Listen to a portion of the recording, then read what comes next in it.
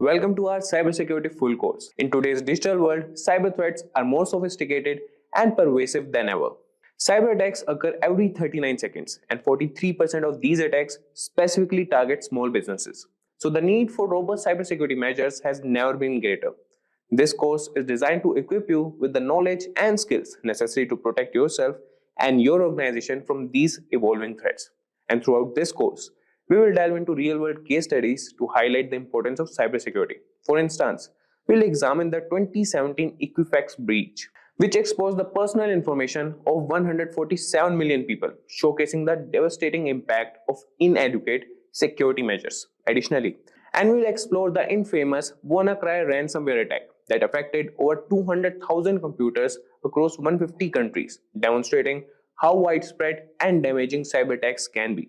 And you will gain a deep understanding of various crucial topics, including network security, ethical hacking, and cyber law, all explained in simple and easy to understand terms.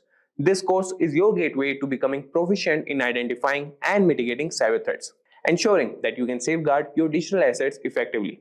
So get ready to dive in and empower yourself with essential cybersecurity skills. Craving a career upgrade? Subscribe, like, and comment below. Dive into the link in the description to fast-track your ambitions. Whether you're making a switch or aiming higher, Simplilearn has your back.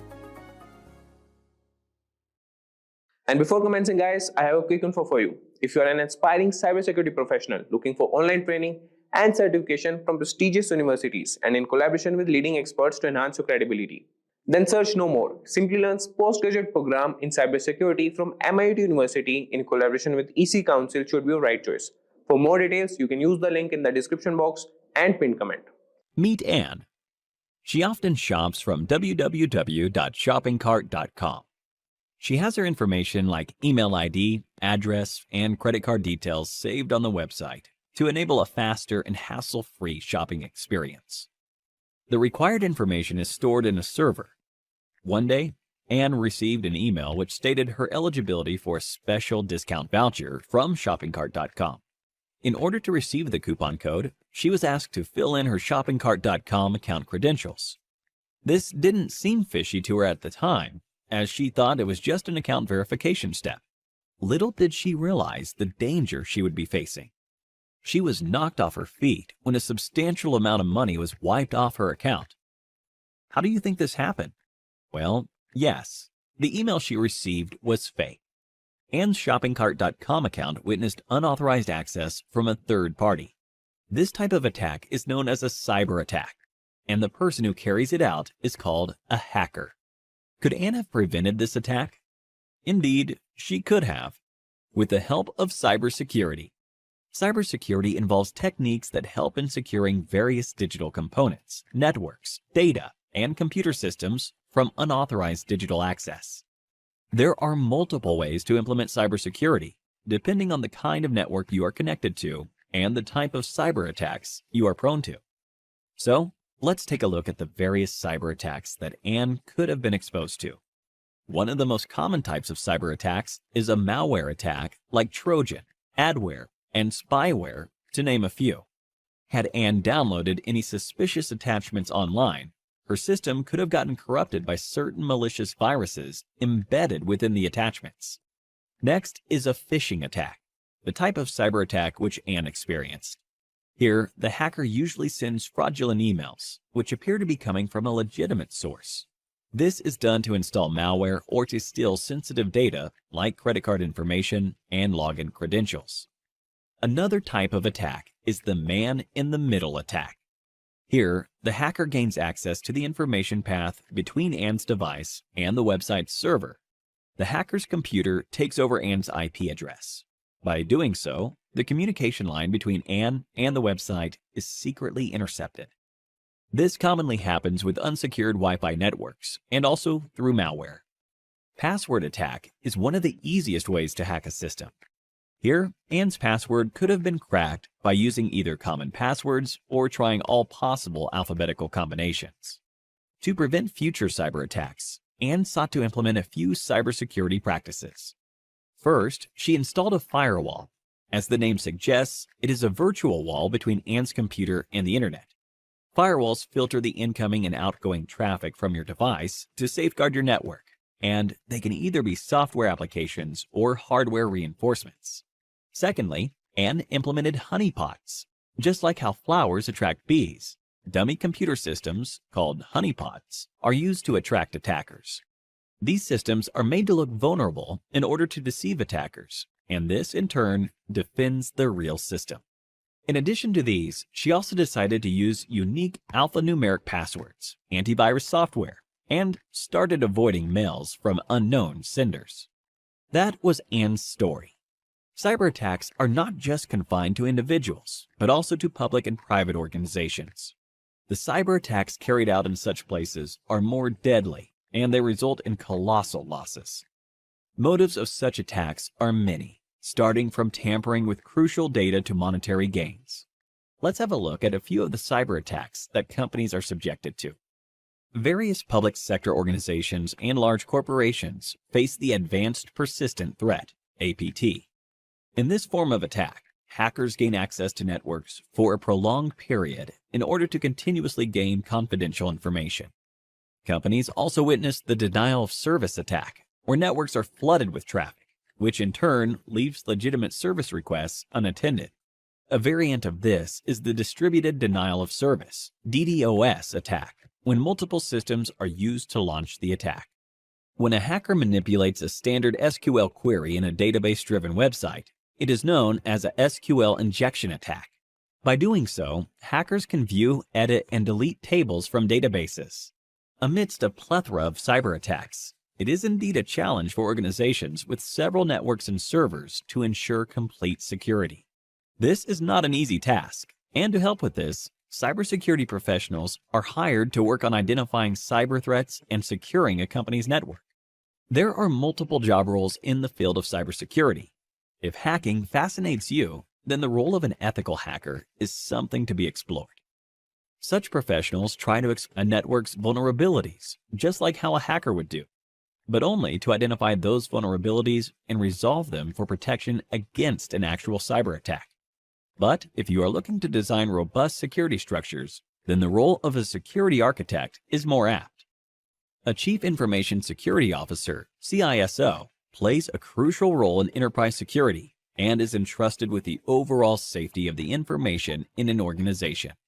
So, here's a question for you. Identify the type of cyber attack where the hacker's system takes over the client's IP address. A. DDoS attack. B. Man-in-the-middle attack. C. Phishing attack. D. Password attack. Give it a thought and leave your answers in the comments section below. 3 lucky winners will receive Amazon gift vouchers. With the increase in the production of global digital data, it is anticipated that cyber attacks will quadruple in the near future. Organizations are going to need cybersecurity professionals who can prevent these attacks. A career in the field of cybersecurity is lucrative and a very smart decision for professionals now. We humans are highly tech-savvy in today's times. With the extensive use of the internet and modern technologies, there is a massive challenge in protecting all our digital data, such as net banking information, account credentials, and medical reports, to name a few. Have you heard about the deadly WannaCry ransomware attack? The attack happened in May 2017 in Asia, and then it spread across the world. Within a day, more than 230,000 computers were infected across 150 countries. The WannaCry cryptoworm encrypted the data and locked the users out of their systems. For decryption of the data, the users were asked for a ransom of $300 to $600 in Bitcoin. The users who used the unsupported version of Microsoft Windows and those who hadn't installed the security update of April 2017 were targeted in this attack. The WannaCry attack took a toll on every sector. Top-tier organizations like Hitachi, Nissan, and FedEx had to put their businesses on hold as their systems were affected too. Now, this is what you call a cyber attack. To prevent such attacks, cybersecurity is implemented. We can define cybersecurity as the practice of protecting networks, programs, computer systems, and their components from unauthorized digital attacks. These illegal attacks are often referred to as hacking. Hacking refers to exploiting weaknesses in a computer network to obtain unauthorized access to information. A hacker is a person who tries to hack into computer systems. This is a misconception that hacking is always wrong. There are hackers who work with different motives. Let's have a look at 3 different types of hackers. Black hat hackers are individuals who illegally hack into a system for monetary gain. On the contrary, we have white hat hackers who exploit the vulnerabilities in a system by hacking into it with permission in order to defend the organization. This form of hacking is absolutely legal and ethical. Hence, they are also often referred to as ethical hackers. In addition to these hackers, we also have the gray hat hackers. As the name suggests, the color gray is a blend of both white and black. These hackers discover vulnerabilities in a system and report it to the system's owner, which is a good act. But they do this without seeking the owner's approval. Sometimes gray hat hackers also ask for money in return for the spotted vulnerabilities. Now that you have seen the different types of hackers, let's understand more about the hacking that is legal and valid, ethical hacking, through an interesting story. Dan runs a trading company. He does online training with the money his customers invest. Everything was going well, and Dan's business was booming, until a hacker decided to hack the company's servers. The hacker stole the credentials of various trading accounts. He asked for a lump sum ransom in exchange for the stolen credentials. Dan took the hacker's words lightly and didn't pay the hacker. As a result, the hacker withdrew money from various customers' accounts, and Dan was liable to pay back the customers. Dan lost a lot of money, and also the trust of his customers. After this incident, Dan gave a lot of thought as to what could have gone wrong with the security infrastructure in his company. He wished there was someone from his company who could have run a test attack to see how vulnerable his systems were before the hacker penetrated into the network. This was when he realized he needed an employee who thinks like a hacker and identifies the vulnerabilities in his network before an outsider does. To do this job, he hired an ethical hacker, John. John was a skilled professional who worked precisely like a hacker. In no time, he spotted several vulnerabilities in Dan's organization and closed all the loopholes. Hiring an ethical hacker helped Dan protect his customers from further attacks in the future. This, in turn, increased the company's productivity and guarded the company's reputation. So, now you know hacking is not always bad.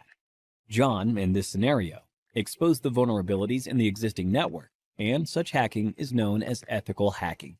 Ethical hacking is distributed into 6 different phases. Let us look at these phases step by step with respect to how John, our ethical hacker, will act.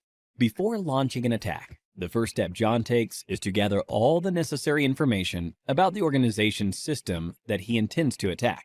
This step is called reconnaissance. He uses tools like Nmap and hping for this purpose.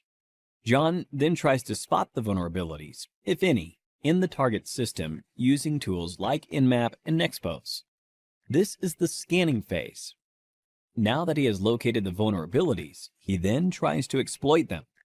This step is known as gaining access. After John makes his way through the organization's networks, he tries to maintain his access for future attacks by installing backdoors in the target system.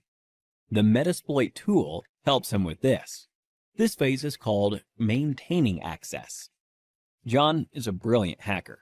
Hence, he tries his best not to leave any evidence of his attack. This is the 5th phase, clearing tracks. We now have the last phase, that is reporting. In this phase, John documents a summary of his entire attack, the vulnerabilities he spotted, the tools he used, and the success rate of the attack.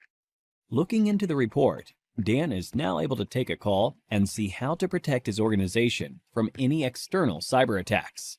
Don't you all think John is an asset to any organization? If you want to become an ethical hacker like John, then there are a few skills that you need to acquire.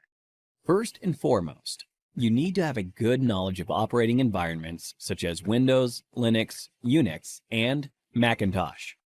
You must have reasonably good knowledge of programming languages such as HTML, PHP, Python, SQL, and JavaScript. Networking is the base of ethical hacking. Hence, you should be good at it. Ethical hackers should be well aware of security laws so that they don't misuse their skills. Finally, you must have a global certification on ethical hacking to successfully bag a position of an ethical hacker like John. Few examples of ethical hacking certification are Certified Ethical Hacker Certification, CEH, CompTIA Pentest Plus, and Licensed Penetration Tester Certification, to name a few. Simplilearn provides a cybersecurity expert master's program that will equip you with all the skills required by a cybersecurity expert. You could have a look at it by clicking the link in the description. So, here's a question for you. In which phase of ethical hacking will you install backdoors in the target system? A. Scanning. B. Maintaining access. C. Clearing tracks. D. Reconnaissance. Give it a thought and leave your answers in the comments section below. 3 lucky winners will receive Amazon gift vouchers. The endless growth of technologies in this area is directly proportional to the number of cybercrimes. Cybercrimes are estimated to cost $6 trillion in 2021. Hence, to tackle these cybercrimes, organizations are continuously on the lookout for cybersecurity professionals. The average annual salary of a certified ethical hacker is $91,000 in the US and approximately rupees 7 lakhs in India. So, what are you waiting for? Get certified and become an ethical hacker like John and put an end to the cyber attacks in the world. Data is the new gold. Imagine how much data is generated by just your smartphone every single day, be it the pictures you click or the messages you send. Nearly 41 million messages are sent worldwide via WhatsApp every single minute. So safeguarding your personal data against hackers has now become a top priority. Did you know that India leads the world when it comes to ethical hackers, with 23% of the worldwide hacking population from India? The top ethical hackers earn more than twice of what software engineers in India do. But what makes ethical hacking such a demanding industry? Ethical hacking is the process of taking security measures to safeguard data and networks from malicious cyber attacks. The hackers use every tool at their disposal to try and breach the security barrier and find any potential vulnerabilities. The ethical in ethical hacking denotes the lack of malicious intent, since these sessions are often permitted by the system owner or the network that is being hacked into to fix any compromised entry points before black hat hackers discover and exploit them. So what is a black hat hacker, you may ask? A hacker who exploits security vulnerabilities for monetary gains, like stealing or destroying private data, altering, disrupting, or shutting down websites and networks, is known as a black hat hacker. On the other end of the spectrum, we have white hat hackers who help people secure their networks by stress testing their platform against the most dangerous of cyber attacks. That is with their consent, of course. But the most neutral of the bunch are grey hat hackers, who may not ask for consent before snooping on a foreign system, but they do inform the owner if they find any vulnerabilities, sometimes in exchange for a small fee. See, security breaches have become less and less prevalent thanks to rigorous ethical hacking campaigns and corporate awareness programs. The ability to fix critical security issues before black hat hackers leverage them has saved organizations billions of dollars. Google, IBM, Microsoft, and virtually every major corporation are looking to protect their data. So it shouldn't come as a surprise that the ethical hacking and information security job market is set to rise by nearly 28% by 2026, with salaries going as high as $225,000 per annum. So that's ethical hacking wrapped up in 2 minutes. To catch more bite-sized and detailed videos on different technologies, subscribe to Simplilearn and stay updated. Scammers targeting institutions such as hospitals, schools, and government offices for ransom pocketed $1.1 billion last year, compared with $567 million in 2022. Cybersecurity experts act as a multi-level line of defense against cyber attacks through all internet activity, securing individuals, corporate giants, tech multinational companies, international agencies, and even governments. Hence, this extremely critical role demands a great pay, and the demand for it continues to grow year after year. With beginner-level salaries averaging around $75,000, with years of experience, it can go to above $200,000 for chief information officer level roles. Due to the extremely critical nature of this job role, there is a demand across all verticals, including defense, healthcare, banking, tech, and even education sector. If you want to become a cybersecurity engineer in 2024, here is how you can jumpstart your career in this field.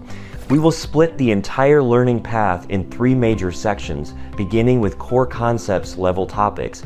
Then we will move on to intermediate skill-based topics, and eventually we will discuss what topics to learn in niche cybersecurity skills. Let us start with core concept level topics. Start with getting a thorough introduction to cybersecurity. Make sure to learn the basics of cybersecurity, including all the important terminology, types of threats, how these threats work, and what are the working principles in cybersecurity. From there, you can move on to mastering networking fundamentals. This is an absolute must-know to enter the field of cybersecurity. You need to be thorough with how the internet works, how the data highway functions. Right from the function of operating systems to understanding of TCP/IP, OC model, routing, and switching, every single one of these concepts are critically important. Make sure to keep these skills handy at all times since they help in understanding the overarching concepts easily. But it's not just the networking part of operating systems that you need to know. This is where the next important part comes into the picture. Operating systems. Proficiency in Windows, Linux, and possibly MacOS operating systems allows you to work across all domains. Being adept in each of these helps you become better at safeguarding the fault lines across them. This is critical for your day-to-day working since you will be directly iterating with these to perform your daily tasks. It is not unknown that mathematics and computer science go hand in hand. This extends to the field of cybersecurity too. You need to learn cryptography, where the knowledge of encryption, decryption, cryptographic algorithms, and protocols is very important. Next up is risk management, understanding risk assessment, mitigation strategies, and compliance frameworks like GDPR and HIPAA. Finally, you should also understand cybersecurity laws and ethics, awareness of legal and ethical considerations in cybersecurity. Let us now move on to 2 intermediate level skill and tools-based topics. Security technologies, familiarity with firewalls, intrusion detection prevention systems, antivirus software, and endpoint security. Vulnerability assessment and penetration testing, hands-on experience with tools like Nessus, Metasploit, Nmap, and Burp Suite. Security operations, incident response, threat hunting, log analysis, and security information and event management, secure coding practices, knowledge of secure software development practices, and common vulnerabilities like OWASP Top 10. Cloud security, understanding of cloud computing security principles and best practices, including Oz, Azure, and Google Cloud Platform. Mobile security, knowledge of mobile application security testing and best practices for securing mobile devices. Now that you have mastered core concepts and intermediate skills and tools based on your interest, you can move on and choose one of the niche fields for learning. Niche cybersecurity skills. Industrial control systems security, understanding of SCADA systems, PLCS, and protocols like Modbus and DNP3. App security, knowledge of securing Internet of Things devices and protocols. Blockchain security, understanding of blockchain technology and its security implications. Threat intelligence, gathering, analyzing, and leveraging threat intelligence to enhance cybersecurity posture. Reverse engineering, skill in analyzing malware and understanding its behavior. Red Team Blue Team exercises, participating in simulated attacks Red Team and defending against them Blue Team. With that said, we have reached towards the end of our video. This learning path covers a broad range of topics and skills necessary for a cybersecurity engineer in 2024, starting from foundational concepts to specialized areas within the field. You must make sure to stay updated and keep on aligning this learning path based on your requirements. If you have any questions about this learning path or cybersecurity in general that needs to be answered, make sure to let us know in the comment section below and we would be happy to help. Imagine this: every click, every command, and every code line weaves the sprawling digital world we navigate daily. Behind this intricacy lies a vast army of IT professionals, the unsung heroes of our modern era. The demand for these skilled individuals is sky high, yet a significant skills gap looms large, with millions of IT positions unfilled globally. Here's where CompTIA steps in, a beacon for those looking to enter or ascend in the IT field. offering certifications that span from foundational IT knowledge to advanced cybersecurity prowess. CompTIA equips aspirants and professionals alike with the tools to bridge this gap. These certifications aren't just tests, they are milestones on the journey of becoming integral architects of our digital landscape. For a deep dive into how CompTIA is shaping the futures of IT enthusiasts and the tech ecosystem at large, their official website offers a treasure trove of information and guidance. So let's get started. So guys, let's start with the CompTIA certifications. And moving on to the CompTIA website. So CompTIA, the Computing Technology Industry Association, it's a renowned leader in IT certifications. And with certifications spanning across 4 main categories, let's move to the certifications tab. And these are the 4 categories, that is core, infrastructure, cybersecurity, data and analytics, and there are additional professional certificates also. And with these certifications spanning across 4 main categories, CompTIA has become the go-to choice for IT professionals worldwide. And let's start with the core certifications. So moving to the core certifications, you could see only 4, but if we go to all levels, you could find out that there are around 18 certifications. Now moving to the core certification. So these are the foundational credentials that establish your baseline knowledge in IT Essential. And they include the A+ certificate, which validates your skill in hardware, software, networking, and security. And in the upcoming video only, in the upcoming session that we are in, we will discuss all the 4 certificates here. And if we just move to infrastructure certificates, we could find these 4 certificates, and these certificates focus on the infrastructure side of IT, covering topics such as networking, cloud computing, and server administration. The Network Plus certification, for example, demonstrates your expertise in networking concepts and practices.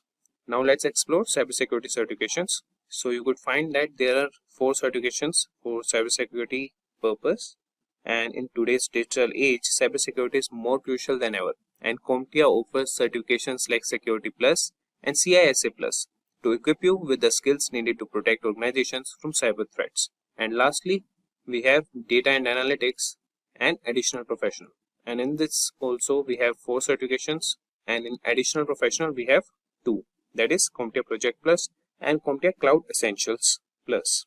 So let's start with the number 1 certification. We will move to all levels, and you have one more sorting option or one more filter option, that is you could search for the particular role also. So let's start with the CompTIA IT Fundamentals, that is ITF Plus.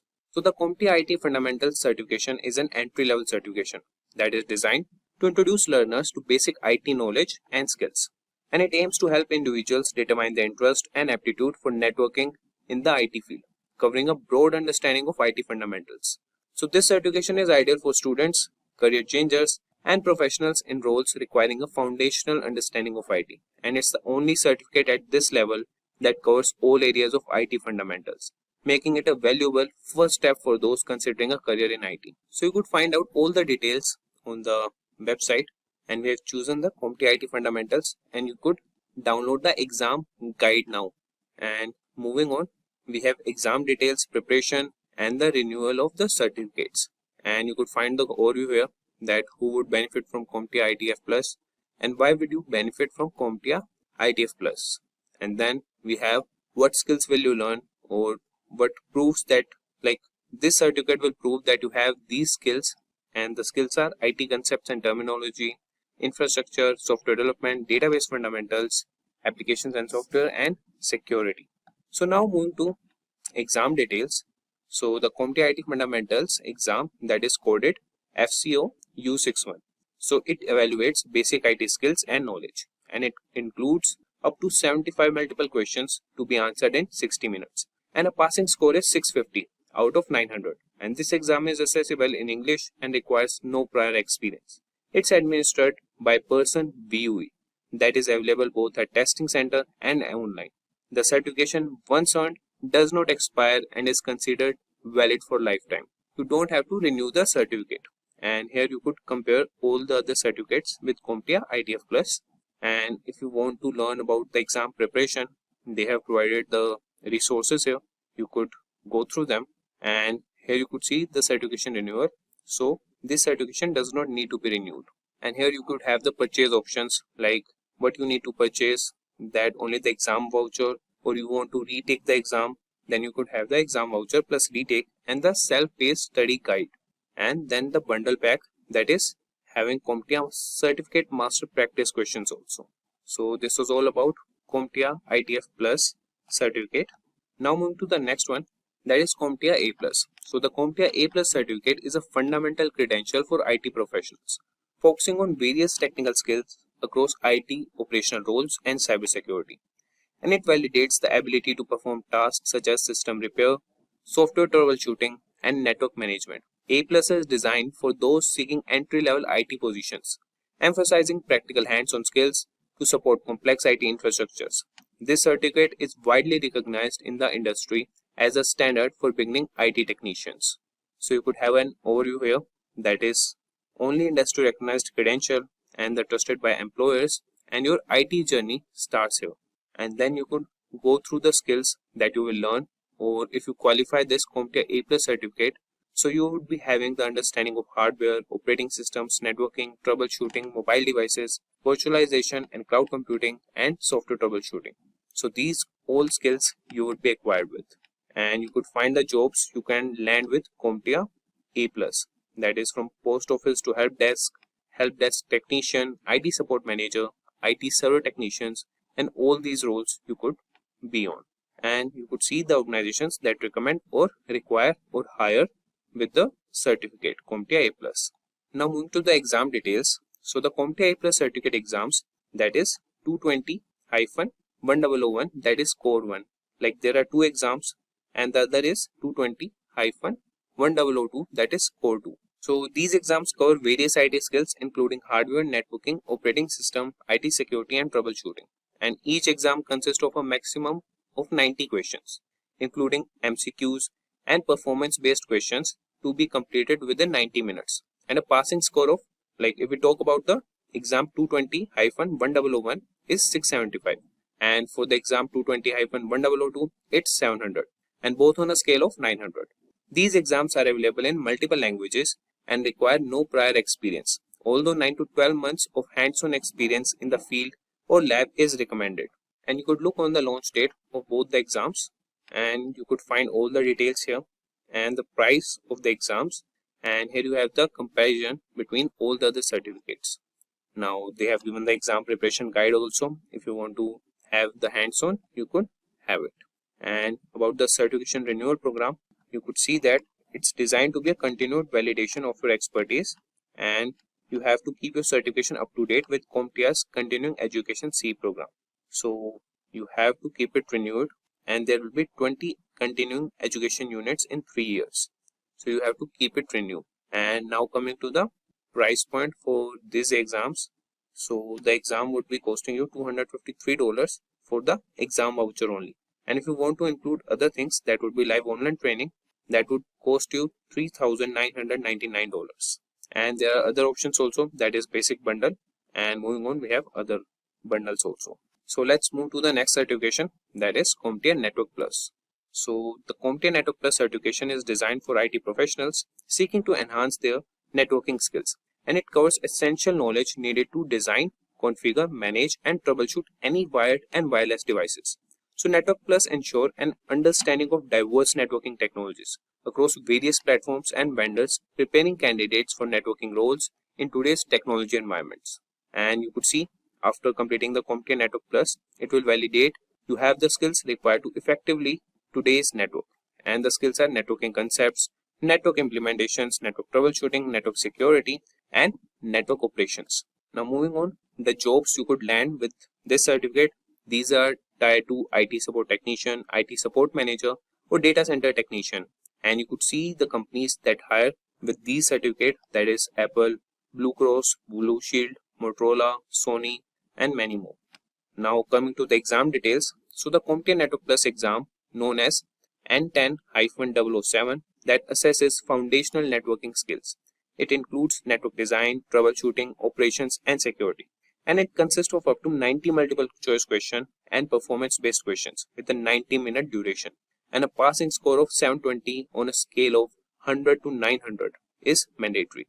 So this certification is aimed at professionals with at least 9 to 12 months of networking experience.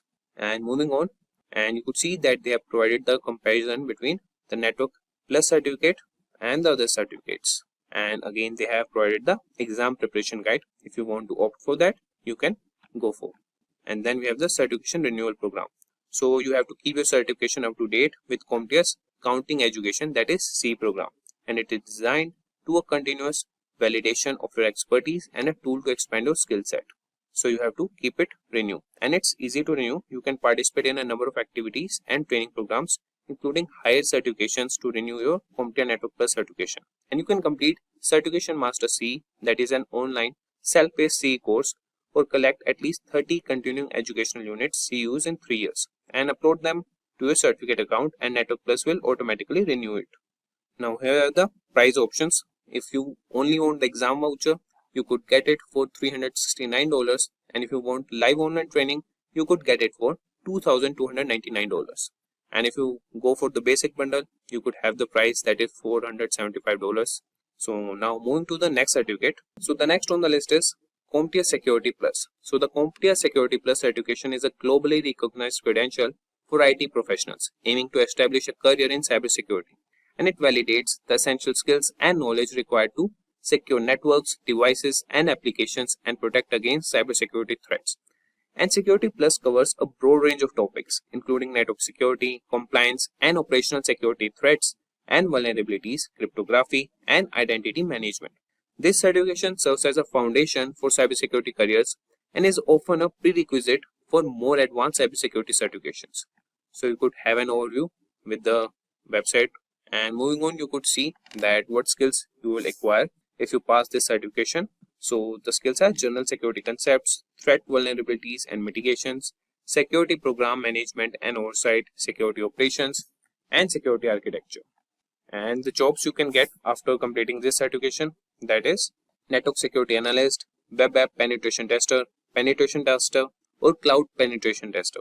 And moving on, you can have a look on the organizations that hire with this certificate, that is Deloitte, Fidelity, Microsoft, and there are many more companies.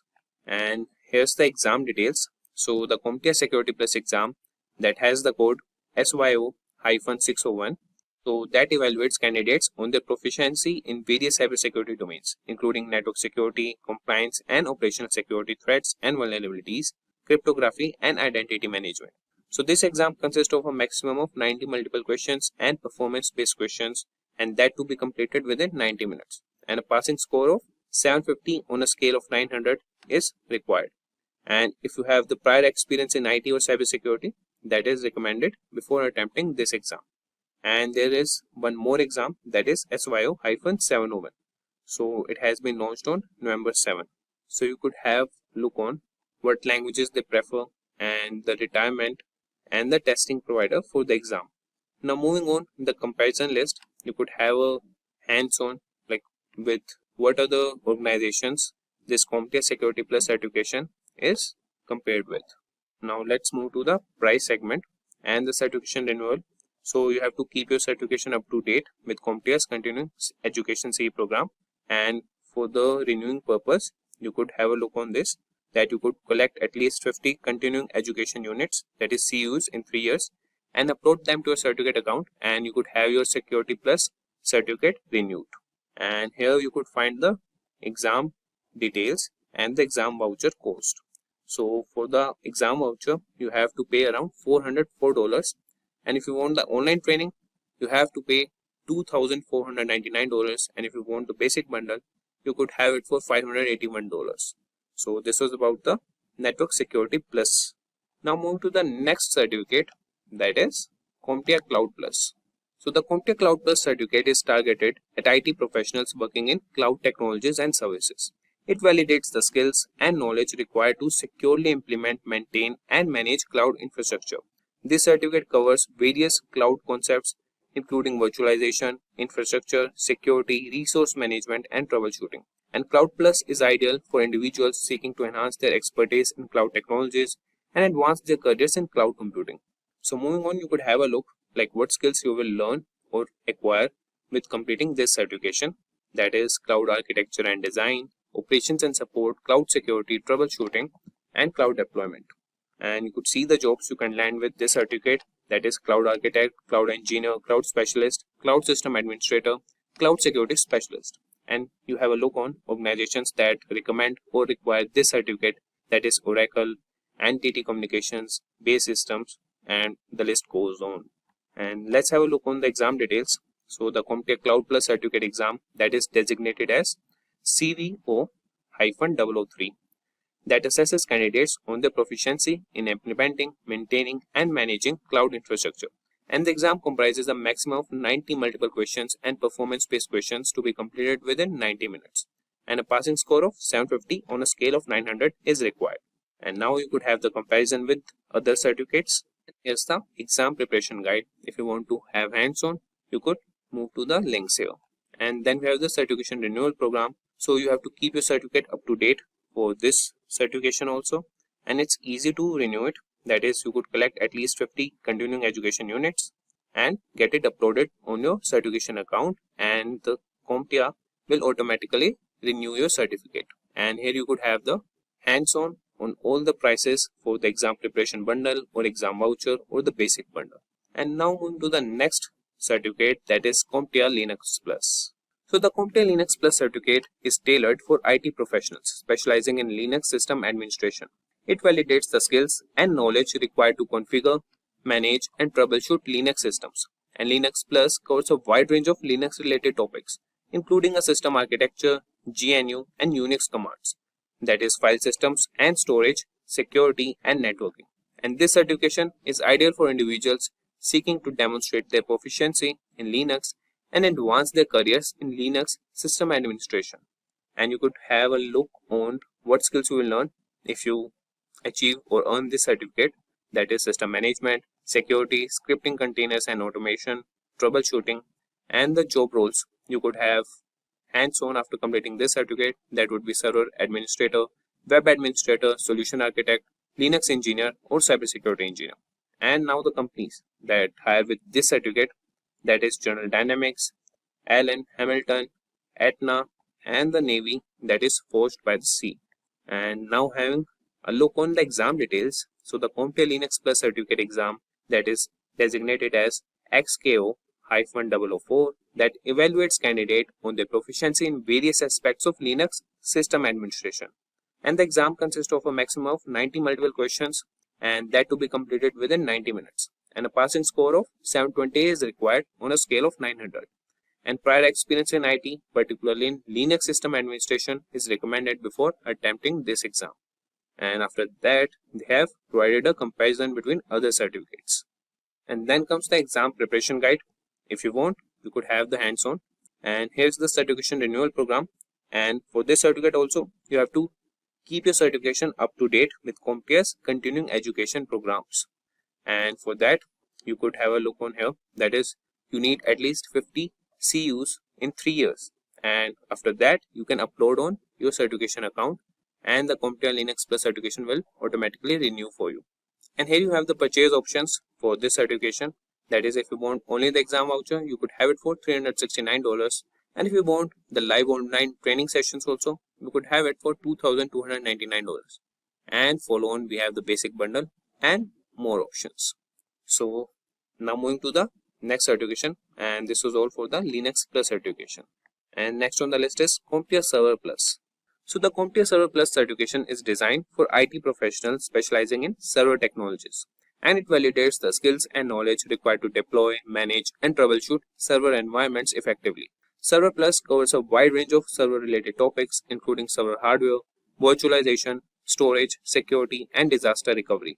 And this certificate is ideal for individuals seeking to demonstrate their expertise in server technologies and advance their careers in server administration and support roles. And moving on, you could have what skills you will acquire after completing this certificate, that is server administration, security and disaster recovery, server hardware installation and management. And these are the job roles. The main is the network administrator, and then we have system administrator. And the companies or the organizations that hire with these certificate, that is Lenovo, Microsoft, Xerox, Intel, and the list goes on.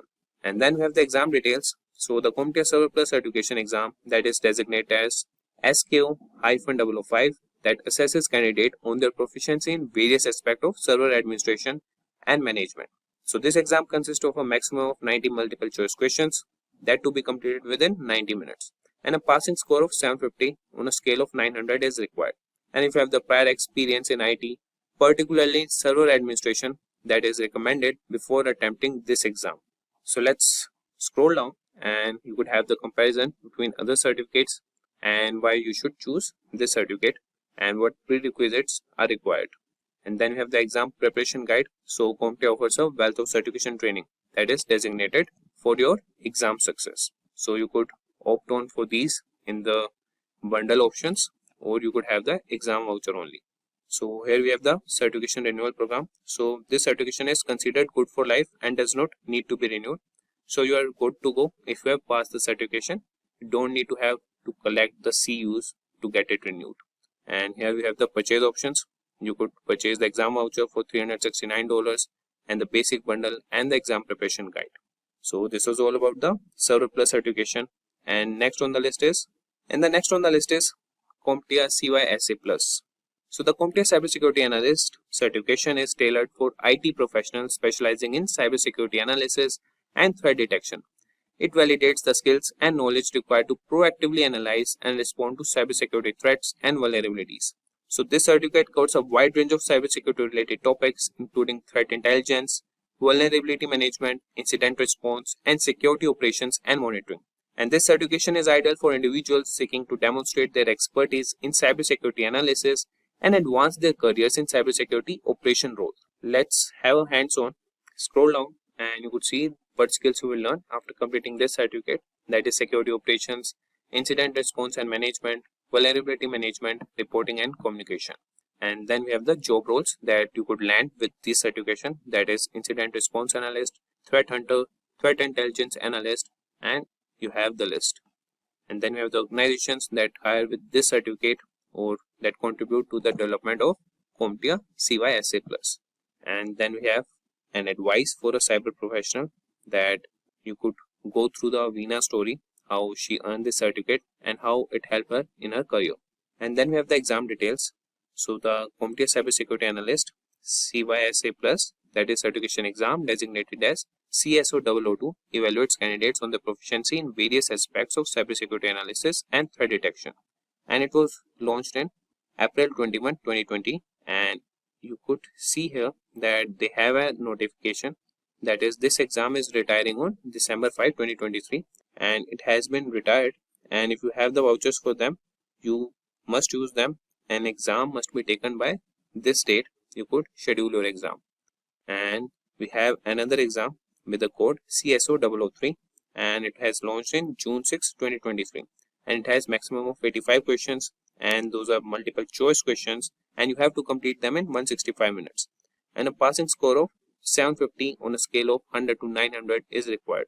And you have the prior experience in IT, particularly in cybersecurity analysis, that is recommended before attempting this exam. And then we have the comparison. If you want to compare this certificate with other EC Council or GIAC certification, you could compare it. And then we have the exam preparation guide, that is CompTIA offers a wealth of certification training programs, and if you want to pursue them, you could go on with that. And then we have the certification renewal program, and you have to keep this certificate up to date. And this is the process that you have to collect at least 60 CUs in 3 years and upload them on your certification account and get your CompTIA Cybersecurity Analyst certification automatically renewed. And here you have the purchase options. If you want the exam voucher, you could have it for $404. And if you want the live online training session also, you could have it for $2,499. And now moving to the next certification, that is CompTIA Advanced Security Practitioner or CISSP+. So the CompTIA Advanced Security Practitioner certification is designed for experienced cybersecurity professionals, those who are seeking to demonstrate advanced skills in enterprise security solutions, and it validates expertise in risk management, enterprise security operations and architecture, research and collaboration. So this certificate covers a wide range of advanced cybersecurity topics, including enterprise security architecture, security operations and incident response. And then this certification is ideal for individuals seeking to validate their advanced cybersecurity skills and advance their career in senior level cybersecurity positions. And here we have the skills. If you complete this certificate with these skills, that is security architecture, governance, risk and compliance, security operations, security engineering and cryptography. And here are the job list that you could land or have a hand. The roles are security architect, cybersecurity engineer, SOC, manager, cyber risk analyst, or chief information security officer. And these are the organizations that contribute to the development of this certificate, that is Target, Ryuk, Splunk, John Hopkins, or JDIT. And here you could have a testimonial or read Eduardo's story, how he achieved this certification and how. So let's have a look on exam details. So the CompTIA Advanced Security Practitioner, that is CISSP+ Certification, has a code that is CAS-004 that assesses candidate on their proficiency in advanced cybersecurity concept and practices. And this exam comprises a maximum of 90 multiple choice question and performance-based question. And a passing score of 750 on a scale of 100 to 900 is required. And if you have the prior experience in IT, particularly in cybersecurity, that is recommended before attempting this exam. So this was all about the CISSP+ certification. Now moving to the next, that is CompTIA Pentest Plus. So the CompTIA Pentest Plus certification is geared towards cybersecurity professionals specializing in penetration testing and vulnerability assessment. It validates the skills and knowledge required to plan, conduct, and analyze penetration test and vulnerability assessment effectively. Pentest Plus covers a wide range of topics including planning and scoping penetration tests, conducting information gathering and vulnerability planning, scanning, and exploiting vulnerabilities. This certification is ideal for individuals seeking to demonstrate their expertise in penetration testing and advance their career in cybersecurity roles focused on offensive security techniques. And this certification has exam designated as PTO-002. And before moving to the exam details, let's have a look on the skills that you would be acquiring if you achieve or crack this certification. So the skills are planning and scoping, information gathering and vulnerability scanning, tools and code analysis, reporting and communication. And these are the job roles you could land with the certificate, that is cloud penetration tester, network security operations, network security specialist, vulnerability analyst, threat intelligence analyst, and the list goes on, man. And then we have the companies or the organizations that contribute to the development of this exam. So these are Target, Ryuk, A Solutions, SecureWorks, and many more. And let's have the look at exam details. So the designated exam code, that is PTO-002, evaluates candidates on their proficiency in penetration testing and vulnerability assessment techniques. This exam consists of a maximum of 85 multiple questions and performance-based questions, and that to be completed within 165 minutes. And a passing score of 750 is required on a scale of 100 to 900. And here we have the comparison between other certifications, and then you have the exam preparation guide. If you want to have hands-on, you could go for that. And then we have the certification renewal program, and for this certification you have to keep your certification up to date with CompTIA's continuing education programs. And then we have how you could do that. For this you would require at least 60 continuing education units, and you have to upload to your certification account, and you could have your certification automatically renewed. And then we have the purchase options. If you want the exam voucher, you can get it for $404. And if you want the live online training session, you could have it for $2,499. And then we have the other basic bundle options. So let's move on to the next certification program. So let's have a look on CompTIA Data Plus exam. So the CompTIA Data Plus, that is designated with the code of DO-001. So this certification is aimed at early career professionals involved in data analytics and was launched in February 28, 2022. And it's designed to equip individuals with the skills needed for data-driven decision making and analysis, emphasizing data mining, manipulation, visualization, and statistical methods. This certification covers essential topics such as data concept and environments, data mining, analysis, visualization, and data governance, quality, and controls. So now moving to the skills. So these are the skills that you will have or required after completing this certification.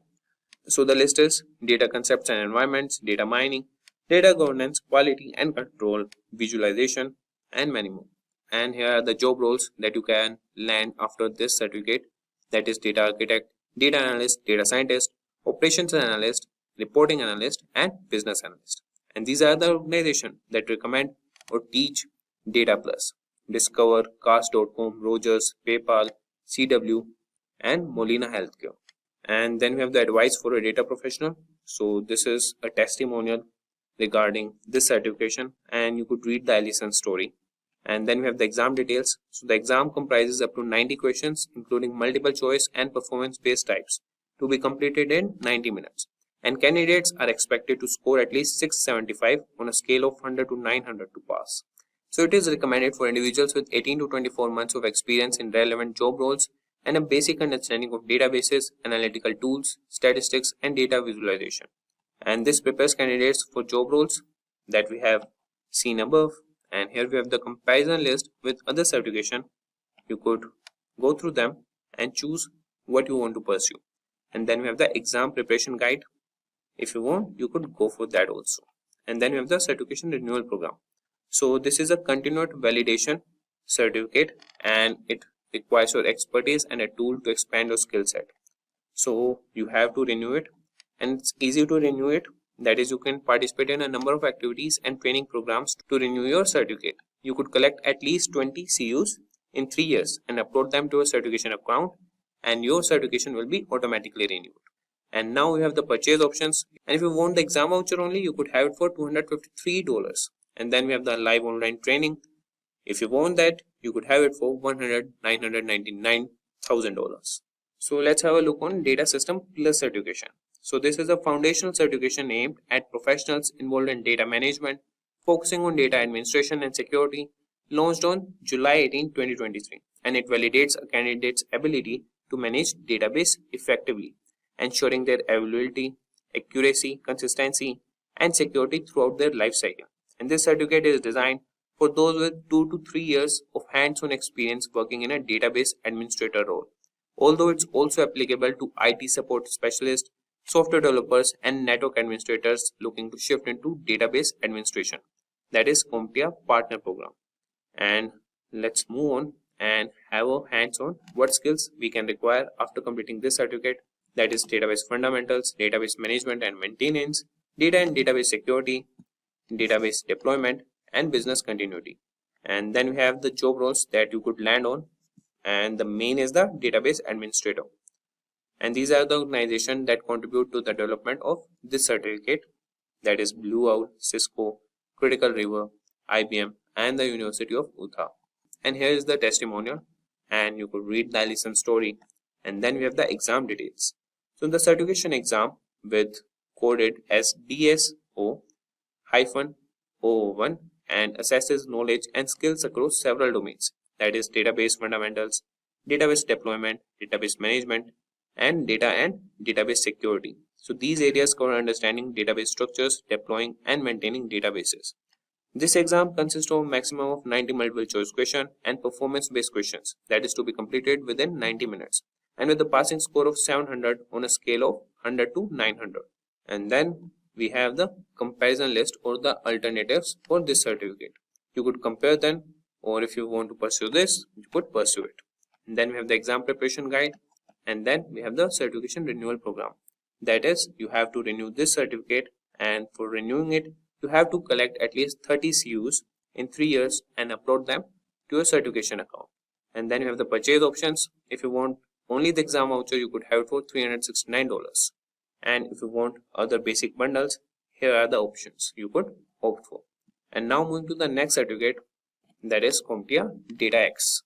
So CompTIA Datax is a certification program designed for highly experienced professionals in the field of data science, aiming to validate competences in the fast evolving domain.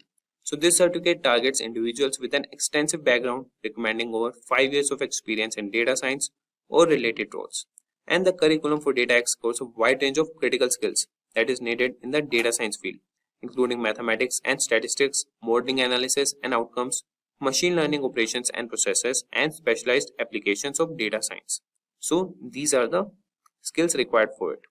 And now moving on to the skills that you will acquire after having or achieved this certificate, that is operations and processes, mathematics and statistics, machine learning, modeling, analysis and outcomes, or specialized applications of data science.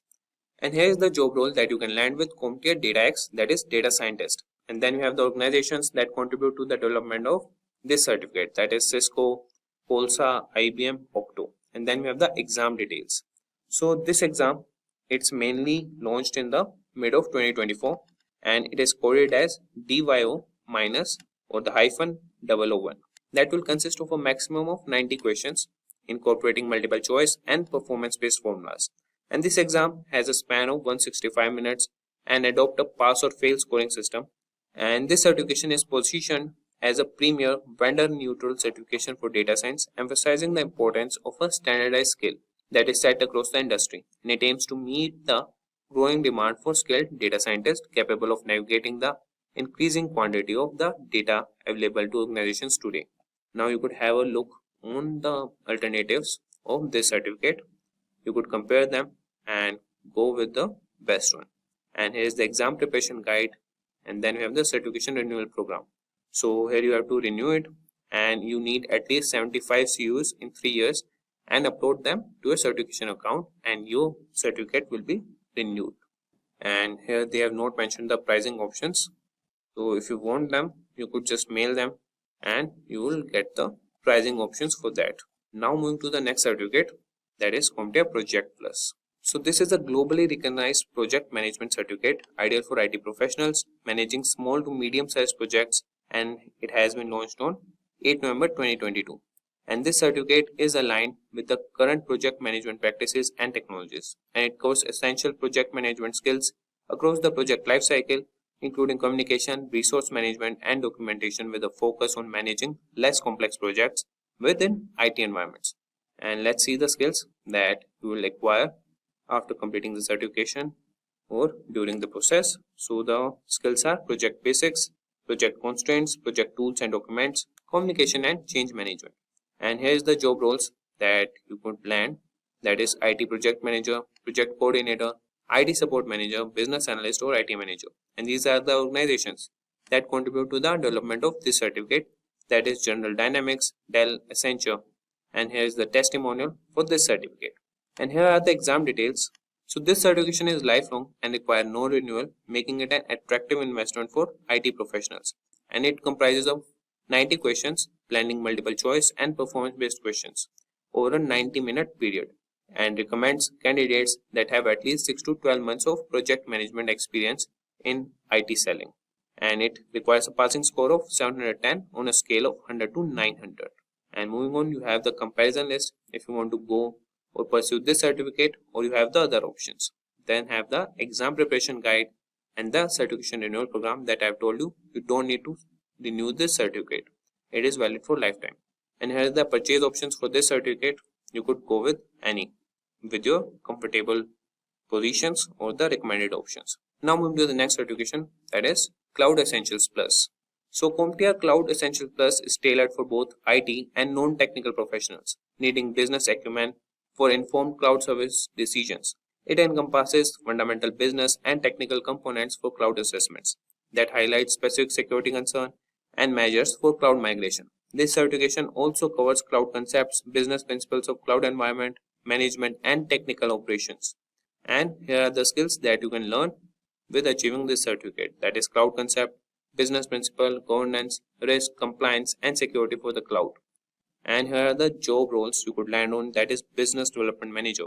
And these are the organizations that trust CompTIA Cloud Essential Plus, that is Konica, Minolta, Pareto Law, and others. And here are the exam details. So the exam is coded as CLO-002 and it has been launched in November 2019, and it has maximum of 75 questions, and with a span of 60 minutes you have to cover it, and you need a passing score of 720 on a scale of 100 to 900. And here are the comparison list for the certifications if you want to pursue this one or the other ones. And here are the exam preparation guide, and then we have the certification renewal program. So this certification need not to be renewed, so it is valid for lifetime. And these are the pricing options or the purchase options. You could accordingly manage with that. Today we will see the starting journey in cybersecurity. That is super exciting but can be a bit daunting. So to help you out, we are going to talk about some common mistakes that beginners often make and how you can avoid them. If you're just getting started or looking to improve your skills, this guide will set you on the right path. So let's dive in and make sure your cybersecurity career gets off to a strong start. So let's get started. And we'll see the worst beginner cybersecurity mistakes everyone makes. And we'll start with the number 1 point, that is ignoring basics.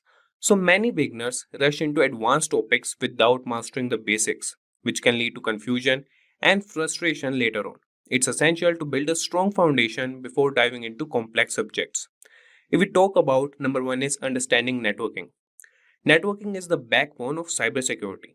Learn how data travels across networks, different types of networks like LAN and WAN, and basic networking protocols. Knowing how network protocol functions help you understand how attacks occur and how to defend against them. Then comes mastering operating systems. So operating systems are another critical area, whether it's Windows, Linux or Mac OS. You need to know how different OS work and learn about file systems, user management, and basic command line skills. So this knowledge is crucial for tasks like malware analysis and system hardening. Then comes the basic coding skills. So coding is an invaluable skill in cybersecurity. You can start with a simple language like Python and learn how to write scripts to automate tasks, analyze data, and understand the logic behind software vulnerabilities. So basic coding skills will help you comprehend how attacks are carried out and how to develop countermeasures. So taking the time to master these basics will make advanced topics much easier to understand and will set a solid foundation for your career in cybersecurity. So remember, it's a journey and starting with the basics will ensure you build strong, lasting knowledge. Now we'll come to number second point, that is skipping hands-on practice. So this is also one of the cybersecurity mistakes that beginners make. Cybersecurity isn't just about theory. Practical experience is crucial, and many beginners focus too much on reading and studying without applying what they have learned. This creates a gap between knowledge and real world skills. So, the number one point here is setting up a home lab. So, create a home lab with an old computer or virtual machine to practice what you learn. Install different operating systems, set up networks, and simulate attacks in a controlled environment.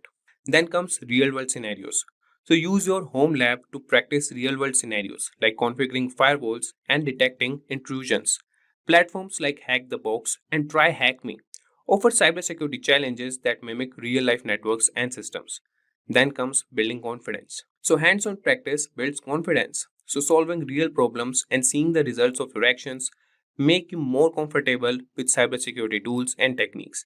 And this confidence is crucial when making quick, informed decisions in this field. So, gaining practical experience bridges the gap between theory and practice, making you a more effective and confident cybersecurity professional.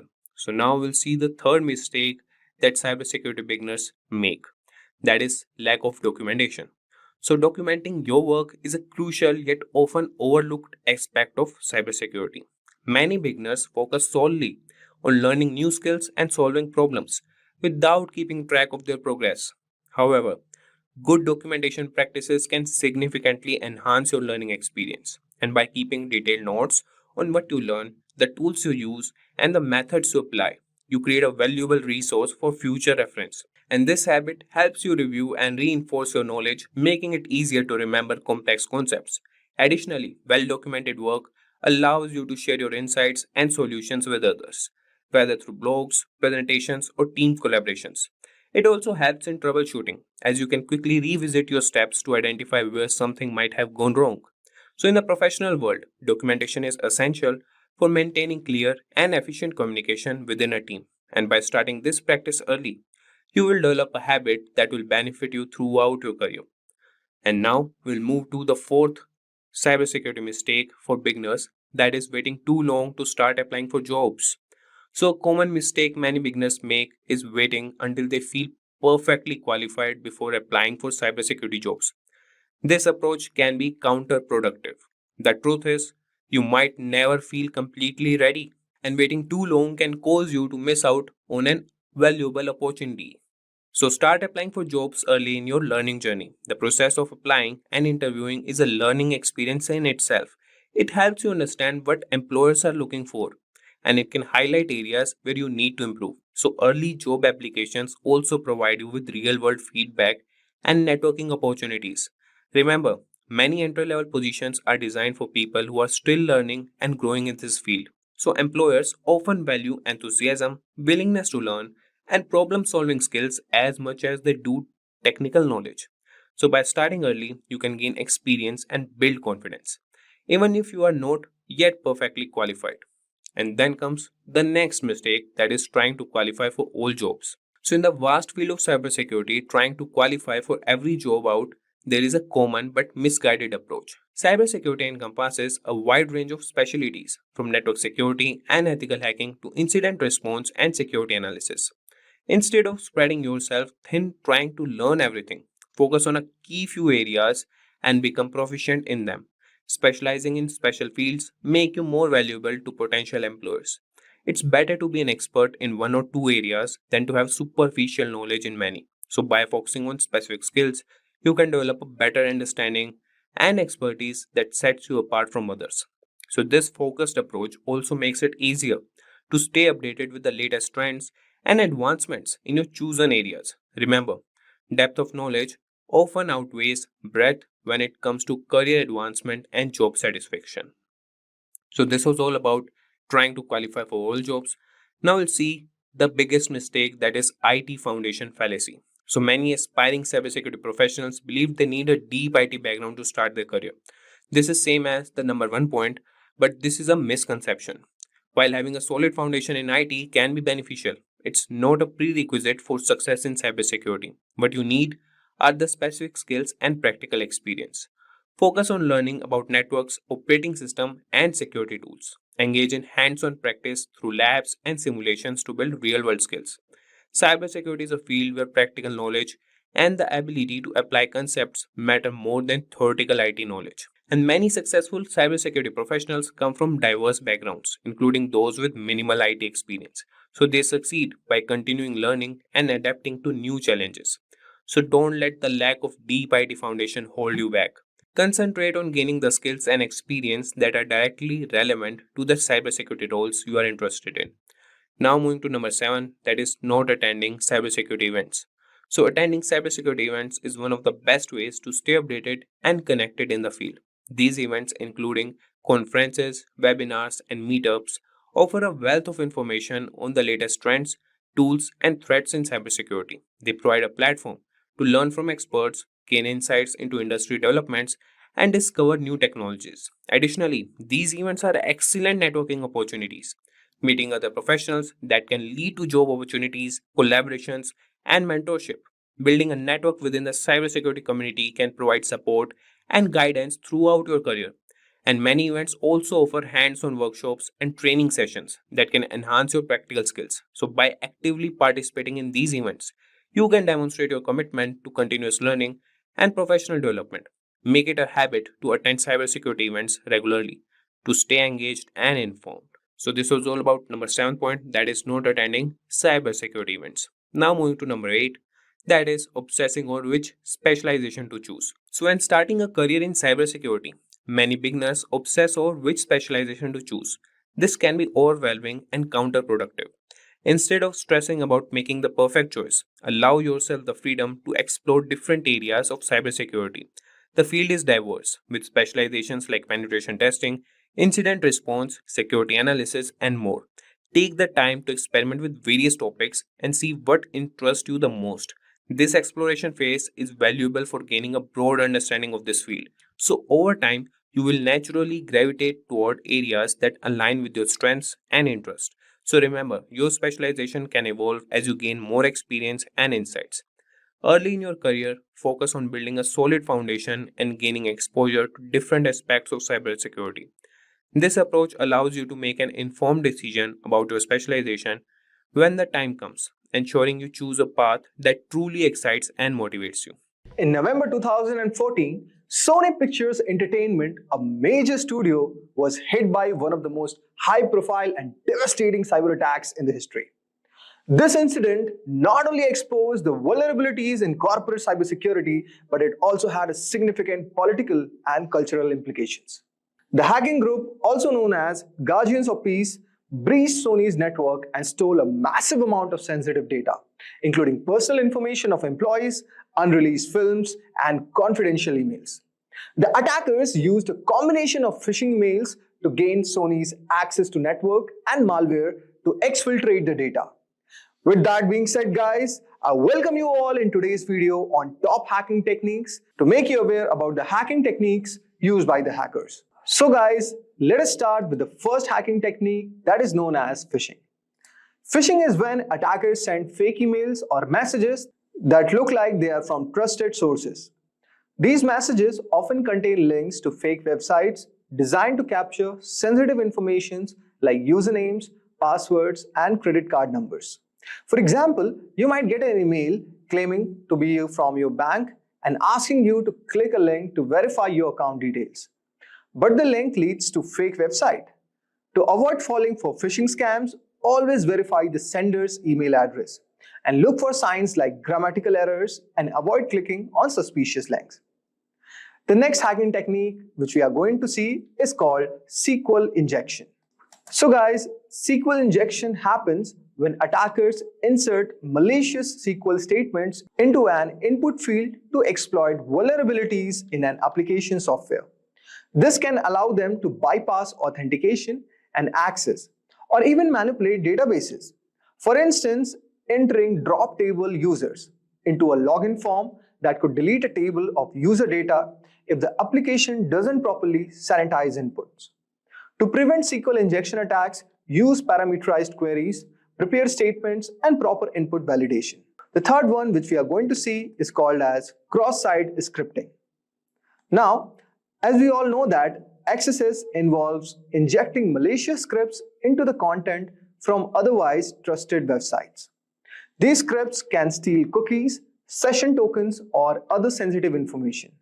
An example is a comment section on a website that allows users to post without an input validation, which can be exploited by inserting script that runs in the browser of anyone who views a comment. You can prevent XSS by implementing input validation, escaping data correctly, and using content security policy headers. The next attack which we are going to see is also known as denial of service, or even distributed denial of service attacks. So guys, DOS attacks aim to make a network or service unavailable by overwhelming it with a flood of illegitimate requests. DDoS attacks involve multiple compromised systems attacking a target simultaneously. For example, sending massive amount of traffic to a website server can cause it to crash and become inaccessible to legitimate users. For this, you can use firewalls, rate limiting, and DDoS protection services to filter and manage incoming traffic to prevent these attacks. The fifth one, which we are going to see guys, is also known as man-in-the-middle attack. So if I talk about man-in-the-middle attack guys, man-in-the-middle attack occurs when an attacker secretly intercepts and relays messages between two parties who believe they are communicating directly with each other. This allows the attacker to capture and possibly alter the information being exchanged. For example, if I talk about intercepting data transmitted between a user and a website on an unsecured Wi-Fi network, which can capture login credentials or sensitive data. So for this guys, you can use encryption protocols like HTTPS, employ strong authentication mechanisms, and avoid using unsecured networks for sensitive communication to prevent MITM attacks. The sixth one which we are going to study is known as password attacks. So guys, password attacks involves attempting to gain unauthorized access to a system by cracking or guessing passwords. The techniques include brute force attacks, dictionary attacks, and keylogging. A brute force attack systematically tries every possible combination of characters until the correct password is found. To protect against password attacks, use strong and unique passwords for each account. Enable multi-factor authentication and use password managers to store and generate secure passwords. So I hope so guys, you have got a brief idea regarding password attacks.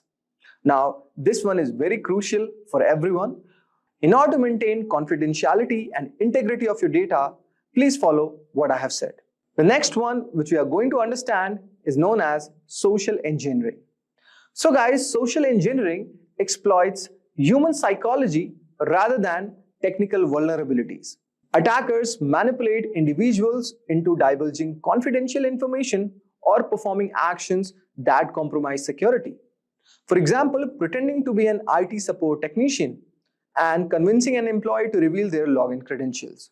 You can educate employees about social engineering tactics, establish verification protocols, and encourage skepticism towards unsolicited requests for sensitive information to prevent these attacks. The eighth one, which we are going to see, is known as ransomware. So guys, ransomware is a type of a malware that encrypts the victim's file, making them inaccessible until a ransom is paid to the attacker. Even if the ransom is paid, there is no guarantee that the files will be decrypted. An example is the WannaCry. This was a ransom attack which encrypted files on infected computers and demanded payment in Bitcoin for their release. Regularly back up important data, keep software up to date, and use reliable antivirus and anti-malware solutions to prevent ransomware attacks. This is very, very important, guys. The next one which we are going to see is known as malware. So guys, malware is any software which is intentionally designed to cause damage to a computer, server, client, or network. The types of malware include viruses, worms, trojans, and spyware. A Trojan horse disguises itself as a legitimate program, but once executed, provides unauthorized access to the user's system. For this, in order to prevent, you can install and regularly update antivirus software. Avoid downloading software from untrusted sources and be cautious with email attachments and links to prevent malware infections. And finally, we are going to see a zero-day exploit. So guys, you'll be wondering what exactly is a zero-day exploit. Actually, a zero-day exploit targets a previously unknown vulnerability in software or hardware, giving developers 0 days to fix it before it is exploited by attackers. For example, an attacker discovers a flaw in a popular web browser that allows them to execute arbitrary code on user systems before a patch is released. So in order to avoid it, you can keep all the softwares up to date. You can use security tools to detect anomalous behavior and participate in bug bounty programs to encourage the discovery of vulnerabilities to prevent zero-day exploits. So guys, understanding these hacking techniques can help an individual and organizations also to take proactive measures and to protect themselves from cyber threats. Regular security training, robust policies, and up-to-date defenses are crucial in mitigating the risk associated with these attacks. Let's understand what are the types of hackers. So, what are the types of hackers? Hacker is a technically skilled person who is very adept with computers. They have good programming skills, they understand how operating system works, they understand how networks work, they understand how to identify flaws and vulnerabilities within all of these aspects, and then they understand and know how to misuse these flaws to get a outcome which would be detrimental to the health of the organization. So there's 6 types of hackers that have been identified: black hat hackers, white hat hackers, grey hat, script kiddies, nation sponsored hackers, and hacktivists. So black hat hackers are basically the malicious hackers who have malicious intent and have criminalistic tendencies. They want to harm the organization by hacking into their infrastructure, by destroying their infrastructure, by destroying their data, so that they can gain from it from a monetary perspective. These guys are also known as crackers. The main aspect of these people are that they have malicious intent, they try to do unauthorized activities, and they try it for personal gain. Another important aspect to remember is that a black hat hacker will always try to hide their identity. They will spoof their online digital identity by masking it, by spoofing their IP addresses, MAC addresses, and try to remain anonymous on the network. A white hat hacker, on the other hand, is also an ethical hacker or a security analyst who's an individual who will do exactly the same thing that a black hat hacker would do, minus the malicious intent, plus the intent of helping the organization identifying the flaws and remedying them so that nobody else can misuse those vulnerabilities. So they are authorized to act on the company's behalf. They are authorized to do that activity which would help the company identify those flaws and thus help the company mitigate those flaws, improving on their security posture. So these kind of security experts or ethical hackers would help organizations defend themselves against unauthorized attacks. Grey hat hackers is a blend of both white hat and black hat hackers. So here they can work defensively and offensively both. They can accept contracts from organizations to increase their security posture.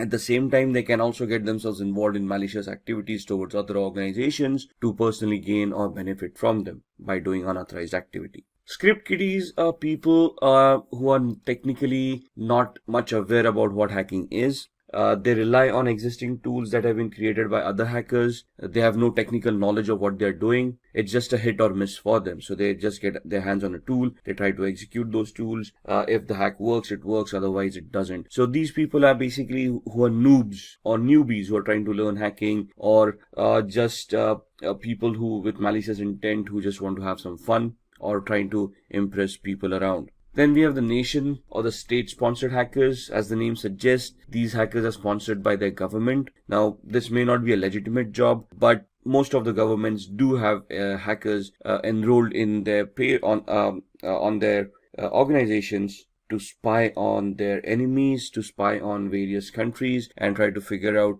the aspirations of those countries. So this is basically a spying activity where you're technically trying to get access to other countries' resources and then try to spy on them to figure out what their activities have been or what their future plans have been. And then we have the hacktivists, who is an individual who has a political agenda to promote, and they promote it by doing hacking. So these guys, what is the difference between a black hat hacker and a hacktivist? The black hat hacker may try to hide their identity. A hacktivist will claim responsibility of what they have done. So for them, it's a political agenda, a political cause, and they will try to hack various organizations to promote their cause. They would probably do this by defacing the website and posting the messages that they want to promote on these websites. So what exactly is ethical hacking then? We have discussed the types of hackers. We have identified a malicious hacker as a black hat hacker with the intent of doing harm to an organization's network for personal gain. We have discussed what the ethical hacker is. So an ethical hacker would be doing the same activity but in an authorized manner. So they would have legal contracts that they would be signing with the organization, which would give them a definite scope of what they are allowed to do and what they are not allowed to do. And the ethical hackers would function within those scopes, would try to execute those test scenarios where they would be able to identify those flaws or those system vulnerabilities, and then they would be submitting a report to the management of what they have found. They would also help the management to mitigate or to resolve those weaknesses so that nobody else can misuse them later on. They might use the same techniques and the same tools that black hat hackers do. However, the main difference here is that these guys are authorized to do that particular activity. They're doing it in a controlled manner with the intent of helping the organization and not with the intent of personal gains. So who's an ethical hacker? Again, an ethical hacker is a highly intelligent, highly educated person who knows how computers function, how programming languages work, how operating systems work. They can troubleshoot. They're technically very adept at computing. They understand the architecture. They understand how various components in a computer work. They can troubleshoot those components, and they can basically be very good with programming as well. Now, when I say programming, we don't want an ethical hacker to be a good developer of applications. We want them to understand programming in such a way that they can create scripts, they can write their own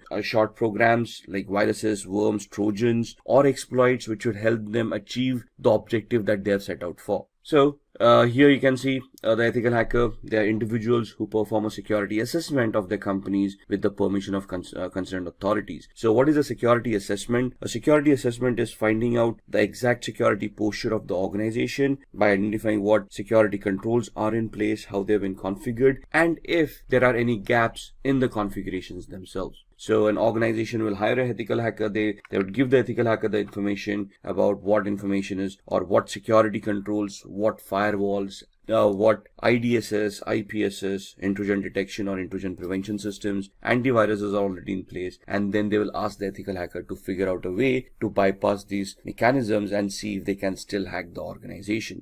What is the need of an ethical hacker? The need of an ethical hacker is proactive security. The ethical hacker would identify all the existing flaws in an organization and try to resolve those flaws to help secure the organization from black hat hackers. So ethical hackers would prevent hackers from cracking into an organization's network by securing the organization, by improving on their security on a periodic basis. And they would also try to identify system vulnerabilities, network vulnerabilities, or application level vulnerabilities that would have been missed or have already been missed, and then try to figure out a way of plugging them or resolving them so that they cannot be misused by other hackers. They would also analyze and enhance an organization's security policies. Now, what are policies? Policies are basically documents that have been created by an organization of rules that all the employees need to follow to ensure that the security of an organization is maintained. For example, a password policy. A password policy would help users in an organization to adhere to the standards the organization has identified for a password complexity. For example, a password, when a user is creating them, should adhere to standards where they are using random words. They contain the alphabet A through Z, uppercase and lowercase, 0 through 9 as numerics, and special characters, and they are randomized so that the password becomes more stronger to prevent from brute force attacks. So what would an ethical hacker do at this point in time? They would try to test the strength of the passwords to see if brute force attacks or dictionary attacks are possible, and if any of these passwords can be cracked. They would ensure that all the employees are following the policies and all the passwords are as secured as the policies want them to be. If there are any gaps in the policies or the implementation of the policy, it is the ethical hacker's responsibility to identify those gaps and warn the organization about it. Similarly, they would also try to protect any personal information, any data that is owned by the organization that is critical for the functioning of the organization, and they will try to protect it from falling into the hacker's hands. Now, what are the skills that are required of an ethical hacker? These are the following skills. So first and foremost, they should have good knowledge with operating systems such as Windows, Linux, Unix, and Mac. Now, when we say knowledge about operating systems, it's not only about how to use those operating systems, but how to troubleshoot those operating systems, how these operating systems work, how these operating systems need to be configured, how can they be secured. For example, securing an operating system is not only installing a firewall and an antivirus, but you need to configure permissions on an operating system of what users are allowed to do and what users are not allowed to do. For example, limiting the installation of applications. How are we going to do that? We need to go into the system center, the security center of Windows, and we need to configure security parameters over there of what are acceptable softwares and what are not. Same with Linux and Mac softwares, operating systems. So we need to know how we can secure these operating systems. Similarly, all of these would have desktop versions and server versions of operating systems. As an ethical hacker, we need to know the desktop and server versions both, how to configure them and how to provide services within the organization on these servers so that they can be consumed in a secure manner by all the employees.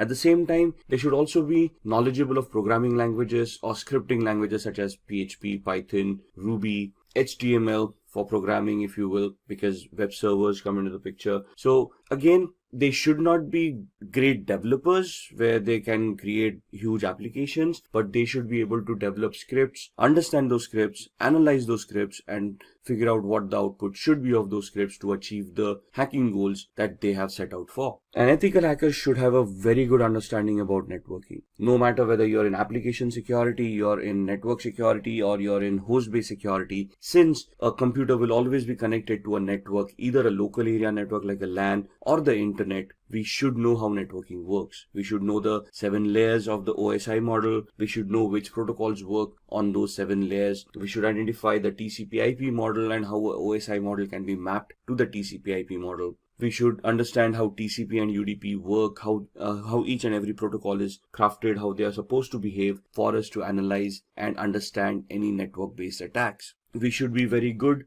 in security measures. So we should know where those vulnerabilities would lie, what are the latest exploits available in the market, and we should be able to identify them. We should be able to know the techniques and the tools of how to deal with security, how to analyze security, and then how to implement security to enhance it as well.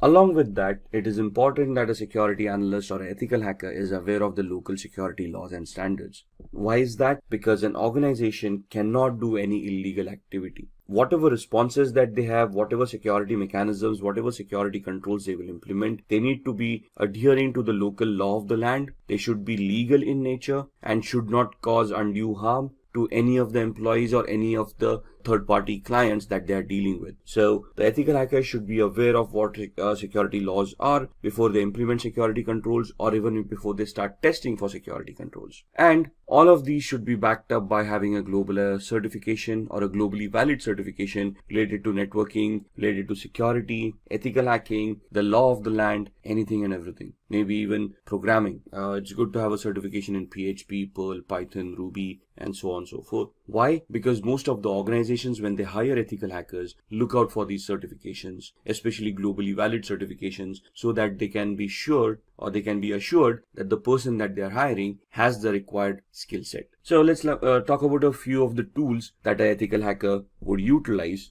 in their testing scenarios. To be honest, there are hundreds of tools out there. What you see on the screen are just a few examples of them. Nessus is a vulnerability scanner. What is a vulnerability scanner? It is an automated tool that is designed to identify vulnerabilities within hosts, within operating systems, within networks. So they come with their ready-made databases of all the vulnerabilities that have already been identified, and they scan the network against that database to find out any possible flaws or any possible vulnerabilities that currently exist on the host or the operating system or on the network. Similarly, there would be application scanners like Acunetics or Arachne that would help you scan applications and identify flaws within those applications as well. Now, all of these are automated tools. The essence of ethical hacker is when these tools churn out the reports, the ethical hacker can understand these reports, analyze them, identify the flaws, and then craft their own exploits or use existing exploits in a particular manner so that they can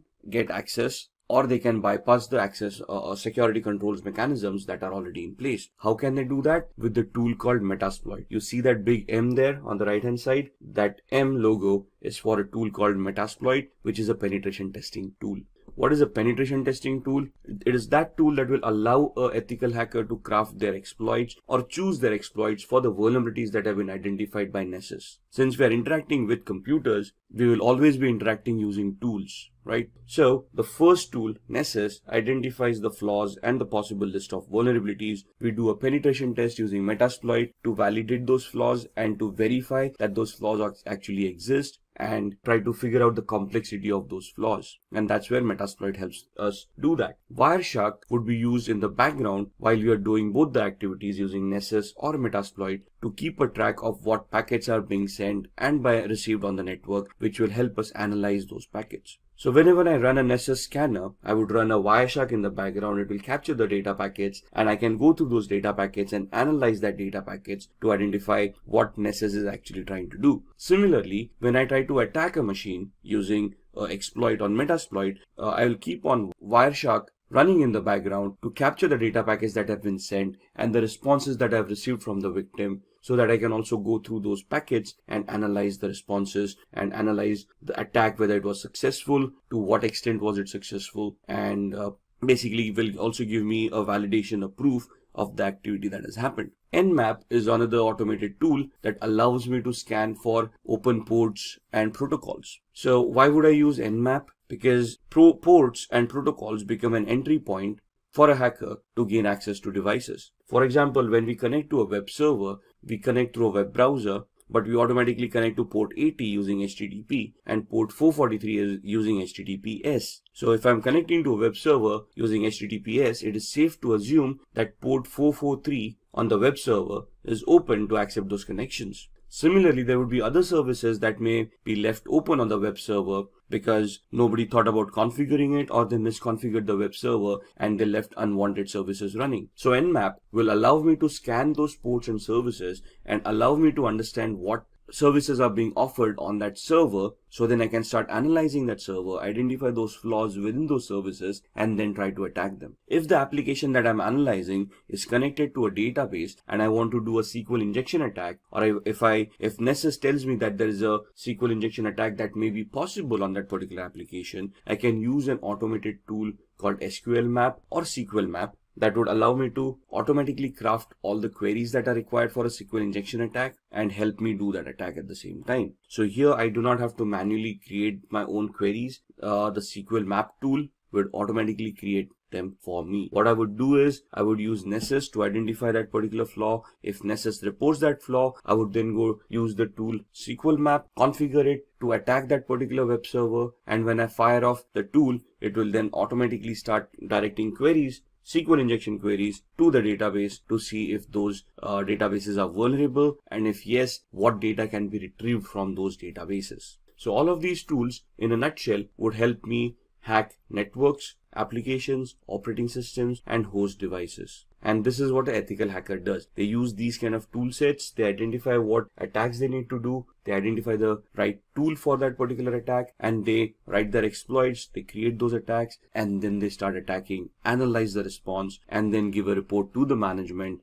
providing them feedback about how the attack was created or crafted, what was the response to that attack, and whether the attack was successful or not. If successful, they would also give recommendations of what to do to prevent these attacks from happening in the future. So when we are doing these attacks, or when we want to launch these attacks, what is the process that we would follow? So there are 6 steps that we would do as an ethical hacker. If you're just a hacker, you probably wouldn't do the 6th step, which is a reporting step. So the first step that would be done is the reconnaissance phase, which is the information gathering phase, which is very important from an ethical hacker's perspective or a hacker's perspective. Because if I want to attack someone or something as a digital device, I need to know what I'm attacking. I need to know the IP address of the device, the MAC address of those devices. I need to know the operating system, the build or the version of that operating systems, applications on top, the versions of those applications, so I know what I'm attacking. For example, if I want to attack a server, I assume it's a Windows-based server and I use a particular tool to attack it, but it actually turns out to be a Linux-based server, my attacks are going to be unsuccessful. So I need to focus my attack based on what is there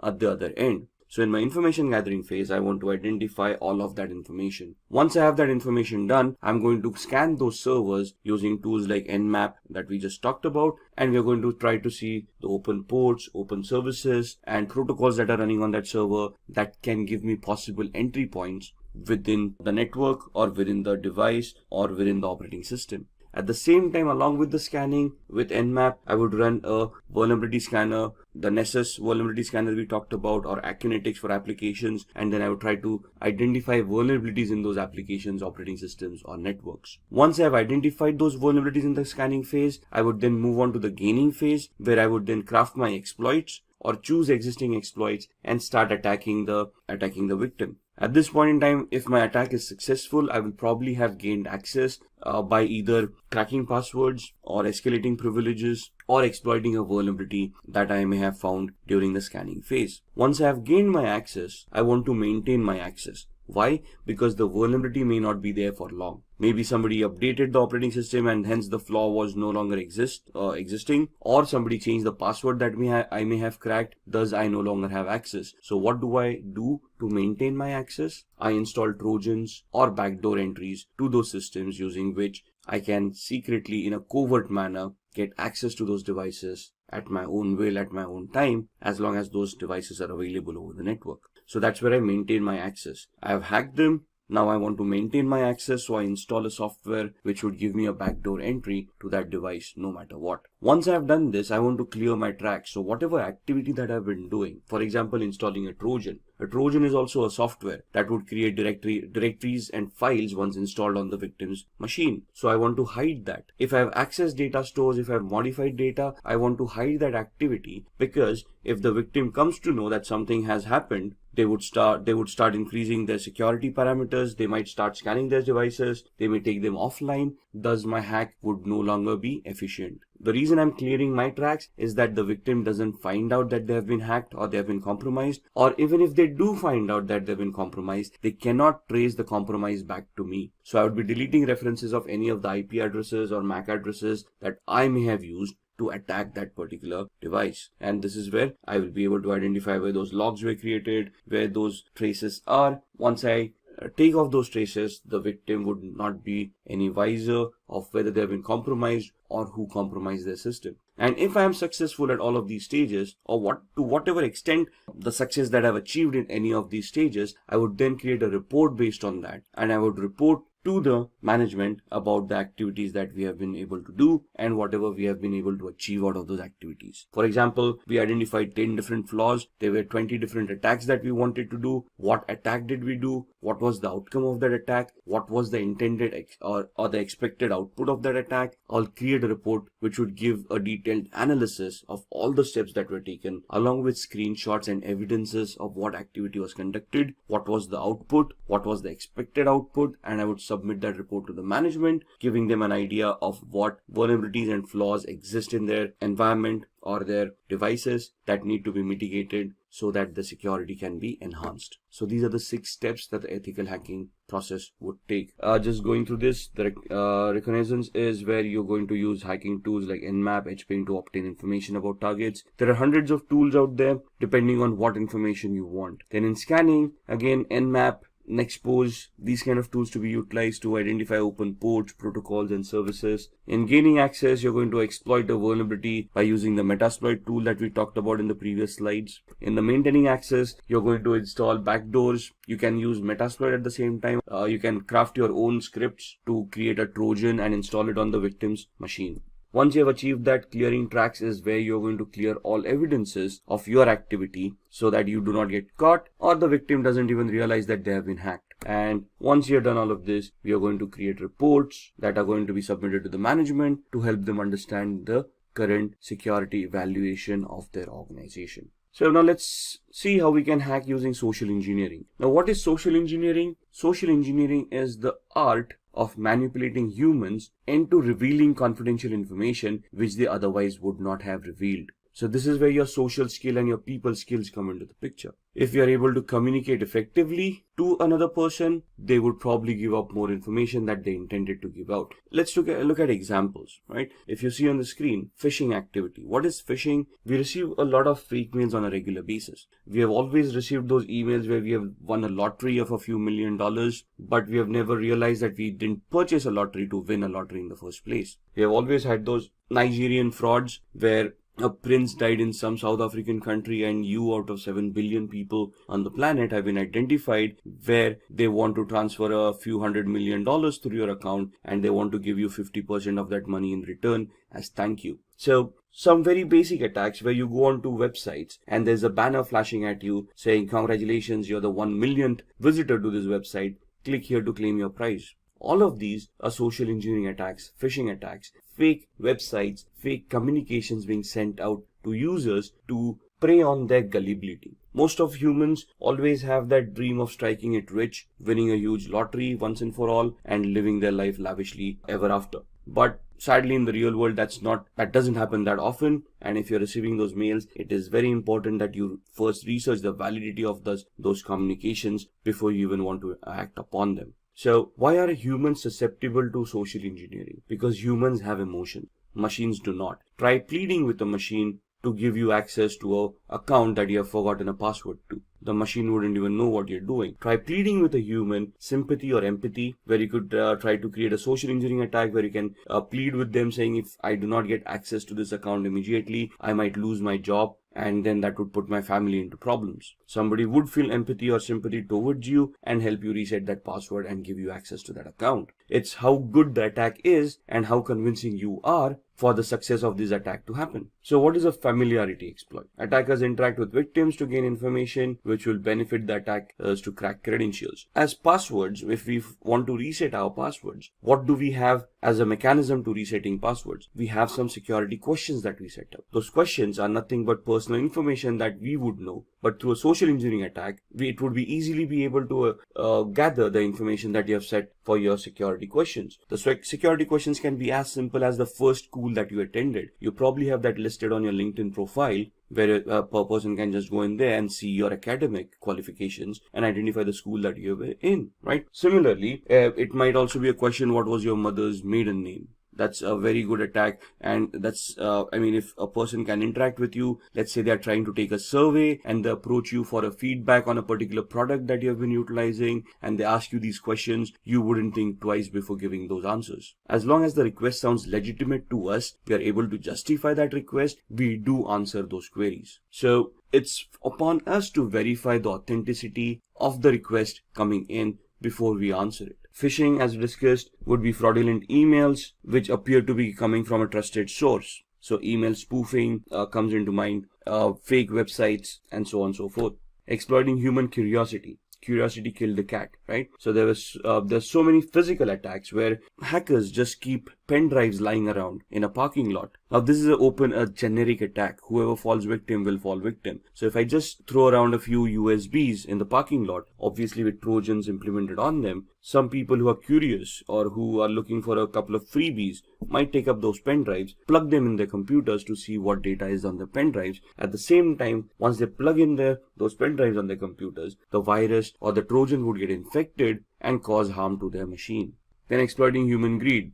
We just talked about the Nigerian frauds and the lotteries, those kind of attacks, the fake money making gimmicks. Now basically this is where you prey upon the person's greed kicking in, and they are clicking on those links in order to get that money that has been promised to them in that email. So one of the safest mechanism to keep data private and to keep yourself secure is using encryption. Now encryption can happen through cryptography. What is cryptography? Cryptography is the art of scrambling data using a particular algorithm so that the data becomes unreadable to the normal user. The only person with the key to unscramble that data would be able to unscramble it and make sense out of that data. So we're just making it unreadable or non-readable by using a particular key or a particular algorithm, and then we're going to send the key to the end user. The end user using this same key would then decrypt that data. If anybody compromises that data while it is being sent over the network, since it is encrypted, they would not be able to read it. So the encryption algorithm would be something like this. Now if you see the computer word once made into unreadable format would look like EQORXVGT. For an end user it wouldn't make any sense, but the person who has a key to unscramble that would be able to convert it back to computer and then understand the meaning of that word. So this is just a substitution cipher that is being shown on the screen. So what is the alphabet? The key is alphabet plus 3. So C plus 3 alphabets, that becomes E. O becomes Q. M becomes O. So the key that is utilized to scramble the data is the character that you are at. The third character from there would be the corresponding key. So the encrypted message is also known as a cipher. The decryption is just the other way around, where you know the key now and you can now figure out what that E corresponded to by going back 3 characters in the alphabet. Most of the times a certified ethical hacker must decrypt a message without knowing the secret key. So let's say a ransomware has affected your organization or has affected a device, and you want to figure out or you want to decrypt that data. Now as an ethical hacker, you wouldn't be for paying a ransom to the hacker, would you? So it is now your prerogative of how you're going to work around and how you're going to try to crack the encryption mechanism, how to crack the cipher to decrypt that message and see what's within it, right? Decryption without the use of a secret key, that is known as a cryptanalysis. Cryptanalysis is the reversing of an algorithm to figure out what the decryption was without using a key. So cryptanalysis can be done using various formats. The first one is a brute force attack, second is a dictionary attack, the third one is a rainbow table attack. A brute force attack is trying every combination, permutation and combination of the key to figure out what the key was. It is 100% successful, but may take a lot of time. A dictionary attack is where you have created a list of possible encryption mechanisms, a list of possible cracks, and then you try to figure out whether those cracks work or not. Rainbow tables are where you have an encrypted text in hand and you're trying to figure out the similarities between the text that you have and the encrypted data that you wanted to decrypt in the first place. So in the brute force attack, you're trying every possible combination, permutation of what the key would be. In dictionary attack, you have a word list that would tantamount to the key, and if you're trying to match all the words listed in the text file or the word list to see if any of those words are going to work to decrypt that data. Here in the rainbow table, the ciphertext is compared with another ciphertext. You find out similarities and then you try to work or reverse engineer your way accordingly. So let's have a quick demo on cryptography before we end this session. So to begin with the demo of cryptography, we are on a website called spammimic.com, which will help us scramble the message that we created into a completely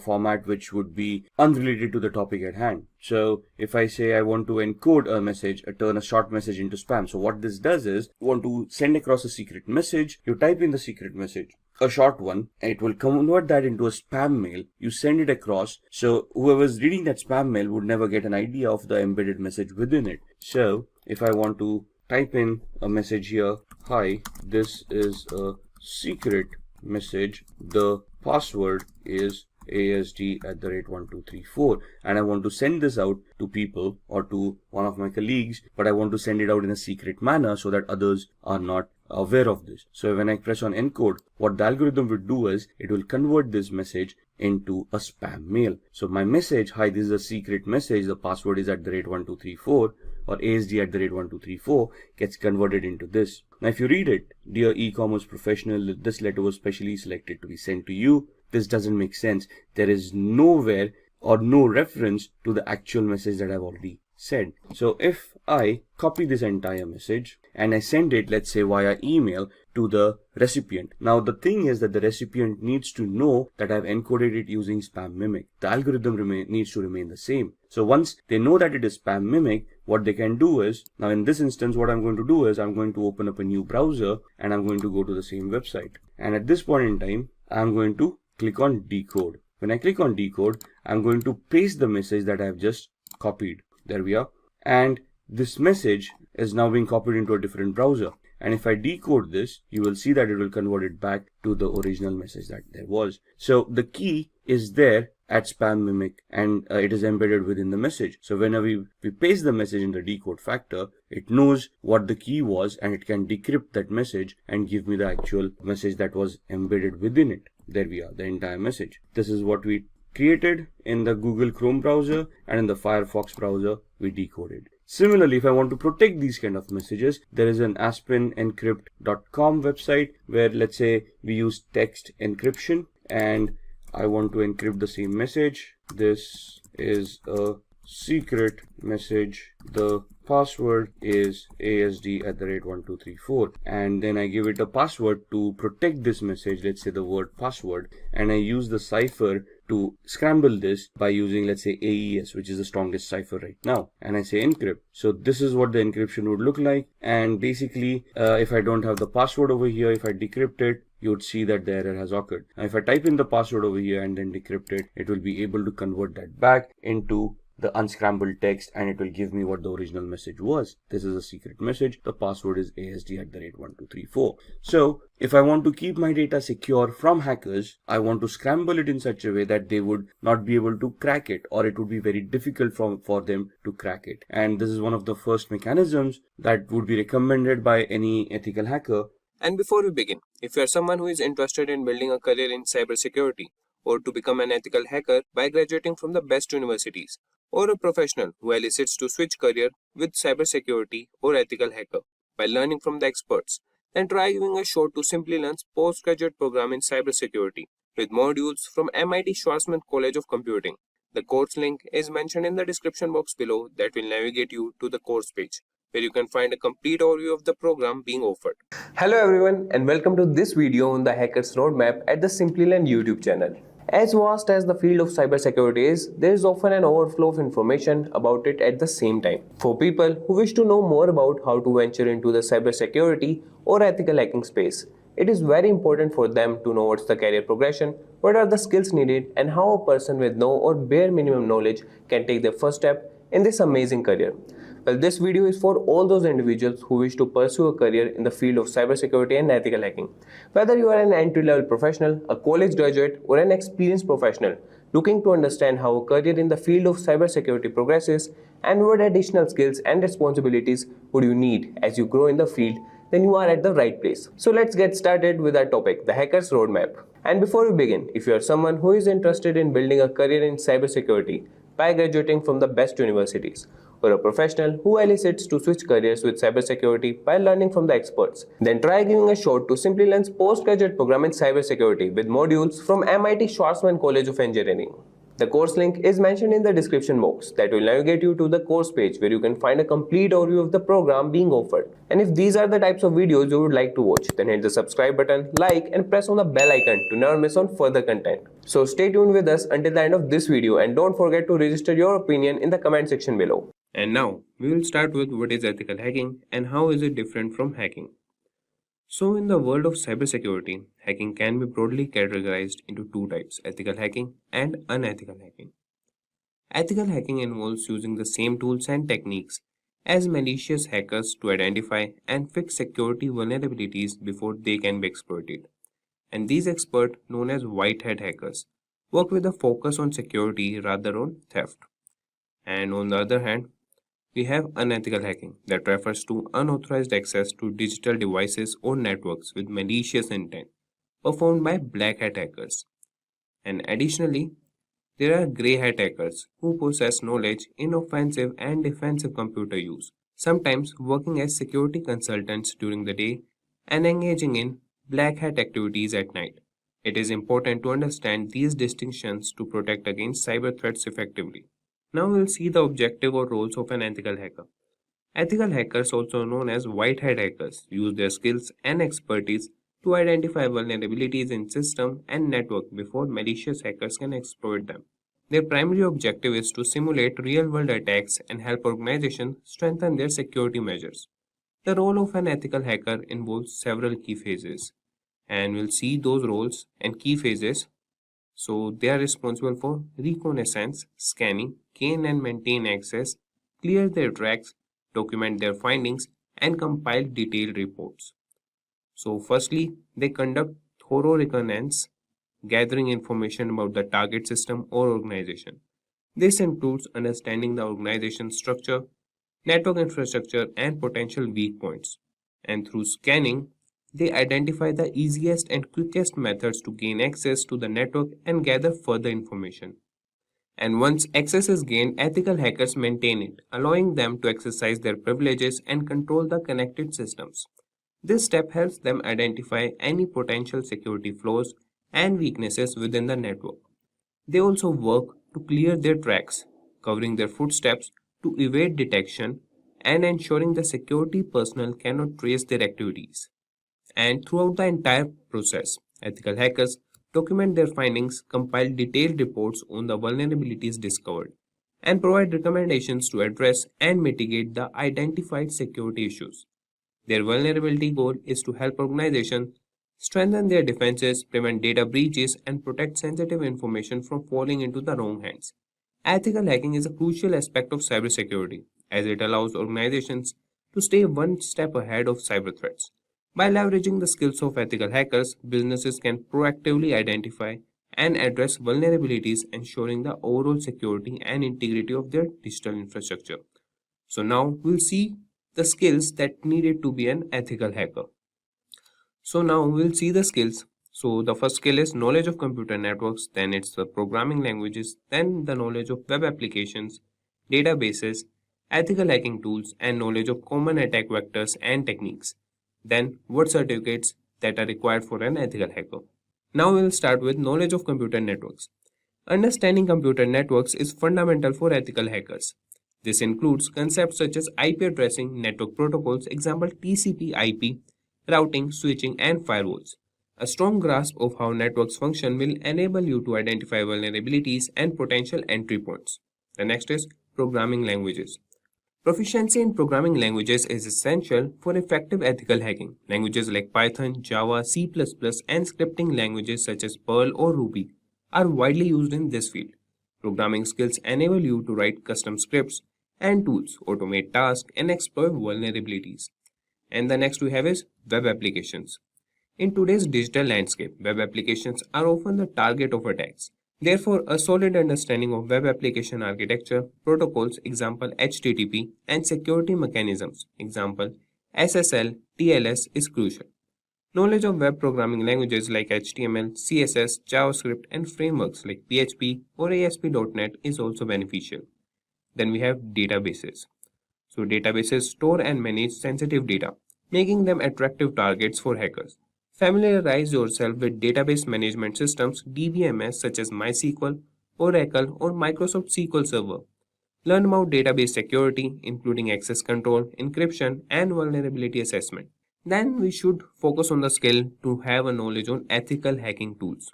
So to perform ethical hacking tasks efficiently, you should be familiar with various hacking tools. These include network scanners, example Nmap, vulnerability scanners, example Nessus, password crackers, John the Ripper, packet snipers, Wireshark, and exploitation frameworks, Metasploit. Mastering these tools will enhance your effectiveness as an ethical hacker.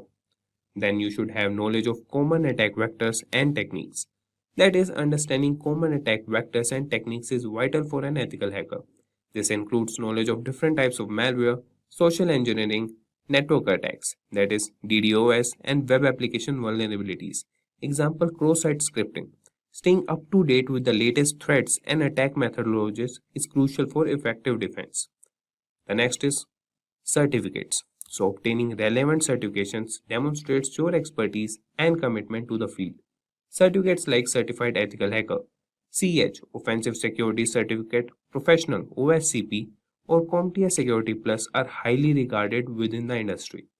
They validate your skills and can boost your credibility when seeking ethical hacking opportunities. The CEH certification is a multiple choice exam that evaluates your understanding of the penetration testing structure and the tools that are utilized inside it. It gives job seekers the information security field a head start by ensuring that the certificate holder understands the fundamentals such as information gathering, attacking computers or servers, wireless attacks, and social engineering. So, the objective of CH is inform the public that credentialized individuals meet or exceed the minimum standards. Second, establish and govern minimum standards of credibility. Third, professional information security specialist in ethical hacking. So now we will have an exam overview. So the exam name is EC Council Certified Ethical Hacker, and the exam duration is 240 minutes, and you will get questions, that is 125 questions you will get in the exam, and it is a multiple choice question exam, and the passing score you need is 70%. And to register for the exam you should go to Pearson View or ECC Exam Center, and eligibility criteria for CH is there are two ways to satisfy the eligibility criteria, that is attend official CH training, and this can be in any format, example instructor-led training, computer-based training, or live online training as long as the program is approved by EC Council, and attempt without official training. In order to be considered for the EC Council certification exam without attending official training, you must have 2 or more years of documented information security experience. Remit a non-refundable eligibility application fee of $100, submit completed CH exam eligibility form including verification from an employer. Upon approval, EC Council will email you a voucher number to register for the CH exam. So this was all about the CH exam, and now we will move to the steps to become ethical hacker. So ethical hacking is an exciting and rapidly growing field that requires a combination of technical skills, knowledge, and a strong sense of ethics. By following these steps, you can begin your journey towards becoming an ethical hacker and contribute to enhancing cybersecurity. So step 1, that is knowledge of computer systems and networks. Step 2, you should have proficiency in programming languages. Step 3, networking and security concepts. You should have a knowledge of it.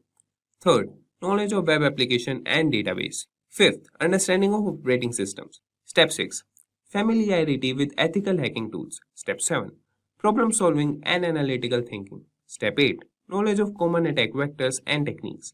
Step 9, certifications. So now we will elaborate all the steps one by one. So we'll start with knowledge of computer systems and networks. So to become an ethical hacker, it is crucial to have a deep understanding of computer systems and networks. This involves familiarizing yourself with the inner workings of computer system, network protocols, operating systems, and how different components interact within a network environment.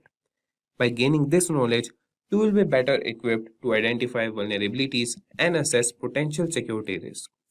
And the next is proficiency in programming languages. So programming languages are an essential tool for ethical hackers. By gaining proficiency in programming languages such as Python, C++, Java, JavaScript, SQL, Perl, and Ruby, you will be able to develop your own scripts, automate tasks, and create exploit codes. These programming languages provide the foundation for writing secure and efficient code, as well as manipulating and analyzing data. The next step is networking and security concepts. To effectively assess and secure networks, it is important to have a solid understanding of networking and security concepts. This includes familiarizing yourself with topics such as network protocols, network security principles, encryption techniques, and firewall configurations. Understanding how data is transmitted, secured, and protected in a network environment will enable you to identify potential vulnerabilities and implement appropriate security measures. Step 4. Knowledge of web application and database knowledge. So in today's interconnected world, web applications and databases are common targets for hackers. Therefore, It is crucial to develop a strong understanding of web application architectures, web protocols, and database systems. Pay special attention to common vulnerabilities specific to web applications such as SQL injection, cross-site scripting, XSS, and cross-site request forgery (CSRF). By gaining expertise in these areas, you will be able to effectively assess the security of web applications and databases and provide appropriate recommendations for securing them. And the next step is understanding of operating systems. So operating systems form the backbone of computer systems and are often targeted by hackers. It is important to gain a comprehensive understanding of different operating systems, such as Windows, Linux, or Mac OS. This includes understanding system configurations, file permissions, user management, and security mechanisms specific to each operating system. This knowledge will enable you to identify vulnerabilities, apply patches, and secure operating systems effectively. Step 6. Familiarity with ethical hacking tools. Ethical hackers rely on a variety of tools to assess and secure systems and networks. Familiarize yourself with popular ethical hacking tools such as Matplotlib, Wireshark, Nmap, Burpsuit, Kali Linux, Canvas, SQL Ninja, and Wapiti. These tools provide functionalities for vulnerability scanning, network sniffing, exploit development, and penetration testing. Understanding how to use these tools effectively will enhance your capabilities as an ethical hacker. Now we'll see the step 7, that is problem solving and analytical thinking. So being an ethical hacker requires strong problem solving skills and the ability to think analytically. You will often encounter complex systems and face intricate security challenges. Developing your problem solving abilities and analytical thinking will help you approach these challenges systematically, identify vulnerabilities, and devise effective strategies to mitigate risk. It is essential to stay updated with the latest security trends and technologies to enhance your problem solving skills. And the step 8 is knowledge of common attack vectors and techniques. So to defend against potential threats, you must familiarize yourself with common hacking techniques and attack vectors used by malicious hackers. This includes social engineering, phishing attacks, password cracking, network-based attacks, and more. Understanding how these attacks work and the methodologies used will enable you to proactively identify and prevent potential security breaches. And now the step 9, that is certifications. While certifications are not mandatory to start a career in ethical hacking, they can provide a structured learning path and validate your skills and knowledge. Consider pursuing certifications such as Certified Ethical Hacker, CEH Offensive Security Certified Professional, OSCP Certified Information Systems Security Professional, CISSP Certified Penetration Testing Engineer, CPTE, and Certified Security Analyst, ECSA. These certifications demonstrate your expertise and dedication to the field, enhancing your credibility as an ethical hacker. Now we'll see the job roles in ethical hacking field. So starting with, there are several job roles in ethical hacking, such as here's an elaboration on each job role in ethical hacking, and we'll see some of the major ethical hacker job roles. So starting with ethical hacker. So an ethical hacker is a skilled professional who legally attempts to penetrate computer systems and networks to identify vulnerabilities and weaknesses. They use their knowledge to strengthen the security infrastructure and protect against cyber threats. And the next is network security engineer. Network security engineers specialize in securing and maintaining computer networks within an organization. They implement and manage security measures such as firewalls, intrusion detection systems, and virtual private networks, that is VPNs, to protect sensitive data. Then we have cybersecurity analyst. So cybersecurity analysts monitor and analyze systems for potential security breaches or incidents. They investigate threats, develop security protocols, and implement measures to protect against attacks. The next is penetration tester.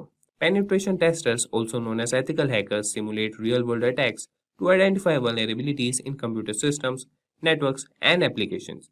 They conduct thorough assessments and provide recommendations for improving security. The next is information security manager.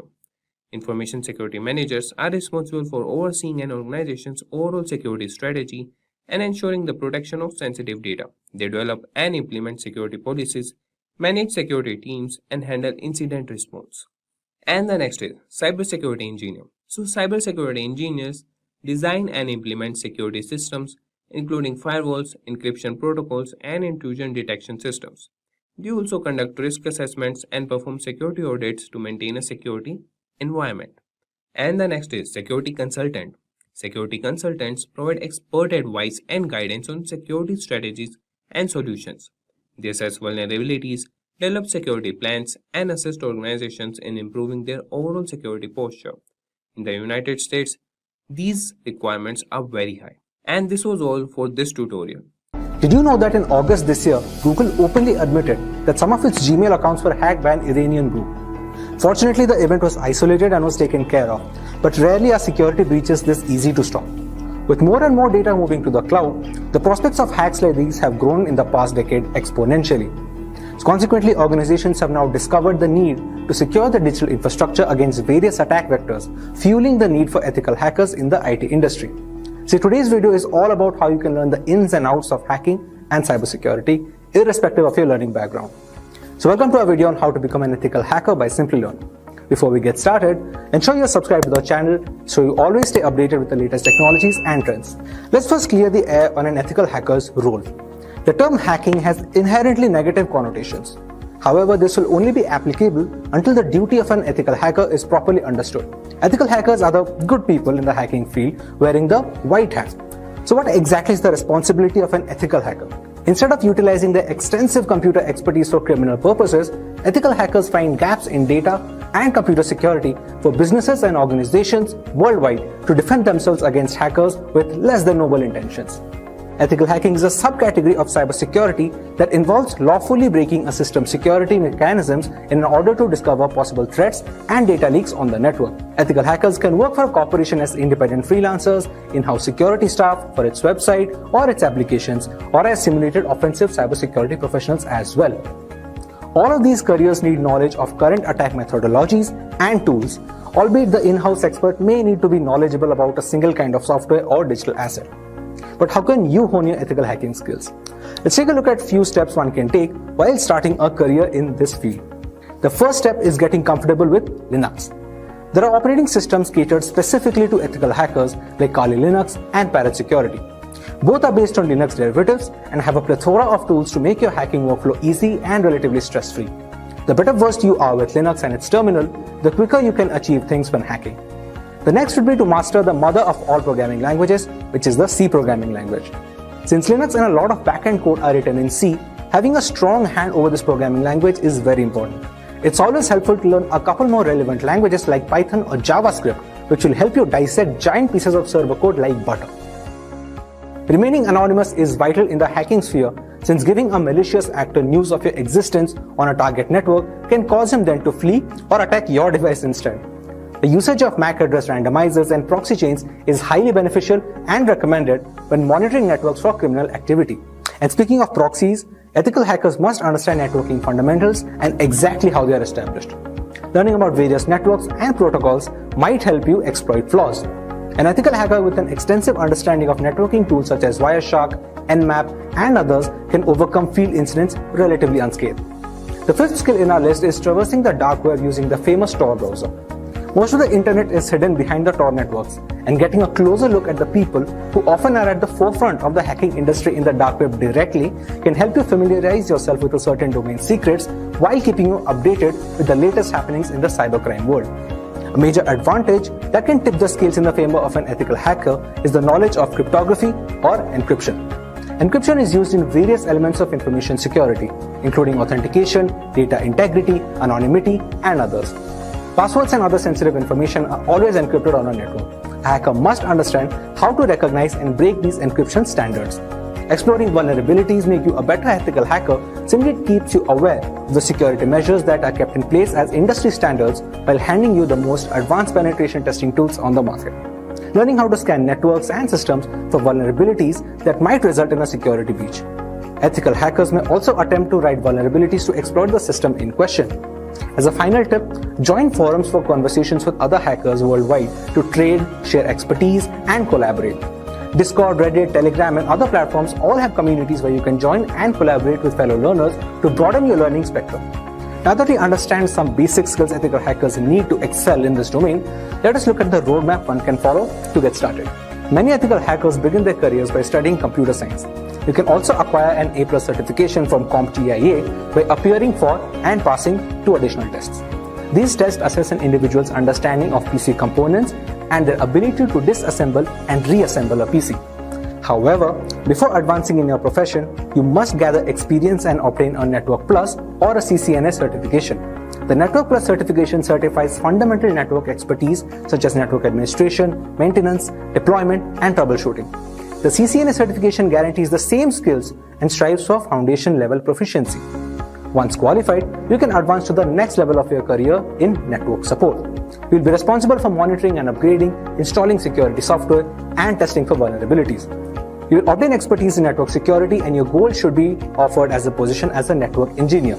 As a network engineer, you will build and plan networks rather than simply maintain them. Your focus should now be on the security part of your journey to becoming an ethical hacker.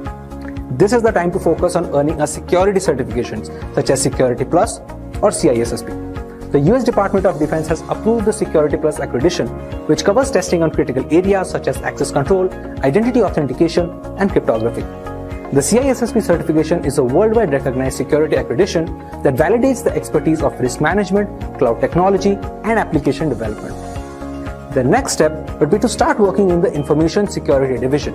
An information security analyst studies systems and network security, engages with security breaches, and strives to implement security solutions. For this profession, you should focus on penetration testing to gain hands-on experience with some of the most essential tools of the trade. Getting the Certified Ethical Hacker or the CEH certification should be your top priority.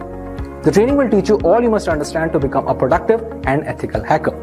You will be engaged in a hands-on environment where you will be guided through breaking into a network and finding any security flaws. After obtaining this certification, you can begin marketing yourself as a professional ethical hacker. We have already covered some skills one needs to learn when starting their journey. However, an ethical hacker has certain roles and responsibilities that must be carried out meticulously. The first of which is threat modeling. Threat modeling is optimizing network security by identifying vulnerabilities and determining countermeasures for avoiding or reducing an attack's impact on the system. A threat is a real or projected negative incident jeopardizing the organization's assets. The role of an ethical hacker is to give a thorough assessment of potentially harmful assaults and their potential consequences. They can also conduct information security audits or a risk-based evaluation of a company's security. These regular exercises assess security's readiness, identify IT system weaknesses, and offer strategies for reducing future attack threats. They also assess how successfully security-related policies are implemented, resulting in a report that includes discovered flaws and appropriate solutions. Ethical writers must be able to collect data, detect vulnerabilities, and correlate risks to create clear and unambiguous professional reports. These evaluations are frequently used to justify finalizing security asset expenditures. The market for trained ethical hackers has never been this expansive. According to various surveys, the job outlook for ethical hackers and information security analysts is supposed to grow by 33% between 2020 and 2030. Companies like IBM, Google, and Microsoft are always on the lookout for trained cybersecurity personnel in this climate of data breaches and security vulnerabilities. We hope this video has cleared some doubts regarding where to start and what to learn during this journey. When it comes to web app hacking, it generally refers to the exploitation of applications via HTTP, which can be done by manipulating the applications via its graphical user interface. This is done by tampering with the Uniform Resource Identifier, also known as a URI, or tampering with the HTTP elements directly, which are not a part of the URI. The hacker can send a link via an email or a chat and may trick the users of a web application into executing actions. In case the attack is on an administrator account, the entire web application can be compromised. Anyone who uses a computer connected to the internet is susceptible to the threats that computer hackers and online predators pose. These online villains typically use phishing scams, spam email, or instant messages and bogus websites to deliver dangerous malware to your computer and compromise your computer security. Computer hackers can also try to access your computer and private information directly if you're not protected by a firewall. They can monitor your conversations or peruse the back end of your personal website. Usually disguised with a bogus identity, predators can lure you into revealing sensitive personal and financial information. A web server, which can be referred to as the hardware, the computer, or the software which helps to deliver content that can be accessed through the internet. The primary function of a web server is to deliver these web pages on the request to clients using the Hypertext Transfer Protocol or HTTP. So hackers attack the web server to steal credential information, passwords, and business information by using different types of attacks like DDoS attacks, SYN flooding, ping flood, port scan, and social engineering attacks. In the area of web security, despite strong encryption on the browser server channel, web users still have no assurance about what happens at the other end. Although wireless networks offer great flexibility, they have their own security problems. A hacker can sniff the network packets without having to be in the same building where the network is located. As wireless networks communicate through radio waves, a hacker can easily sniff the network from a nearby location. Most attackers use network sniffing to find the SSID and hack a wireless network. An attacker can attack a network from a distance, and therefore it is sometimes difficult to collect evidence against the main hacker. Social engineering is the art of manipulating users of a computing system into revealing confidential information, which can be later used to gain unauthorized access to a computer system. The term can also include activities such as exploiting human kindness, greed, and curiosity to gain access to restricted access buildings or getting the users to installing backdoor software. Knowing the tricks used by hackers to trick users into releasing vital login information is fundamental in protecting computer systems. Coming to our main focus for today, let us have a look at the top 5 most essential ethical hacking tools to be used in 2021. At the top of the chain lies Nmap. Nmap, which stands for Network Mapper, is a free and open source utility for network discovery and security auditing. Many systems and network administrators also find it useful for tasks such as network inventory, managing service upgrade schedules, and monitoring host or service uptime. It is most beneficial in the early stages of ethical hacking, where a hacker must figure the possible entry point to a system before running the necessary exploits, thus allowing the hackers to leverage any insecure openings and thus breach the device. Nmap uses raw IP packets in novel ways to determine what hosts are available on the network, what service they are running, what operating systems are installed, what type of packet filters and firewalls are in use, and dozens other characteristics. It was designed to rapidly scan large networks, but works fine against single hosts as well. Since every application that connects to a network needs to do so via a port, the wrong port or a server configuration can open a can of worms, which lead to a thorough breach of the system and ultimately a fully hacked device. Next on our list we have Metasploit. The Metasploit framework is a very powerful tool that can be used by cybercriminals as well as ethical hackers to probe systematic vulnerabilities on both networks and servers. Because it's an open source framework, it can be easily customized and used with most operating systems. With Metasploit, the ethical hacking team can use ready-made or custom code and introduce it into a network to probe for weak spots. As another flavor of threat hunting, once the flaws are identified and documented, the information can be used to address systemic weaknesses and prioritize solutions. Once a particular vulnerability is identified and the necessary exploit is fed into the system, there are a host of options for the hacker. Depending on the vulnerability, hackers can even run root commands from the terminal, allowing complete control over the activities of the compromised system as well as all the personal data stored on the device. A big advantage of Metasploit is the ability to run full-fledged scans on the target system, which gives a detailed picture of the security index of the system along with the necessary exploits that can be used to bypass the antivirus software. Having a single solution to gather almost all the necessary points of attack is very useful for ethical hackers and penetration testers, as denoted by its high rank in the list. Moving on, we have the Acunetics framework. Acunetics is an end-to-end web security scanner which offers a 360-degree view of an organization's security. It is an application security testing tool that helps the company address vulnerability across all their critical web assets. The need to be able to test applications in depth and further than traditional vulnerability management tools has created a market with several players in the application security space. Acunetics can detect over 7,000 vulnerabilities, including SQL injections, cross-site scripting, misconfigurations, weak passwords, exposed database, and other out-of-band vulnerabilities. It can scan all pages, web apps, and complex web applications running HTML5 and JavaScript as well. It also lets you scan complex multi-level forms and even password-protected areas of the site. Acunetics is a dynamic application security testing package, which has definite perks over status application security testing frameworks, which are also known as SAST scanners. SAST tools only work during development and only for specific languages and have a history of reporting a lot of false positives, whereas dynamic testing tools, also known as DAST, have the ability to streamline testing from development to deployment with minimal issues. Next on our list, we have Airgarden. This is a multi-use bash script used for Linux systems to hack and audit wireless networks like our everyday Wi-Fi router and its counterparts. Along with being able to launch denial of service attacks on compromised networks, this multi-purpose Wi-Fi hacking tool has very rich features which support multiple methods for Wi-Fi hacking, including WPS hacking modes, WP attacks, handshake captures, evil twin, and so much more. It usually needs an external network adapter that supports monitor mode, which is necessary to be able to capture wireless traffic that traverse the air channels.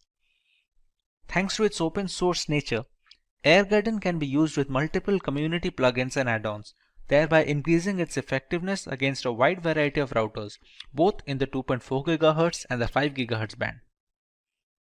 Finally, at number 5, we have John the Ripper.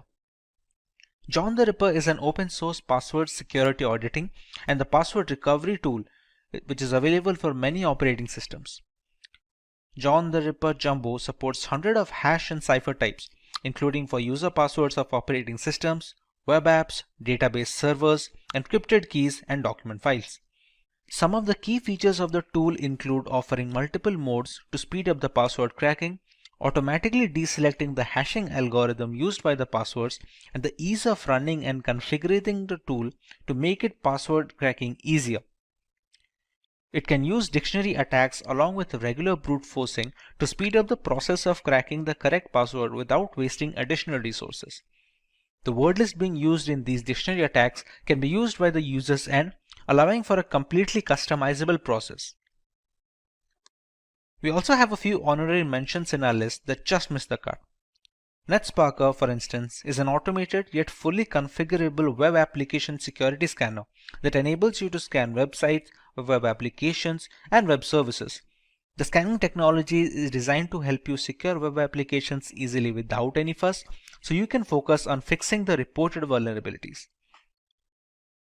The Burp Suite Professional is one of the most popular penetration testing and vulnerability finder tools, and is used for checking web application security.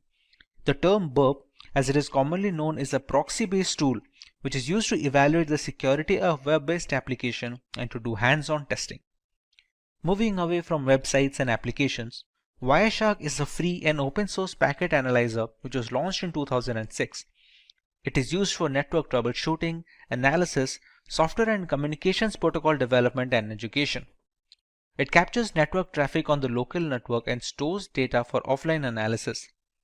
Wireshark captures network traffic from Ethernet, Bluetooth, wireless networks, and frame relay connections. Now that we learn about the different types of tools that can be used when conducting an ethical hacking audit, let's learn about some potential benefits of such campaigns and why organizations prefer to pay for such audits. Being able to identify defects from an attacker's perspective is game-changing, since it displays all the potential avenues of a possible hack. One can only prepare for the known vulnerabilities as a defensive specialist, but proactively trying to breach a network or device can make hackers think of techniques that no defense contractors can account for. This kind of unpredictability goes a long way in securing a network against malicious actors. Another advantage of hiring ethical hackers is the ability to preemptively fix possible weak points in a company's network infrastructure. As seen on many occasions, a real breach will cause loss of data and irreparable damage to the foundation of an organization. Being able to gauge such shortcomings before they become public and can be exploited is a benefit most organizations make use of. This is not to imply that such security audits are only beneficial to the organization paying for it. When coming across companies that provide certain services, a reliable third-party security audit goes a long way in instilling trust and confidence over their craft. If the ethical hackers cannot find any major vulnerabilities that can be leveraged by hackers, it just accentuates the technical brilliance of the organization and its engineers, thereby increasing the clientele by a substantial amount. In this, we are going to discuss ethical hacking and penetration testing. So we are going to talk about the concepts about what constitutes an ethical hack and what is a penetration test. We are going to talk about the different types of penetration tests and how they can be done. We are going to talk about an operating system called Kali Linux, and we are going to talk about its usage and its importance in cybersecurity. We will also be discussing the different phases of penetration test and how people or hackers would utilize these phases to gain their objectives. We will also be discussing in what areas can we do a penetration test, how to do those penetration tests. We'll be discussing quite a few bit of penetration testing tools that are available in the Kali Linux space, and then we'll be looking at a couple of demos at the end of the session to understand how these tools in the operating system can be utilized for various hacks. So let's start with what is ethical hacking. Now, plainly defined, ethical hacking is locating weaknesses or vulnerabilities of computers and information systems using the intent and actions of a malicious hacker. The major difference is here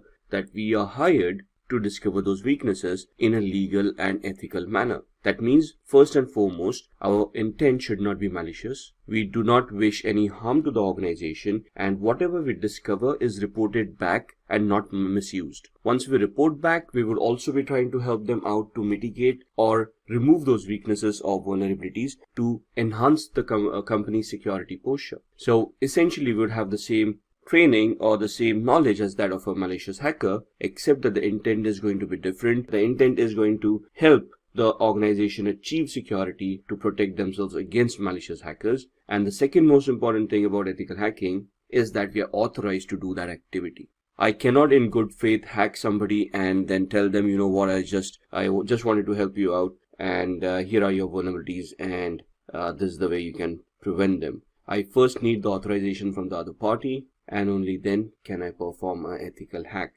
So in this example, hacker attacks an individual with malicious intent and makes misuse of whatever information they have gotten. They steal the data, they maybe fry the operating system, hardware, destroy it, and thus they leave the victim without a device. With authorization, an ethical hacker can also attack the same individual, minus the destruction, of course, and the intent is good, so they are willingly finding out the vulnerabilities and helping the victim plug them out so that they wouldn't be a victim of a malicious attack. Now here, the first thing is authorization from the victim, and the second thing is the good intent, where we do not misuse those vulnerabilities and we report them back to the victim or to the client and help them patch those vulnerabilities. That's the main difference between a white hat and a black hat. So security experts are normally termed as white hat hackers. Malicious hackers are termed as black hats.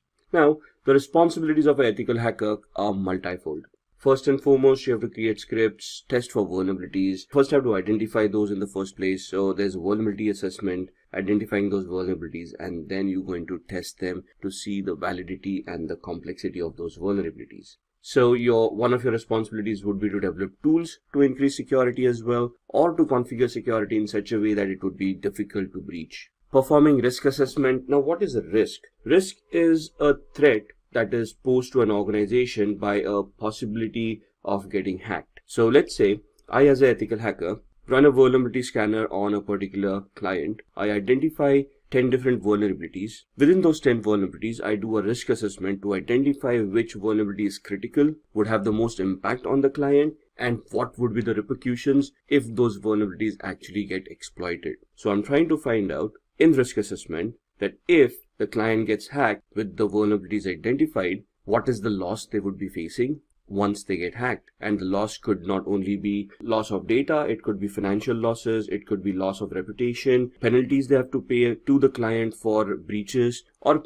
penalties that they may have to pay the governments in case of breaches that happened that couldn't be controlled. Another responsibility of the ethical hacker is to set up policies in such a way that it becomes difficult for hackers to get access to devices or to protected data. And finally, train the staff for network security. So we've got a lot of employees in an organization. We need to train the staff of what is allowed and what is not allowed, how to keep themselves secure so that they don't get compromised, thus becoming a vulnerability themselves to the organization. The policies that we have talked about are administrative policies to govern the employees of the organization. For example, password policies. Most of the organizations will have a tough password policy where they say you have to create a password that meets a certain level of complexity before that can be accepted. And till you create that password, you're not allowed to log in or you're not allowed to register. So let's move on to understand what is penetration testing. Now for penetration testing, there is a phase called vulnerability assessment that happens before this. Vulnerability assessment is nothing but running a scanning tool to identify a list of potential flaws or vulnerabilities within the organization. Once you have identified the list of those vulnerabilities, you would then move on to penetration test. This is the part of ethical hacking where it specifically focuses on penetration only of the information systems. So you have identified that flaw. Maybe it could be a database with a SQL injection, or it could be a buffer overrun flaw, or it could be a simple password cracking attempt. Your idea is to create those tools, create those attacks, and try to penetrate into those areas where security is weak. The essence of penetration testing is to penetrate information systems using various attacks. The attacks could be anything like a phishing attack, a password cracking attack, a denial of service attack,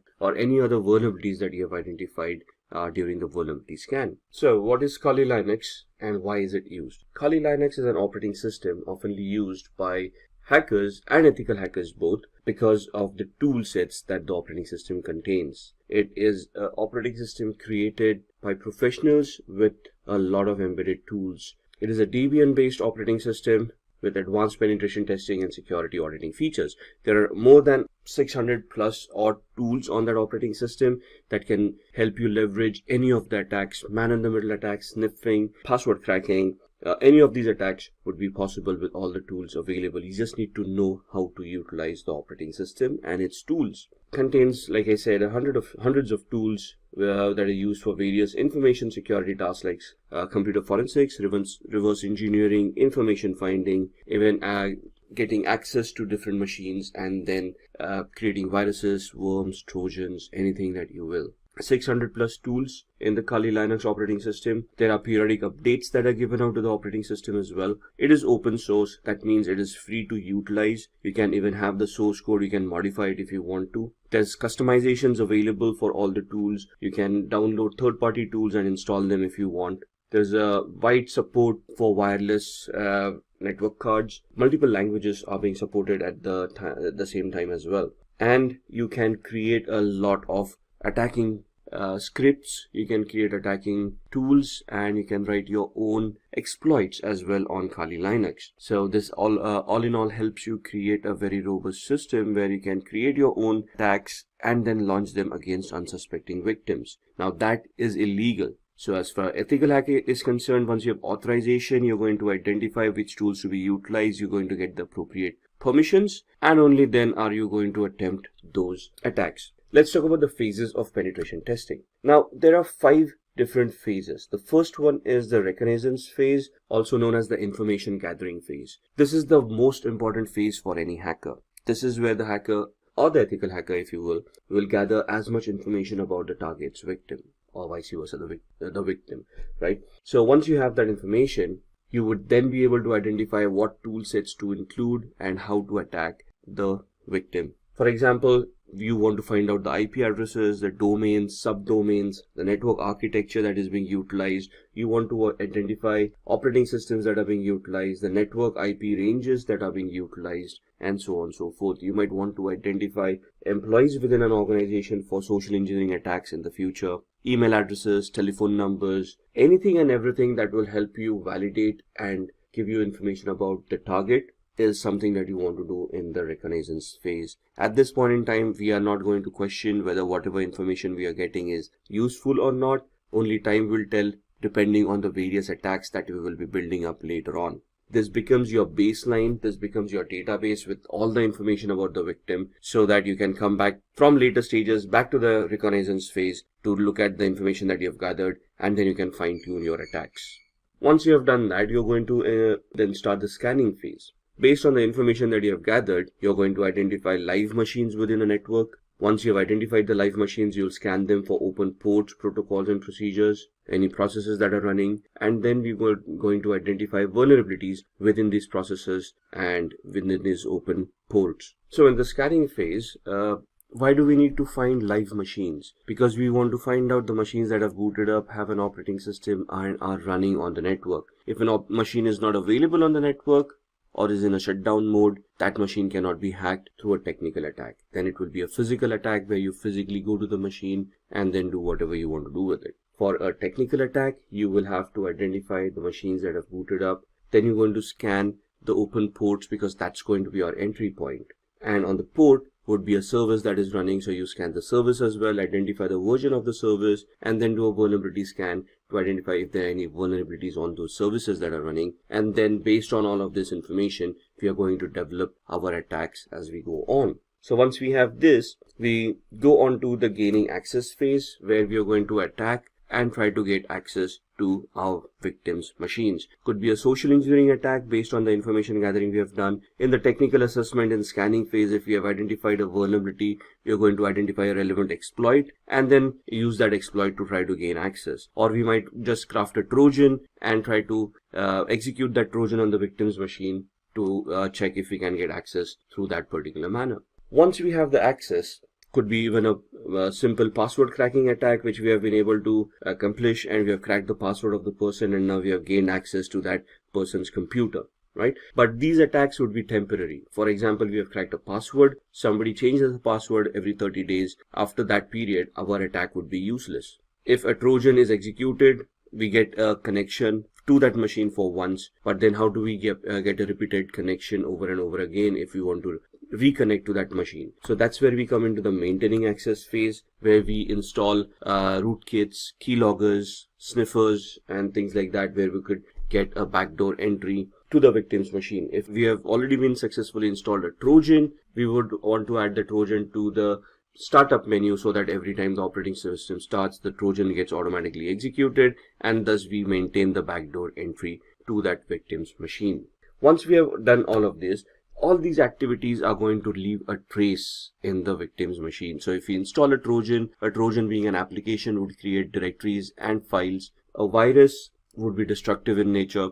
If you're executing a script, it will leave some logs behind. If we even log in through the cracked password that we have, it will create a login entry for that particular timestamp along with the IP address that we utilized. In the covering tracks, we are essentially trying to avoid detection by deleting traces of our activity. That means that we need to identify where logs are being stored, we need to address those logs, and we need to delete them or modify them in such a way that our activity is not traceable. So these are the 5 main phases of a penetration test. Gather as much information as you can, scan for machines, ports, protocols and services running on the victim's device. Try to gain access by password cracking, Trojans, exploits for the vulnerabilities if any. Maintain that access by installing further software which will allow you to get backdoor access to that particular system, and then try to cover your tracks by deleting all traces of your activity. Once successful, the victim will have no idea and you have a backdoor entry and you can monitor the victim to the extent that you want. Now, in an ethical hacker's perspective, this penetration test can be done in multiple aspects. So again, understand the fact that we are doing an authorized activity. We have identified the tools that we have to use, identified the attacks, we have got the appropriate authorization, and based on that authorization, we are conducting a penetration test. The penetration test may be asked to be done in one of these manners. First is the black box test. The black box test is where no information is given to the ethical hacker about the IT infrastructure. So they have no idea what it is. They start right from the first phase of the information gathering, gather as much information they can, and based on the gathered information, they try to create and launch attacks to see if they are going to be successful. Now, not only does it test the knowledge of the penetration tester, it would also test the security implementations that the organization has done to see whether they can identify the attack and prevent it in the first place. So this is the simulation of a malicious hacker scenario, where a malicious hacker, having no idea about the organization, first tries to gather information and then tries to attack that organization. So no source code knowledge, no technological knowledge, nothing. They're just going to try to gather information scan those devices, and then try to gain access. The second test is a gray box test where some information is given or some knowledge of the IT infrastructure is given. Think of it from a employee's perspective. A regular employee in an organization who doesn't have extra privileges like an administrator, but is just a regular employee, that means that they got limited access within the organization, based on which they get some knowledge of the IT infrastructure. So this is an attempt of an insider simulation attack where a regular user may want to try to misuse the access that they've been given and then try to gather information or try to gain access to other devices which they are not authorized to. The third test is white box, where there's full knowledge of the IT infrastructure that has been given. So this is again a simulation of an insider attack, a malicious insider, if you will. But at this point in time, the person has complete knowledge of the infrastructure, could be in an administrative position, and then they are trying to leverage their access to see if they can get information or they can compromise any of the data. So the three attacks would be: the first one, black box, where we are simulating an external threat, a hacker sitting outside the organization trying to gain access. The gray box is an insider threat where there is a regular employee who is trying to get access to infrastructure that they are not authorized for. And then the third audit is a white box audit where there's an administrator who has all the leverage, all the access and the visibility within the infrastructure. And then they are trying to misuse their access to see what else they can get from whatever access has been authorized to them. Now let's look at the areas of penetration testing. Where all could we do a penetration test, thus compromising the security of the application or of the server or of the user? So first and foremost, network services. It finds vulnerabilities and weaknesses in the security of the network infrastructure. So for example, we have switches, routers, firewalls in a network. All of these are devices that need a configuration. If they have been not correctly configured or if they have not been correctly secured, they would leave some vulnerabilities behind. If we as ethical hackers are able to identify these flaws, these misconfigurations, these vulnerabilities, we could then try to exploit them and try to gain access to the network and devices within that network by getting access to the network in the first place. Then we have the web applications.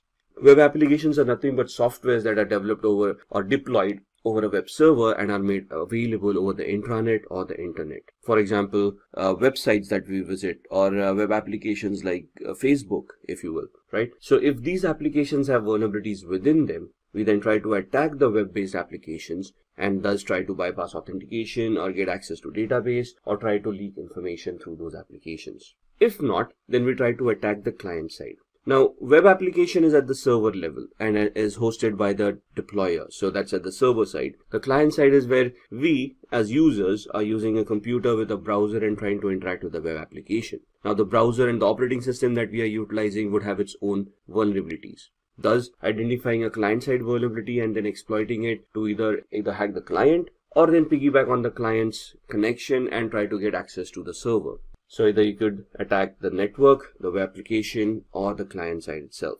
Or you could attack wireless networks. This test would examine all the wireless devices which are used in a corporation. Most of the wireless would have laptops, smartphones, tablets, phablets, all of those connected to them. If you're able to access any of these devices through the wireless, it would help you gain access to other devices on the wireless as well. And then social engineering. So this is where you're trying to attack humans. You're tracking an employee of a corporation to reveal some confidential information, knowingly or unknowingly, by tricking them with fake mails or fake websites or malicious emails that you have sent to them, which they have failed to recognize as malicious, and they click on it, thus getting victimized. Social engineering attacks are always successful because of the gullibility of humans. Empathy, sympathy. Humans basically have emotions. Emotions can be toyed with and then taken advantage of if the person is not careful enough. For example, the most common social engineering attack that we see is the Nigerian fraud,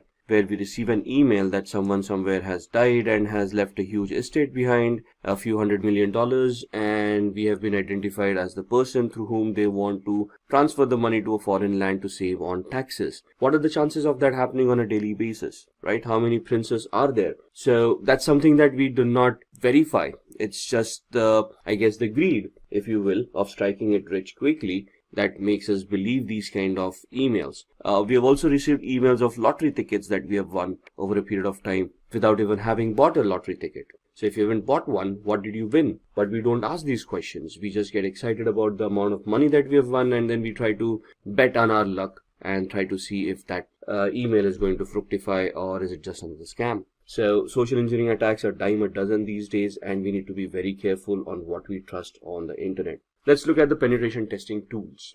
There are hundreds and thousands of tools out there. Most of these have been concised and collected together and hosted on an operating system known as Kali Linux that we have talked about earlier. Now, the predecessor to Kali Linux was Backtrack. Backtrack is no longer continued, it has been discontinued, and Kali Linux has taken the place of Backtrack, within which are all the tools that you see on your screen.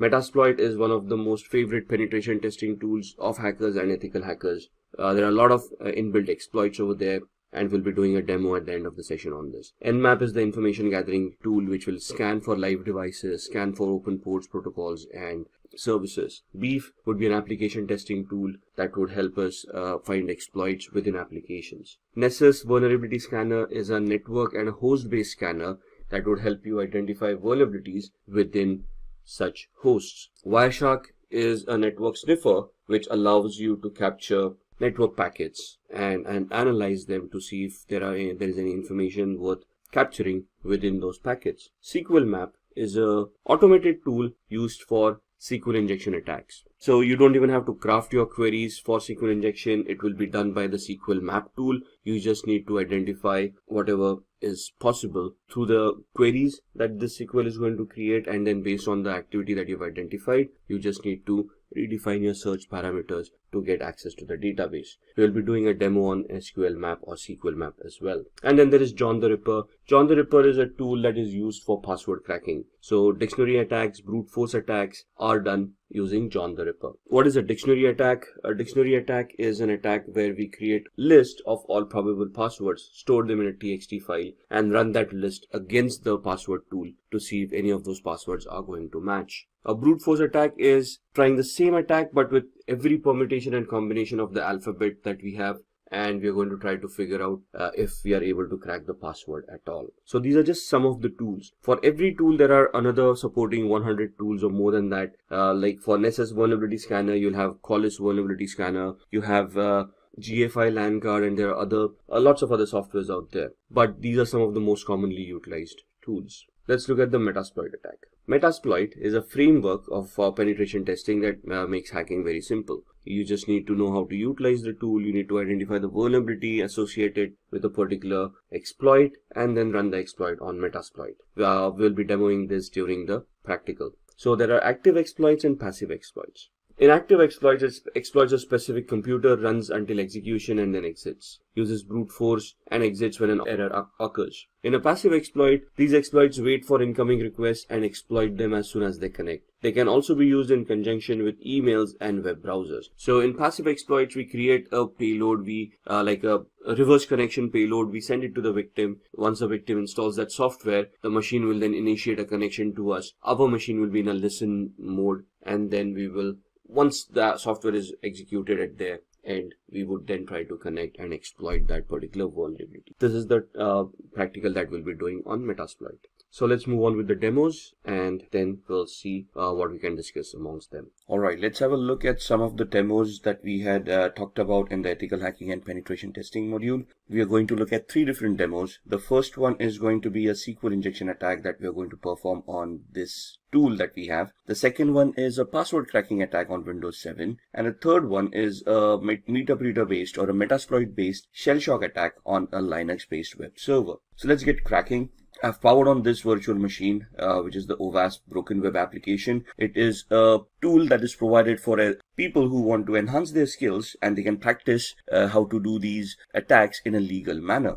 So we are going to go to this site. I'm just going to open up my browser. The IP address is 71.132, and that's the OWASP Broken Web application that we want to utilize. We are going to head off to Mutility 2, and we are going to look at a SQL injection attack where we want to bypass authentication. Now this takes us to the login screen, so we can just try our luck here and see that the authentication mechanism works, the account does not exist. So the username and password that we have supplied is not the correct one. So we want to ensure that there's a SQL database, and we can try to attack it and see if we can bypass the authentication. Now, what we want to do is we want to create a SQL-based malformed query that can give us a different output. So I'm just going to type in a single quote over here and type login, and you can see that this is now suddenly recognized as an operator, and there's an error that is given out compared to the login that we tried earlier. When we used a proper text-based login mechanism, it gave us the account does not exist,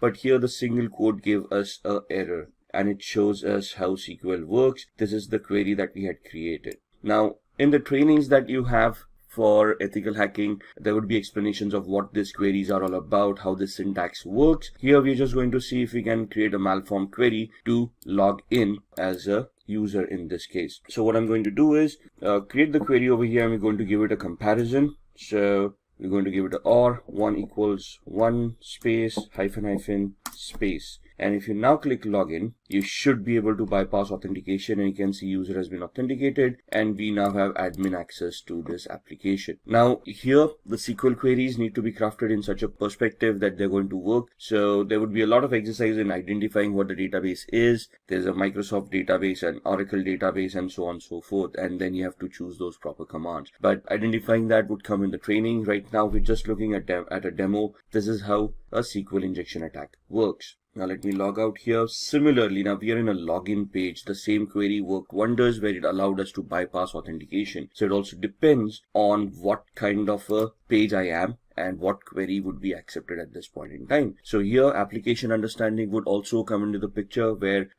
which function we are calling upon when we are connected to a particular page. Now this is a user lookup function, right? So again here we try the same method, test. That's not going to work. Authentication error, bad user on password. And if we type in the same query over here, single quote or, and give it a condition, single quote or 1 equals 1 space hyphen space. Now here it is not going to log us in because this is not a login page. This is a user lookup form. So here it would instead give us a dump of all the databases that it has. So you can see all the usernames and passwords coming in that are stored in the user lookup field. So this is where the understanding comes in of which query to create at what page, we are depending upon the function that is being called, right? So that's the SQL injection attack that we wanted to look at.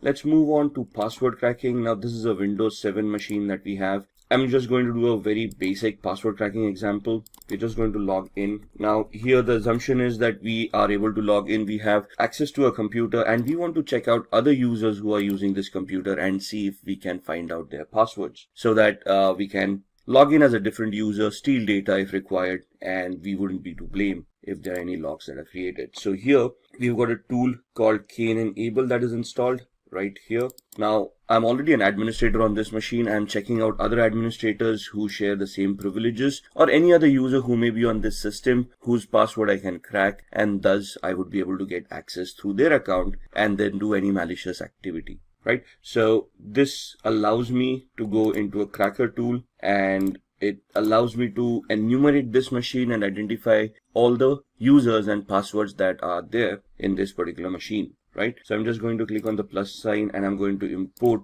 hashes from a local system. So where are these files stored? Where does Windows store its passwords? In what format are they stored? And what this tool does to retrieve those? That's something that we all need to know as an ethical hacker, right? So import the hashes from the local system. Click on next. It's going to enumerate that file, and it is going to give you a list of all the users that are there. So you can see the users are hacker admin, test, the one that we are logged in as, and then there's a user called virus as well. And you can see that this is the hash value of the password that is being utilized. Now there's a particular format for a hash value for Windows and how it stores. But once we have these hash values, let's say if I want to crack this password, there are various attacks that we can do. For example, a dictionary based attack or a brute force attack. Let's try a brute force attack, right? NTLM is the hashing mechanism that is used by Windows. So we're going to try to create an NTLM hash attack. And here we are going to use a predetermined rule set. For example, we are not sure what characters are being utilized over here. So we just create an attack like this using all characters and lowercase a through z, uppercase a through z, numeric 0 through 9 and all the special characters. Let's say the password is between 7 and 16 characters. And this is the character set that we want to try the brute force attack on. What is a brute force attack? It is an attack where the computer is going to try each and every permutation and combination out of this character set and try to figure out if the password is going to be correct. So if we click start, it's going to start with a particular characters, and then it is going to identify if that NTLM hash is going to work against this character. And you can see the time is going to be phenomenal over here. So it's not necessary that this attack would be viable. It will be 100% successful given the time frame. However, the time frame is huge enough for this attack to become a little bit redundant. There are other attacks that we can do which can easily identify this data for us as well, but that is something that we will look on in future videos. So that's how we can get access to users and passwords. There are different mechanisms where, let's say we don't have login access, then what are we going to do? How we can create a fake user, login, or how we can remotely access a machine and then try to get the same access. And that is what we are going to try to do in the next demo on a Linux machine. So what we are doing in a Linux machine could also be doable on the Windows machine with a different exploit. So what I'm going to do is, this is the Linux web server that I have that I'm going to power on. I'm going to use a Kali Linux machine to hack that device, and I'm going to just power off my Windows 7 machine. Give it a minute till it boots up. Now this is also a demo machine that we have which has its own pre-configured vulnerabilities. So here we've got something from the pen testers lab and has a shell shock vulnerability implemented inside. Shell shock vulnerability affects Linux, Mac and Unix based operating systems for a particular version of the bash shell. Bash is the born again shell, which is the command line interface in these operating systems. So what we are trying to do here is we are going to use the Kali Linux machine, try to find out the vulnerability over here, and if it exists, we are going to use Metasploit to attack this machine. Now the first and foremost thing is we want to identify the IP address. We have no idea what the IP address is. We are in the same subnet, so we are assuming that we are able to connect to this machine. So what I'm going to do is I'm going to open up a tool called ZenMap.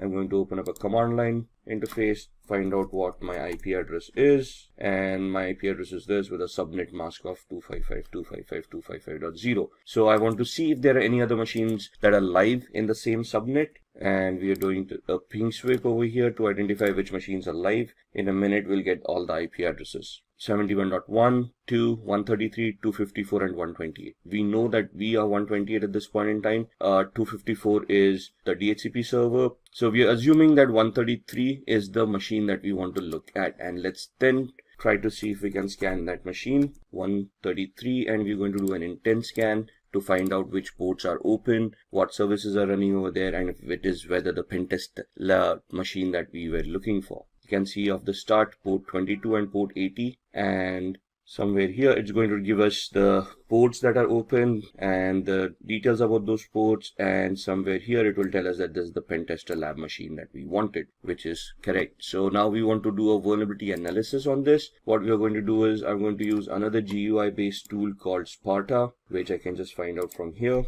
Sparta uses two tools in the background, a Nmap tool and a tool called Nikto. So we're just going to start scanning 192.168.71.133 was the IP address, add to scope, and over a period of time you can see all of these will start populating with information. There we are. That's the Nikto tool coming in, scanning on port 80, which means that it's a web server using HTTP. It tells us it's an Apache HTTPD 2.2.21, and gives us the 22 port number as well. If we head over to the tab of Nikto, or let's look at the screenshot first. This is what the website would be looking like, and Nikto gives us the options over here. It tells us that there is a vulnerability over here for shell shock, and this is the path where the vulnerability is going to exist. So what we are going to do, we go back to the command line, we open up a new one, minimize all these other windows, and we are going to open up Metasploit. Metasploit is a penetration testing tool that is used by most hackers and ethical hackers to test applications and test existing exploits and vulnerabilities. So just give it a minute till it starts. You can see there are already around 1700 exploits right here. We are going to see all those exploits with these commands. There we are, sorry for the typo.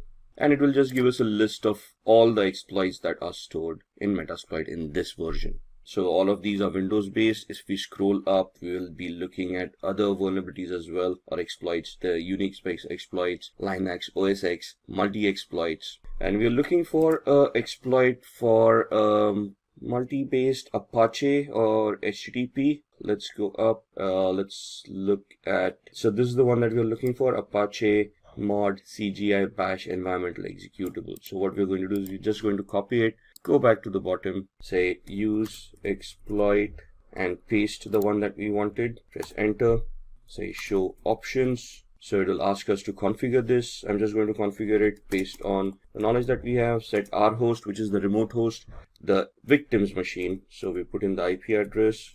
It asks us for the target URI. So that's the path that we saw. Set target URI to cgi-bin/status. Enter. Now with the exploit, we need to find a payload that is going to give us the output that we want. So we say show payloads, and it will give us a list of all the compatible payloads with this exploit. And we want to create a reverse TCP connection, which is this. So we know it's a Linux operating system. We want this payload to be set. So set payload, press enter. That's the payload coming in. Show options.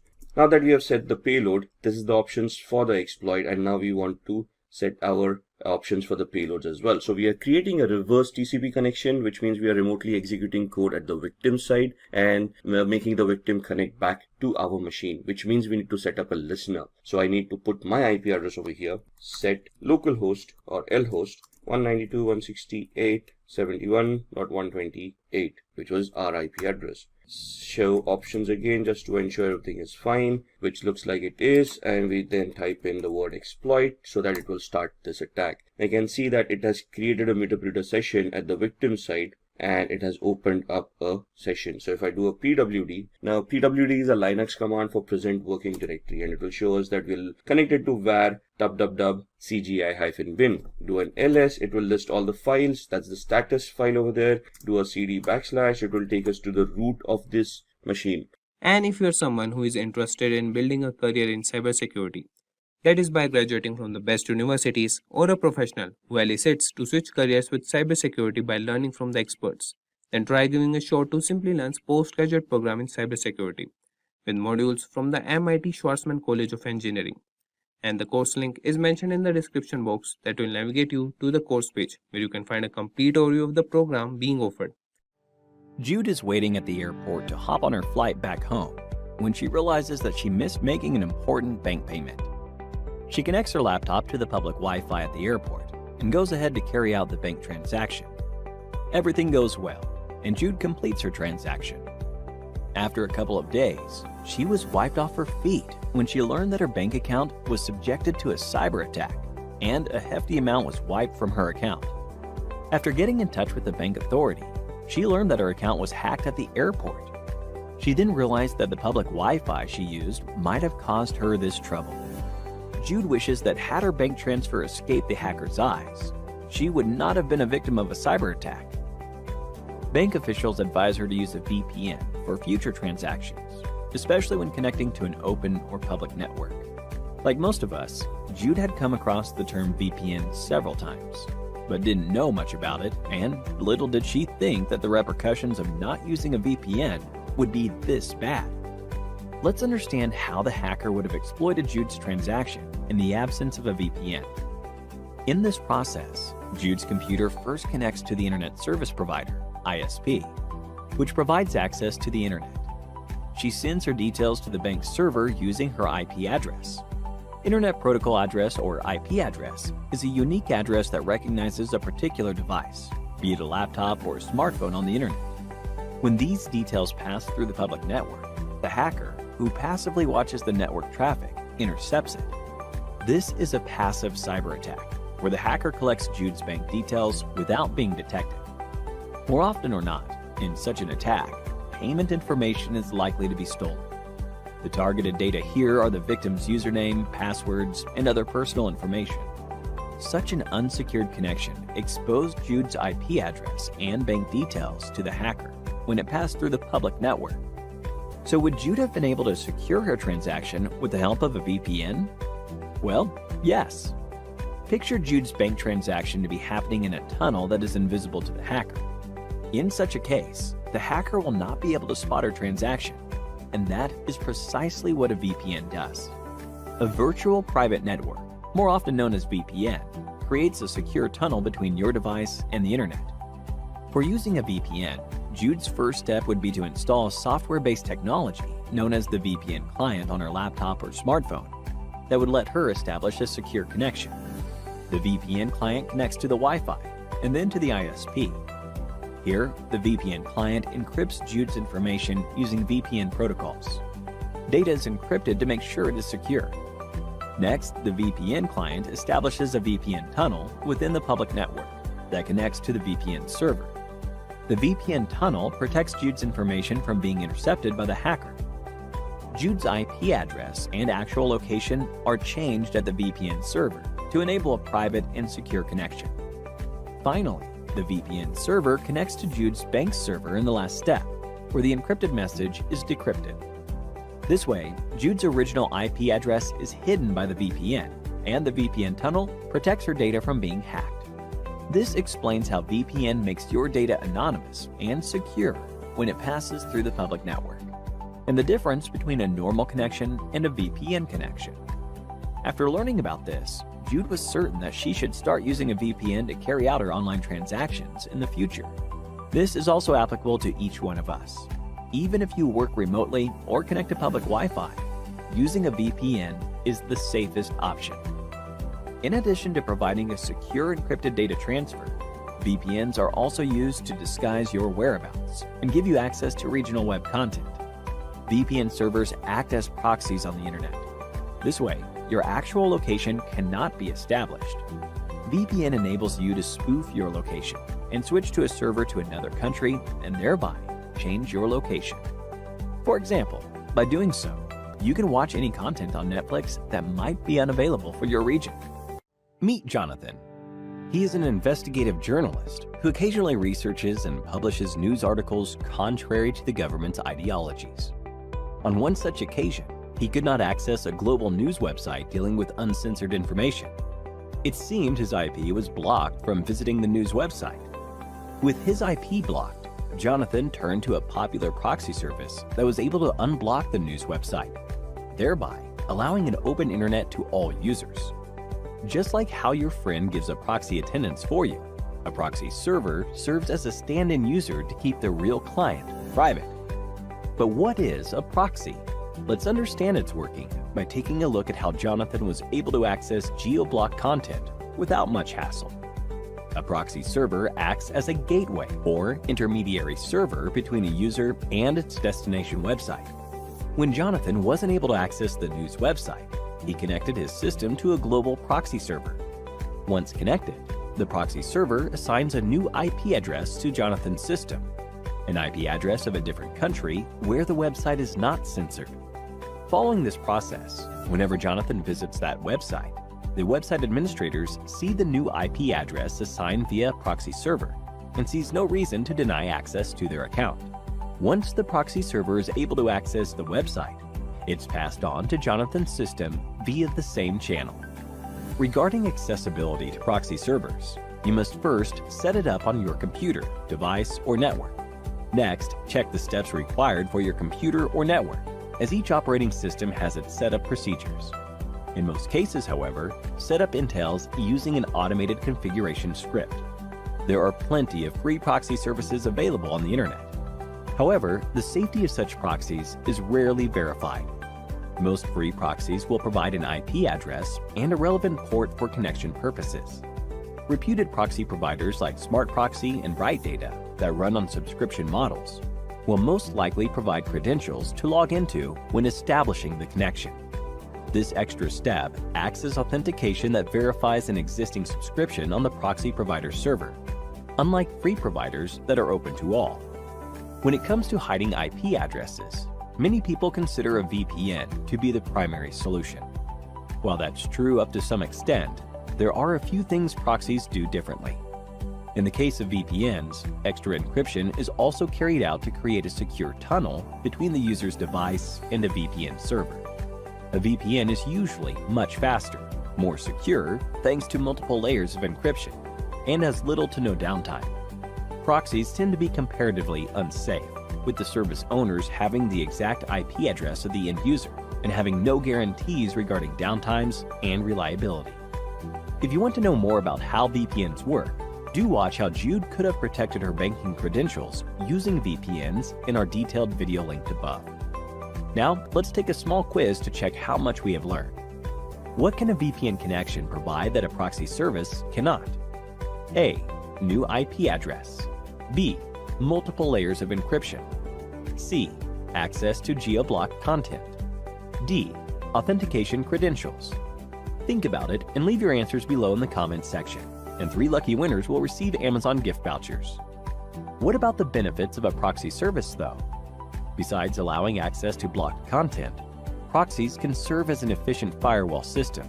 They can also filter content from third-party websites, allowing control over internet usage. In many cases, browsing speeds are stabilized compared to vanilla internet, thanks to proper optimization of the base proxy server. The element of privacy proxies provides is highly lucrative to people looking to hide their actual IP address from as many prying eyes as possible. One can easily argue the benefits of using VPNs over proxies for added security measures. However, a few basic tasks don't warrant maximum privacy for the user's side, as in other cases. For example, many consumers worldwide find proxy services more convenient, since all major operating systems starting from Windows to Android allow proxy configuration without the hassle of installing new applications, as is in the case of a VPN. In addition, there are services online that function as web proxies, allowing users to access blocked content without any setup from their end. They can enter the target URL, and the web proxy will route data from its physical server. This level of freedom is hard to come by in the case of VPNs, making proxies an ideal solution for casual browsing. With the next generation of internet exchanges focused on maximum privacy and security, a variety of ways have been enforced to maintain them as such. Censorship has been shifted from the streets to the digital domain. It forces the standard citizen to derive alternative ways to maintain anonymity. A major weapon in this battle for privacy and security is the Tor browser, an independent browser meant to browse the internet while relaying information through the Tor network. It serves as a meaningful alternative to the standard internet browsing habits. To better understand the purpose of this browser and such, we must learn about the work of the Tor network. Featuring its own routing protocol, the Tor browser is an easy way to maintain anonymity while browsing without emptying one's wallet. Let's take a look at the topics to be covered today. We start with the explanation of what is the Tor network and its significance in the working of the Tor browser.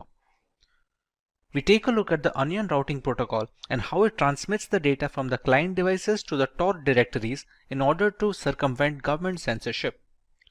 Moving on, we learn a few features of the Tor browser and the distinct advantages the Tor network provides. Next, we learn the difference between using a VPN and a Tor to anonymize internet usage. And finally, we have a live demonstration of the Tor browser anonymization features in action. Let's move on to learning about the Tor network. Tor, short for the Onion router. It's an open source privacy network that permits users to browse the web anonymously. The Tor was initially developed and solely used by the US Navy to protect sensitive government communications before the network was made publicly available. The digital era has disrupted the traditional way of doing things in every sector of the economy. The rapid rise in development and innovation of digital products has given way to frequent data breaches and cyber thefts. In response, consumers are increasingly opting for products that offer data privacy and cybersecurity. Tor is one such underground network that was implemented for the purpose of protecting users' identities. The Tor network is one example of the many emerging technologies that attempt to fill a data privacy void in a digital space plagued by cybersecurity concerns. The Tor network intercepts the traffic from your browser and bounces a user's request of a random number of other user IP addresses. Then the data is passed to the user requester's final destination. These random users are volunteer devices which are called as nodes or relays. The Tor network disguises your identity by encrypting the traffic and moving it across different Tor relays within the network. The Tor network uses an onion routing technique for transmitting data, hence the original name of onion router. To operate within the Tor network, a user has to install the Tor browser. Any address or information requested using the browser is transmitted through the Tor network. It has its own feature set, which we will be covering over later in this video. As we discussed already, the data passing through the Tor network must follow a unique protocol known as the onion routing protocol. Let us learn more about its unique characteristics. In our normal network usage, the data is transmitted directly. The sender has data packets to transmit, which is done directly over a line of communication with either a receiving party or a server of some kind. However, since the data can easily be captured while being transmitted, the security of this exchange is not very reliable. Moreover, it becomes very easy to trace the origin of such requests. On many occasions, websites with questionable and controversial content are blocked from the ISP. This is possible since the ISP is able to detect and spy on user information passing through the network. Apart from ISPs, there is a steady chance of your private information being intercepted by hackers. Unfortunately, easy detection of the source and contents of a web request make the entire network extremely vulnerable for people who seek anonymity over the internet. However, in the onion routing protocol, things take a longer route. We have a sender with the Tor browser installed on the client system. The network sends the information to node 1's IP address, which encrypts the information and passes it on to node 2's address, which performs another encryption and passes it on to node 3 address. This is the last address, which is also known as the exit node. This last node decrypts the encrypted data and finally relays the request to the final destination, which can be another device or a server end. This final address thinks the request came from the exit node and grants access to it. The encryption process across multiple computers repeats itself from the exit node to the original user. The Tor network obfuscates user IP addresses from unwanted surveillance by keeping the user's request untraceable. With multiple servers touching the data, it makes the tracking very difficult for both ISPs and malicious attackers. Now that we understand the way Tor works, let us learn more about the Tor browser. The Tor browser was developed by a non-profit organization as a part of the Tor project in 2008, and its first public release was announced.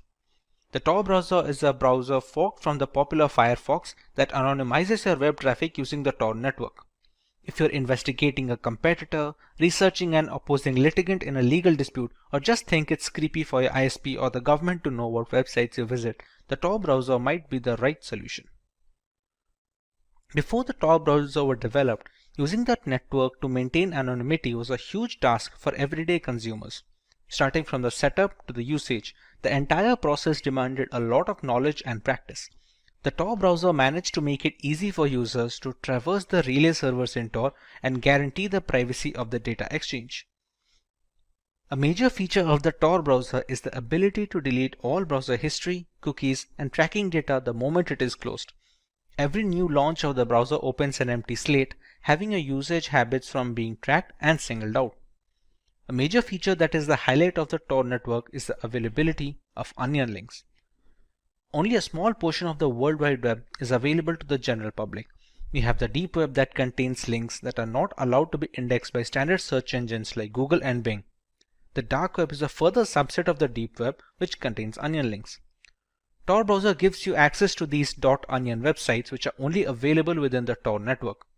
Onion is a special use top-level domain which designates an anonymous onion service, which is also known as a hidden service. Similar to the links of the deep web, these onion links provide services like online shopping, cryptocurrency, and many other products not available in the consumer internet space. Often being considered as a haven for illegal activities and sales, onion links provide both information and assets in a private manner without the risk of spying by authorities. Browsing the web over Tor is slower than the ClearNet due to the multiple layers of encryption. Some web services also block Tor users. Tor browser is also illegal in authoritarian regimes that want to prevent citizens from reading, publishing, and communicating anonymously. Journalists and dissidents around the world have embraced Tor as a cornerstone of democracy, and researchers are hard at work at improving Tor's anonymity properties. Let us take a look at some of the advantages of using the Tor browser over standard web browsers. The highlight of using the Tor browser is to maintain anonymity over the internet. The cause for such requests can differ from person to person, but all of these concerns are answered by the Tor network. Routing the information via multiple nodes and relay servers make it entirely difficult for the ISP to keep a track of usage data. The entire Tor project is designed to be completely free and open source. Allowing the code for the browser to be inspected and audited by third parties helps in the early detection of faulty configurations and critical bugs. It is present for multiple operating systems, starting from laptops to mobile devices. A number of websites are blocked by governments for a variety of reasons. Journalists under authoritarian regimes have difficulty in getting the word out regarding the situation. Since the onion routing protocol transfers data between multiple servers of random countries, the domains being blocked become available when used via Tor. Usage of these encryption messaging platforms is easily enforced using the Tor browser, which otherwise would have been a difficult task under oppressive circumstances. Many people believe that a VPN offers the same benefits as the Tor browser. Let's put both of them to the test and see the differences between them. Coming to the first point of difference, Tor is completely free and open source. All of the code for the browser and the network can be audited and has been cleared for security concerns. When it comes to VPN, there are many different brands which have open source clients, but the same cannot be said for their counterparts. Some have partly open source, while some have completely locked up their code so that they cannot be stolen further. Moving on, Tor has multiple relay points in its data transfer protocol. Between the server and the receiver, there are 3 different IP nodes. That number can increase, but it will always be more than 2. Once the data is passed from the sender, it goes through all of those relay points, while in the case of a VPN, the connection is made from the client device to the VPN server and then to the requested destination. There is no other IP node that comes into work here, thereby making the connection a one-to-one between the client and a VPN. As a next point, since Tor handles multiple layers of encryption and the data passes through multiple systems along the way, the performance is slow compared to a VPN, where the performance is relatively fast due to the less number of nodes the data passes through. Similarly, the multi-layer encryption of Tor is consistent. If you use Tor browser, every single request passes through the same layer of encryption and follows the same routing protocol. In the case of a VPN, different companies offer different levels of encryption. Some have multi-hop, some prefer a single one-to-one connection, and these kind of differences make the choice much more variable. Finally, the nodes and relays being used in the Tor network are volunteer. There is no company holding over them, so jurisdiction becomes relatively straightforward. Whereas in the case of VPNs, many such VPNs are hosted by adware companies or are being monitored by central governments to note the usage information. Now that we have a better understanding of the Tor browser and its routing, let us take a look at how the Tor browser can anonymize and protect our internet usage. On opening up the Tor browser for the first time, this is the page that you are going to be welcomed with. You have the option of connecting to the Tor network before we start our browsing. So let's press connect, and we can see that it is connected. Coming to the anonymization, let's check my current location on Google Chrome. Currently is showing as Navi Mumbai in Maharashtra. If we check the same link on the Tor browser, we should get a different address. Now every link that we open in the Tor browser will be little delayed and the speed will be hampered because of the multiple layers of encryption like we discussed. Now as you can see, it's showing a German IP and the state of Bavaria. This is how the anonymization works. There is no VPN configured, there is no proxy attached. It's straight up the out of the box settings that come inbuilt with the Tor browser. Similarly, we have an option of cleaning up the data. Let's say if you want to refresh your location and you want to use a different ID for the next browsing session. If you just restart it once, and we can have to check it again, we should be seeing a different country this time. As you can see, we have Netherlands right now. So this is how you can keep refreshing your address, you can keep refreshing your host location so that you cannot be tracked when in browsing the internet. Like we discussed, we have some onion links that can only be used on the Tor network. As you can see, these kind of links do not open in the Google Chrome browser. But once we copy these over to the Tor browser,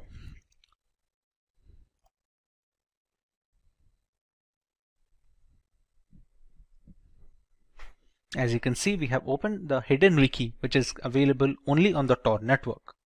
This is kind of an alternative Wikipedia website where we can find articles to read and more information to learn. Similarly, we have another onion link over here, which is once again available only for the Tor browser.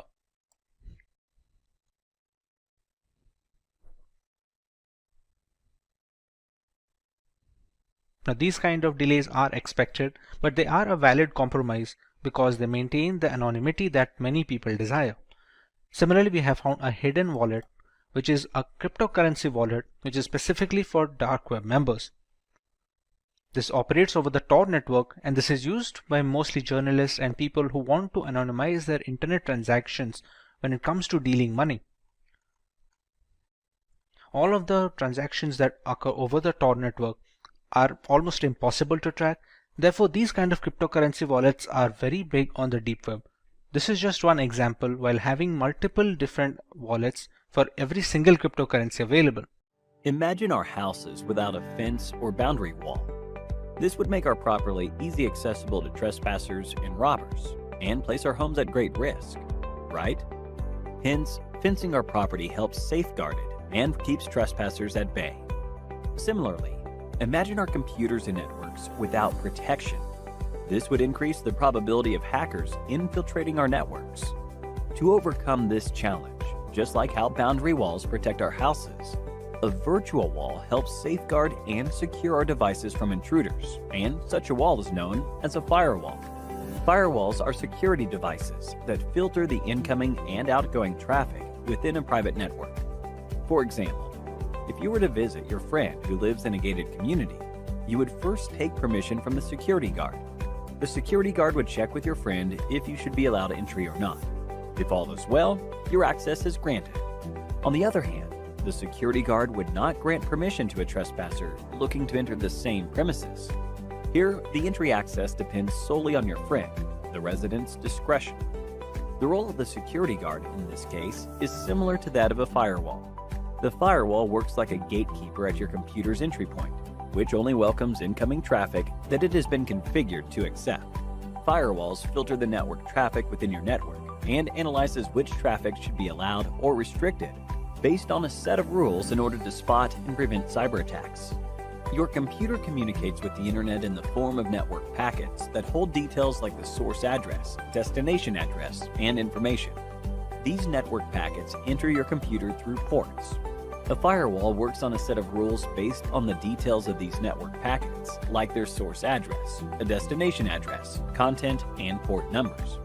Only trusted traffic sources or IP addresses are allowed to enter your network. When you connect your computer to the internet, there is a high chance of hackers infiltrating your network. This is when a firewall comes to your rescue by acting as a barrier between your computer and the internet. The firewall rejects the malicious data packet and thus protects your network from hackers.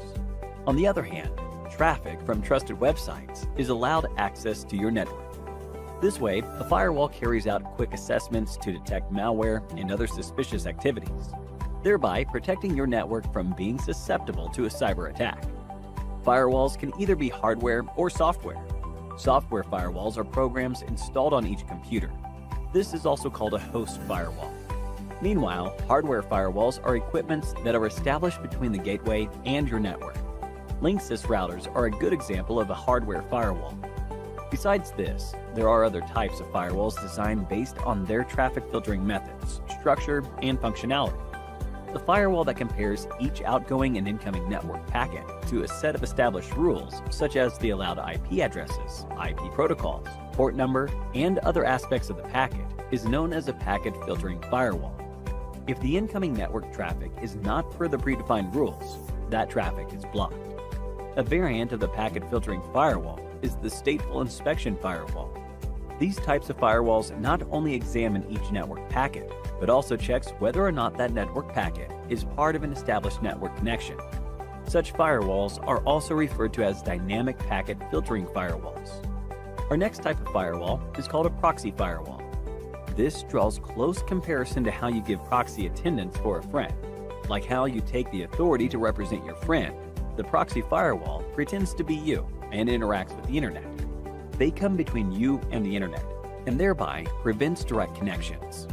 This protects your device's identity and keeps the network safe from potential attacks. Only if the incoming data packet contents are protected, the proxy firewall transfers it to you. They are also known as application-level gateway. A firewall can spot malicious actions and block your computer from receiving data packets from harmful sources.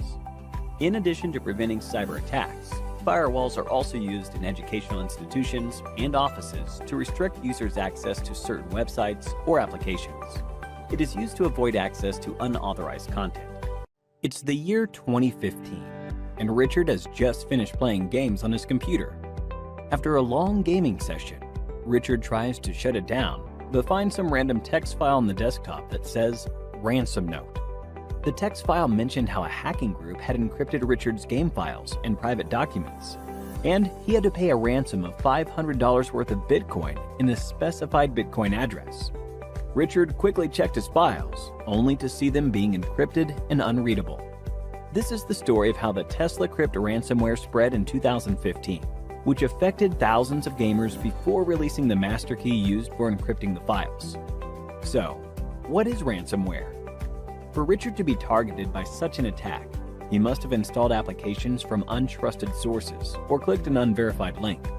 Both of them can function as gateways for a ransomware breach. Ransomware is a type of malware that encrypts personal information and documents while demanding a ransom amount to decrypt them. This ransom payment is mainly done using cryptocurrency to ensure anonymity, but can also employ other routes. Once the files are encrypted or locked behind a password, a text file is available to the victim, explaining how to make the ransom payment and unlock the files for it. Just like Richard found the ransom note text file on his desktop. Even after the money has been paid, there is no guarantee that the hackers will send the decryption key or unlock the files. But in certain sensitive situations, victims make the payment hoping for the best. Having never been introduced to ransomware attacks before, this gave Richard an opportunity to learn more about this, and he began his research on the topic. The spread of ransomware mostly starts with phishing attacks. To know more about phishing attacks, click the link in the button above. Users tend to click on unknown links received via emails and chat applications, promising rewards of some nature. Once clicked, a ransomware file is installed on the system that encrypts all the files or blocks access to computer functions.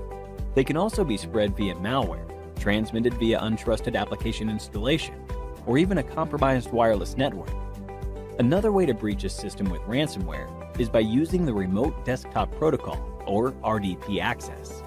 A computer can be accessed remotely using this protocol, allowing a hacker to install malicious software on the system with the owner unaware of these developments.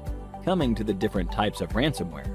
First, we have locker ransomware, which is a type of malware that blocks standard computer functions from being accessed until the payment to the hackers is complete.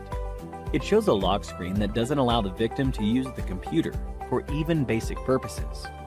Another type is crypto ransomware, which encrypts the local files and documents in the computers. Once the files are encrypted, finding the decryption key is impossible unless the ransomware variant is old and the keys are already available on the internet. Scareware is fake software that claims to have detected a virus or other issue on your computer and directs you to pay to resolve the problem. Some types of scareware lock the computer, while others simply flood the screen with pop-up alerts without actually damaging files. To prevent getting affected by ransomware, Richard could have followed a few steps to further enhance his security. One must always have backups of their data. Cloud storage for backup is easy, but a physical backup in a hard drive is always recommended. Keeping the system updated with the latest security patches is always a good idea. Apart from system updates, one must always have reputed antivirus software installed. Many antivirus software like Kaspersky and Bitdefender have anti-ransomware features that periodically check for encryption of private documents. When browsing the internet, a user must always check for the lock symbol on the address bar, which signifies the presence of HTTPS protocol for additional security. If a system is infected with ransomware already, there is a website, nomoreransom.org. It has a collection of decryption tools for most well-known ransomware packages. It can also help decrypt specific encrypted files if the list of anti-ransomware tools didn't help the victim. Malware is a malicious software that is programmed to cause damage to a computer system, network, and hardware devices. Many malicious programs like Trojan, viruses, bombs, and bots which cause damage to the system are known as malware. Most of the malware programs are designed to steal information from the targeted user, or to steal money from the target by stealing sensitive data. Let's take a look at the introduction for two different types of malware, virus and Trojan. Firstly, let's take a look what exactly is a virus program. A computer virus is a type of malicious program that on execution replicates itself. They get attached to different files and programs which are termed as host programs by inserting their code. If the attachment succeeds, the targeted program is termed as infected with a computer virus. Now let's take a look at the Trojan horse. Trojan horse program is a program that disguises itself as a legitimate program but harms the system on installation. They hide within the attachments and emails, then transfer from one system to another. They create backdoors into a system to allow the cybercriminal to steal our information.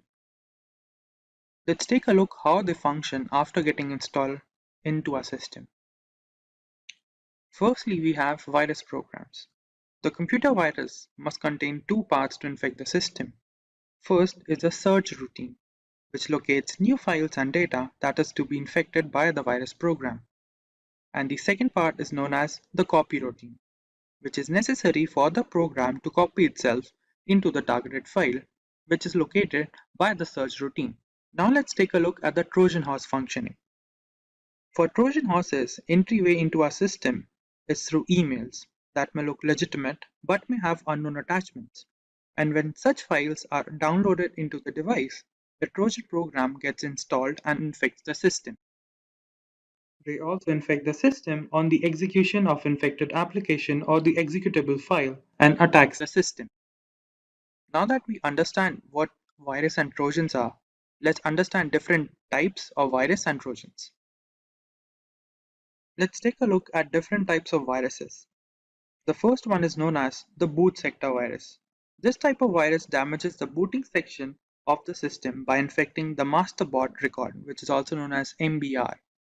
This damages the boot sector section by targeting the hard disk of the system. Then we have the macrovirus. Macrovirus is a type of virus that gets embedded into the document-related data and is executed when the file is opened. They also are designed to replicate themselves and infect the system on a larger scale.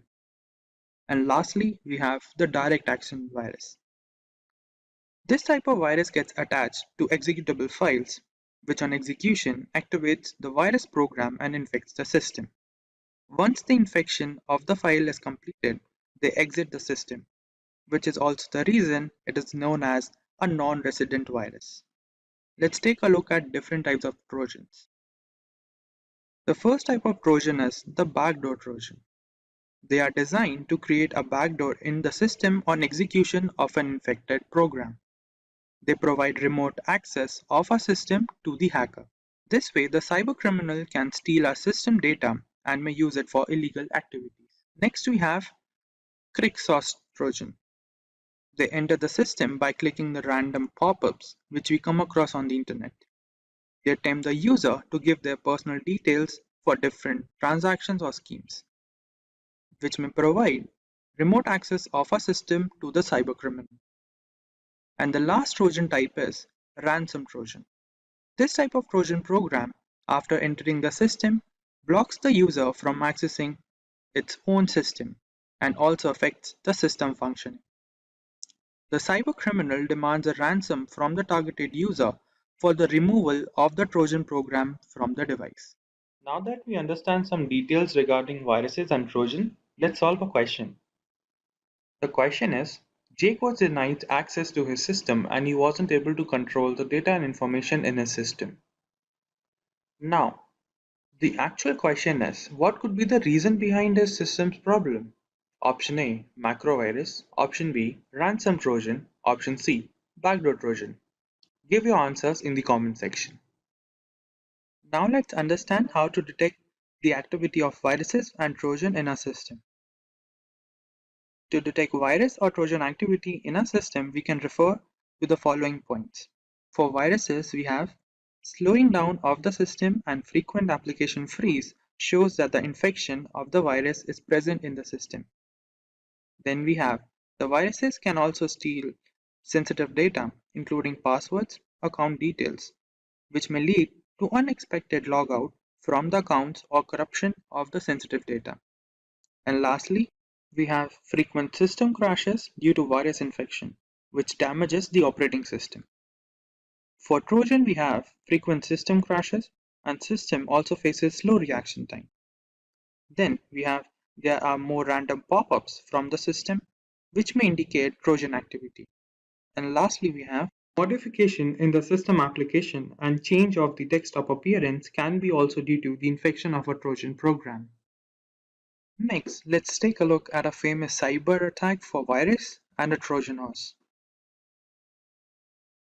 For virus, we have the MyDoom virus, which was identified in the year 2004, which affected over 50 million systems by creating a network of sending spam emails, which was to gain backdoor access into our systems.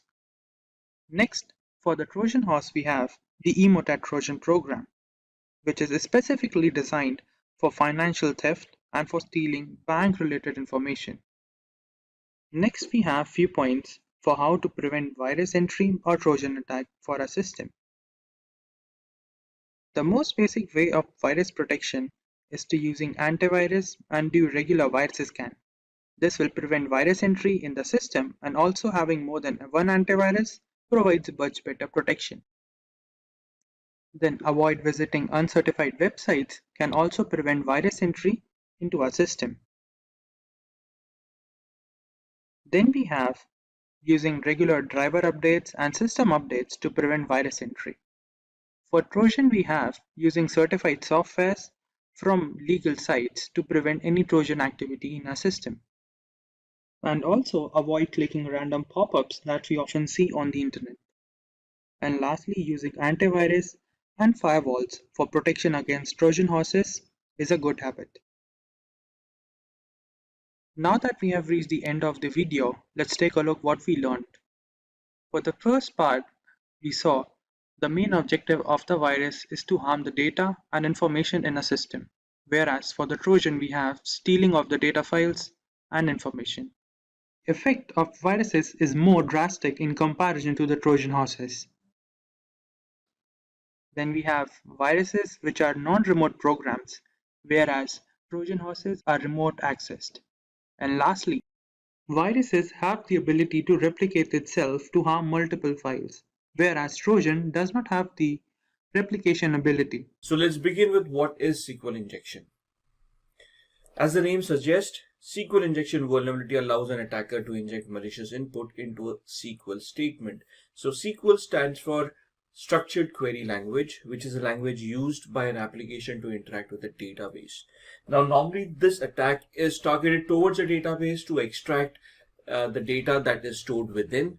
However, the vulnerability does not lie in the database itself. The vulnerability will always lie in the application. It is the developer's prerogative of how to develop the application, how to configure it to prevent SQL injection queries from happening. A database is created to answer questions, and if a question is asked, it is supposed to answer it. Database needs to be configured for some amount of security, but the vulnerability, the flaw here for SQL injection will always lie in the application itself. It is how the application interacts with the database that needs to be modified, that needs to be maintained by the developer rather than just configuring the database itself. So the attacker at this point in time, when they send a query to the application, will form a malformed query by injecting a particular command or an operator that is recognized by the SQL language. And if that operator is passed through the application to the database, then the database basically gets cracked or does a data dump because of that unwanted character coming in. So this character needs to be filtered at the application level itself. Now let's look at a quick demo. So what we have done here is I have this virtual machine called OWASP Broken Web Applications Virtual Machine version 1.2. I'm going to power this on. Till this powers on, I'm going to show you where we can download this utility from. So you can just look for OWASP Broken Web Application Project download. You'll find it on sourceforge.net. Click on the link. You can download the Broken Web Application Project from here. This is a 1.9 GB download, and you can have a zip machine directly for VMware or Oracle VirtualBox. Now, this is an application that has been developed by OWASP, which stands for Open Web Application Security Project, which is a not-for-profit organization and periodically releases the most top 10 risks that an application will face for that particular year. So they have given a web application with inbuilt vulnerabilities for professionals like us to practice upon, to develop our skills upon, because doing this in the real world is illegal. I cannot go onto a website to demonstrate how a SQL injection attack works. Neither should you try your hands on it till you become very well rehearsed with it. So to upgrade your skills, to upskill yourself, please download this machine, host it in a VMware workstation or an Oracle VirtualBox, and you can then try your skills on it, right? So just going back to the browser here, if I open up a new tab, you'll see that this machine has booted up and has an IP address called 71.132. So if I just go onto that IP address and I type in 192.168.71.132, and you'll see the OWASP Broken Web Application Project, and there are a lot of training applications, realistic intentionally vulnerable applications, old versions of real applications, and so on and so forth. So there is a lot of applications inbuilt over here that you can try your skills upon. We are going to try to use the OWASP utility over here. This gives you the OWASP top 10 risks for 2010, 2013. 2017 is the latest one so far, but the difference between 2013 and 2017 is that some of these have changed, but not all of them. The order has changed a little bit, but you can see that SQL injection is on the top A1 amongst the injection attacks, right? And you can see there are multiple types that have been given here: the SQL injection for extracting data, or SQL injection for bypass authentication, or insert your injection attacks, blind SQL injection. And then there is a tool called SQL Map, which is available freely on your Linux machines, Kali Linux or Parrot Linux, whichever you want to use for your practice targets, and so on and so forth. So if I just take you here for bypass authentication, and this is a regular login page that an application may have, right? You look at a username, you look at password, you type that in, and you log in. So let's say I don't know a password here. I'm just going to type in a username test. Password is PASSWORD. I try to log in, and it shows me that the account does not exist. So the authentication mechanism does work. I did type in a username and password. It wasn't recognized, so the account does not exist. Now let's try to type in a SQL query. Here I'm going to just give it a single quote, which is an operator that is recognized by the SQL language, which when the database tries to execute will cause the database to dump some data or to bypass authentication in this case. And I'm going to give it a condition, single quote, or 1 = 1 space hyphen space, and I'm going to click on login. Now right now I'm not logged in at all, and we tried our username and password and we weren't able to log in. So now if I log in, you will see that it gave me a status update saying the user has been authenticated, and I'm logged in as admin, got root. So that is what these SQL queries can achieve. I'm going to log out right now, and we are going to look at the basics of SQL injection. So looking at that small demo, now let's look at what types of SQL injections are available. So the first is in-band SQL injection. There are two subtypes within in-band: error-based injection attack and a union-based injection attack. The second type is blind SQL injection attack, where there's a Boolean-based and a time-based attack. And the third one is out-of-bound SQL injection attack. Now, what is in-band SQL injection attack? In-band is where we are either attempting the error-based or the union-based. What is error-based? We send a query to the database, we craft a query to the database, and it generates an error message, and it dumps the error message right in front of us on the screen. That makes us realize that there is a flaw, and there is some information that is dumped on the screen, which we can then further utilize to craft our further queries as we go ahead. Whereas union-based is it is where we combine multiple statements at the same time. So if you look at the URL, earlier in the URL, you would see a large structure in that URL.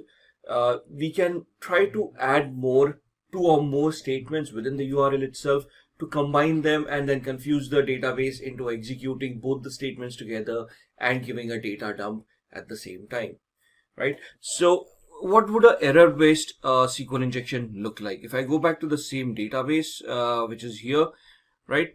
And if you remember the username, we gave it a single quote or 1 equals 1 space hyphen space. We gave it the condition, right? So basically what it did was the single quote is an operator that goes to the database, selects the default table in the user tables in this database column, and then compares it to the condition that is given. So the condition that we gave was 1 equals 1, which is always true.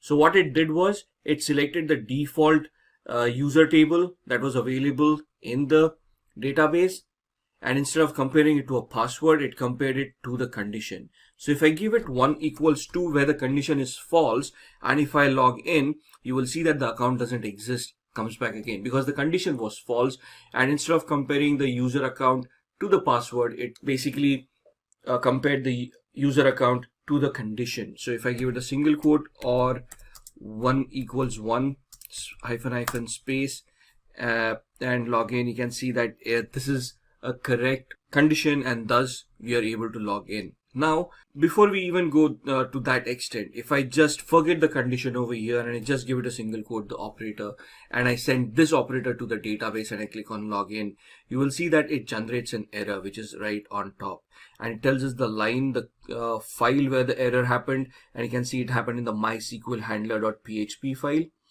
right? And then it gives us the message, you have an error in your SQL syntax, check the manual that corresponds to your MySQL server version for the right syntax to use. Now, why would a hacker want to do this in the first place? Because there are different types of databases. So there is a MySQL, MS SQL or Microsoft SQL, Oracle SQL, IBM DB2. All of these are variations of the SQL database. They use the SQL language. However, every database has its own command, right? They have their own syntax, they have their own specific commands that are utilized for the database. So in this scenario, the hacker wants to identify what database is being currently utilized so they can craft those particular queries. So now with this injection, with just me sending the quote and the error getting generated, I now come to know that we are using a MySQL server, and the version of that server is 5.1.73. and the rest of the information about where the handlers are located and so on and so forth, right? This gives the information to the hacker of how they want to proceed next, what kind of queries they want to create, what kind of syntax they want to utilize.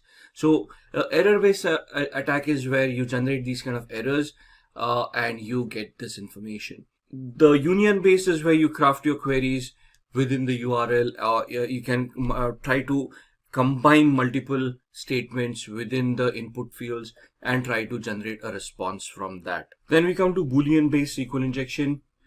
Sends a SQL query to the database, which forces the application to return a different result depending on whether the query returns a true or a false result. So basically, if the input is false, both the inputs are false, the output would be false. There's one input that is false, the other input that is true, input B, the output would be true, and so on and so forth. right? So depending on the result from the inputs, the attacker will come to know which input is true. With this, he can then access the database of the website. So you're trying to figure out by sending out multiple inputs and then analyzing the output to see what exactly, which command exactly worked, what was the resultant output of that command. Thus, from this kind of an information, the hacker can infer their next step forward. Then you have time-based SQL injections. Now, there are times when a database administrator or an application administrator has done some security configuration and thus have disabled verbose error messages. Now, what is a verbose error message? The error message that we saw right here is a verbose error message. That means that the message gives out details. The message gives out details about what the database is, the version and whatnot. So if they have sanitized these errors and you no longer can generate these errors and thus you cannot figure out what database is, then what do you do, right? For example, if I just take you to Simplilearn,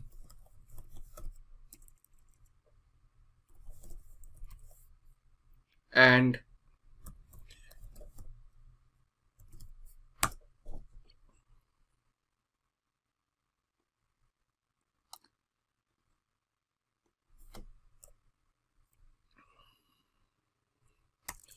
take you to a URL that is supposedly not accessible, you can see that it gives a generic error. Oops, like it looks like you have crash landed on Mars. It doesn't give you a verbose error that we saw here. So this gives us a detailed error of what went wrong, where it gives us the database, the version of the database, and where the query went wrong, and etc, etc, etc.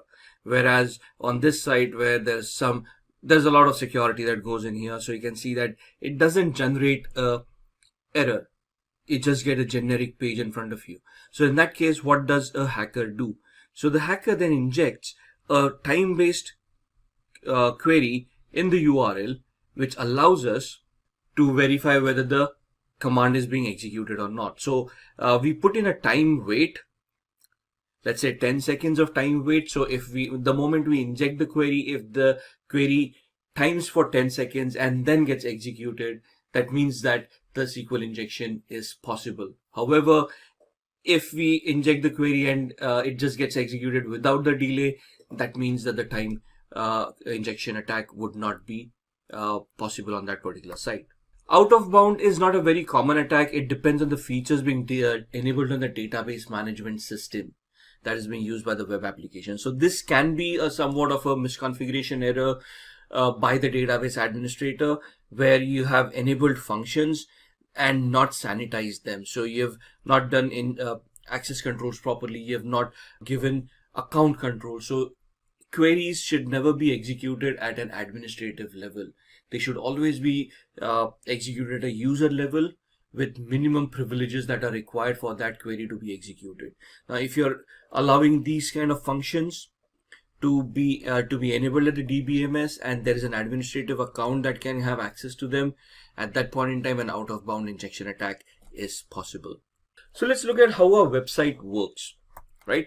How SQL works on a website. Now, the website is constructed of HTML, hypertext markup language, which would include JavaScripting for functionality, cascading style sheets for the mapping of the website, right? And then React, JS and whatnot for further functionality. Now, when we send a query to the website, it is normally using the HTTP protocol or HTTPS protocol. When the query reaches the application would then go ahead and generate the SQL query. At the client side, you'll have all these scripting languages coming in on the front end that we can utilize to craft queries and then send them across. At the server side, you'll have databases like Oracle, MySQL, MS SQL, and so on and so forth that will then execute those queries, right? So just to give you an example, if I use a tool called Postman, what we generally do when we craft a query is we send out a GET request to the website, and then we receive a response from the site with the HTML code and everything. So this is a tool that is utilized by software testers to test the responses that you're going to get from various websites. So on the left hand side, you can see I've used it on quite a bit. Here we have an example for gmail.com. So let's continue with that. So this is a GET request being sent to Gmail. The moment I send it, it's going to create an HTTP request and send it across. The response that I get is this. This is the HTML code for gmail.com, right? These are the cookies. These are the headers that include information. So you can see this is a text HTML. Character set utilized is UTF-8, and the configuration that has been done with the application, right? So this is where everything comes in. This is the cookie that has been sent with that particular request that I had sent out. Now if we analyze this query, right? So when we went on to this application and I typed in that single quote and we generated this error, right? You can see that the application converted this into a SQL query. So the query was select username from accounts where the username in quotes, single quotes, and we use this quote, right? The single quote right there. So that's where we use that operator, and that's where the exception error occurred. So these are the kind of queries that are structured by the application and then taken on to the database for execution. When we type in, it is a HTTP GET request with the username and password within that query that is sent to the application. The application converts it into a SQL query, sends it to the database, and the database responds with the appropriate response. So how do we prevent SQL injection in the first place? Use prepared statements and parameterized queries. These statements make sure that the parameters passed into SQL statements are treated in a safe manner. So for example, we saw that the single quote was an operator. This shouldn't be allowed to be utilized in the first place, right? So here what we are doing here is a secure way of running a SQL query in the JDBC using a parameterized statement. Define which user we want to find. So there's a string, the email comes in. Connection to the database, we are going to figure out how the connection is going to be passed, how it is going to be created. Construct the SQL statement we want to run specifying the parameter, right? So we define how is it going to be created, what is going to be created, what can be passed to the database and what should not be passed to the database. So that is one way of utilizing prepared statements and parameterized queries. Then we have object relational mapping. Most development teams prefer to use object relational mapping frameworks to make the translation of SQL results set into code objects more seamless. So this is an example of object relational mapping where we map certain objects and allow that to be executed. And then escaping inputs. It is a simple way to protect against most SQL injection attacks. Many languages have standard functions to achieve this, right? So you need to be very careful while using escape characters in your code base when a SQL statement is constructed. Not all injection attacks rely on abuse of code characters. So you need to know what characters are being utilized in the configuration that you have created, in the structure that you have created, in the code that you have created, which characters are being recognized as operators. You need to sanitize those operators, and you need to basically ensure that these operators cannot be accepted as user input. If they are, they're weeded out by the application and they never reach the database. Other methods of preventing SQL injection are password hashing, so that passwords cannot be bypassed, the passwords cannot be recovered, passwords cannot be cracked. Third-party authentication, you use OAuth or some other service for a single sign-on mechanism.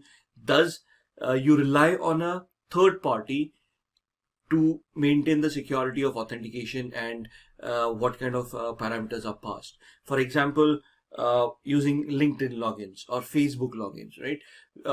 For the layman, you normally go on to Facebook and you allow, if you're using a game, right? If you start playing a game, you're allowed to log into the game using your Facebook credentials or your Google credentials.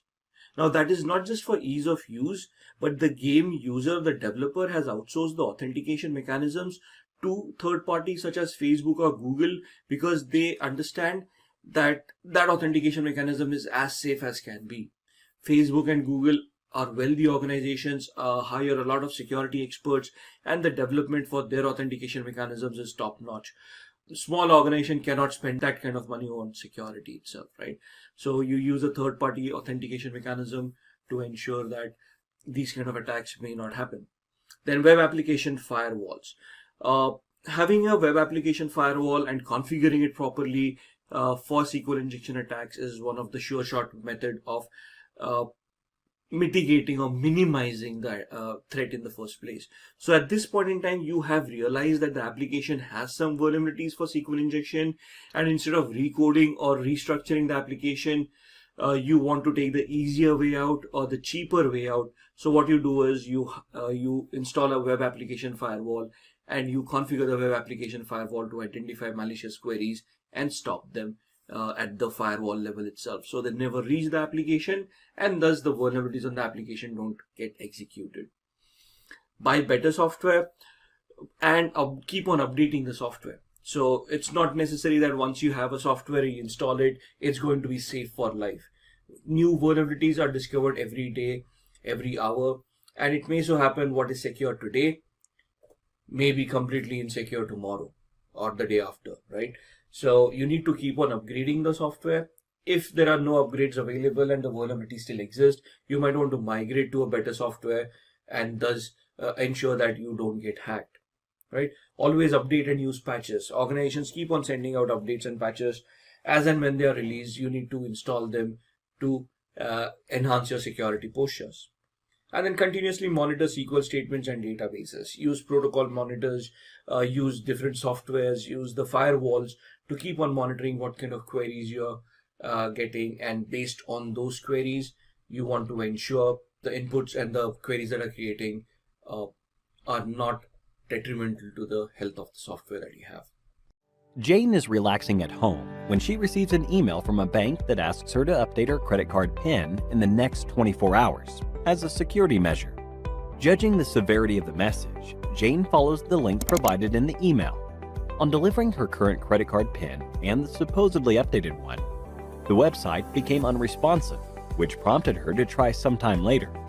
However, after a couple of hours, she noticed a significant purchase from a random website on that same credit card, which she never authorized. Frantically contacting the bank, Jane realized the original email was a counterfeit or a fake message with a malicious link that entailed credit card fraud. This is a classic example of a phishing attack. Phishing attacks are a type of social engineering where a fraudulent message is sent to a target on the premise of arriving from a trusted source. Its basic purpose is to trick the victim into revealing sensitive information like passwords and payment information. It's based on the word phishing, which works on the concept of baits. If a supposed victim catches the bait, the attack can go ahead, which in our case makes Jane the fish and the phishing emails the bait. If Jane never opened the malicious link or was cautious about the email authenticity, an attack of this nature would have been relatively ineffective. But how does the hacker gain access to these credentials? A phishing attack starts with a fraudulent message, which can be transmitted via email or chat applications. Even using SMS conversations to impersonate legitimate sources is known as smishing, which is a specific category of phishing attacks. Irrespective of the manner of transmission, the message targets the victim in a way that coaxes them to open a malicious link and provide critical information on the requisite website. More often than not, the websites are designed to look as authentic as possible. Once the victims submit information using the link, be it a password or credit card details, the data is sent to the hacker who designed the email and the fake website, giving him complete control over the account whose password was just provided. Often carried out in campaigns where an identical phishing mail is sent to thousands of users, the rate of success is relatively low, but never zero. Between 2013 and 2015, corporate giants like Facebook and Google were tricked off of $100 million due to an extensive phishing campaign, where a known common associate was impersonated by the hackers. Apart from credit access, some of these campaigns target the victim device and install malware when clicked on the malicious links, which can later function as a botnet or a target for ransomware attacks. There is no single formula, for there are multiple categories of phishing attacks. The issue with Jane, where the hacker stole her bank credentials, falls under the umbrella of deceptive phishing. A general email is sent out to thousands of users in this category, hoping some of them fall prey to this scam. Spear phishing, on the other hand, is a bit customized version. The targets are researched before being sent an email. For example, If you never had a Netflix subscription, sending you an email that seems like the Netflix team sends it becomes pointless. This is a potential drawback of deceptive phishing techniques. On the other hand, a simple screenshot of a Spotify playlist being shared on social media indicates a probable point of entry. The hacker can send counterfeit messages to the target user while implying the source of such messages being Spotify, tricking them into sharing private information. Since the hacker already knows the target uses Spotify, the chances of victims taking the bait increase substantially. For more important targets like CEOs and people with a fortune on their back, the research done is tenfold, which can be called a case of whaling. The hackers prepare and wait for the right moment to launch their phishing attack, often to steal industry secrets for rival companies or sell them off at a higher price. Apart from just emails, farming focuses on fake websites that resemble their original counterparts as much as possible. A prevalent method is to use domain names like Facebook with a single O or YouTube with no E. These are mistakes that people make when typing the full URL in the browser, leading them straight to a counterfeit web page, which can fool them into submitting private data. A few more complex methods exist to drive people onto fake websites, like ARP spoofing and DNS cache poisoning, but they are rarely carried out due to time and resource constraints. Now that we know how phishing attacks work, let's look at ways to prevent ourselves from becoming victims. While the implications of a phishing attack can be extreme, protecting yourself against these is relatively straightforward. Jane could have saved herself from credit card fraud had she checked the link in the email for authenticity, and that it redirected to a secure website that runs on the HTTPS protocol. Even suspicious messages shouldn't be entertained. One must also refrain from entering private information on random websites or pop-up windows, irrespective of how legitimate they seem. It is also recommended to use secure anti-phishing browser extensions like Cloudfish to sniff out malicious emails from legitimate ones. The best way to prevent phishing is browsing the internet with care and being on alert for malicious attempts at all times. Start by learning about cross-site scripting from a layman's perspective. Cross-site scripting, also known as XSS, is a type of code injection attack that occurs on the client side. The attacker intends to run harmful scripts in the victim's web browser by embedding malicious code in a genuine web page or online application. The real attack takes place when the victim hits the malicious code-infected web page or online application. The web page or application serves as a vehicle for the malicious script to be sent to the user's browser. Forums, message boards, and online pages that enable comments are vulnerable vehicles that are frequently utilized for cross-scripting assaults. A web page or web application is vulnerable to XSS if the output it creates contains unsanitized user input. The victim's browser must then parse this user input. In VBScript, ActiveX, Flash, and even CSS, cross-site scripting attacks are conceivable. They are nevertheless most ubiquitous in JavaScript, owing to the fact that JavaScript is most important to most browser experiences nowadays. The main purpose of this attack is to steal the other user's identity, be it via cookies, session tokens, and other information. In most of the cases, this attack is being used to steal the other person's cookies. As we know, cookies help us to log in automatically. Therefore, with the stolen cookies, we can log in with other identities. And this is one of the reasons why this attack is considered as one of the riskiest attacks. It can be performed with different client-side programming languages as well. Cross-site scripting is often compared with similar client-side attacks, as client-side languages are mostly being used during this. However, an XSS attack is considered riskier because of its ability to damage even less vulnerable technologies. Most often, this attack is performed with JavaScript and HTML. JavaScript is a programming language that runs on web pages inside your browser. The client-side code adds functionality and interactivity to the web page and is used extensively on all major applications and CMS platforms. Unlike server-side languages such as PHP, JavaScript code runs inside your browser and cannot impact the website for other visitors. It is sandboxed to your own navigator and can only perform actions within your own browser window. While JavaScript is client-side and does not run on the server, it can be used to interact with the server by performing background requests. Attackers can then use these background requests to add unwanted spam content to a web page without refreshing it. They can then gather analytics about the client's browser or perform actions asynchronously. The manner of attack can range in a variety of ways. It can be a single link which the user must click on to initiate a JavaScript piece of code.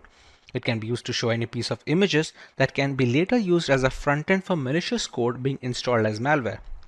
With the majority of internet users unaware of how metadata works or the ways in which web requests are called, the chances of victims clicking on a redirecting links is far too high. Cross-site scripting can occur on the malicious script executed at the client side using a fake page or even a form that is displayed to the user. On websites with displayed advertisements, malicious emails can also be sent to the victim. These attacks occur when the malicious user finds the vulnerable parts of the website and sends it as appropriate malicious input. Now that we understand the basics of cross-site scripting, let us learn more about how this kind of attack works. In the first place, we have the website or the web browser, which is used to show content to the victim, or which is the user in our case. Whenever the user wants to grab some content from the website asks the data from the server. The server provides this information to the website and the web browser, which ultimately reaches the victim. How the hacker comes into play here: it passes on certain arguments to the web browser, which can be then forwarded back to the server or to the user at hand.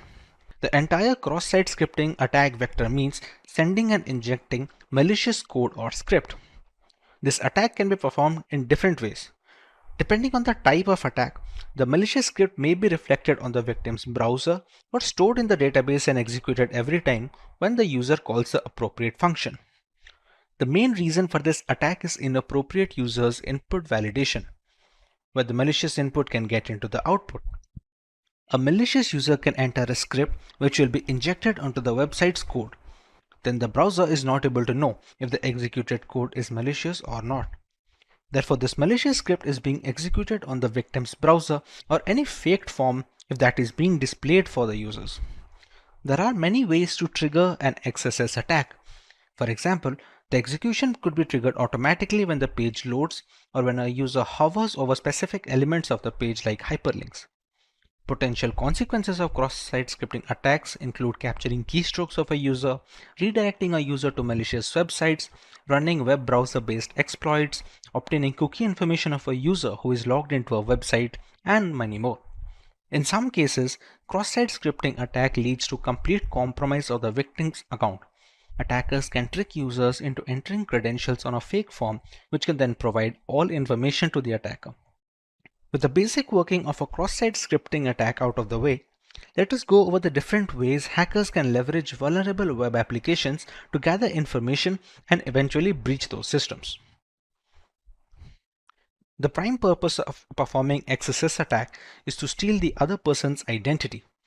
As mentioned, it may be cookies, session tokens, etc. XSS may also be used to display fake pages or forms for the victim. However, this can be performed in several ways. We have a reflected attack. This attack occurs when a malicious script is not being saved on the web server but is reflected in the website results. Reflected XSS code is not being saved permanently. In this case, the malicious code is being reflected in any website result. The attack code can be included in the faked URL or in the HTTP parameters. It can affect the victim in different ways, by displaying fake malicious page or by sending a malicious email. In a reflected cross-site scripting example, the input of a search form is reflected on the page to show what the search key was. An attacker may craft a URL that contains malicious code and then spread the same URL via email or social media. A user who clicks on this link opens the valid web application, which then runs the malicious code in the browser. This script is not stored in the web application and malicious code is shown only to one user. The user that opens the link executes the script, and the attack is not necessarily visible on the server side or to the app owner itself. The next variant is the stored cross-site scripting attacks.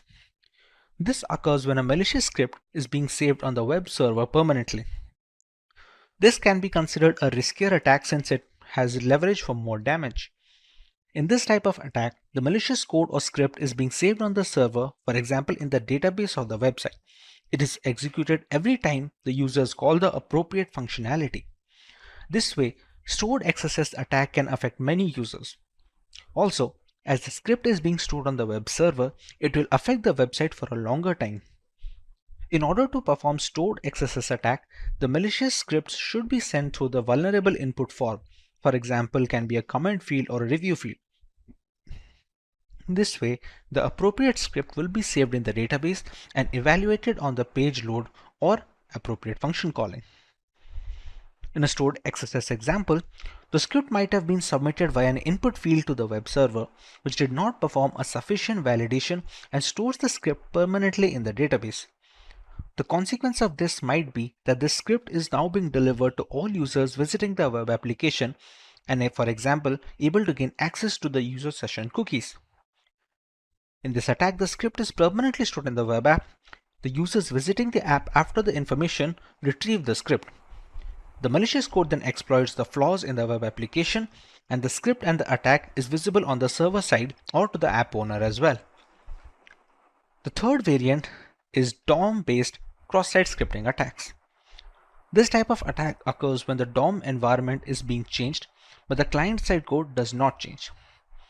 When the DOM environment is being modified in the victim's browser, the client-side code executes differently. In order to get a better understanding of how XSS DOM attack is being performed, let us analyze the following example. If there is a website called texting.com, we know default is a parameter. Therefore, in order to perform XSS DOM attack, we should send a script as parameters. A DOM-based XSS attack may be successfully executed even when the server does not embed any malicious code into the web page by using a flaw in the JavaScript executed in the browser. For example, if the client-side JavaScript modifies the DOM tree of the web page, it can be based on an input field or the get parameter without validating the input. This allows the malicious code to be executed.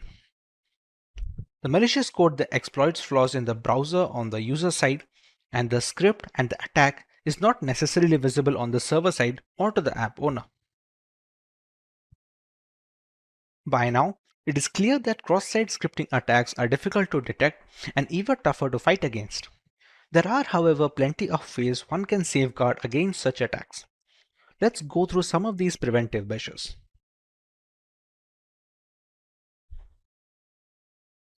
Like mentioned earlier, XSS attacks are sometimes difficult to detect. However, this can be changed if you get some external help. A way to prevent XSS attacks is using automated testing tools like CrashTest Security Suite or Akinetic Security Suite. Still, manual testing is highly time consuming and costly, and therefore not possible to be done for every iteration of your web application. Consequently, your code shouldn't be untested before any release. Using automated security, you can scan your web application for cross-site scripting and other critical vulnerabilities before every release. This way, you can ensure that your web application's live version is still secured whenever you alter or add a feature. Input fields are the most common point of entry for XSS attack scripts. Therefore, you should always screen and validate any information input into data fields. This is particularly important if the data will be included as HTML output. This can be used to protect against reflected XSS attacks. Validation should occur on both the client side and server side as an added precaution.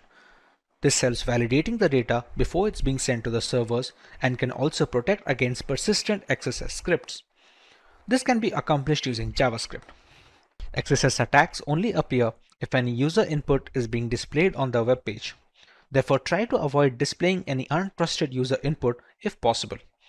If you need to display user data, restrict the places where the user input might appear. Any input displayed inside a JavaScript tag or a URL shown on the site is much more likely to be exploited than the input that appears inside a division or a span element inside the HTML body. Protecting against XSS vulnerabilities typically requires properly escaping user-provided data that is placed on the page. Rather than trying to determine if the data is user-provided and could be compromised, we should always play it safe and escape data whether it is user-provided or not. Unfortunately, because there are many different rules for escaping, you still must choose the proper type of escaping before settling on a final code. Encoding should be applied directly before user controllable data is written to a page because the context you're writing into determines what kind of encoding you need to use. For example, values inside a JavaScript string require a different type of escaping to those in an HTML context. Sometimes you'll need to apply multiple layers of encoding in the correct order. For example, to safely embed user input inside an event handler, you need to deal with both JavaScript context and the HTML context. So you need to first Unicode escape the input and then HTML encode it. Content Security Policy, or CSP, is a computer security standard introduced to prevent cross-site scripting, clickjacking, and other code injection attacks resulting from the execution of malicious content in the trusted web page context. It is a candidate recommendations of the W3C working group on web application security. It's widely supported by modern web browsers and provides a standard method for website owners to declare approved origins of content that browsers should be allowed to load on their website. HTTP only is an additional flag included in a set cookie HTTP response header. Using the HTTP only flag when generating a cookie helps mitigate the risk of client-side script accessing the protected cookie, that is if the browser supports it. If the HTTP only flag is included in the HTTP response header, the cookie cannot be accessed through a client-side script. Again, this is if the browser supports this flag. As a result, even if a cross-site scripting flaw exists and a user accidentally accesses a link that exploits this flaw, the browser will not reveal the cookie to a third party. If a browser does not support HTTP only and a website attempts to set an HTTP only cookie, the HTTP only flag will be ignored by the browser, thus creating a traditional script accessible cookie. As a result, the cookie becomes vulnerable to theft of modification by any malicious script. Next on our docket is a live demonstration where we solve a set of cross-site scripting problems starting from the basic level to the topmost level 6. We're going to start at level 1. In this web application, it demonstrates the common cause of cross-site scripting where user input is directly included in the page without proper escaping. If we interact with a vulnerable application window here and find a way to make it execute JavaScript of our choosing, we can take actions inside the vulnerable window or directly edit its URL bar. This task needs only basic knowledge. Let's see why the most primitive injections work here right away. Let's do a simple query and inspect the resulting HTML page. I'm going to use this phrase with a single quote as a special character. We can now inspect the HTML page.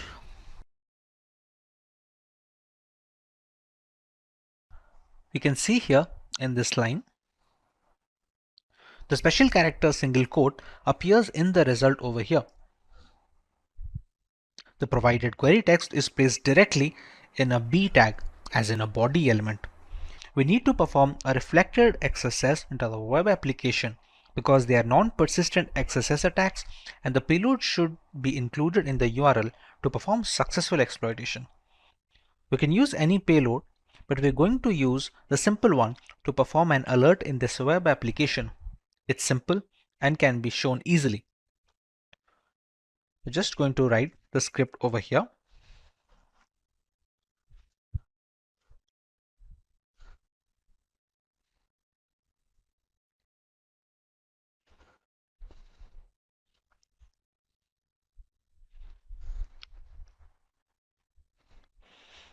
And we're going to press search.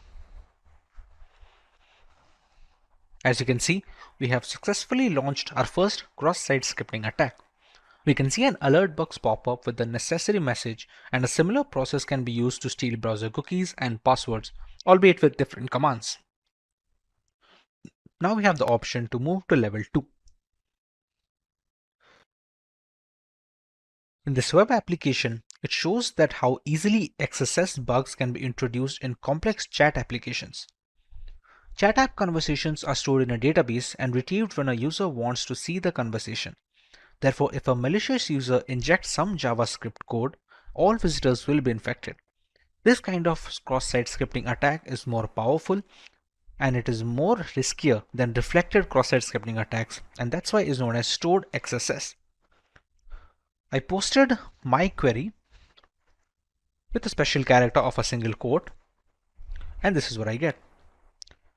Whatever I typed in simply appeared on the page right after I click on Share Status. Let's see the source.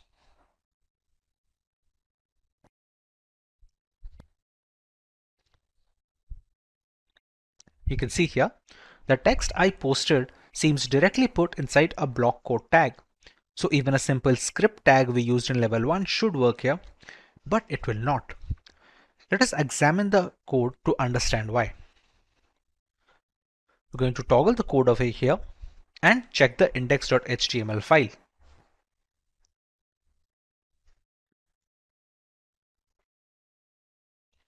Important part is line 32.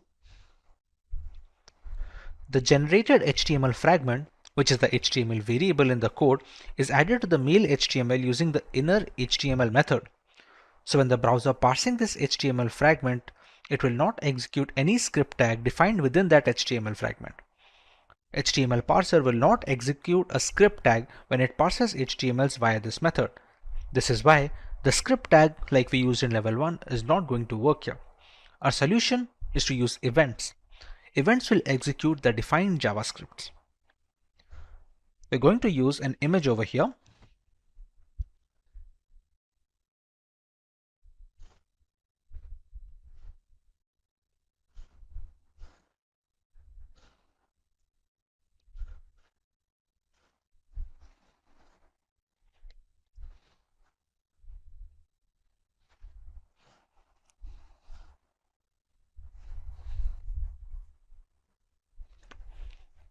And when we press on Share Status,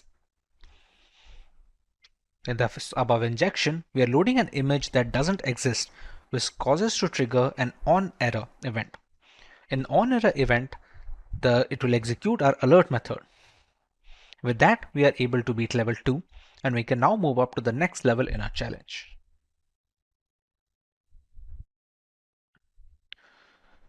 As you can see, clicking on any tab causes the tab number to be displayed in the URL fragment. This hints that the value after the hashtag controls the behavior of the page. That is, it is an input variable. To confirm, let's analyze the code.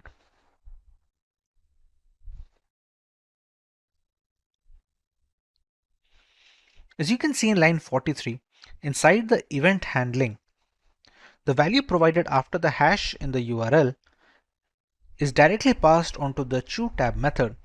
No input validation is being performed.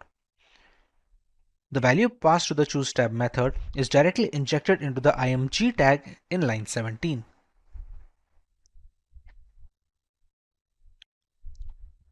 This is an unsafe assignment and it is the vulnerable part of the code. Now all we have to do now is to craft a payload that would adjust the img tag to execute our JavaScript. Remember, the script tag from level 1 would not work here since the variable HTML is used to add the DOM dynamically. Hence the events are our aces here once again. I will choose to use the existing img tag and change the source to something that doesn't exist, hence forcing it to fall in to execute an onError, even which I will pass the URL.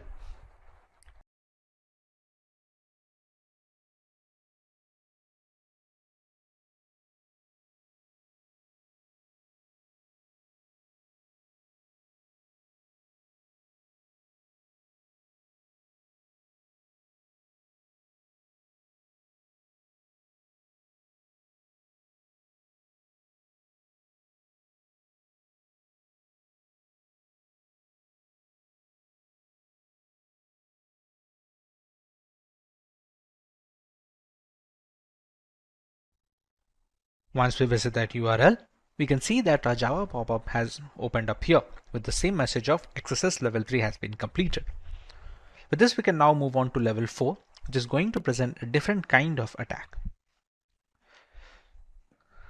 In this web application, there is a timer on the page. That means whatever numbers we put in the box, a countdown starts. And then when it finishes, the application alerts that the countdown is finished. And you can see the time is up pop-up appearing over here, and this resets the timer again. Now it is obvious that the value entered in the text box is transferred to the server over the timer parameter in the URL. Let us examine the code to see how the timer parameter is being handled. We're going to visit timer.html over here, and we're going to check over here.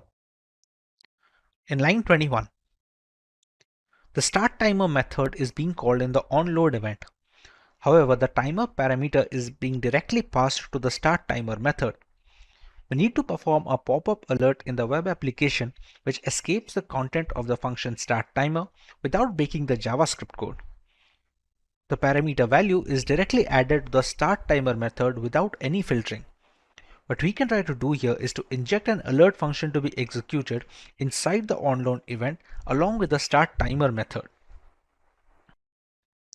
We're going to remove this argument and put our script over here.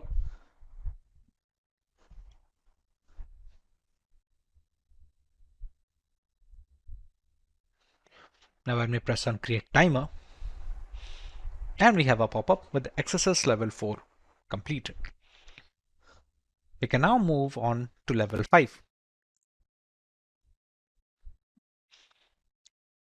In this web application, this application XSS is different because this challenge description says cross-site scripting isn't just about correctly escaping data. Sometimes attackers can do bad things even without injecting new elements into the DOM. It's kind of open redirect because the attack payload is executed as a result of modifying the DOM environment in the victim's browser. This environment is used by the original client-side script so that the client-side code runs in an unexpected manner. The vulnerability can be easily detected if the next link in the sign-up page is inspected.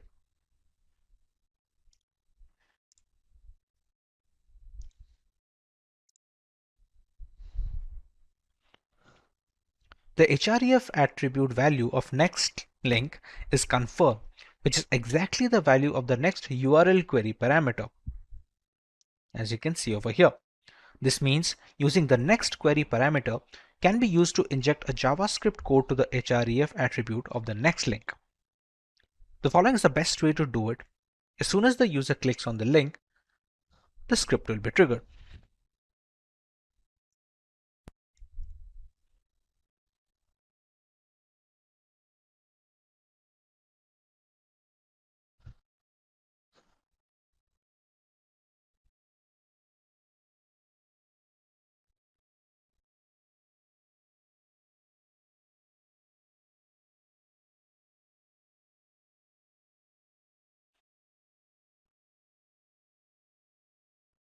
We're going to press anything random. And now that we click next, we can see the XSS level 5 that we had provided in the URL as a parameter to the next variable.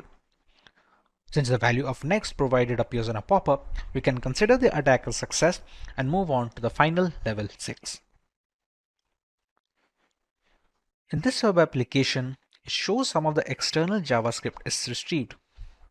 If you analyze the URL, you can see that the script is loaded already. The vulnerability lies within how the code handles the value after the hashtag. If you check on line 45, the value right after the hashtag is taken as the gadget name, and then in line 48, the value is directly passed on to the includeGadget method. And in the includeGadget method that we can see over here, you can see in line 18, a script tag is created and the URL gadget name parameter value is directly used as the source attribute of the script tag in line 28. This means we can completely control the source attribute of the script tag that is being created. That is, with this vulnerability, we can inject our own JavaScript file into the code. We can inject a URL of our own hosted JavaScript into the web application's URL after the hashtag, and the URL should not be using HTTPS but anything like that to bypass the regular expression for security checking. We're going to remove the pre-stored URL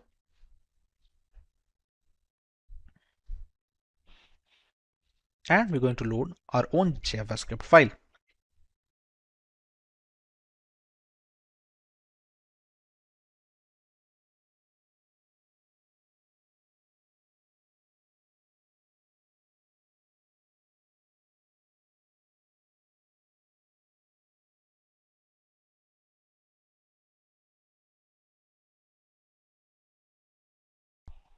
Finally, we have reached the end of our challenge. We completed 6 different varieties of cross-scripting attacks and used different solutions for all of the 6 questions. With work from home being the norm in today's era, people spend considerable amount of time on the internet, often without specific measures to ensure a secure session. Apart from individuals, organizations worldwide that host data and conduct business over the internet are always at the risk of a DDoS attack. These DDoS attacks are getting more extreme, with hackers getting easy access to the graph. 3 of the 6 strongest DDoS attacks were launched in 2021, with the most extreme attack occurring just last year in 2020. Lately, cybercriminals have been actively seeking out new services and protocols for amplifying these DDoS attacks. Active involvement with hacked machines and botnets allow further penetration into the consumer space, allowing much more elaborate attack campaigns. Apart from general users, multinational corporations have also had their fair share of problems. GitHub, a platform for software developers, was the target of a DDoS attack in 2018. Widely suspected to be conducted by Chinese authorities, this attack went on for about 20 minutes, after which the systems were brought into a stable condition. It was the strongest DDoS attack to date at the time and made a lot of companies reconsider the security practices to combat such attacks.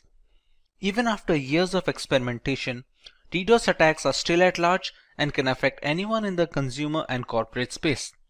Hey everyone, this is Vaibhav from Simplilearn and welcome to this video on what is a DDoS attack.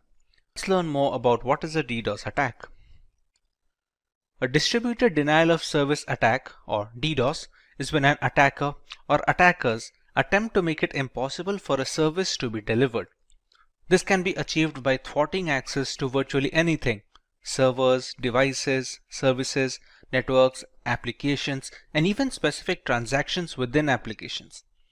In a DOS attack, it's one system that is sending the malicious data or requests. A DDoS attack comes from multiple systems. Generally, these attacks work by drowning a system with requests for data. This could be sending a web server so many requests to serve a page that it crashes under the demand, or it could be a database being hit with a high volume of queries. The result is available internet bandwidth, CPU, and RAM capacity become overwhelmed. The impact could range from a minor annoyance from disrupted services to experiencing entire websites, applications, or even entire businesses taking offline. More often than not, these attacks are launched using machines in a botnet. A botnet is a network of devices that can be triggered to send requests from a remote source, often known as the command and control center. The bots in the network attack a particular target, thereby hiding the original perpetrator of the DDoS campaign. But how do these devices come under a botnet? And what are the requests being made to the web servers? Let's learn more about these and how DDoS attacks work. A DDoS attack is a two-phase process. In the first phase, a hacker creates a botnet of devices. Simply put, a vast network of computers are hacked via malware, ransomware, or just simple social engineering. These devices become a part of the botnet, which can be triggered anytime to start bombarding a system or a server on the instruction of the hacker that created the botnet. The devices in these networks are called bots or zombies. In the second phase, a particular target is selected for the attack. When the hacker finds the right time to attack, all the zombies in the botnet network send these requests to the target, thereby taking up all the server's available bandwidth. These can be simple ping requests or complex attacks like SYN flooding and UDP flooding. The aim is to overwhelm them with more traffic than the server or the network can accommodate. The goal is to render the website or service inoperable. There is a lot of wiggle room when it comes to the type of DDoS attack a hacker can go with. Depending on the target's vulnerability, we can choose one of the 3 broad categories of DDoS attacks. Volume-based attacks use massive amounts of bogus traffic to overwhelm a resource. It can be a website or a server. They include ICMP, UDP, and spoofed packet flood attacks. The size of volume-based attack is measured in bits per second. These attacks focus on clogging all the available bandwidth for the server, thereby cutting the supply short. Several requests are sent to the server, all of which warrant a reply, thereby not allowing the target to cater to the general legitimate users. Next, we have the protocol level attacks. These attacks are meant to consume essential resources of the target server. They exhaust the load balancers and firewalls, which are meant to protect the system against the DDoS attacks. These protocol attacks include SYN floods and Smurf DDoS, among others, and the size is measured in packets per second. For example, in an SSL handshake, server replies to the hello message sent by the hacker, which will be the client in this case, but since the IP is spoofed and leads nowhere, the server gets stuck in an endless loop of sending the acknowledgement without any end in sight. Finally, we have the application level attacks. Application layer attacks are conducted by flooding applications with maliciously crafted requests. The size of application layer attacks is measured in requests per second. These are relatively sophisticated attacks that target the application and operating system level vulnerabilities. They prevent the specific applications from delivering necessary information to users and hog the network bandwidth up to the point of a system crash. Examples of such an attack are HTTP flooding and BGP hijacking. A single device can request data from a server using HTTP post or GET without any issues. However, when the requisite botnet is instructed to bombard the server with thousands of requests, the database bandwidth gets jammed and it eventually becomes unresponsive and unusable. But what about the reasons for such an attack? There are multiple lines of thought as to why a hacker decides to launch a DDoS attack on unsuspecting targets. Let's take a look at a few of them. The first option is to gain a competitive advantage. Many DDoS attacks are conducted by hacking communities against rival groups. Some organizations hire such communities to stagger their rivals' resources at a network level to gain an advantage in the playing field. Since being a victim of a DDoS attack indicates a lack of security, the reputation of such a company takes a significant hit, allowing the rivals to cover up some ground. Secondly, some hackers launch these DDoS attacks to hold multinational corporations at ransom. The resources are jammed, and the only way to clear the way is if the target company agrees to pay a designated amount of money to the hackers. Even a few minutes of inactivity is detrimental to a company's reputation in the global market, and it can cause a spiral effect, both in terms of market value and product security index. Most of the time, a compromise is reached and the resources are freed after a while. DDoS attacks have also found use in the political segment. Certain activists tend to use DDoS attacks to voice their opinion. Spreading the word online is much faster than any local rally or forum. Primarily political, these attacks also focus on online communities, ethical dilemmas, or even protests against corporations. Let's take a look at a few ways that companies and individuals can protect themselves against DDoS attacks. The company can employ load balancers and firewalls to help protect the data from such attacks. Load balancers reroute the traffic from one server to another in a DDoS attack. This reduces the single point of failure and adds resiliency to the server data.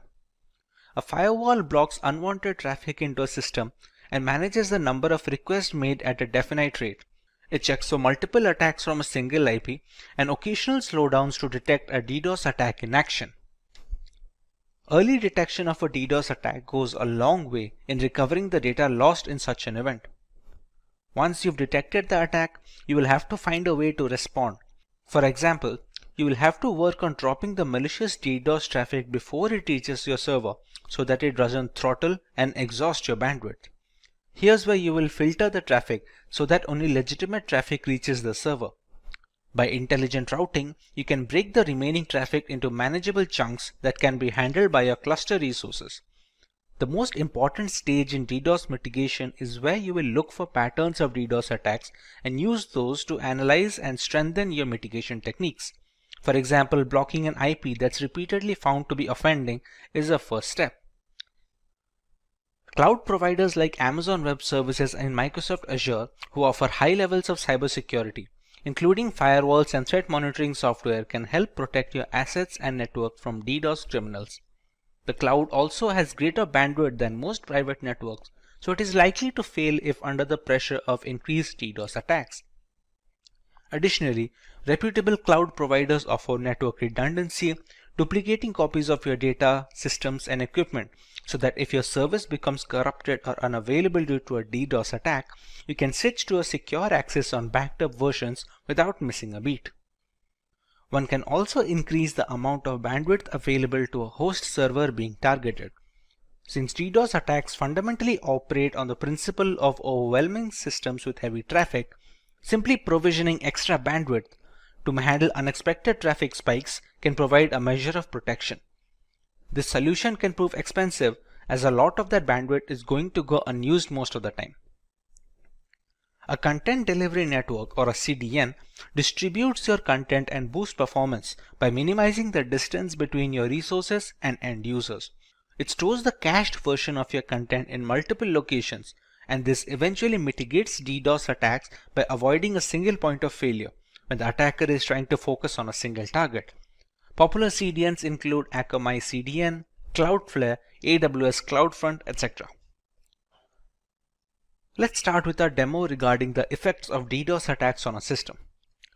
For our demo, we have a single device that will attack a target, making it a DOS attack of sorts. Once a botnet is ready, multiple devices can do the same and eventually emulate a DDoS attack. To do so, we will use the virtualization software called VMware with an instance of Parrot Security operating system running. For a target machine, we will be running another VMware instance of a standard Linux distribution known as Linux Lite. In a target device, we can use Wireshark to determine when the attack begins and see the effects of the attack accordingly. This is Linux Lite, which is our target machine, and this is Parrot Security, which is used by the hacker when trying to launch a DDoS attack. This is just one of the distros that can be used. To launch the attack, we must first find the IP address of our target. So to find the IP address, we open the terminal.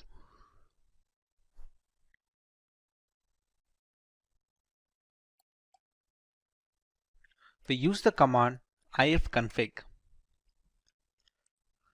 And here we can find the IP address. Now remember, we're launching this attack in VMware. Now both the instances of Parrot Security and Linux Lite are being run on my local network. So the address that you can see here is 192.168.72.129, which is a private address. This IP cannot be accessed from outside the network, basically anyone who is not connected to my Wi-Fi. When launching attacks with public servers or public addresses, it will have a public IP address that does not belong to the 192.168 subnet. Once we have the IP address, we can use a tool called hping3. hping3 is an open source packet generator and analyzer for the TCP/IP protocol. To check what are the effects of an attack, we will be using Wireshark. Wireshark is a network traffic analyzer. We can see whatever traffic that is passing through the Linux Lite distro is being displayed over here with the IP address, the source IP, and the destination IP as to where the request is being transferred to. Once we have the DOS attack launched, you can see the results coming over here from the source IP, which will be Parrot Security. Now, to launch the hping3 command, we need to give sudo access to the console, which is the root access.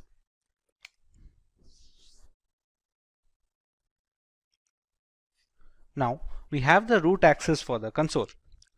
The hping3 command will have a few arguments to go with it, which are, as you can see on the screen, -s and a flood, a -v,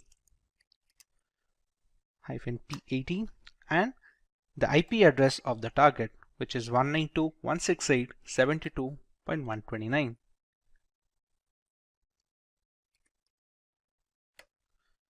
In this command, we have a few arguments such as the -s, which specifies SYN packets. Like in an SSL handshake, we have the SYN request that the client sends to the server to initiate a connection.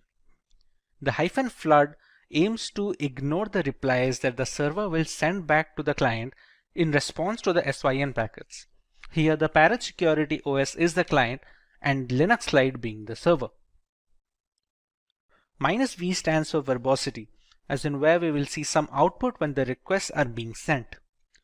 The -P80 stands for port 80, which we can replace the port number if we want to attack a different port. And finally, we have the IP address of our target. As of right now, if we check Wireshark, it is relatively clear and there is no indication of a DDoS attack incoming. Now once we launch the attack over here, we can see the requests coming in from this IP, which is 192.168.72.128. Till now, even the network is responsive, and so is Linux Lite. The requests keep on coming, and we can see the HTTP flooding has started in flood mode. After a few seconds of this attack continuing, the server will start shutting down. Now remember, Linux Lite is a distro that can focus on that serves as a backend. Now remember, Linux Lite is a distro, and such Linux distros are served as backend to many servers across the world. For example, a few seconds have passed from the attack. Now the system has become completely irresponsive. This has happened due to the huge number of requests that came from Parrot Security. You can see whatever I press, nothing is responded. Even the Wireshark has stopped capturing new requests because the CPU usage right now is completely 100%, and at this point of time, anyone who is trying to request some information from this Linux distro, or where this Linux distro is being used as a backend for a server or a database, cannot access anything else. The system has completely stopped responding, and any request, any legitimate request from legitimate users will be dropped. Once we stop the attack over here, it takes a bit of time to settle down. Now remember, it's still out of control, but eventually the traffic dies down and the system regains its strength. It is relatively easy to gauge right now the effect of a DOS attack. Now remember, this Linux Lite is just a VM instance. Actual website servers and web databases, they have much more bandwidth and are very secure, and it is tough to break into. That is why we cannot use a single machine to break into them. That is where a DDoS attack comes into play. What we did right now is a DOS attack, as in a single system is being used to penetrate a target server using a single request. Now, when a DDoS attack, multiple systems such as multiple Parrot Security instances or multiple zombies or bots in a botnet network can attack a target server to completely shut down the machine and drop any legitimate request, thereby rendering the service and the target completely unusable and inoperable. As a final note, we would like to remind that this is for educational purposes only, and we do not endorse any attacks on any domains. Only test this on servers and networks that you have permission to test on. Cybersecurity has become one of the most rigid industries in the last decade, while simultaneously being the most challenged. With every aspect of corporate culture going online and embracing cloud computing, there is a plethora of critical data circulating through the internet, all worth billions of dollars to the right person. Increasing benefits require more complex attacks, and one of these attacks is a brute force attack. A brute force, or known as brute force cracking, is the cyber attack equivalent of trying every key on your keyring and eventually finding the right one. Brute force attacks are simple and reliable. There is no prior knowledge needed about the victim to start an attack. Most of the systems falling prey to brute force attacks are actually well secured. Attackers let a computer do the work, that is, trying different combinations of usernames and passwords until they find the one that works. Due to this repeated trial and error format, the strength of password matters a great deal. Although with enough time and resources, brute force will break a system since they run multiple combinations until they find the right passcode. Hey everyone, this is Vaibhav from Simplilearn, and welcome to this video on what is a brute force attack. Let's begin with learning about brute force attacks in detail. A brute force attack, also known as an exhaustive search, is a cryptographic hack that relies on guessing possible combinations of targeted password until the current password is discovered. It can be used to break into online accounts, encrypted documents, or even network peripheral devices. The longer the password, the more combinations that will need to be tested. A brute force attack can be time consuming and difficult to perform if methods such as data obfuscation are used, and at times downright impossible. However, if the password is weak, it could merely take seconds with hardly any effort. Dictionary attacks are an alternative to brute force attacks, where the attacker already has a list of usernames and passwords that need to be tested against the target. It doesn't need to create any other combinations on its own. Dictionary attacks are much more reliable than brute force in a real-world context, but the usefulness depends entirely on the strength of passwords being used by the general population. There is a three-step process when it comes to brute forcing a system. Let's learn about each of them in detail. In step 1, we have to settle on a tool that we are going to use for brute forcing. There are some popular names on the market like Hashcat, Hydra, and John the Ripper. While each of them has its own strengths and weaknesses, each of them perform well with the right configuration. All of these tools come pre-installed with certain Linux distributions that cater to penetration testers and cybersecurity analysts like Kali Linux and Parrot Security.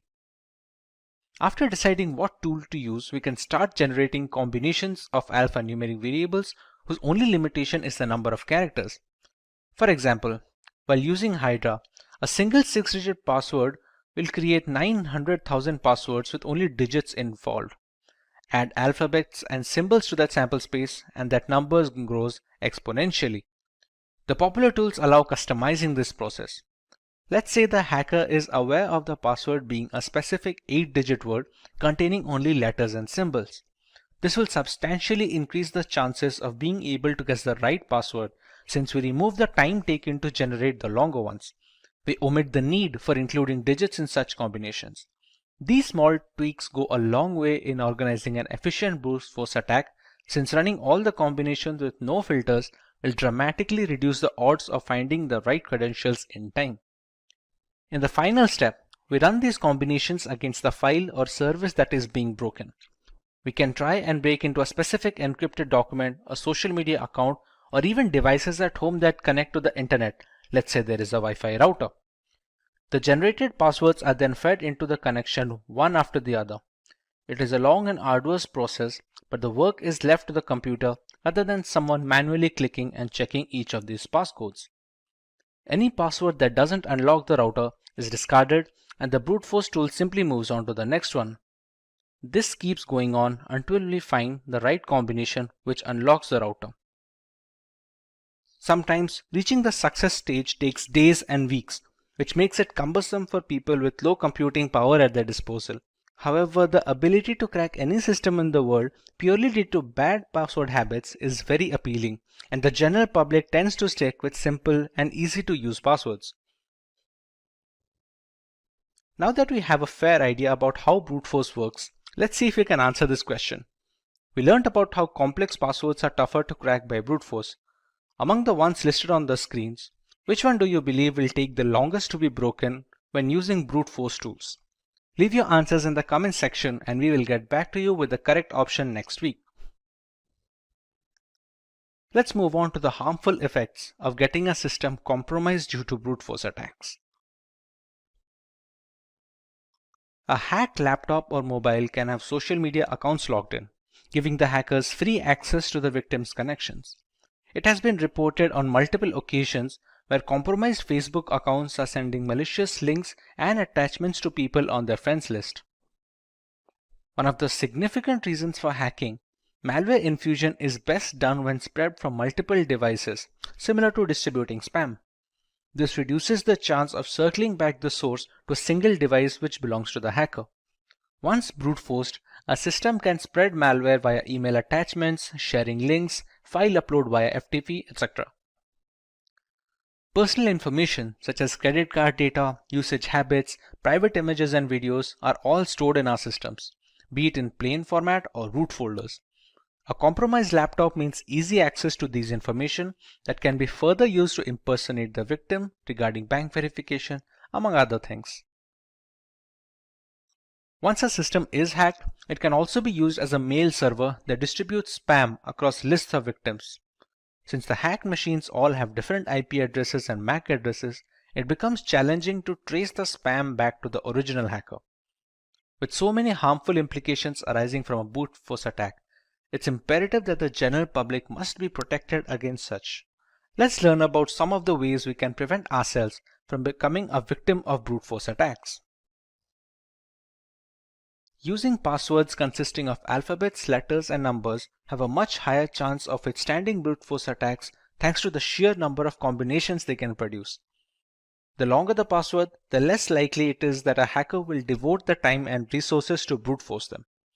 Having alphanumeric passwords also allows the user to keep different passwords for different websites. This is to ensure that if a single account or a password is compromised due to a breach or a hack, the rest of the accounts are isolated from the incident. Two-factor authentication involves receiving a one-time password on a trusted device before a new login is allowed. This OTP can be obtained either via email, SMS, or specific 2FA applications like Authy and Aegis. Email and SMS-based OTPs are considered relatively less secure nowadays due to the ease with which SIM cards can be duplicated and mailboxes can be hacked. Applications that are specifically made for 2FA cores are much more reliable and secure. CAPTCHAs are used to stop bots from running through web pages precisely to prevent brute forcing through their website. Since brute force tools are automated, forcing the hacker to solve CAPTCHA for every iteration of a password manually is very challenging. The CAPTCHA system can filter out these automated bots that keep refreshing the page with different credentials, thereby reducing the chances of brute force considerably. A definite rule that locks the account being hacked for 30 minutes after a specific number of attempts is a good way to prevent brute force attempts. Many websites lock account for 30 minutes after 3 failed password attempts to secure the account against any such attack. On an additional note, some websites also send an email instructing the user that there have been 3 insecure attempts to log into the website. Let's look at a demonstration of how brute force attacks work in a real-world situation. The world has gone wireless. With Wi-Fi taking the reins in every household, it's natural that their security will always be up for debate. To further test the security index and understand brute force attacks, we will attempt to break into the password of a Wi-Fi router. For that to happen, we first need to capture a handshake file, which is a connection file from the Wi-Fi router to a connecting device like a mobile or a laptop. The operating system used for this process is Parrot Security, a Linux distribution that is catered to penetration testers. All the tools being used in this demo can easily be found pre-installed in this operating system. If getting your learning started is half the battle, what if you could do that for free? Visit SkillUp by Simplilearn. Click on the link in the description to know more. To start our demo, we're going to use a tool called Airgeddon, which is made to hack into wireless networks specifically.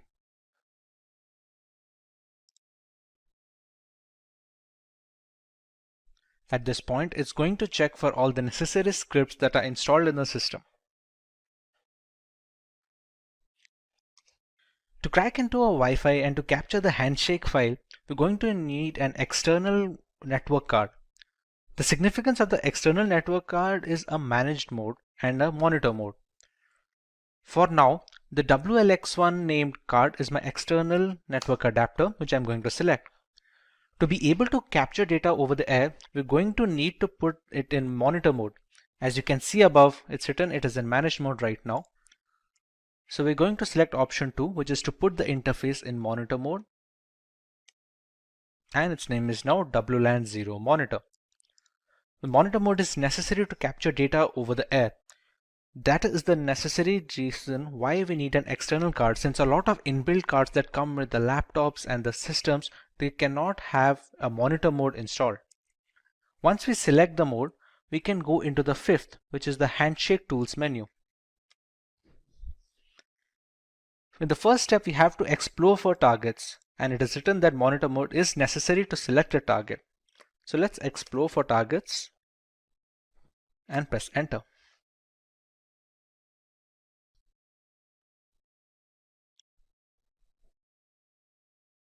We have to let this run for about 60 seconds to get a fair idea about the networks that are currently working in this locality. For example, this ESS ID is supposed to be the Wi-Fi name that we see when connecting to a network. Geo24, Recover Me. These are all the names that we see on our mobile when trying to search for the Wi-Fi's. This BSS ID is supposed to be an identifier, somewhat like a MAC address that identifies this network from other devices. The channels features on one or two, or there are many channels that the networks can focus on. This here is supposed to be a client that is connected to one such network. For example, the station that you can see, 5626, this is supposed to be the MAC address of the device that is connected to a router. This BSS ID is supposed to be which Wi-Fi it is connected to. For example, 5895D8 is this one, which is the Geo24 router. So we already know which router has a device connected to it, and we can use our attack to capture this handshake. Now that it has already run for 1 minute, now that we press Ctrl C, we will be asked to select a target. See, it has already selected the number 5, which is the Geo24 router, as the one with clients. So it is easy to run an attack on, and it is easy to capture a handshake for. We select network 5 and we run a capture handshake. It says we have a valid WPA2 network target selected and that the script can continue. Now, to capture the handshake, we have a couple of attacks, a DAuth or a DAuth air replay attack. What this attack does is kick the clients out of the network.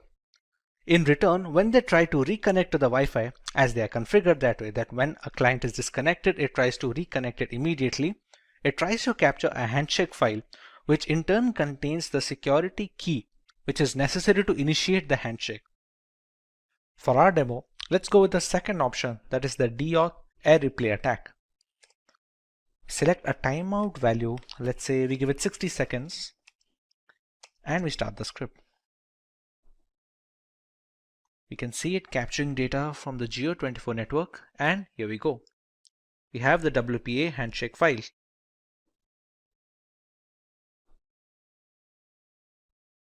Once the handshake file is captured, you can actually close this, and here we go, congratulations.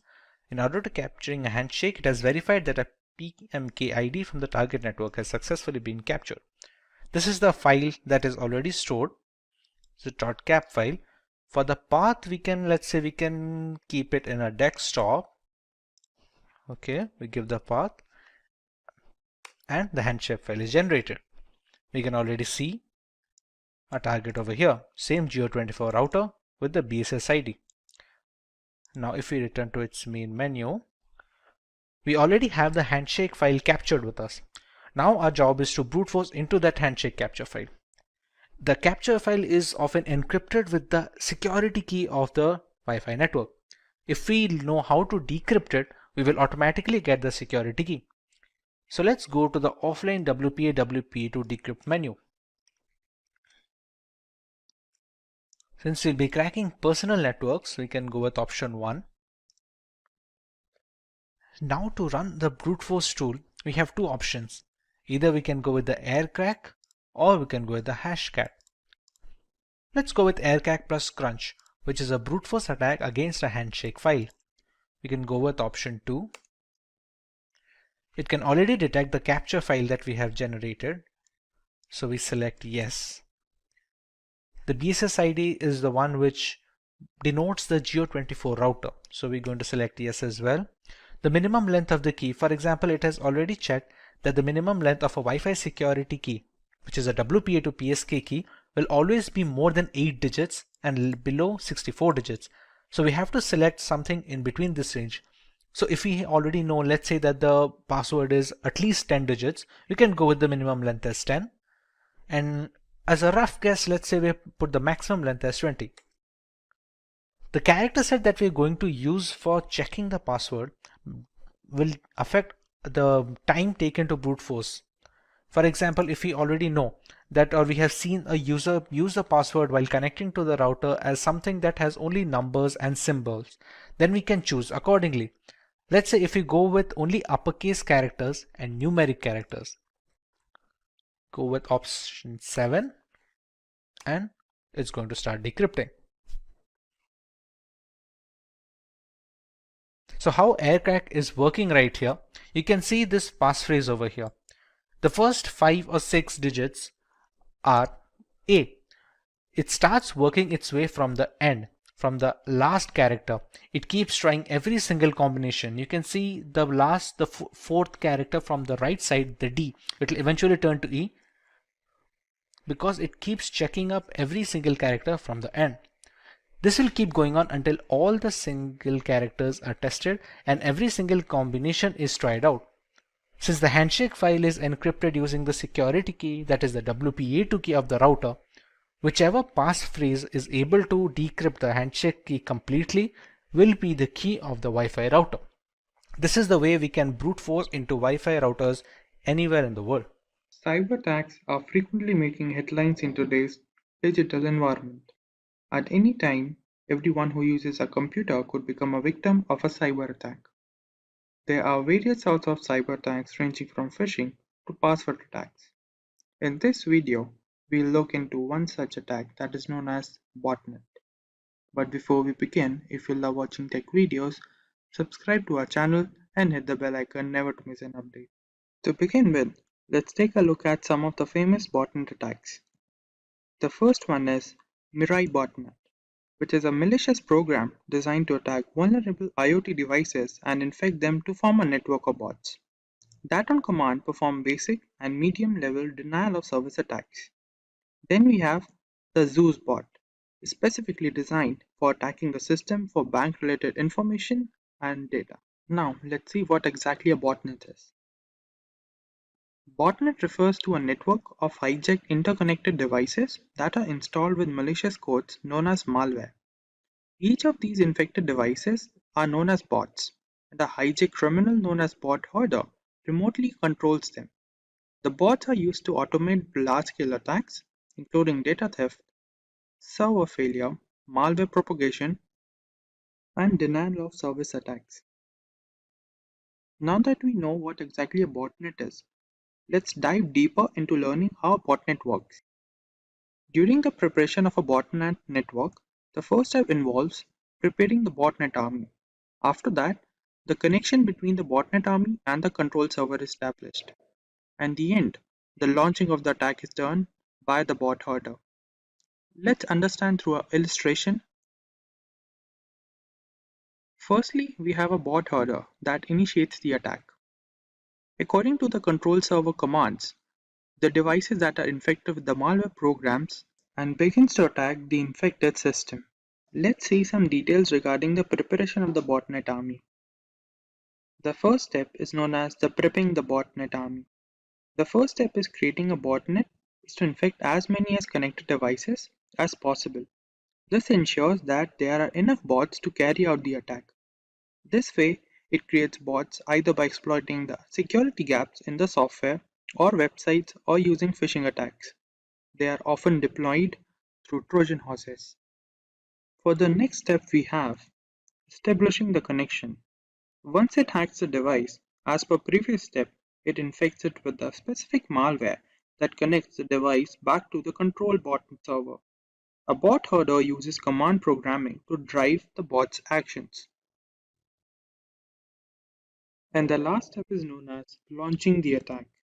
Once infected, a bot allows access to admin level operation like gathering and stealing of data, reading and rewriting the system data, monitoring user activities, performing denial of service attacks, including other cybercrimes. Now let's take a look at the botnet architecture. The first type is known as client-server model. The client-server model is a traditional model that operates with the help of a command and control center server and communication protocols like IRC. When the bot herder issues a command to the server, it is then relayed to the client to perform malicious actions. Then we have peer-to-peer model. Here controlling the infected bots involves a peer-to-peer network that relies on a decentralized approach. That is, the bots are topological interconnected and acts as both CNC servers, that is, the server and the client. Today hackers adopt this approach to avoid detection and single point failure. In the end, we will see some points on some countermeasure against botnet attacks. The first step is to have updated drivers and system updates. After that, we should avoid clicking random pop-ups or links that we often see on the internet. And lastly, having certified antivirus, anti-spyware softwares, and firewall installed into our system will protect against malware attack. The internet is an endless source of information and data.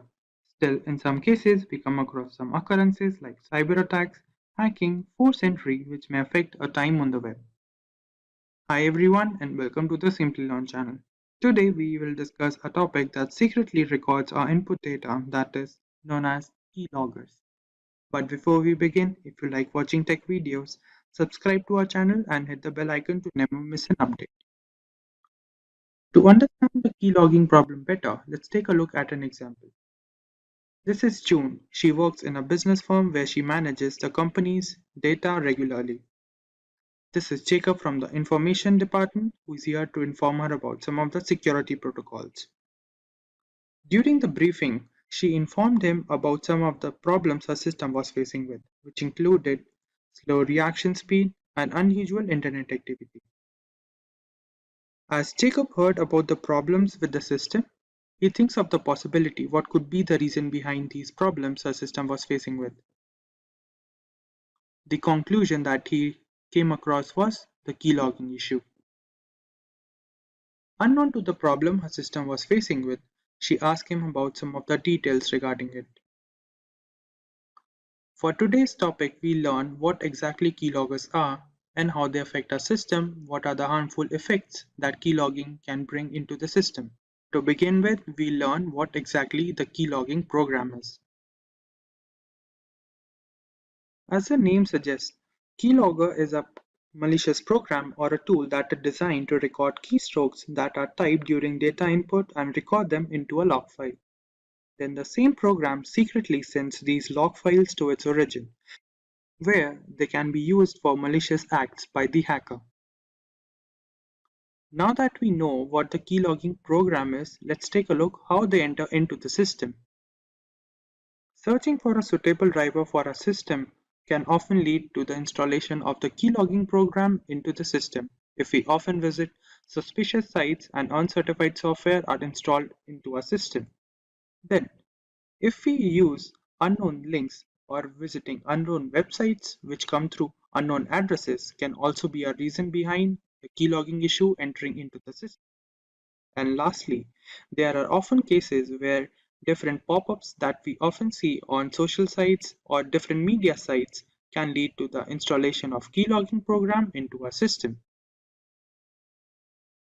Now that we know how the problem gets into the system, let's take a look how to identify whether the system is infected by the keylogging issue.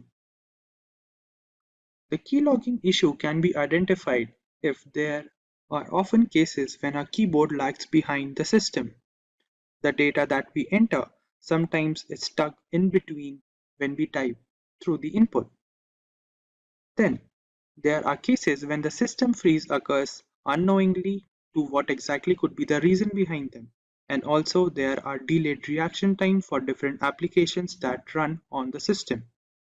And lastly, there are different cases when we often see suspicious internet activity on the system that we don't know about. This could lead to the identification of a problem into the system. Now, we'll take a look at different types of keyloggers that are present on the net which can harm our system differently. The first problem that keyloggers arouse is API based. The most common keylogging case, which uses APIs to keep a log of the typed data and share it to its origin for malicious purposes. Each time we press a key, the keylogger intercepts the signal and logs it. Then we have form grabbing based keyloggers. As the name suggests, they are based keyloggers that store the form data. That is, if we often use web forms or different kinds of forms to enter different data, they can be recorded into the system by the program and sent it to its origin. Then we have kernel-based keyloggers. These keyloggers are installed deeply into the operating system, where they can hide from different antivirus if not checked properly, and they record the data that we type on the keyboard and send it to its origin. And lastly, we have hardware keyloggers. These keyloggers are present directly into the hardware. That is, they are embedded into system where they record the data that we type on the keyboard. Now, let's take a look how hackers differentiate different type of recorded data and exploit them.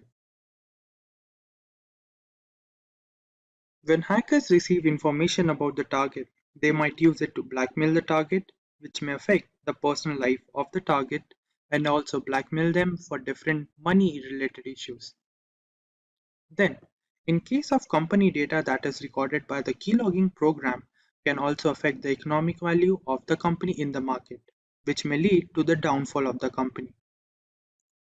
Also, in some cases, the keylogging program can also log data about military secrets, which may include nuclear codes or security protocols which are necessary to maintain the security of a country.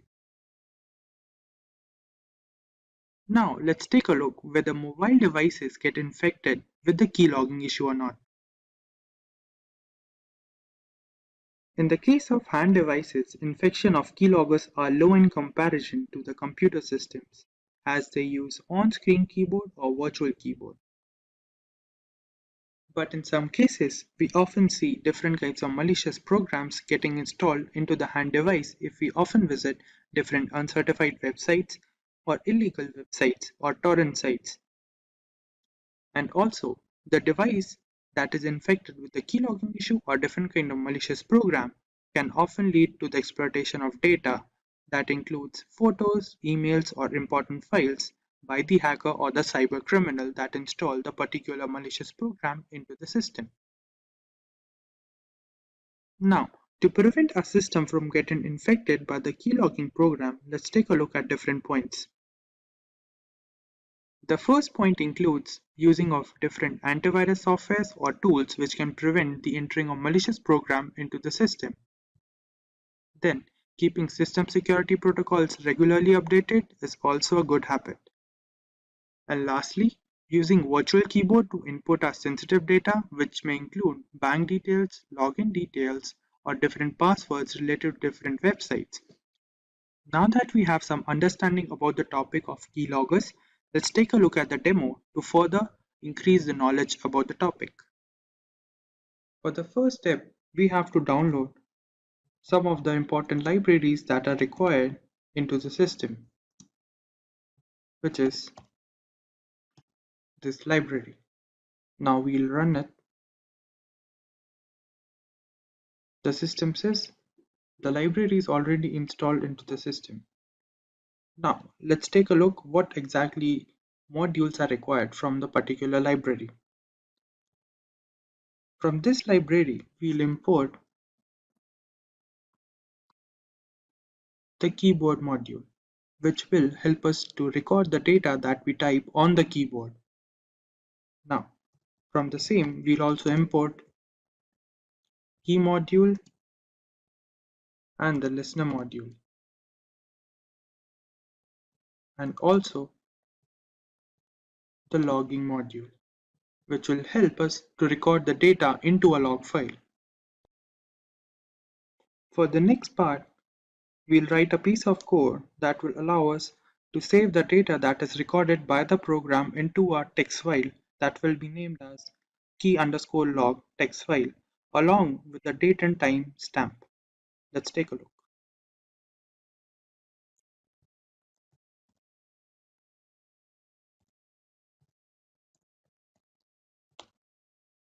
Now, we'll provide it with the file name that will be given as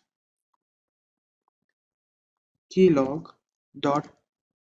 file, and also show the part where the format of the data is recorded. Put the brackets over here to contain the file name.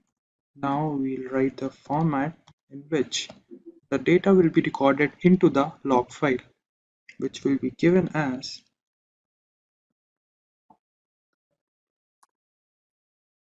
the format would be the message and the timestamp, which would be given as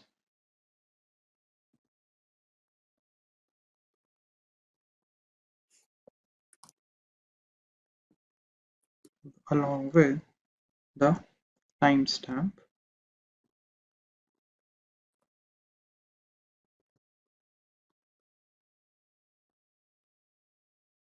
given as percentage and ending it with the bracket. Now, for the next step, we'll design two of the functions that will be used into the program that will be termed as while press function and while release function. Let's take a look.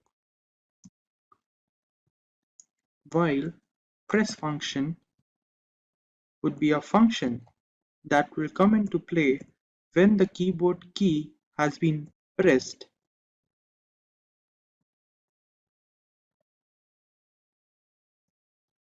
is pressed.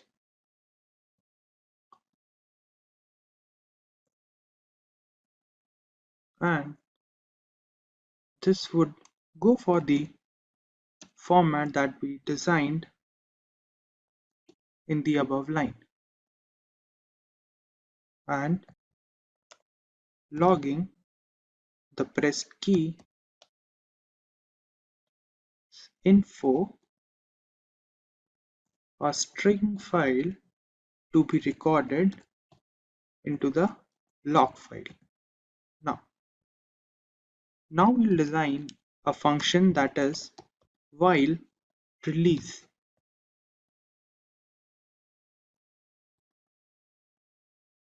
That will come into play when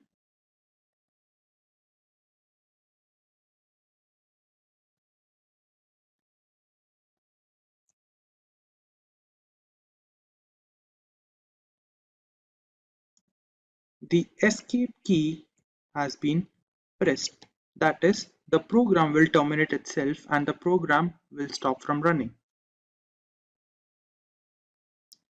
And in the end, we require for the functioning of the program to loop these functions, that is while press and while release, to continue its cycle.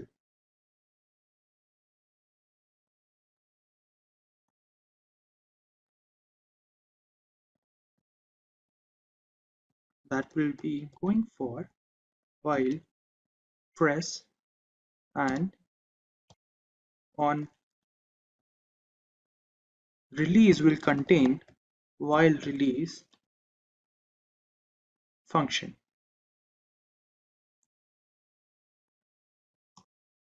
As listener. And now this part would join the different threads and store them into the log file. Now that we have completed the code for the program, let's run it.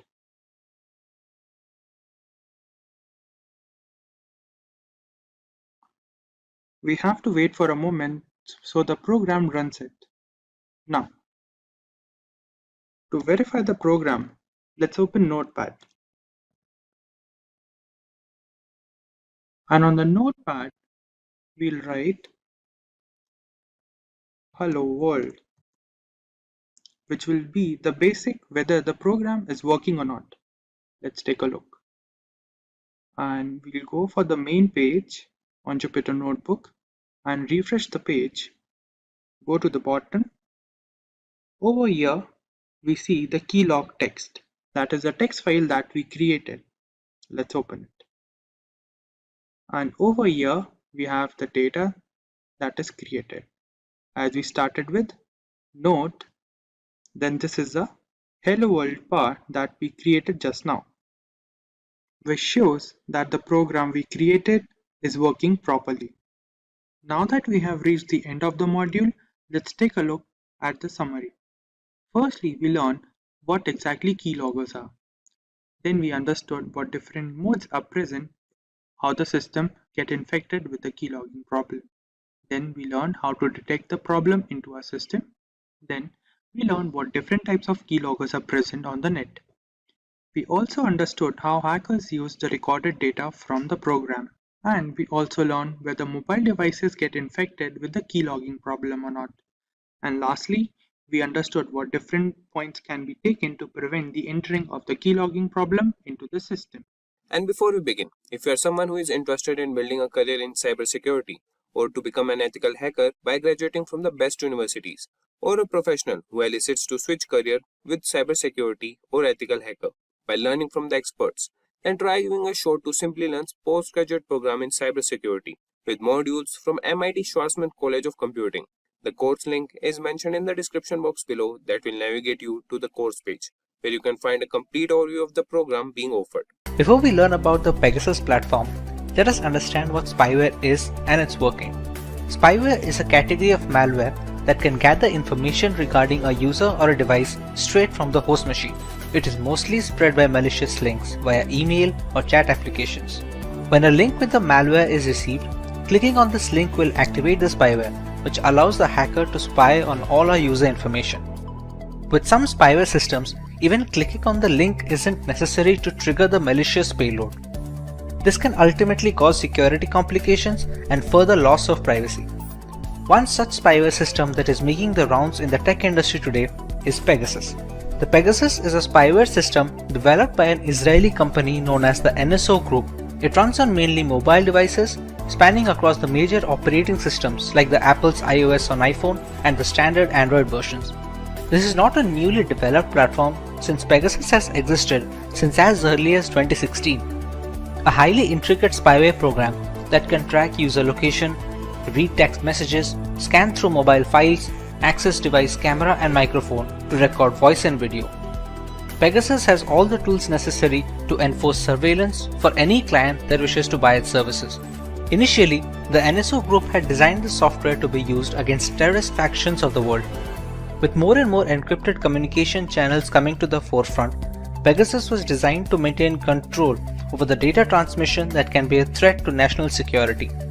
Unfortunately, the people who bought the software had complete control over who, how, and up to what level they can put surveillance limits on. Eventually, the primary clients became sovereign nations. Spying on public information that is supposed to stay private became really easy with this service. Multiple devices can be affected with the same spyware system to create a network information. This network keeps feeding data to the host. To understand how a network can be created, let's know how a mobile device can be affected by Pegasus. We all communicate with friends and family over instant messaging applications and email in some instances. If you check your inbox on a regular basis, you must have noticed that we receive some spam emails that the mail providers like Gmail and Yahoo can just filter into the spam folder. Some of these messages bypass this filter and make their way into a person's inbox. They look like generic emails which are supposed to be safe. The Pegasus spyware targets such occurrences, bypassing malicious messages and links which install the necessary spy software on the user's mobile device, be it Android or an iPhone. This isn't unique to the email ecosystem, since it's equally likely to be targeted via SMS text, WhatsApp, Instagram, or even the most secure messaging apps like Signal and Threema. Once the malicious links are clicked, a spyware package is downloaded and installed on the device. After the spyware is successfully installed, the perpetrator who sent the payload to the victim can monitor everything the user does. Pegasus can collect private emails, passwords, images, videos, and every other piece of information that passes through the device network. All this data is transmitted back to the central server, where the primary spying organization can monitor the activities at a granular level. This is not even surface level, since complex spyware software like Pegasus can access the root files on our mobiles. These root files hold information that is crucial to the working of the Android and iOS operating systems. Leaking such private information is a massive blow to the security and the privacy of an individual. The information that may seem trivial, like the name of your Wi-Fi connection or the last time you ordered an item from Amazon, are indeed all valuable information. This exploitation is primarily possible due to the zero-day vulnerabilities known as bugs in the software development process. The zero-day bugs are the ones that have just been discovered by some independent security company or a researcher. Once they are found, reporting these vulnerabilities to the developer of the platform, which would be either Google for Android or Apple for iOS, is the right thing to do. However, many such critical bugs make their way onto the dark web, where hackers can use them to create exploits. These exploits are then sent to innocent users with a link or a message, like we had discussed before. Pegasus was able to affect the latest devices with all the security patches installed, but some bugs are not reported to the developers or just cannot be fixed without breaking some core functionality. These become the gateway for spyware to enter into the system. You can never be 100% safe, but you sure can give it all in protecting yourself. The one thing where Pegasus stands out is its zero-click action feature. Usually in spam emails, the malicious code is activated when the user clicks the malware link. A user doesn't need to click the link in the new version of the Pegasus and a few other spyware programs. Once the message arrives in the inbox of WhatsApp, Gmail, or any other chat applications, the spyware gets activated and everything can be recorded and sent back to the central server. The primary issue with being affected by spyware as a victim is detection. Unlike crypto miners and Trojans, spying services usually do not demand many system resources, which makes them tough to detect after they have been activated. Since many devices slow down after a couple of years, any kind of performance hit due to such spyware is often attributed to poor software longevity by the users. They do not check meticulously for any other causes that is causing the slowdown. When left unchecked, these devices can capture voice and video from the mobile sensors while keeping the owner in the dark. Let's take a moment to check if we are well aware of the causes of such attacks. How do users fall prey to such spyware programs? A. By installing untested software. B. By clicking on the third-party links from email and messages. C. By not keeping their apps and phones updated. Or D. All of the above. Let us know your answers in the comment section below and we will reveal the correct answer next week. But what about the unaffected devices, the vulnerable ones? While we cannot be certain of our security, there are a few things we can do to boost our device, be it against Pegasus or the next big spyware on the market. Let's say we are safe now and we have the time to take the necessary steps to prevent a spyware attack. What are the things we can go for? Our primary goal must always be to keep our apps and the operating system updated with the latest security patches. The vulnerabilities that the exploits target are often discovered by developers from Google and Apple, which send the security patches quickly. This can be done for individual apps as well, so keeping them updated is of utmost importance. While the most secure devices have fallen prey to Pegasus as well, a security patch from developers may help in minimizing the damage at a later stage, or maybe negate the entire spyware platform altogether. Another big factor is the spread of malware is the trend of sideloading Android applications using .apk files. Downloading such apps from a third-party website have no security checks involved and are mostly responsible for adware and spyware invasions on user devices. Avoiding the sideloading of apps would be a major step in protecting yourself. We often receive spam emails or texts from people we may not know on social medias. They are accompanied with links that allow malware to creep into our device. We should try to follow the trusted websites and not click on any links that redirect us to unknown domains. Spyware is a controversial segment in governance. While the ramifications are pretty extreme in theory, it severely impacts user privacy against authoritarian regimes. Sufficient resources and a contingent plan can alter the false veil of democracy altogether. Even if our daily life is rather simplistic, we must understand that privacy is not about what we have to hide. Instead, it portrays the things we have to protect. It stands for everything we have to share with the outside world, both rhetorically and literally. Hey everyone, today we look at the hack which took the world by storm and affected multiple governments and corporations, the SolarWinds attack. The global statistics indicate that upward of 18,000 customers have been affected, potentially needing billions to recover the losses incurred. Before we have a look at this hack, make sure to subscribe to our channel and hit the notification bell to never miss an update from Simplilearn. The date is December 8, 2020. FireEye, a global leader in companies specializing in cybersecurity, released a blog post that caught the attention of the entire IT community. A software known as Orion, which was developed by SolarWinds Incorporated, had become a victim of a remote access Trojan or a RAT. The breach was estimated to be running since the spring of 2020 and went virtually unnoticed for months. The reveal sent the developers of the Orion software into a frenzy as they quickly released a couple of hotfixes for their platform in order to mitigate this threat and prevent further damage. But how did this come into existence? We first need to understand the platform which was responsible for this breach. SolarWinds, a software company based in Texas, United States, had developed a management platform known as Orion. Catering to corporations and governments worldwide, Orion was responsible for the monitoring and management of IT administration. This included managing the client servers, virtualization components, and even the organization's network infrastructure that bought the platform. SolarWinds claims they have more than 300,000 clients, including US government agencies and several Fortune 500 companies. This entire chain can be classified as a supply chain attack. In this variant of cybercrime, the hackers target relatively weaker links in an organization's chain of control and delivery. These are preferably services rendered by a third party since there is no direct jurisdiction over it. In this case, the Orion platform was the primary target. The culprit, however, was software updates. The update server for SolarWinds Orion had a malicious version attached with malware, or a Trojan to be precise. This was made possible since the code repository that handled the software updates was breached. Once the update server repository was compromised, the source code of the applications became open to modification and malicious code found its way onto the software. A remote access Trojan was attached to a potential update nicknamed the Sunburst update. This update gave hackers backdoor access to any client that uses the correct version.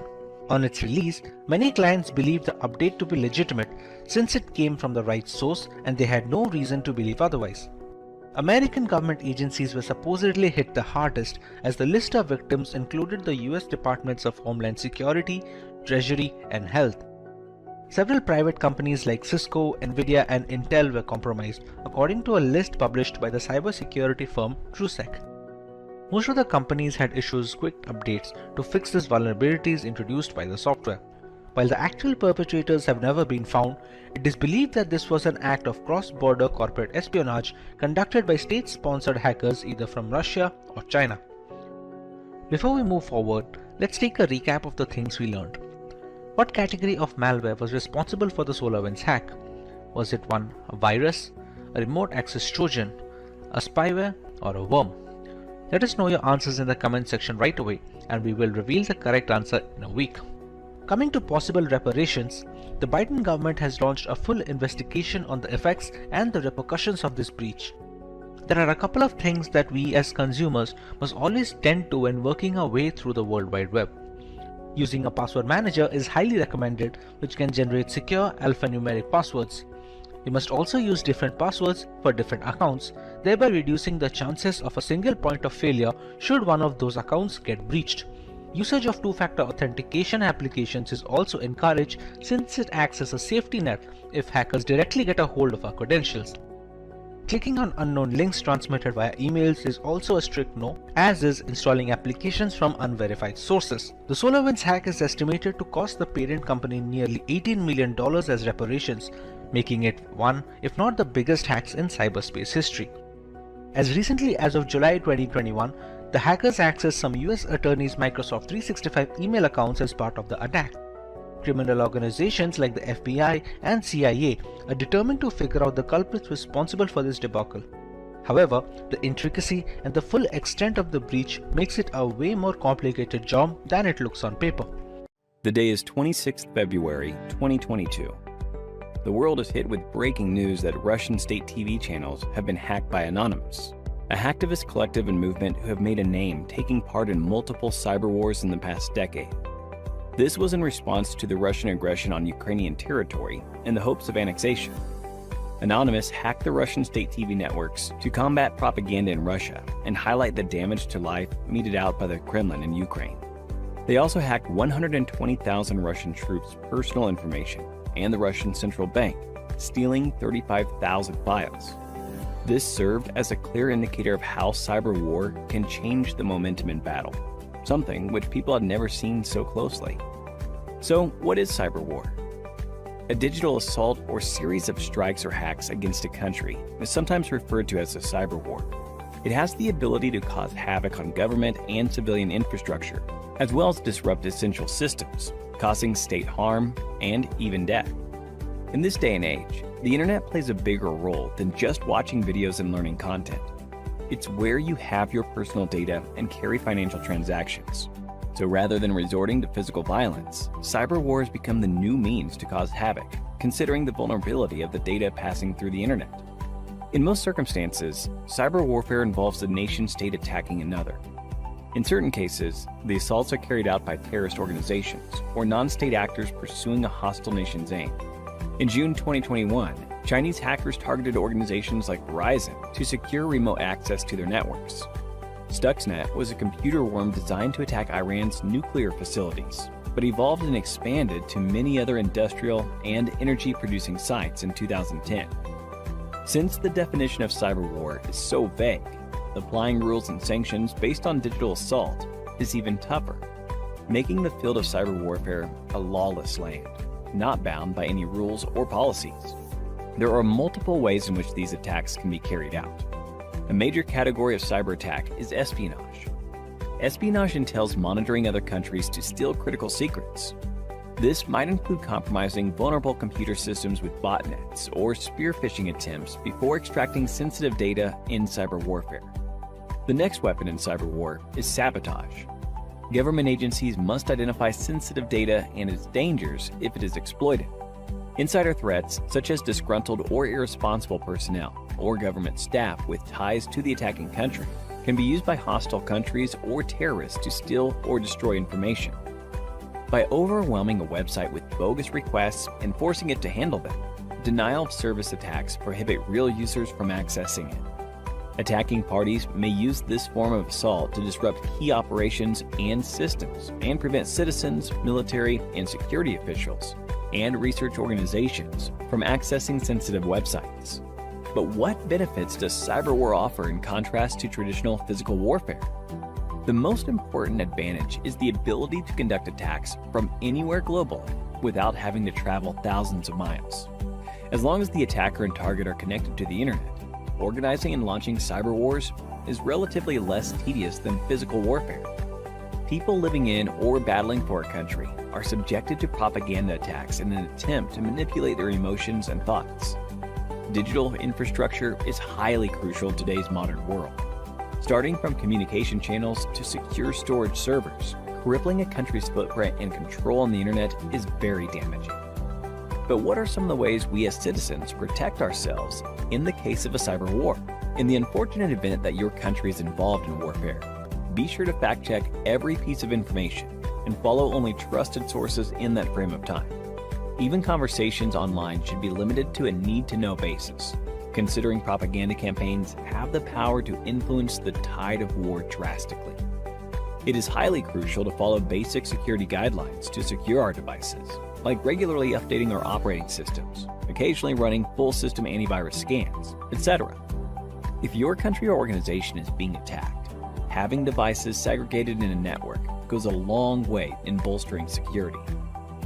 Try to avoid sharing a lot of personal data online. In this era of Instagram and Facebook, divulging private information can be detrimental to keeping a secure firewall for your data. The more information an attacker has access to, the higher his chances of being able to devise a plan to infiltrate defenses. And if you're someone who is interested in building a career in cybersecurity, that is by graduating from the best universities, or a professional who elicits to switch careers with cybersecurity by learning from the experts, then try giving a shot to Simplilearn's postgraduate program in cybersecurity with modules from the MIT Schwarzman College of Engineering. And the course link is mentioned in the description box that will navigate you to the course page where you can find a complete overview of the program being offered. During data transmission, there are various external factors which can affect the transmission of data over a network channel. To prevent such cases from happening, we use Internet Protocol Security, which we will be discussing in this session on IPsec Explained. Hi guys, and welcome to yet another interesting video by Simplilearn. But before we begin, if you love watching tech videos, subscribe to our channel and hit the bell icon to never miss an update from us. Now without further ado, let's take a look at the agenda for this session. To begin with, we will look into what is IPsec. Continuing with why do we use IPsec in a network, followed by components of IPsec, modes of IP security. As for the last topic, we will look into working steps involved in IP security. Let's begin with the first heading, that is, what is IPsec? IPsec, Internet Protocol Security, is defined as a set of framework and protocol to ensure data transmission over a network channel.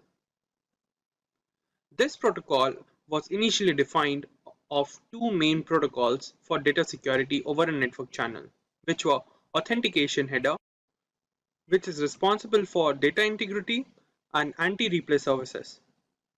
And the second protocol is encapsulating security payload, in short ESP, which includes data encryption and data authentication. Now let's move on to the next heading, that is, why do we use IPsec in a network?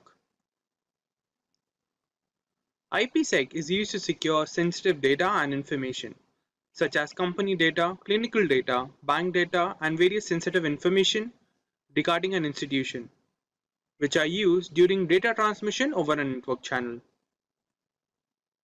The use of VPNs, that are virtual private networks, and apply IPsec protocols to encrypt the data for end-to-end transmission.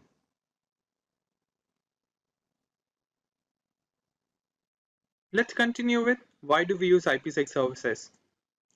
IPsec is also used to encrypt data for application layer in the OSI model and provide security for sharing data over network routers and data authentication. Let's take a look at the working of IPsec services.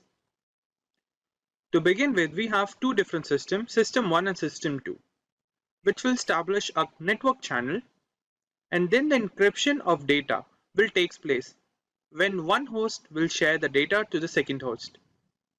During this, IPsec services will secure the data that is to be transferred over the network channel by applying router encryption and authentication.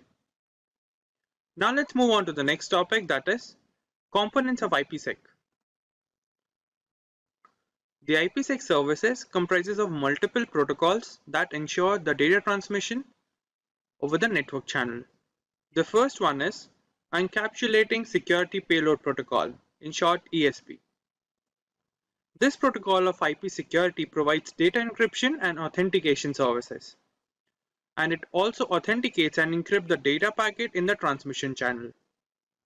Moving on, we have Authentication Header, in short AH.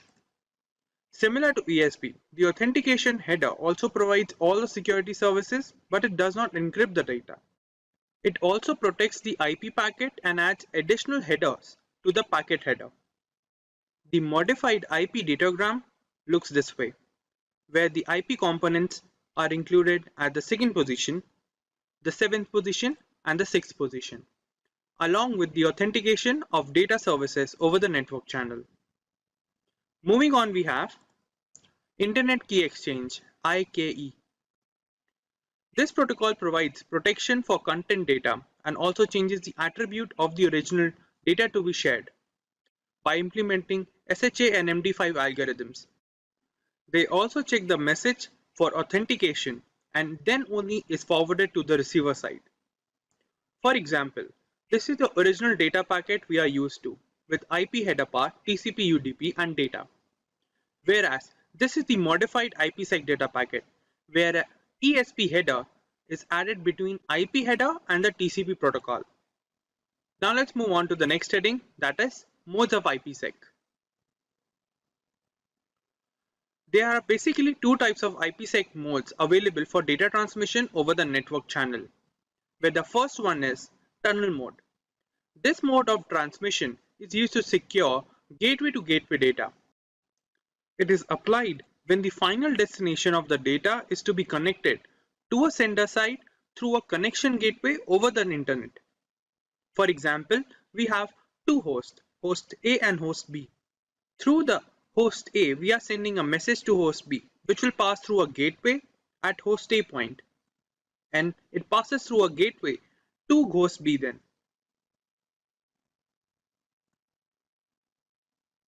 This is a basic format for gateway to gateway data transmission. And the given IP datagram format is used for tunnel mode. Now let's move on to the second mode of IPsec, that is transport mode. This mode of IPsec is used to protect protocols like TCP or UDP and is used to ensure end-to-end communication, unlike tunnel mode. The transport mode data add authentication header and encapsulating security payload for security purpose in the IP header. This is the modified IP datagram for transport mode. The point to be noted is, the IPsec header is always added between IP header and TCP header. Now let's move on to the last heading for this session on IPsec, that is, the working steps involved in IP security. In general, there are 5 steps involved in the working of IPsec to ensure data transmission over a network channel. The first step is host recognition. In the first step, the host system will check if the packet is to be transmitted or not by automatically triggering the security policy for the data, which is implemented by the sender side for proper encryption. Then the second step is known as IKE Phase 1. In this step, the two host devices, the sender and the receiver side, will authenticate each other to establish a secure network channel. It is comprised of two modes. The main mode. This provides much better security with a proper time limit. And the second mode, known as aggressive mode. As the name suggests, it establishes the IPsec protocol much faster in comparison to main mode. Let's move on to the third step, which is IKE Phase 2. After the second step, the hosts decide the type of cryptography algorithm to apply over the session in the network channel, and the secret key for the algorithm to be used to encrypt the data for transmission. Then we have IPsec transmission. This step involves the actual transfer of data over the network channel using the various protocols used in IPsec security, which are implemented under the tunnel condition. And the last step is IPsec termination. After the completion of data exchange or session timeout, the IPsec tunnel is terminated, and the security key established is discarded by both the host system. Network security is a set of technologies that protects the usability and integrity of a company's infrastructure by preventing the entry or proliferation within a network. Its architecture comprises of tools that protect the network itself and the applications that run over it. Effective network security strategies employ multiple lines of defense that are scalable and automated. Each defensive layer here enforces a set of security policies which are determined by the administrator beforehand. This aims at securing the confidentiality and accessibility of the data and the network. Every company or organization that handles a large amount of data has a degree of solutions against many cyber threats. The most basic example of network security is password protection. It has the network the user chooses. So recently, network security has become the central topic of cybersecurity, with many organizations involving applications from people with skills in this area. It is crucial for both personal and professional networks. Most houses with high-speed internet have one or more wireless routers, which can be vulnerable to attacks if they are not adequately secured. Data loss, theft, and sabotage risk may be decreased with the usage of a strong network security system. Your workstations are protected from hazardous spyware thanks to network security. Additionally, it guarantees the security of the data which is being shared over a network. By dividing information into various sections, encrypting these portions, and transferring them over separate pathways, network security infrastructure offers multiple levels of protection to thwart man-in-the-middle attacks, preventing situations like eavesdropping, among other harmful attacks. It is becoming increasingly difficult in today's hyper-connected environment as more corporate applications migrate to both public and private clouds. Additionally, modern applications are also frequently virtualized and dispersed across several locations, some outside the physical control of the IT team. Network traffic and infrastructure must be protected in these cases since assaults on businesses are increasing every single day. We now understood the basics of network security, but we need to understand how network security works in the next section in slightly more detail. Network security revolves around two processes: authentication and authorization. The first process, which is authentication, is similar to access cards, which ensure that only those who have the right to enter a building.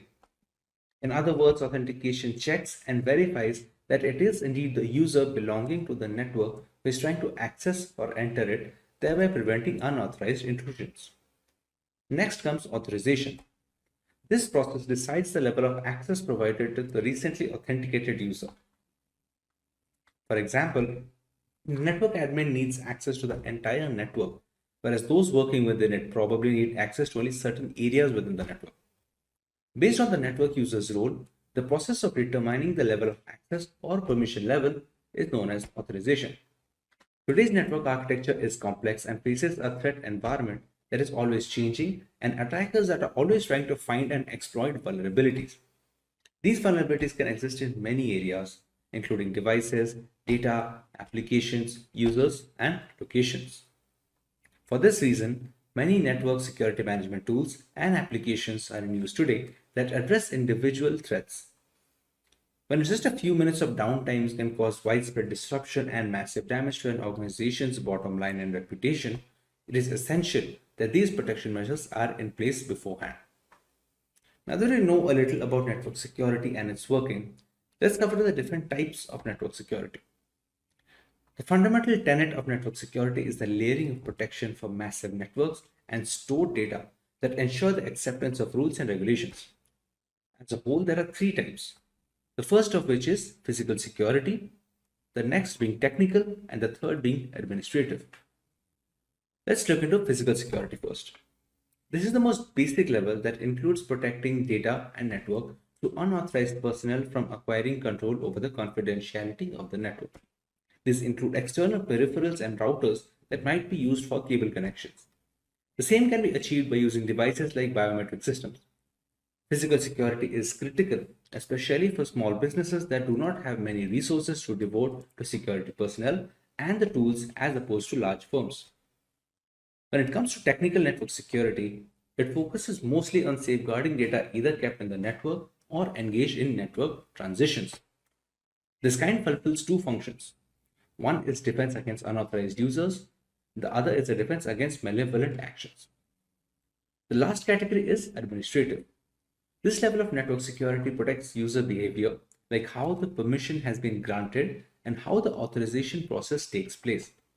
This also ensures the level of sophistication the network might need to protect it through all the attacks. This level also suggests necessary amendments that have to be done to the infrastructure.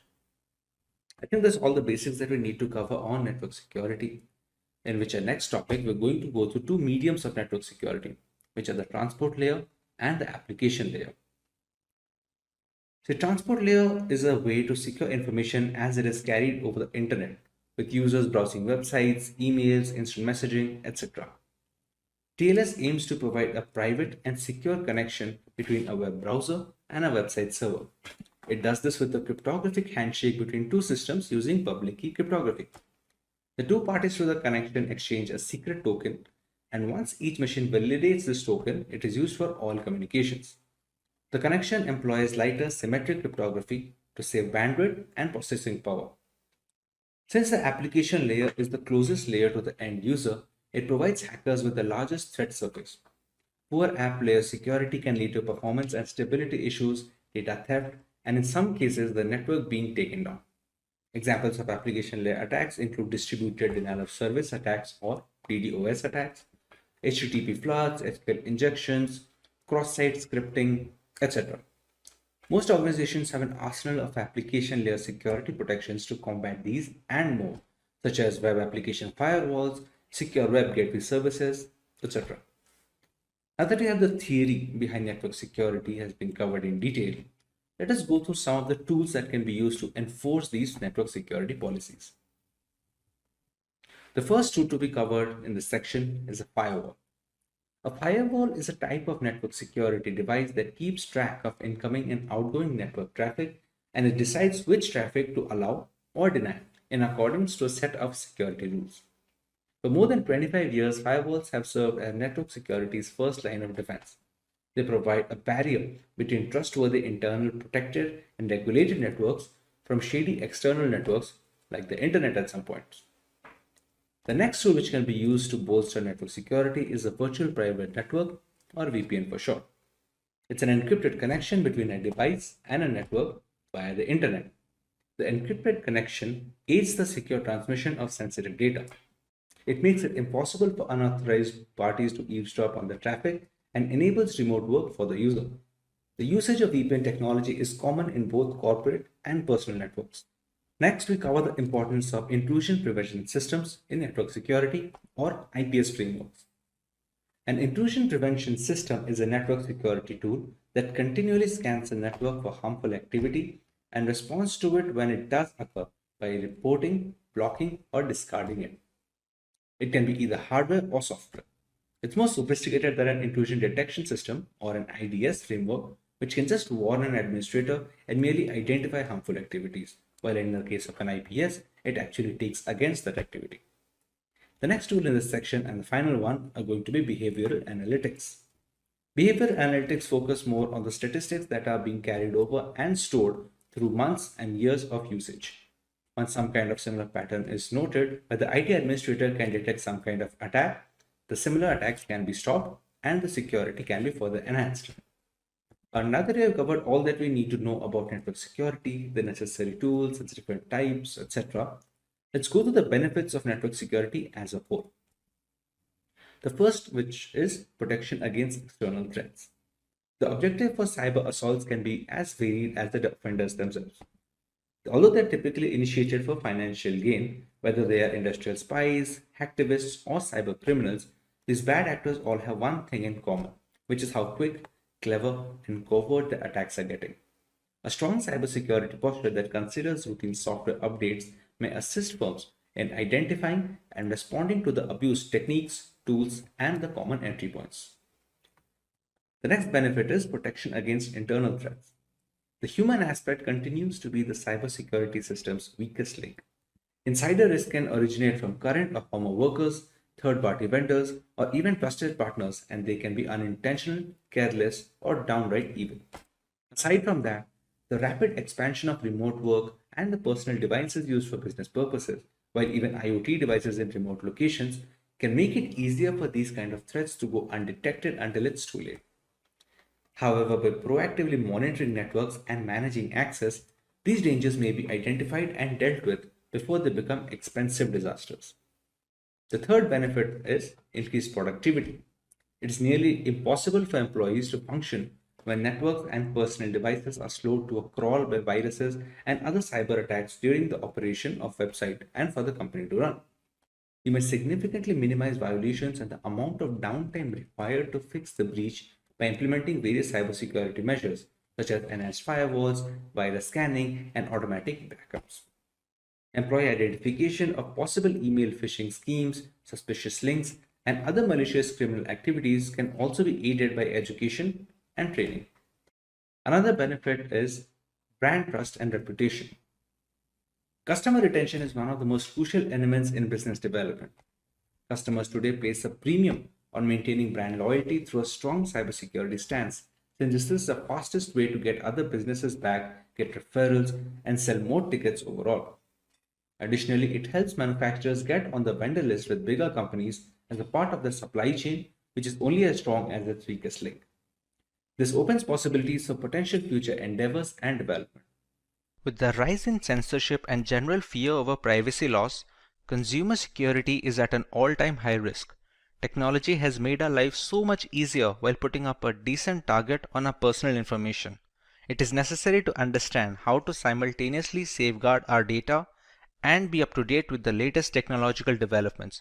Maintaining this balance has become easier with cryptography taking its place in today's digital world. So hey everyone, this is Bev from Simplilearn and welcome to this video on cryptography. But before we begin, if you love watching tech videos, subscribe to our channel and hit the bell icon to never miss an update from Simplilearn. So here's a story to help you understand cryptography. Meet Anne. Anne wanted to look for a decent discount on the latest iPhone. She started searching on the internet and found a rather shady website that offered a 50% discount on the first purchase. Once Anne submitted her payment details, a huge chunk of money was withdrawn from her bank account just moments after. Devastated, Anne quickly realized she had failed to notice that the website was a HTTP web page instead of an HTTPS one. The payment information submitted was not encrypted and it was visible to anyone keeping an eye, including the website owner and hackers. Had she used a reputed website which has encrypted transactions and employs cryptography, our iPhone enthusiast could have avoided this particular incident. This is why it's never recommended to visit unknown websites or share any personal information on them. Now that we understand why cryptography is so important, let's take a look at the topics to be covered today. We take a look into what cryptography is and how it works. We learn where cryptography is being used in our daily lives and how we are benefiting from it. Then we will understand the different types of cryptography and their respective uses. Moving on, we will look at the usage of cryptography in ancient history and a live demonstration of cryptography and encryption in action. Let's now understand what cryptography is. Cryptography is the science of encrypting or decrypting information to prevent unauthorized access. We transform our data and personal information so that only the correct recipient can understand the message. As an essential aspect of modern data security, using cryptography allows the secure storage and transmission of data between willing parties. Encryption is the primary route for employing cryptography by adding certain algorithms to jumble up the data. Decryption is the process of reversing the work done by encrypting information so that the data becomes readable again. Both of these methods form the basis of cryptography. For example, when Simplilearn is jumbled up or changed in any format, not many people can guess the original word by looking at the encrypted text. The only ones who can are the people who know how to decrypt the coded word, thereby reversing the process of encryption. Any data pre-encryption is called plain text or clear text. To encrypt the message, we use certain algorithms that serve a single purpose of scrambling the data to make them unreadable without the necessary tools. These algorithms are called ciphers. They are a set of detailed steps to be carried out one after the other to make sure the data becomes as unreadable as possible until it reaches the receiver. We take the plain text, pass it to the cipher algorithm, and get the encrypted data. This encrypted text is called the ciphertext, and this is the message that is transferred between the two parties. The key that is being used to scramble the data is known as the encryption key. These steps, that is the cipher and the encryption key, are made known to the receiver, who can then reverse the encryption on receiving the message. Unless any third party manages to find out both the algorithm and the secret key that is being used, they cannot decrypt the messages, since both of them are necessary to unlock the hidden content. Wonder what else we would lose if not for cryptography? Any website where you have an account can read your passwords. Important emails can be intercepted and their contents can be read without encryption during their transit. More than 65 billion messages are sent on WhatsApp every day, all of which are secured thanks to end-to-end encryption. There is a huge market opening up for cryptocurrency, which is possible due to blockchain technology that uses encryption algorithms and hashing functions to ensure that the data is secure. If this is of particular interest to you, you can watch our video on blockchain, the link of which will be in the description. Of course, there is no single solution to a problem as diverse as explained. There are three variants of how cryptography works and is in practice. They are symmetric encryption, asymmetric encryption, and hashing. Let's find out how much we have understood until now. Do you remember the difference between a cipher and ciphertext? Leave your answers in the comments, and before we proceed, if you find this video interesting, make sure to give it a thumbs up before moving ahead. Let's look at symmetric encryption first. Symmetric encryption uses a single key for both the encryption and decryption of data. It is comparatively less secure than asymmetric encryption, but much faster. It is a compromise that has to be embraced in order to deliver data as fast as possible without leaving information completely vulnerable. This type of encryption is used when data rests on servers and identifies personnel for payment applications and services. The potential drawback with symmetric encryption is that both the sender and receiver need to have the same secret key, and it should be kept hidden at all times. Caesar cipher and Enigma machine are both symmetric encryption examples that we will look into further. For example, if Alice wants to send a message to Bob, she can apply a substitution cipher or a shift cipher to encrypt the message. But Bob must be aware of the same key itself, so he can decrypt it when he finds it necessary to read the entire message. Symmetric encryption uses one of the two types of ciphers. stream ciphers, and block ciphers.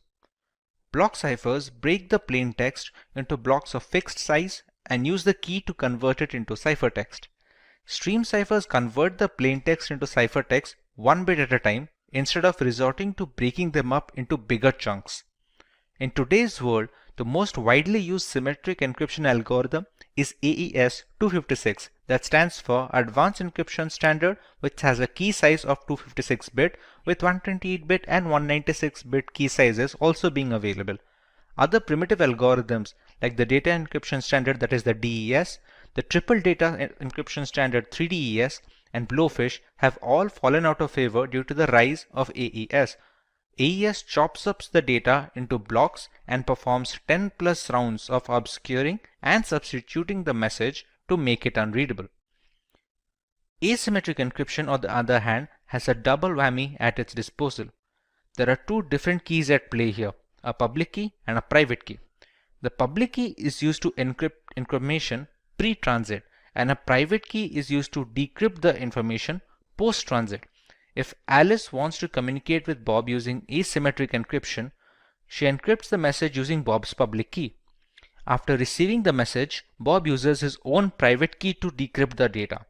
This way, nobody can intercept the message in between transmissions, and there is no need for any secure key exchange for this to work, since the encryption is done with the public key and the decryption is done with the private key that no one except Bob has access to.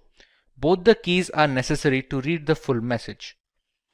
There is also a reverse scenario where we can use the private key for encryption and the public key for decryption.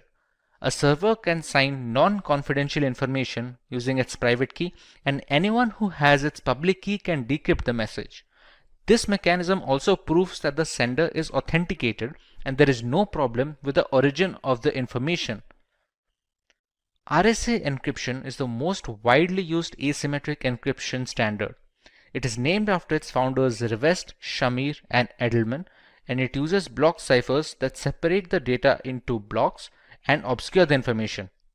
Widely considered the most secure form of encryption, albeit relatively slower than AES, it is widely used in web browsing, secure identification, VPNs, emails, and chat applications. With so much hanging on the key's secrecy, there must be a way to transmit the keys without others reading our private data. Many systems use a combination of symmetric encryption and asymmetric encryption to bolster security and match speed at the same time.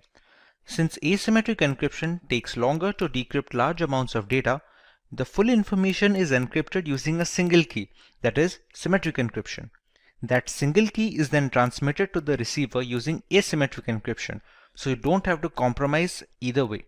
Another route is using the Diffie-Hellman key exchange, which relies on a one-way function and is much tougher to break into.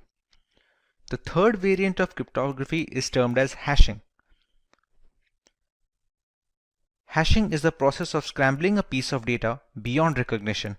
It gives an output of fixed size, which is known as the hash value of the original data, or just hash in general. The calculations that do the job of messing up the data collection form the hash function. They are generally not reversible without resilient brute force mechanisms and are very helpful when storing data on website servers that need not be stored in plain text. For example, many websites store your account passwords in a hashed format so that not even the administrator can read your credentials. When a user tries to log in, they can compare the entered password's hash value with the hash value that is already stored on the servers for authentication, since the function will always return the same value for the same input. Cryptography has been in practice for centuries. Julius Caesar used a substitution shift to move alphabets a certain number of spaces beyond their place in the alphabet table. A spy can't decipher the original message at first glance. For example, if he wanted to pass confidential information to his armies and decides to use the substitution shift of +2, A becomes C, B becomes D, and so on. The word attack, when passed through a substitution shift of +3, becomes DWWDEFN. This cipher has been appropriately named the Caesar cipher, which is one of the most widely used algorithms. The Enigma is probably the most famous cryptographic cipher device used in ancient history. It was used by the Nazi German armies in the World Wars. They were used to protect confidential political, military, and administrative information, and it consisted of 3 or more rotors that scrambled the original message depending on the machine's state at that time. The decryption is similar, but it needs both machines to stay in the same state before passing the ciphertext so that we receive the same plain text message. Let's take a look at how our data is protected while we browse the internet thanks to cryptography. Here we have a web-based tool that will help us understand the process of RSA encryption.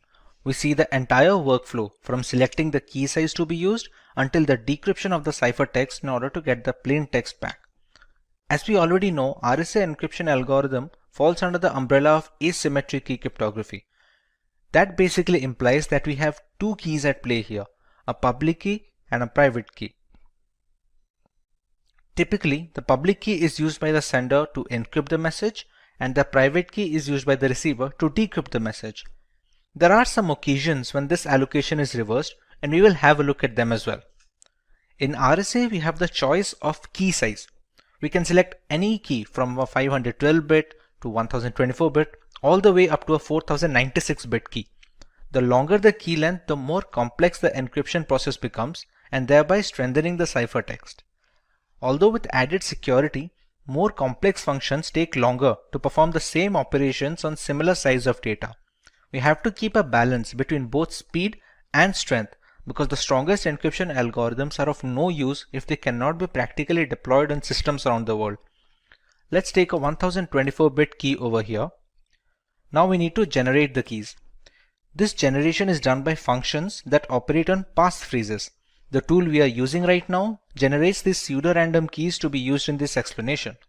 Once we generate the keys, you can see the public key is rather smaller than the private key, which is almost always the case. These two keys are mathematically linked with each other. They cannot be substituted with any other key, and in order to encrypt the original message or decrypt the ciphertext, this pair must be kept together. The public key is then sent to the sender and the receiver keeps the private key with himself. In this scenario, let's try and encrypt the word Simplilearn. We have to select if the key being used for encryption is either private or public, since that affects the process of scrambling the information. Since we are using the public key over here, let's select the same and copy it and paste over here. The cipher we are using right now is plain RSA. There are some modified ciphers with their own pros and cons that can also be used, provided we use it on a regular basis and depending on the use case as well.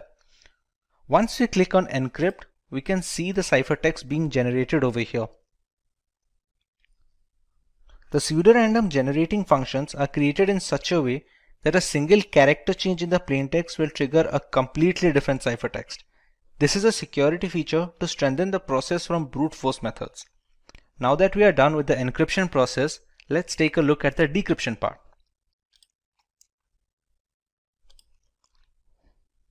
The receiver gets this ciphertext from the sender with no other key or supplement.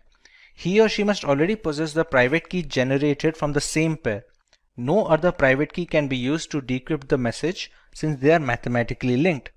We paste the private key here and select the same. The cipher must also be the same used during the encryption process. Once we click decrypt, you can see the original plaintext we had decided to encrypt. This sums up the entire process of RSA encryption and decryption. Now some people use it the other way around. We also have the option of using the private key to encrypt information and the public key to decrypt it. This is done mostly to validate the origin of the message.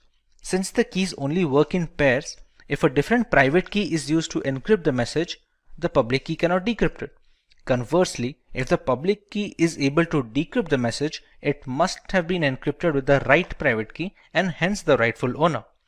Here we just have to take the private key and use that to encrypt the plaintext and select the same in this checkbox as well. You can see we have generated a completely new ciphertext. This ciphertext will be sent to the receiver and this time we will use the public key for decryption. Let's select the correct checkbox and decrypt, and we still get the same output. Now let's take a look at practical example of encryption in the real world. We all use the internet on a daily basis, and many are aware of the implications of using unsafe websites. Let's take a look at Wikipedia here. Pretty standard HTTPS website where the H stands for secured. Let's take a look at how it secures the data. Wireshark is the world's foremost and most widely used network protocol analyzer. It lets you see what's happening on your network at a microscopic level, and we are going to use this software to see the traffic that is leaving our machine and to understand how vulnerable it is. Since there are many applications running in this machine, let's apply a filter that will only show us the results related to Wikipedia.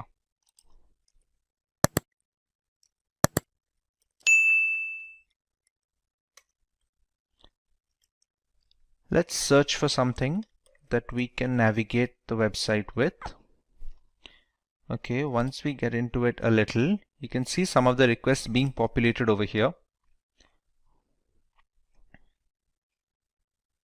Let's take a look at the specific request. These are the data packets that basically transport the data from our machine to the internet and vice versa. As you can see, there's a bunch of gibberish data here that doesn't really reveal anything that we searched or watched. Similarly, other secured websites function the same way, and it is very difficult, if at all possible, to snoop on user data this way. To put this in perspective, let's take a look at another website, which is a HTTP web page.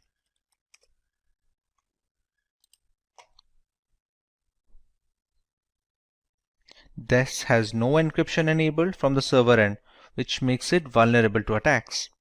There is a login form here, which needs legitimate user credentials in order to grant access. Let's enter a random pair of credentials.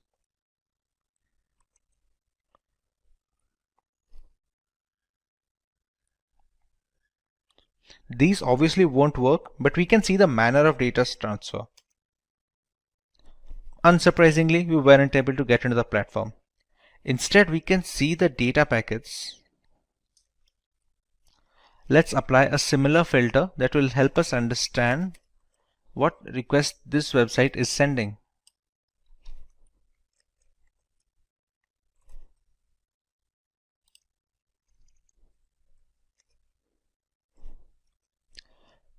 These are the requests being sent by the HTTP login form to the internet. If we check here, see, whatever username and password that we are entering, we can easily see it with the Wireshark. Now, we used a dummy pair of credentials. If we select the right data packet, we can find our correct credentials.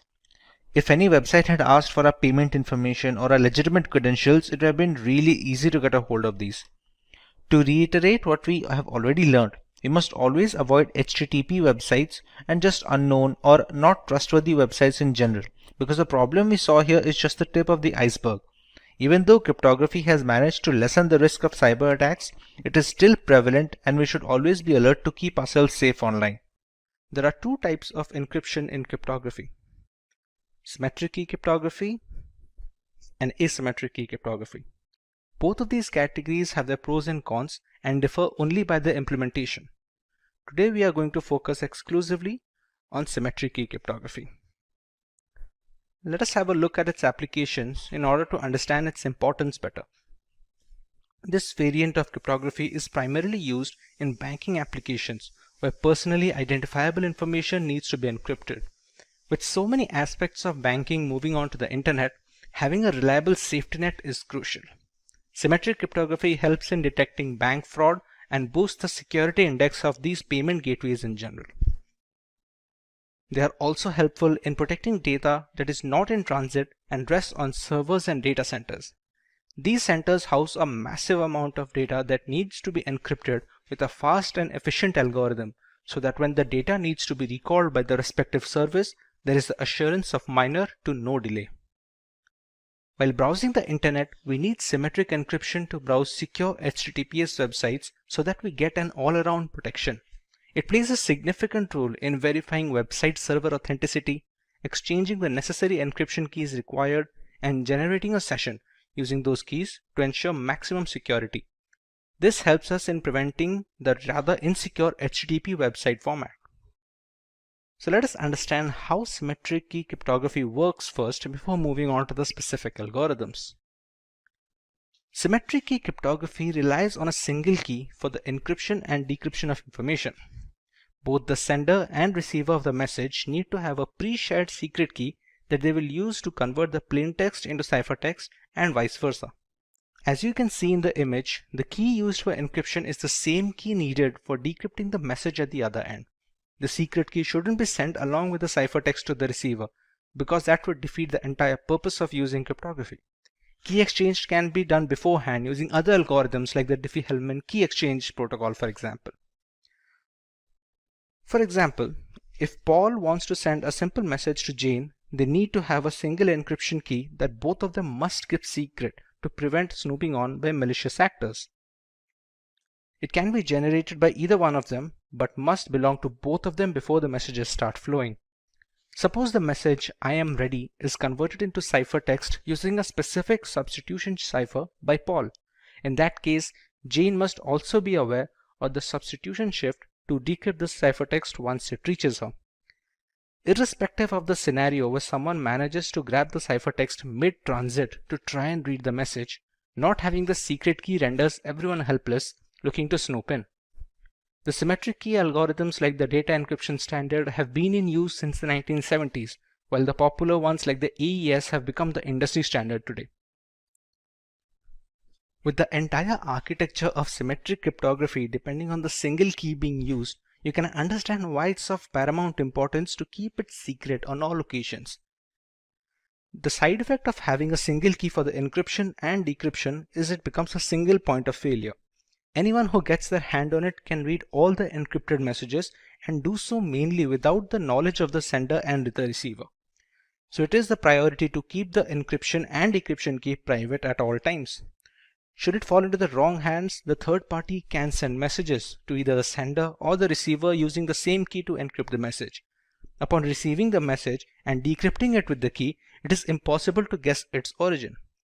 If the sender somehow transmits the secret key along with the ciphertext, anyone can intercept the package and access the information. Consequently, this encryption category is termed private key cryptography, since a big part of the data's integrity is riding on the promise that the users can keep the keys secret. This terminology contrasts with asymmetric key cryptography, which is called public key cryptography, because it has two different keys at play, one of which is public. Provided we manage to keep the keys secret, we still have to choose what kind of ciphers we want to use to encrypt this information. In symmetric key cryptography, there are broadly two categories of ciphers that we can employ. Let us have a look. Stream ciphers are the algorithms that encrypt basic information one bit at a time. It can change depending on the algorithm being used, but usually it relies on a single bit or byte to do the encryption. This is the relatively quicker alternative considering the algorithm doesn't have to deal with blocks of data at a single time.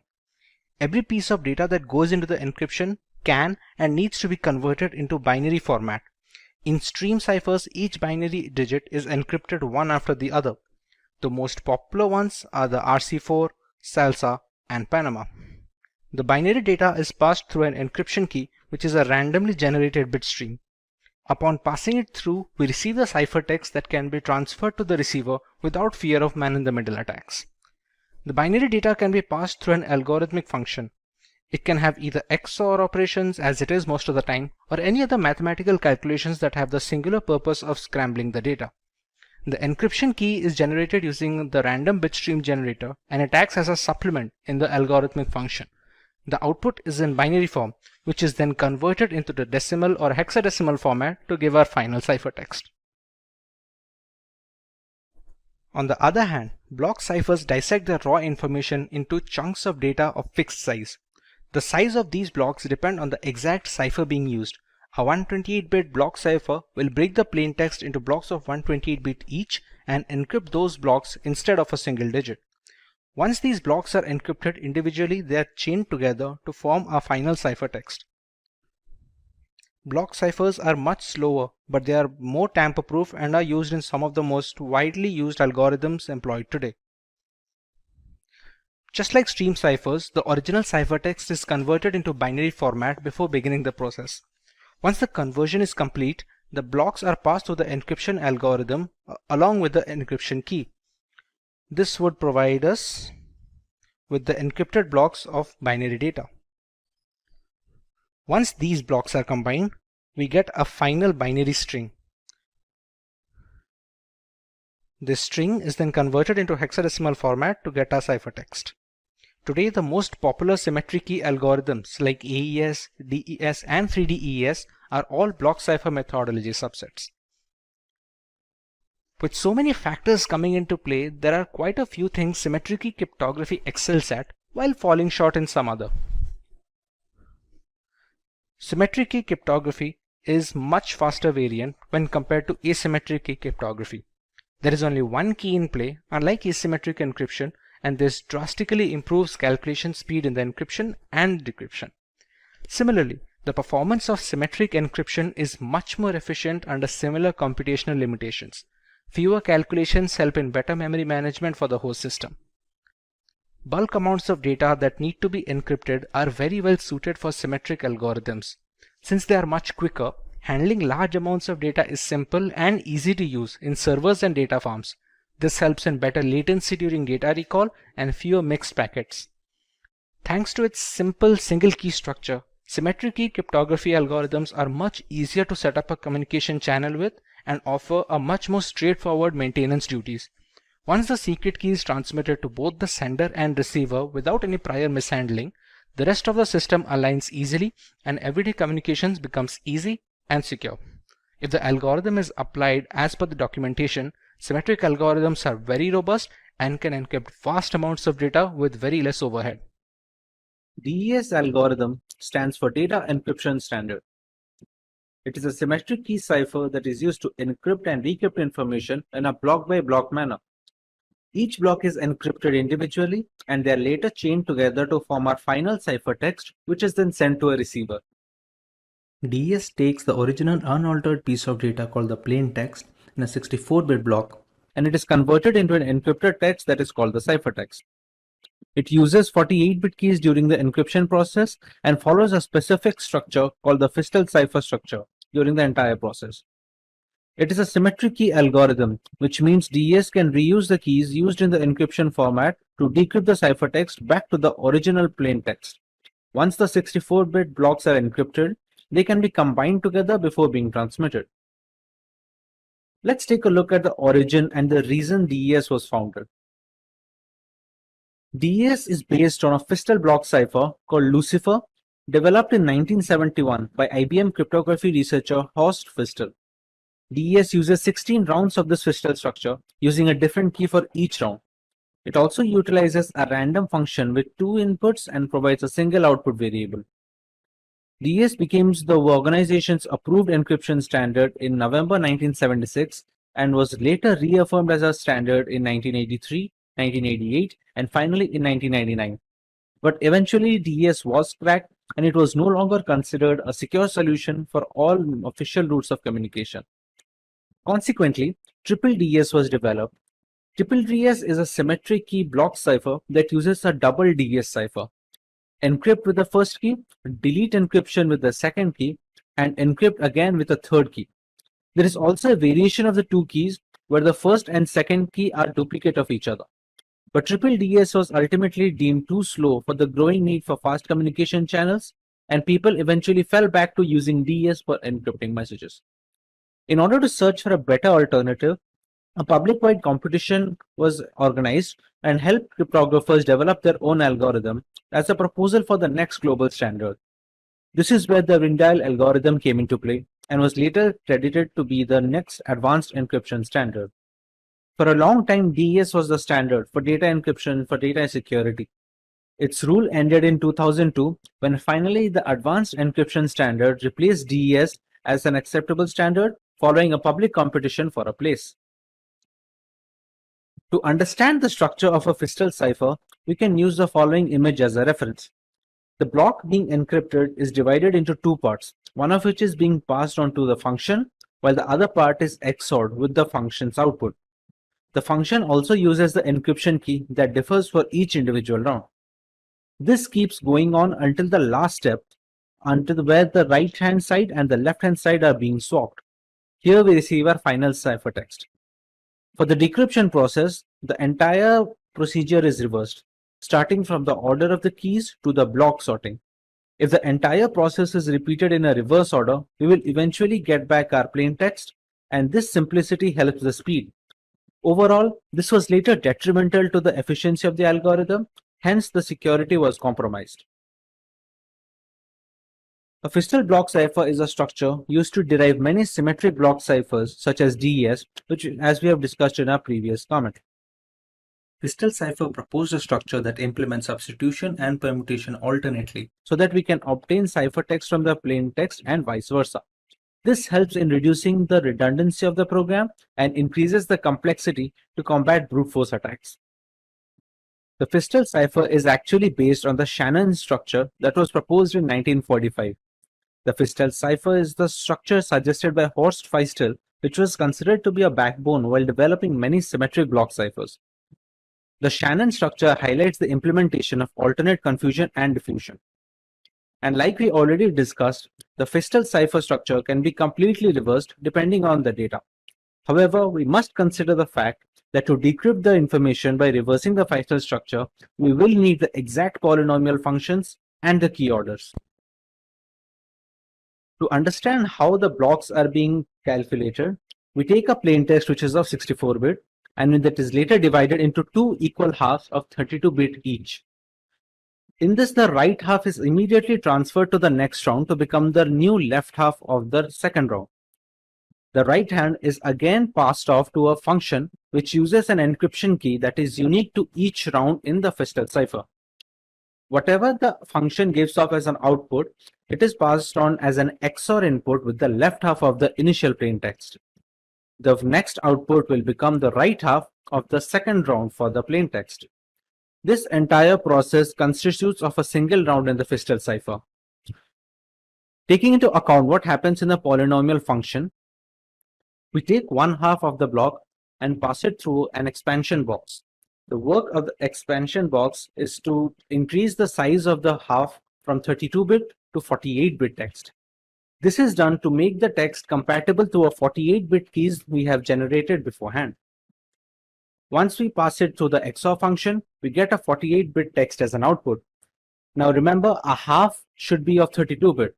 So this 48-bit output is then later passed on to a substitution box.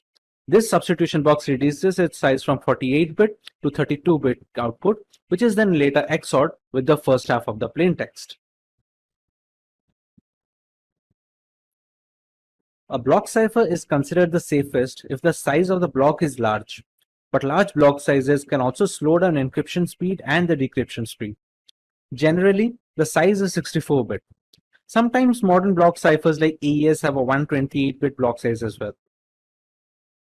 The security of the block cipher increases with increasing key size, but larger key sizes may also reduce the speeds of the process. Earlier, 64-bit keys were considered sufficient. Modern ciphers need to use 128-bit keys due to the increasing complexity of today's computational standards. The increasing number of rounds also increase the security of the block cipher. Similarly, they are inversely proportional to the speed of encryption.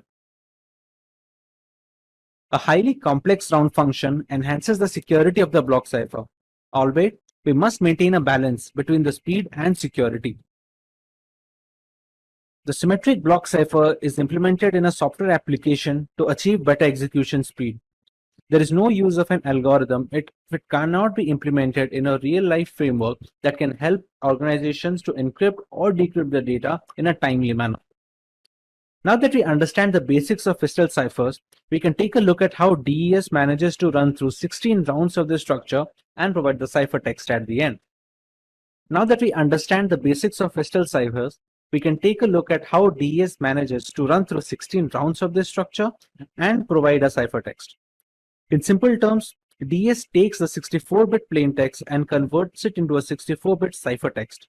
And since we are talking about asymmetric algorithms, the same key is being used when it is decrypting the data as well.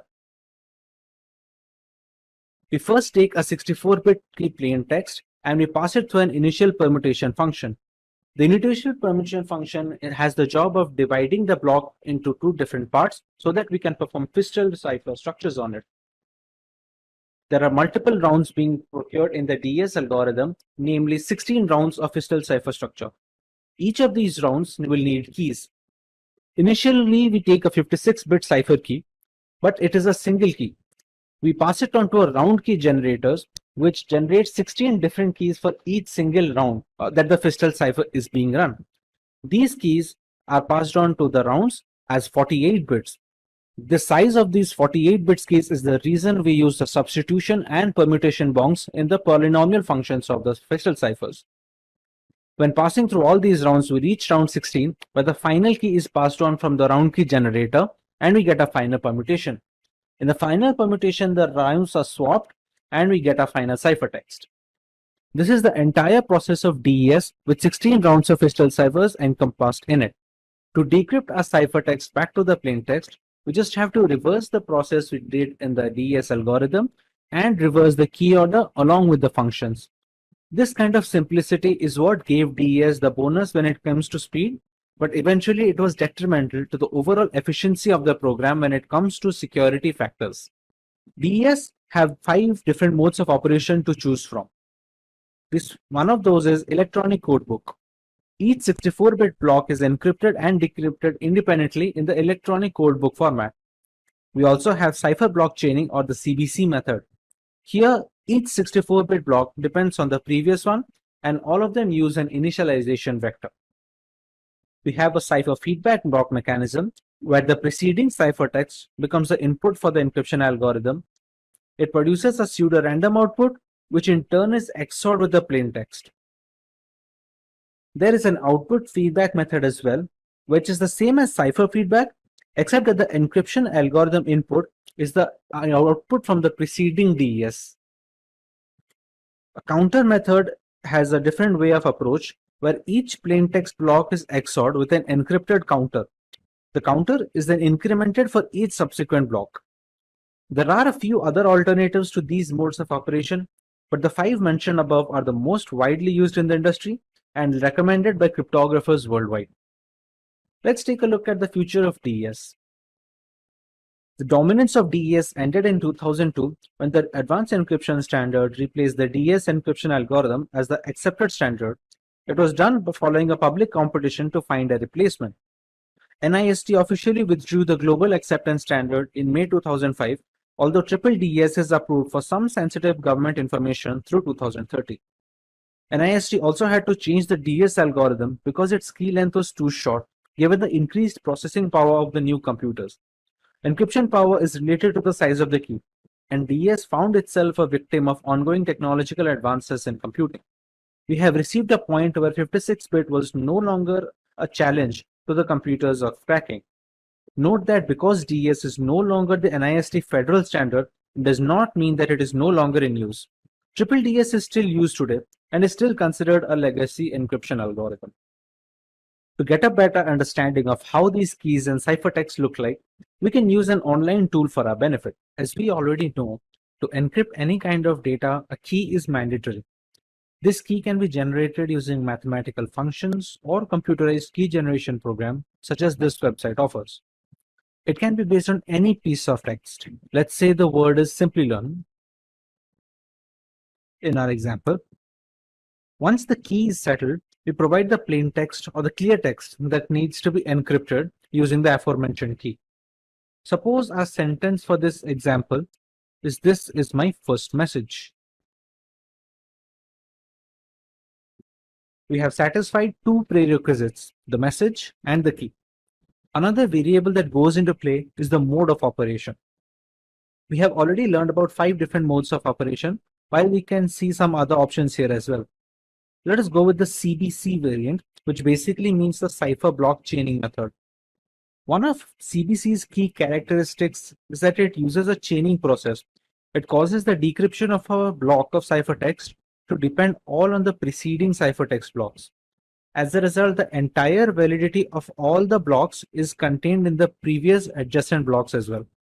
A single bit error in a ciphertext block affects the decryption of all the subsequent blocks. Rearrangement of the order of these, for example, can cause the decryption process to get corrupted. Regarding the manner of displaying binary information, we have two options here.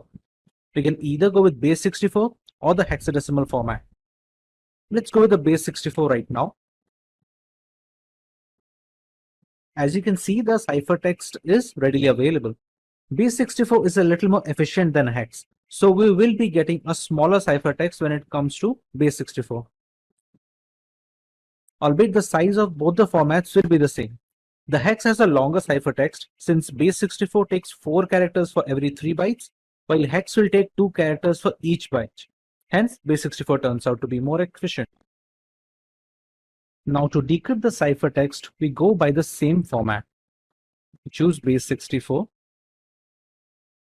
We copy the ciphertext onto a decryption tool, and we have to make sure that the key we are using is exactly the same. We choose similar mode of operation, and we choose the correct encoding format as well, which is base 64 in this case. As you can see, the decryption is complete and we get a plain text back. Even if you keep everything the same, but we just change the encoding format, it will not be able to decrypt anything. Unfortunately, DES has become rather easy to crack even without the help of a key. The advanced encryption standard is still on top when it comes to symmetric encryption security and will likely stay there for a while. Eventually, with so much computing power growth, the need for a stronger algorithm was necessary to safeguard our personal data. As solid as DES was, the computers of today could easily break the encryption with repeated attempts, thereby rendering the data security helpless. To counter this dilemma, a new standard was introduced which was termed as the Advanced Encryption Standard or the AES algorithm. Let's learn what is Advanced Encryption Standard. The AES algorithm, also known as the Rijndael algorithm, is a symmetric block cipher with a block size of 128 bits. It is converted into ciphertext using keys of 128, 192 or 256 bits. It is implemented in software and hardware throughout the world to encrypt sensitive data. The National Institute of Standards and Technology, also known as NIST, started development on AES in 1997 when it was announced the need for an alternative to the data encryption standard. The new internet needed a replacement for DES because of its small key size. With increasing computing power, it was considered unsafe against entire key search attacks.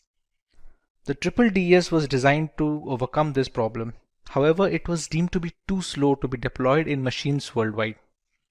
Strong cases were present by the Mars, RC6, Serpent, and the Two-Fish algorithms, but it was the Rijndael encryption algorithm, also known as AES, which was eventually chosen as the standard symmetric key encryption algorithm to be used. Its selection was formalized with the release of Federal Information Processing Standards Publication 197 in the November of 2001. It was approved by the US Secretary of Commerce. Now that we understand the origin of AES, let us have a look at the features that make AES encryption algorithm unique. The AES algorithm uses a substitution permutation or SP network. It consists of multiple rounds to produce a ciphertext. It has a series of linked operations, including replacing inputs with specific outputs, that is substitutions, and others that involve bit shuffling, which is permutations. At the beginning of the encryption process, we only start out with a single key, which can be either a 128-bit key, a 192-bit key, or a 256-bit key. Eventually, this one key is expanded to be used in multiple rounds throughout the encryption and the decryption cycle. Interestingly, AES performs all its calculations on byte data instead of bit data, as seen in the case of the DES algorithm. Therefore, AES treats 128 bits of a clear text block as 16 bytes. The number of rounds during the encryption process depends on the key size that is being used. The 128-bit key size fixes 10 rounds, the 192-bit key size fixes 12 rounds, and the 256-bit key holds 14 rounds. A round key is required for each of these rounds, but since only one key is input into the algorithm, the single key needs to be expanded to get the key for each round, including the round 0. With so many mathematical calculations going on in the background, there are bound to be a lot of steps throughout the procedure. Let's have a look at the steps followed in AES. Before we move ahead, we need to understand how data is being stored during the process of AES encryption. Everything in the process is stored in a 4x4 matrix format. This matrix is also known as a state array, and we'll be using these state arrays to transmit data from one step to another and from one round to the next round. Each round takes state array as input and gives a state array as output to be transferred into the next round. It is a 16-byte matrix with each cell representing 1 byte, with each 4 bytes representing a word. So every state array will have a total of 4 words representing it. As we previously discussed, we take a single key and expand it to the number of rounds that we need the key to be used in. Let's say the number of rounds are n, then the key has to be expanded to be used with n plus 1 rounds, because the first round is the key 0 round. Let's say n is the number of rounds. The key is expanded to n plus 1 rounds. It is also a state array having 4 words in its vicinity. Every key is used for a single round, and the first key is used as a round key before any round begins. In the very beginning, the plaintext is captured and passed through an XOR function with the round key as a supplement. This key can be considered the first key from the n plus 1 expanded set. Moving on, the state array resulting from the above step is passed on to a byte substitution process. Beyond that, there is a provision to shift rows in the state arrays. Later on, the state array is mixed with a constant matrix to shuffle its column in the mix column segment, after which we add the round key for that particular round. The last 4 steps mentioned are part of every single round that the encryption algorithm goes through. The state arrays are then passed from one round to the next as an input. In the last round, however, we skip the mix columns portion, with the rest of the process remaining unchanged. But what are these byte substitution and row shifting processes? Let's find out regarding each step in more detail. In the first step, the plaintext is stored in a state array and it is XORed with the K0, which is the first key in the expanded key set. This step is performed only once on a block, while being repeated at the end of each round as per iteration demands.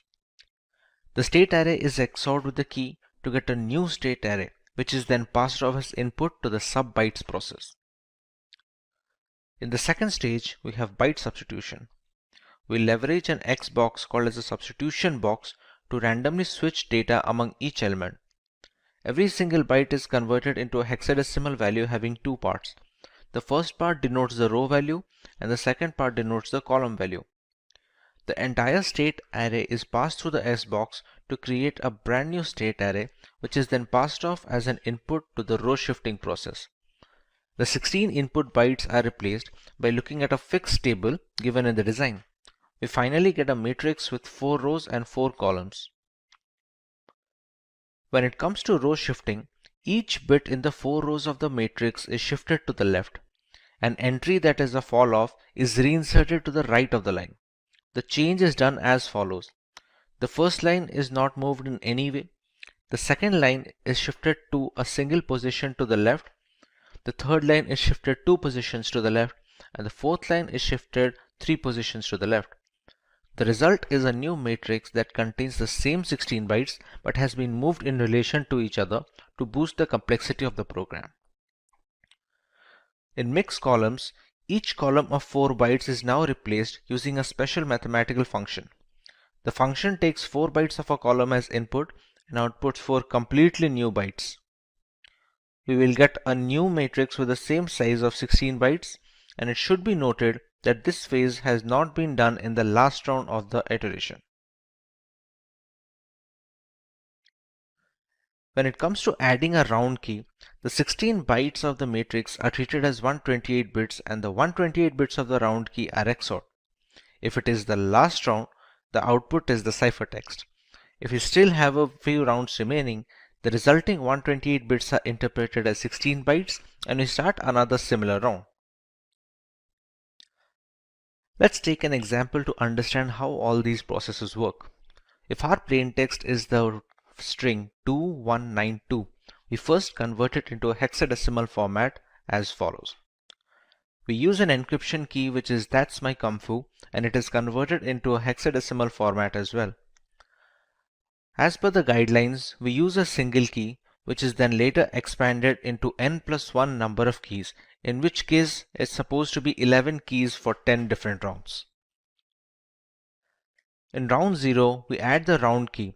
The plaintext is XORed with the case 0, and we get a state array that is passed off as an input to the substitution bytes process. When it comes to the substitution bytes process, we leverage an S-box to substitute the elements of each byte with a completely new byte. This way, the state array that we receive is passed off as an input to the row shifting process of the next step.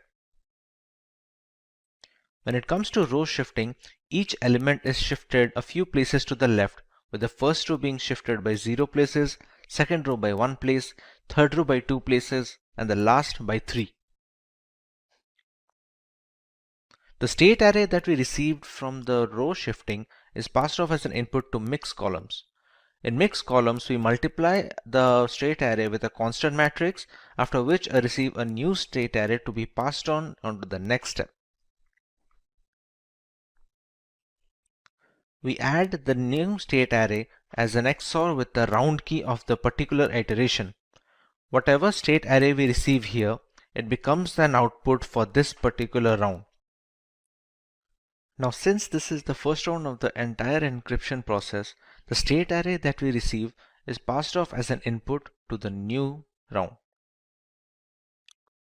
We repeat this process for 10 more rounds, and we finally receive a ciphertext. Once the final state array can be denoted in the hexadecimal format, this becomes our final ciphertext that we can use for transferring information from the sender and receiver. Let's take a look at the applications of AES in this world. AES finds most use in the area of wireless security in order to establish a secure mode of authentication between routers and clients. Highly secure mechanisms like WPA and WPA2 are extensively used in securing Wi-Fi endpoints with the help of Rindial's algorithm.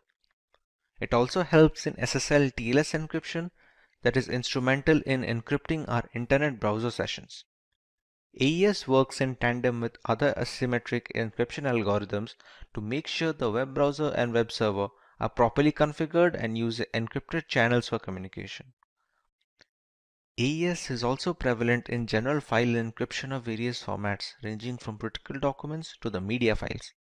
Having a large key allows people to encrypt media and decrypt data with maximum security possible. AES is also used for processor security in hardware appliances to prevent machine hijacking, among other things. As a direct successor to the DES algorithm, there are some aspects that AES provides an immediate advantage in. Let us take a look. When it comes to key length, the biggest flaw in DES algorithm was its small length was easily vulnerable by today's standards. AES has managed to nab up 128, 192 and 256 bit key lengths to bolster the security further. The block size is also larger in AES owing to more complexity of the algorithm. The number of rounds in DES is fixed irrespective of the plain text being used. In AES, the number of rounds depends on the key length that is being used for the particular iteration, thereby providing more randomness and complexity in the algorithm. The DES algorithm is considered to be simpler than AES, even though AES beats DES when it comes to relative speed of encryption and decryption. This makes advanced encryption standard much more streamlined to be deployed in frameworks and systems worldwide when it compares to the data encryption standard. Hello. In our last video on cryptography, we took a look at symmetric key cryptography. We used a single private key for both the encryption and decryption of data, and it works very well in theory. Let's take a look at a more realistic scenario now. Let's meet Joe. Joe is a journalist who needs to communicate with Ryan via long-distance messaging. Due to the critical nature of the information, people are waiting for any message to leave Joe's house so that they can intercept it. Now Joe can easily use symmetric key cryptography to send the encrypted data, so that even if someone intercepts the message, they cannot understand what it says. But here's the tricky part. How will Joe send the required decryption key to Ryan? The sender of the message as well as the receiver need to have the same decryption key so that they can exchange messages. Otherwise, Ryan cannot decrypt the information even when he receives the ciphertext. If someone intercepts the key while transmitting it, there is no use in employing cryptography since a third party can now decode all the information easily. Key sharing is a risk that will always exist when symmetric key cryptography is being used. Thankfully, asymmetric key encryption has managed to fix this problem. This is Baba from Simplilearn, and welcome to this video on asymmetric key cryptography. Let's take a look at what we are going to learn today. We begin by explaining what asymmetric key cryptography is and how it works. We take a look at its application and uses. We understand why it's called public key cryptography and then learn a little bit about RSA encryption, and then we learn about the advantages of asymmetric key cryptography over symmetric key cryptography. Let's understand what asymmetric key cryptography is. Asymmetric encryption uses a double layer of protection. There are two different keys at play here, a private key and a public key. A public key is used to encrypt the information pre-transit, and a private key is used to decrypt the data post-transit. These pair of keys must belong to the receiver of the message. The public keys can be shared via messaging, blog posts, or key servers, and there are no restrictions. As you can see in the image, the two keys are working in the system. The sender first encrypts the message using the receiver's private key, after which we receive the ciphertext. The ciphertext is then transmitted to the receiver without any other key. On getting the ciphertext, the receiver uses his private key to decrypt it and get the plain text back. There has been no requirement of any key exchange throughout this process, therefore solving the most glaring flaw faced in symmetric key cryptography.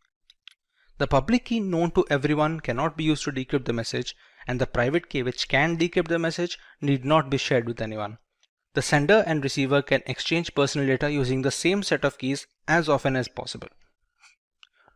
To understand this better, take the analogy of your mailbox. Anyone who wants to send you a letter has access to the box and can easily share information with you.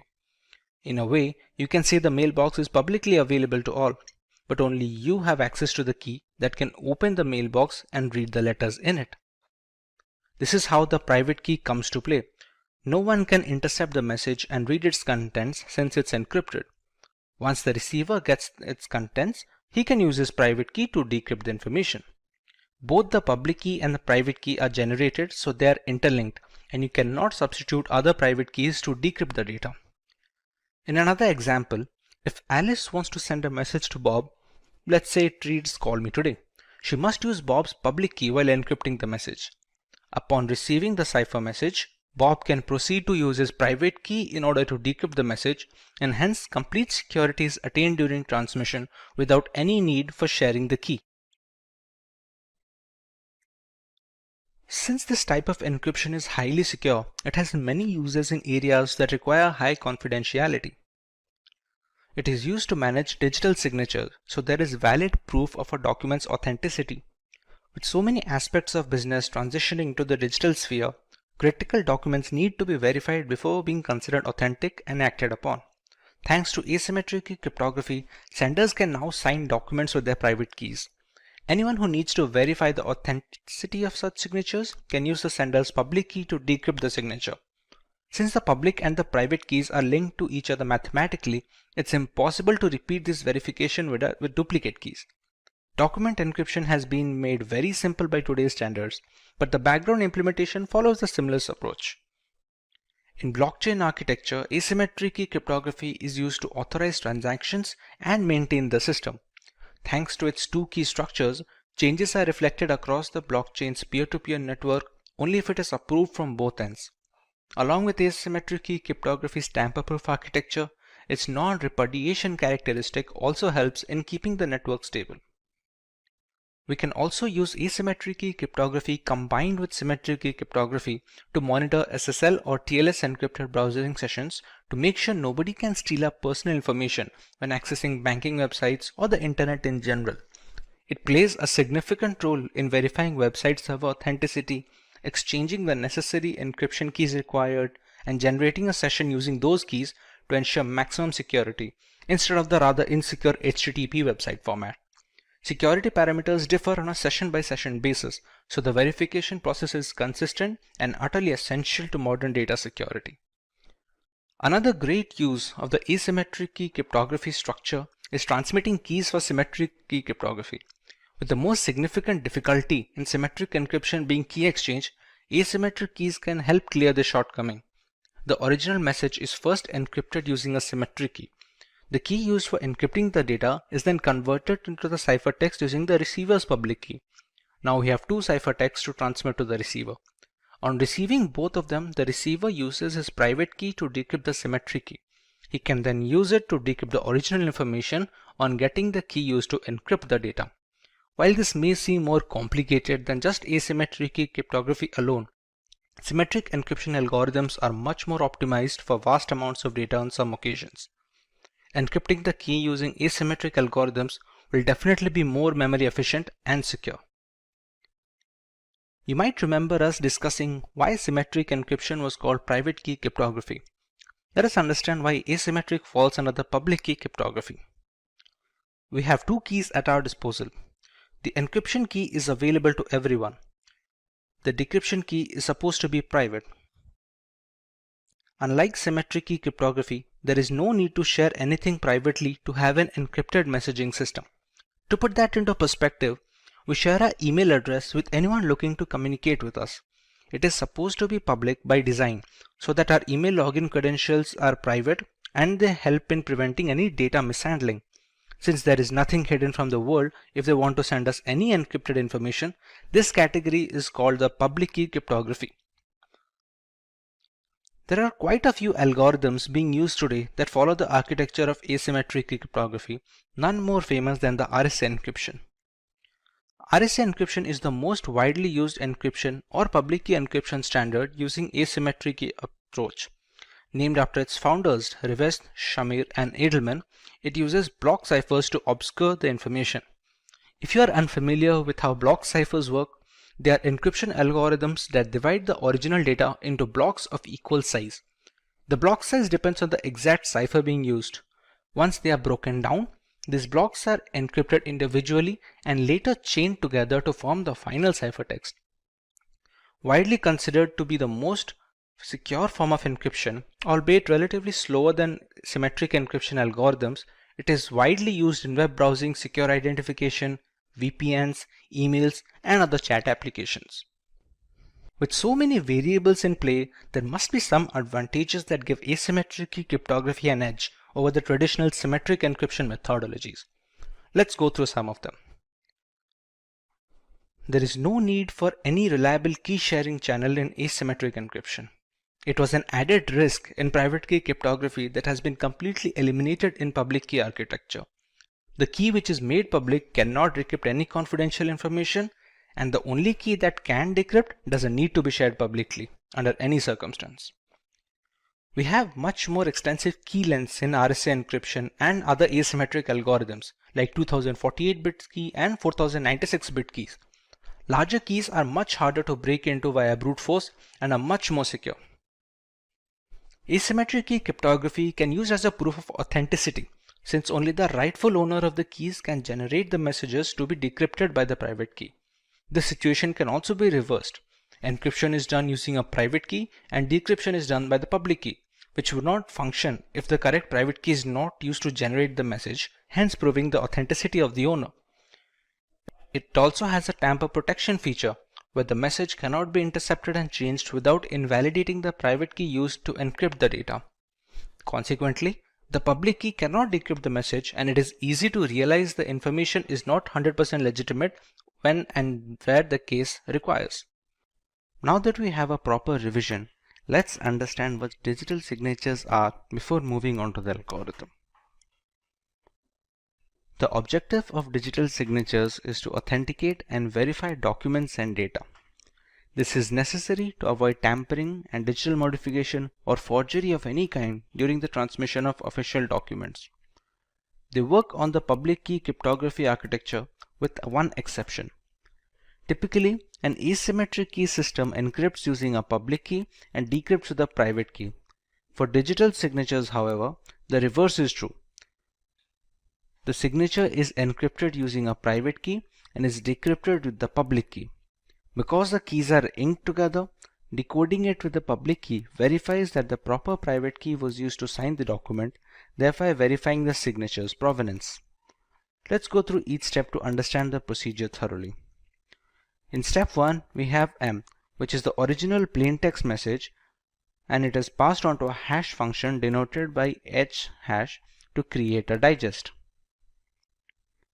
Next, it bundles the message together with the hash digest and encrypts it using the sender's private key.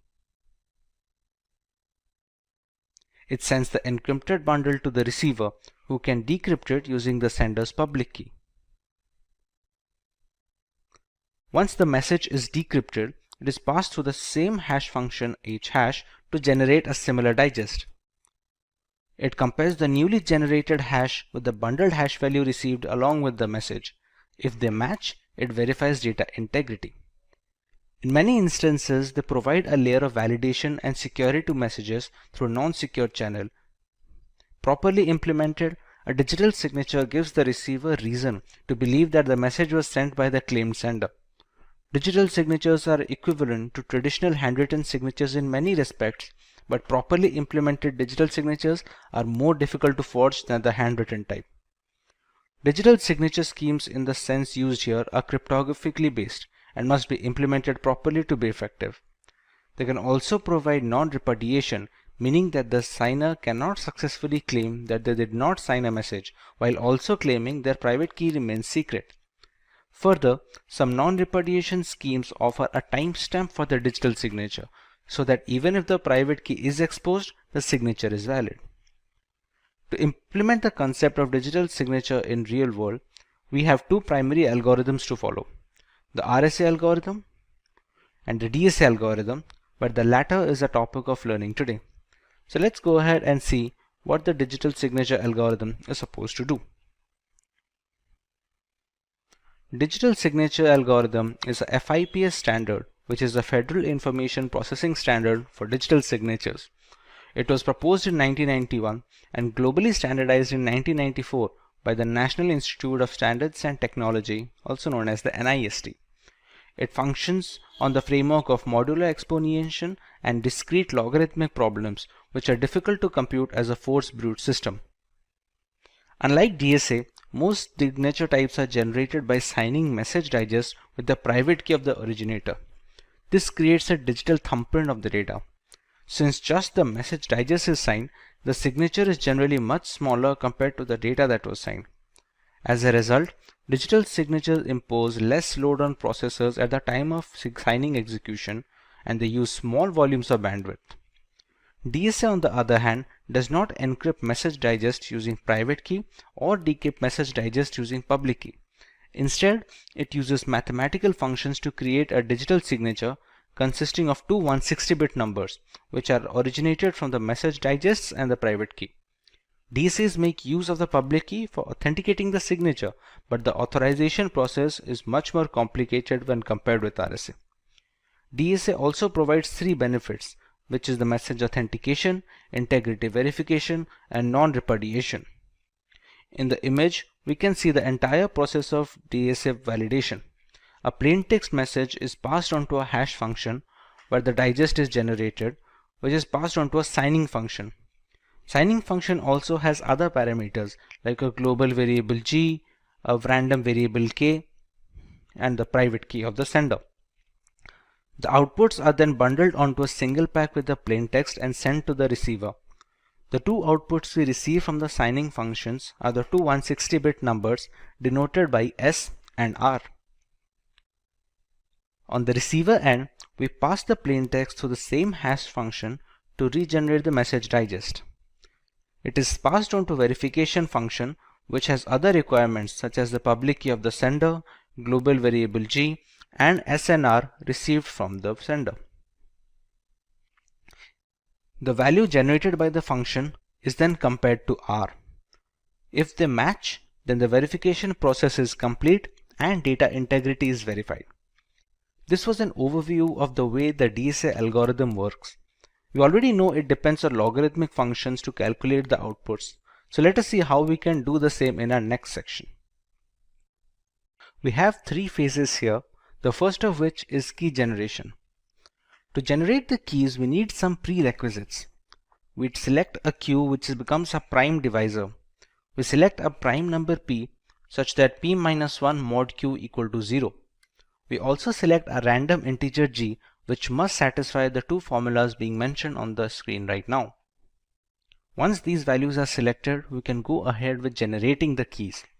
The private key can be denoted by x, and it is any random integer that falls between the bracket of 0 and the value of q. The public key can be calculated as y equal to g to the power x mod p, where y stands for the public key. The private key can then be packaged as a bundle which comprises of values of p, q, g, and x. Similarly, the public key can also be packaged as a bundle having the values of p, q, g, and y.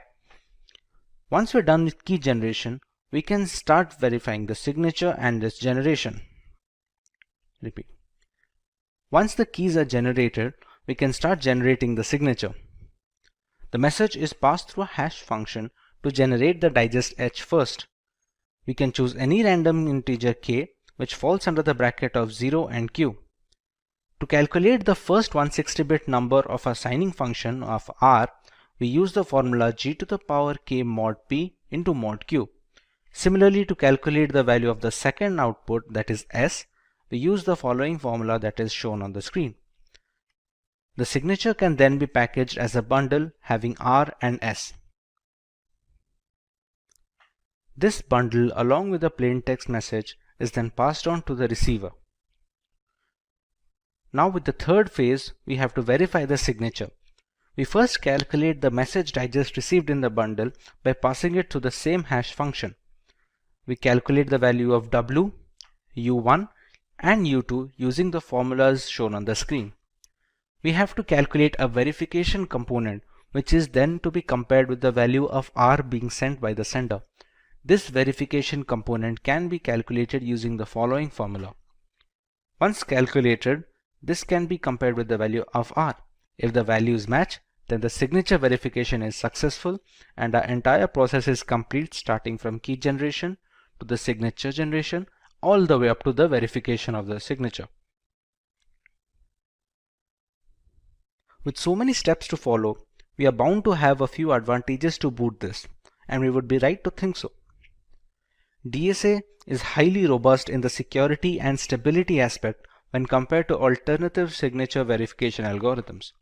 We have a few other ciphers that aim to achieve the simplicity and the flexibility of DSA, but it has been a tough ask for all the other suits.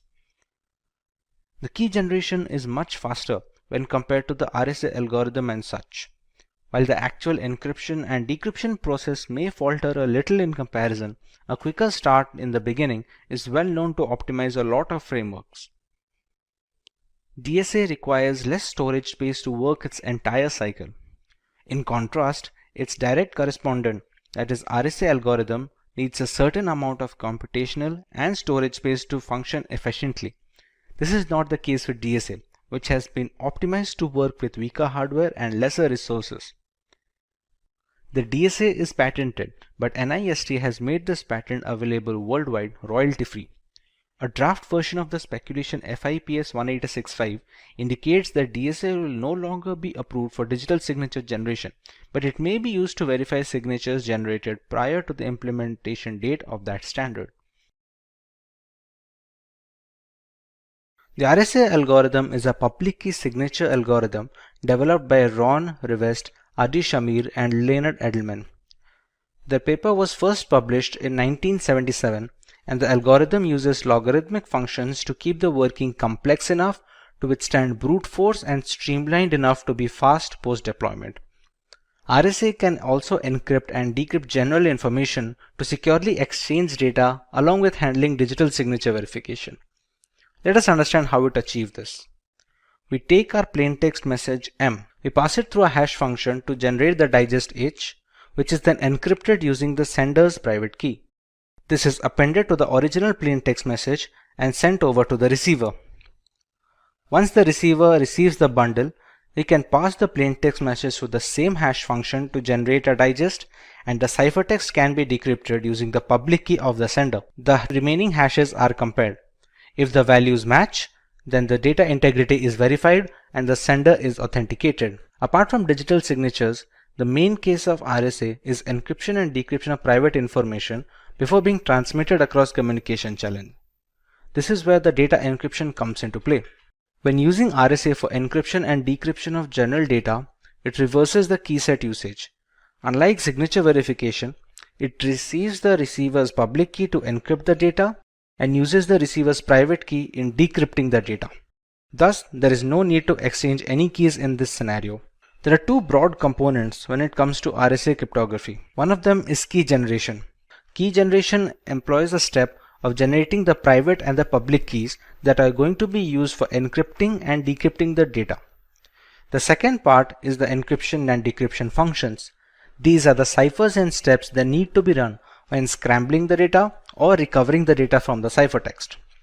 You will now understand each of these steps in our next subtopic. Keeping the previous two concepts in mind, let us go ahead and see how the entire process works, starting from creating the key pair to encrypting and decrypting the information. You need to generate the public and private keys before running the functions to generate ciphertext and plaintext. They use certain variables and parameters, all of which are explained. We first use two large prime numbers which can be denoted by P and Q. We can compute the value of n as n equal to P into Q and compute the value of z as P minus 1 into Q minus 1. A number E is chosen at random satisfying the following conditions, and a number D is also selected at random following the formula ED mod Z equal to 1, and it can be calculated with the formula given below. The public key is then packaged as a bundle with N and E, and the private key is packaged as a bundle using N and D. This sums up the key generation process. For the encryption and decryption function, we use the formula C and M. The ciphertext can be calculated as C equal to M to the power E mod N, and the plaintext can be calculated from the ciphertext as C power D mod N. When it comes to a data encryption example, let's take P and Q as 7 and 13. The value of N can be calculated as 91. If we select the value of E to be 5, it satisfies all the criteria that we need it to. The value of D can be calculated using the following function, which gives it as 29. The public key can then be packaged as 91,5 and the private key can then be packaged as 91,29.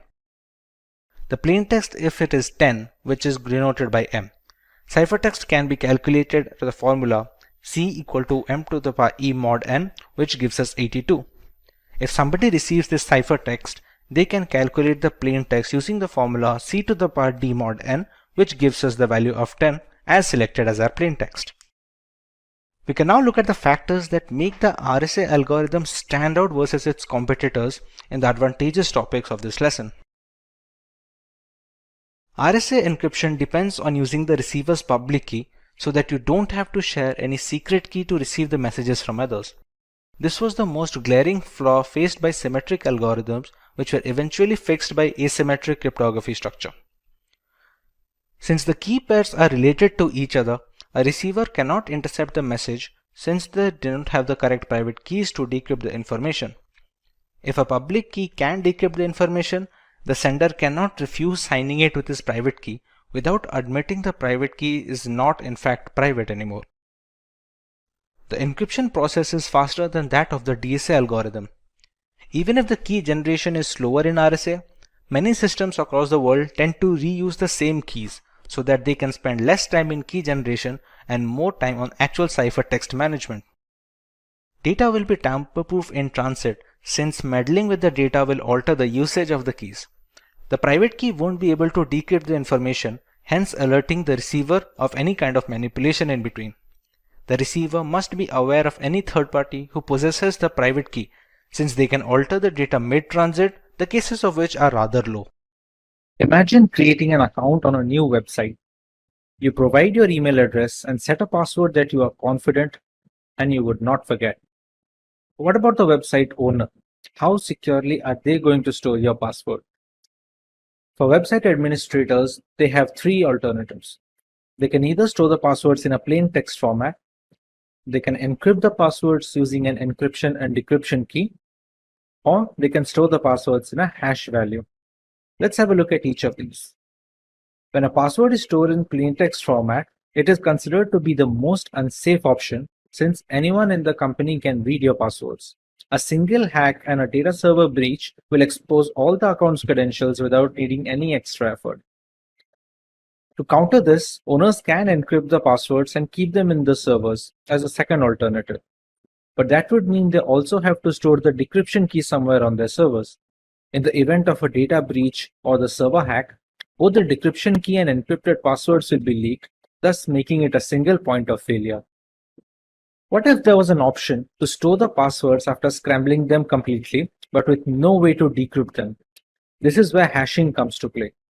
Since only the hashed values are stored in the server, no encryption is needed. With no plain text passwords to protect, your credentials are safe from the website administrators. Considering all the pros, hashed passwords are the industry standard when it comes to storing credentials nowadays.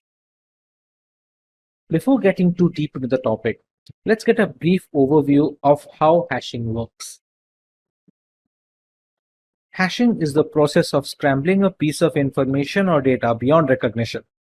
We can achieve this by using hash functions, which are essentially algorithms that perform mathematical operations on the main plaintext. The value generated after passing the plaintext information through the hash function is called the hash value, digest, or in general, just the hash of the original data. While this may sound similar to encryption, the major difference is hashes are meant to be irreversible. No decryption key can convert a digest back to its original value. However, a few hashing algorithms have been broken due to the increase in computational complexity of today's new generation computers and processors. There are new algorithms that stand the test of time and are still in use among multiple areas for password storage, identity verification, etc. Like we discussed earlier, websites use hashing to store the user's passwords.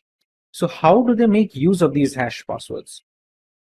When a user signs up to create a new account, the password is then run through the hash function and the resulting hash value is stored on the servers. So the next time a user comes to log into the account, the password he enters is passed through the same hash function and compared to the hash stored on the main server. If the newly calculated hash is the same as the one stored on the website server, the password must have been correct because according to hash functions terminology, same inputs will always provide the same outputs. If the hashes do not match, then the password entered during login is not the same as the password entered during the signup. Hence, the login will be denied. This way, no plain text passwords get stored, preventing both the owner from snooping on user data and protecting users' privacy in the unfortunate event of a data breach or a hack. Apart from password storage, hashing can also be used to perform integrity checks. When a file is uploaded on the internet, the file's hash value is generated and it is uploaded along with the original information. When a new user downloads the file, he can calculate the digest of the downloaded file using the same hash function. When the hash values are compared, if they match, then file integrity has been maintained and there has been no data corruption. Since so much important information is being passed onto the hash function, we need to understand how they work. A hash function is a set of mathematical calculations operated on two blocks of data. The main input is broken down into two blocks of similar size. The block size is dependent on the algorithm that is being used.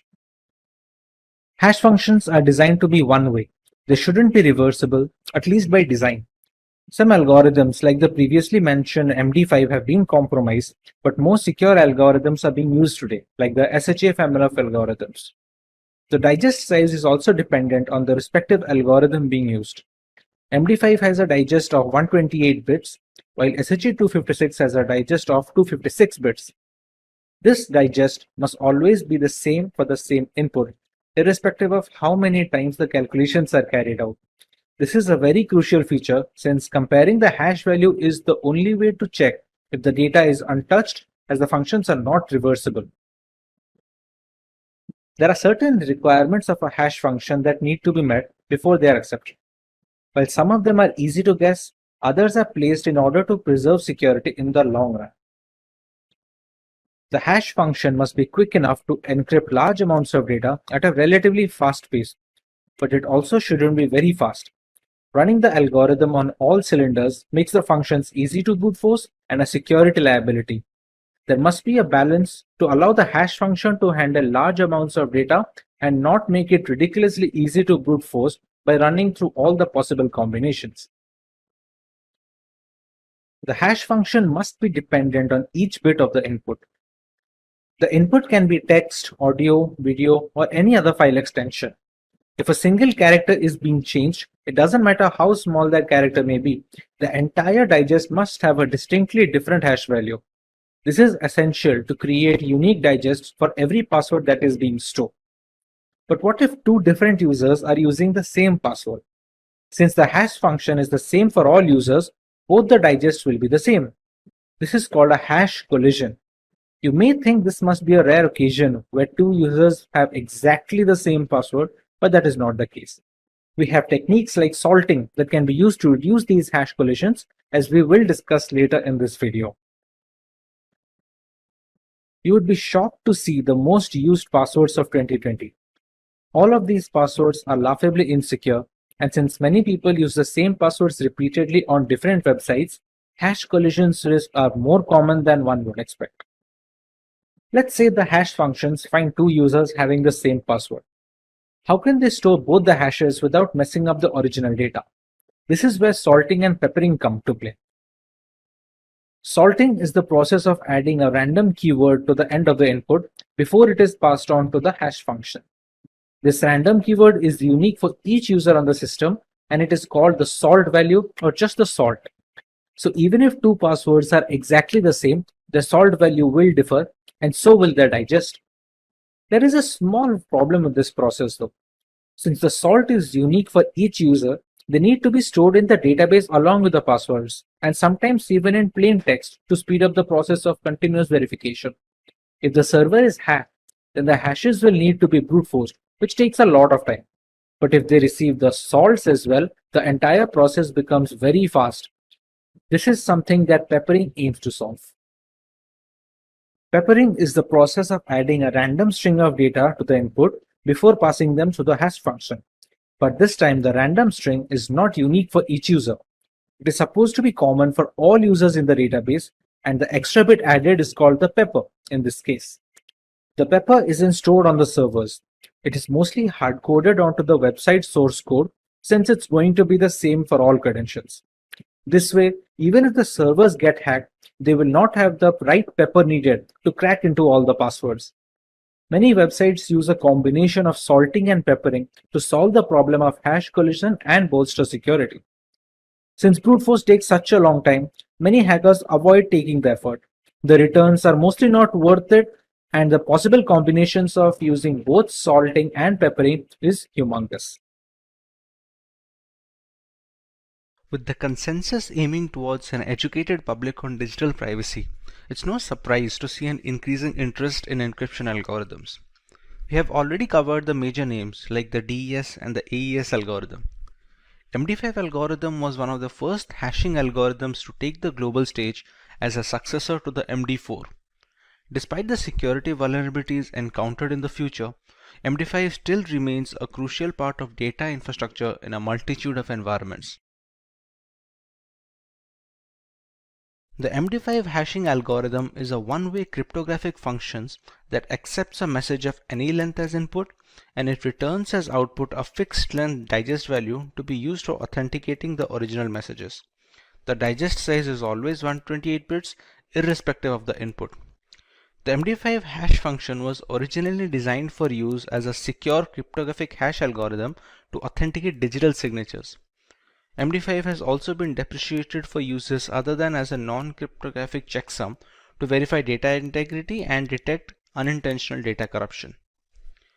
Ronald Rivest, founder of RSA Data Security and an Institute professor at MIT, designed MD5 as an improvement to a prior message digest algorithm, which was the MD4.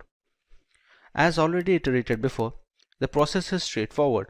We pass a plaintext message to the MD5 hash functions, which in turn perform certain mathematical operations on the clear text to scramble the data. The 128-bit digest received from this is going to be radically different from the plaintext. The goal of any message digest function is to produce digests that appear to be random. To be considered cryptographically secure, the hash function should meet two requirements. First, that it is impossible for an attacker to generate a message that matches a specific hash value, and second, that it is impossible for an attacker to create two messages that produce the same hash value. Even a slight change in the plaintext should trigger a drastic difference in the two digests. This goes a long way in preventing hash collisions, which take place when two different plaintexts have the same digest. To achieve this level of intricacy, there are a number of steps to be followed before we receive the digest. Let us take a look at the detailed procedure as to how the MD5 hash algorithm works. The first step is to make the plaintext compatible with the hash function. To do this, we need to pad the bits in the message. When we receive the input string, we have to make sure the size is 64 bits short of a multiple of 512. When it comes to padding the bits, we must add 1 first, followed by zeros to round out the extra characters. This prepares a string to have a length of just 64 bits less than any multiple of 512. Here on out, we can proceed on to the next step where we have to pad the length bits. Initially in the first step, we appended the message in such a way that the total length of the bits in the message was 64 bits short of any multiple of 512. Now we add the length bits in such a way that the total number of bits in the message is perfectly a multiple of 512. That means 64-bit lengths, to be precise, are added to the message. Our final string to be hashed is now a definite multiple of 512. The next step would be to initialize the message digest buffer. The entire hashing plaintext is now broken down into 512-bit blocks. There are 4 buffers or registers that are of 32 bits each, named A, B, C, and D. These are the 4 words that are going to store the values of each of these subblocks. The first iteration to follow these registers will have fixed hexadecimal values as shown on the screen below. Once these values are initialized, of these 512 blocks, we can divide each of them into 16 further subblocks of 32 bits each. For each of these subblocks, we run 4 rounds of operations having the 4 buffer variables A, B, C, and D. These rounds require the other constant variables as well, which differ with each round of operation. The constant values are stored in a random array of 64 elements. Since each 32-bit subblock is run 4 times, 16 such subblocks equal 64 constant values needed for a single block iteration. The subblocks can be denoted by the alphabet M, and the constant values are denoted by the alphabet T. Coming to the actual round of operation, we see our 4 buffers, which already have pre-initialized values for the first iteration.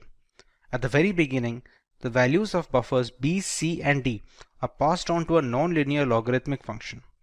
The formula behind this function changes by the particular round being worked on, as we shall see later in this video. Once the output is calculated, it is added to the raw values stored in buffer A. The output of this addition is added to the particular 32-bit subblock using which we are running the 4 operations. The output of this requisite function then needs to be added to a constant value derived from the constant array k. Since we have 64 different elements in the array, Since we have 64 different elements in the array, we can use a distinct element for each iteration of a particular block. The next step involves a circular shift that increases the complexity of the hash algorithm and is necessary to create a unique digest for each individual input. The output generated is later added to the value stored in the buffer B. The final output is now stored in the second buffer of B of the output register. Individual values of C, D, and A are derived from the preceding element before the iteration started, meaning the value of B gets stored in C, value of C gets stored in D, and the value of D in A. Now that we have a full register ready for this subblock, the values of A, B, C, D are moved on as input to the next subblock. Once all 16 subblocks are completed, the final register value is saved and the next 512-bit block begins. At the end of all these blocks, we get a final digest of the MD5 algorithm. Regarding the nonlinear process mentioned in the first step, the formula changes for each round it's being run on. This is done to maintain the computational complexity of the algorithm and to increase randomness of the procedure. The formula for each of the 4 rounds uses the same parameters, that is B, C, and D, to generate a single output. The formulas being used are shown on the screen right now. Algorithm.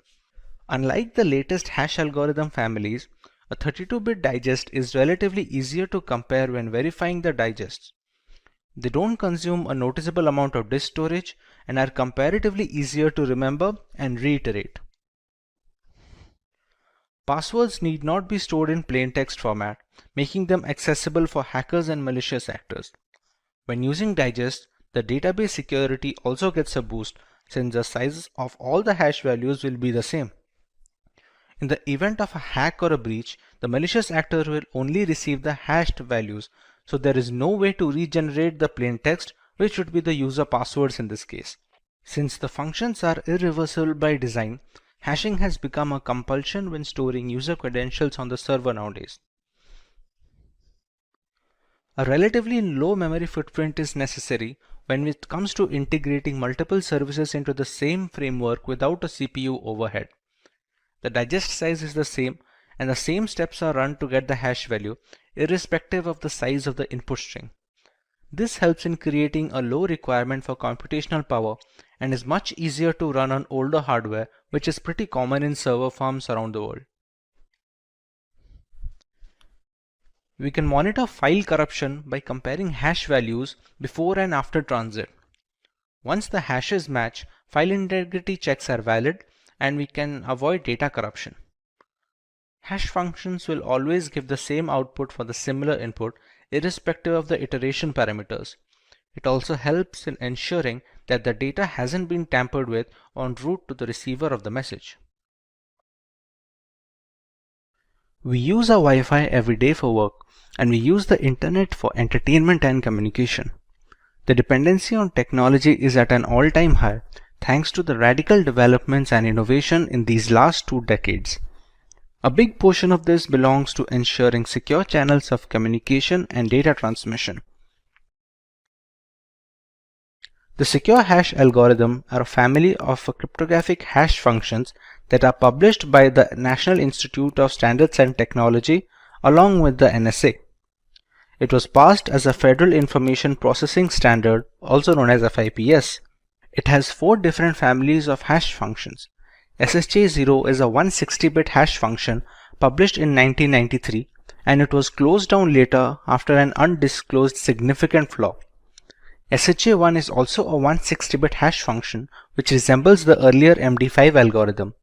This was designed by the NSA to be a part of the digital signature algorithm. SHA-2 is a family of 2 similar hash functions with different block sizes, known as the SHA-256 and the SHA-512. They differ in the word size. SHA-256 uses 32-bit words, while SHA-512 uses 64-bit words. SHA-3 is a hash function properly known as KCAC. It was chosen in 2012 after a public competition among non-NSA designers. It supports the same hash length as SHA-2 and its internal structure differs significantly from the rest of the SHA family. As we have already iterated, the process is straightforward. We pass our plain text message to the SHA hash function, which in turn performs certain mathematical operations on the clear text to scramble the data. The 160-bit digest received from this is going to be radically different from the plain text. The goal of any hash function is to produce digests that appear to be random.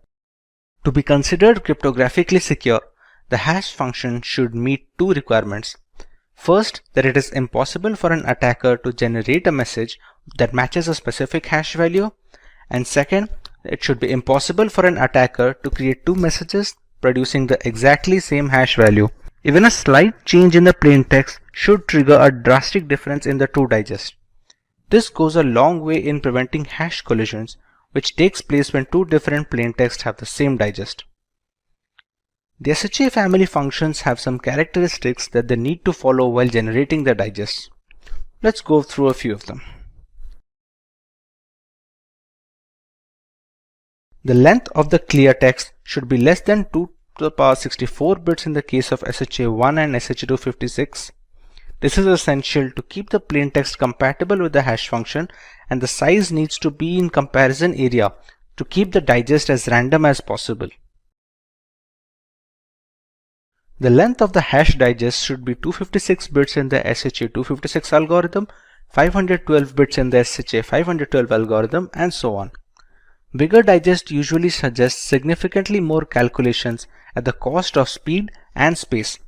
We typically go for the longest digest to bolster security, but there must be a definite balance between the speed and security of a hash function.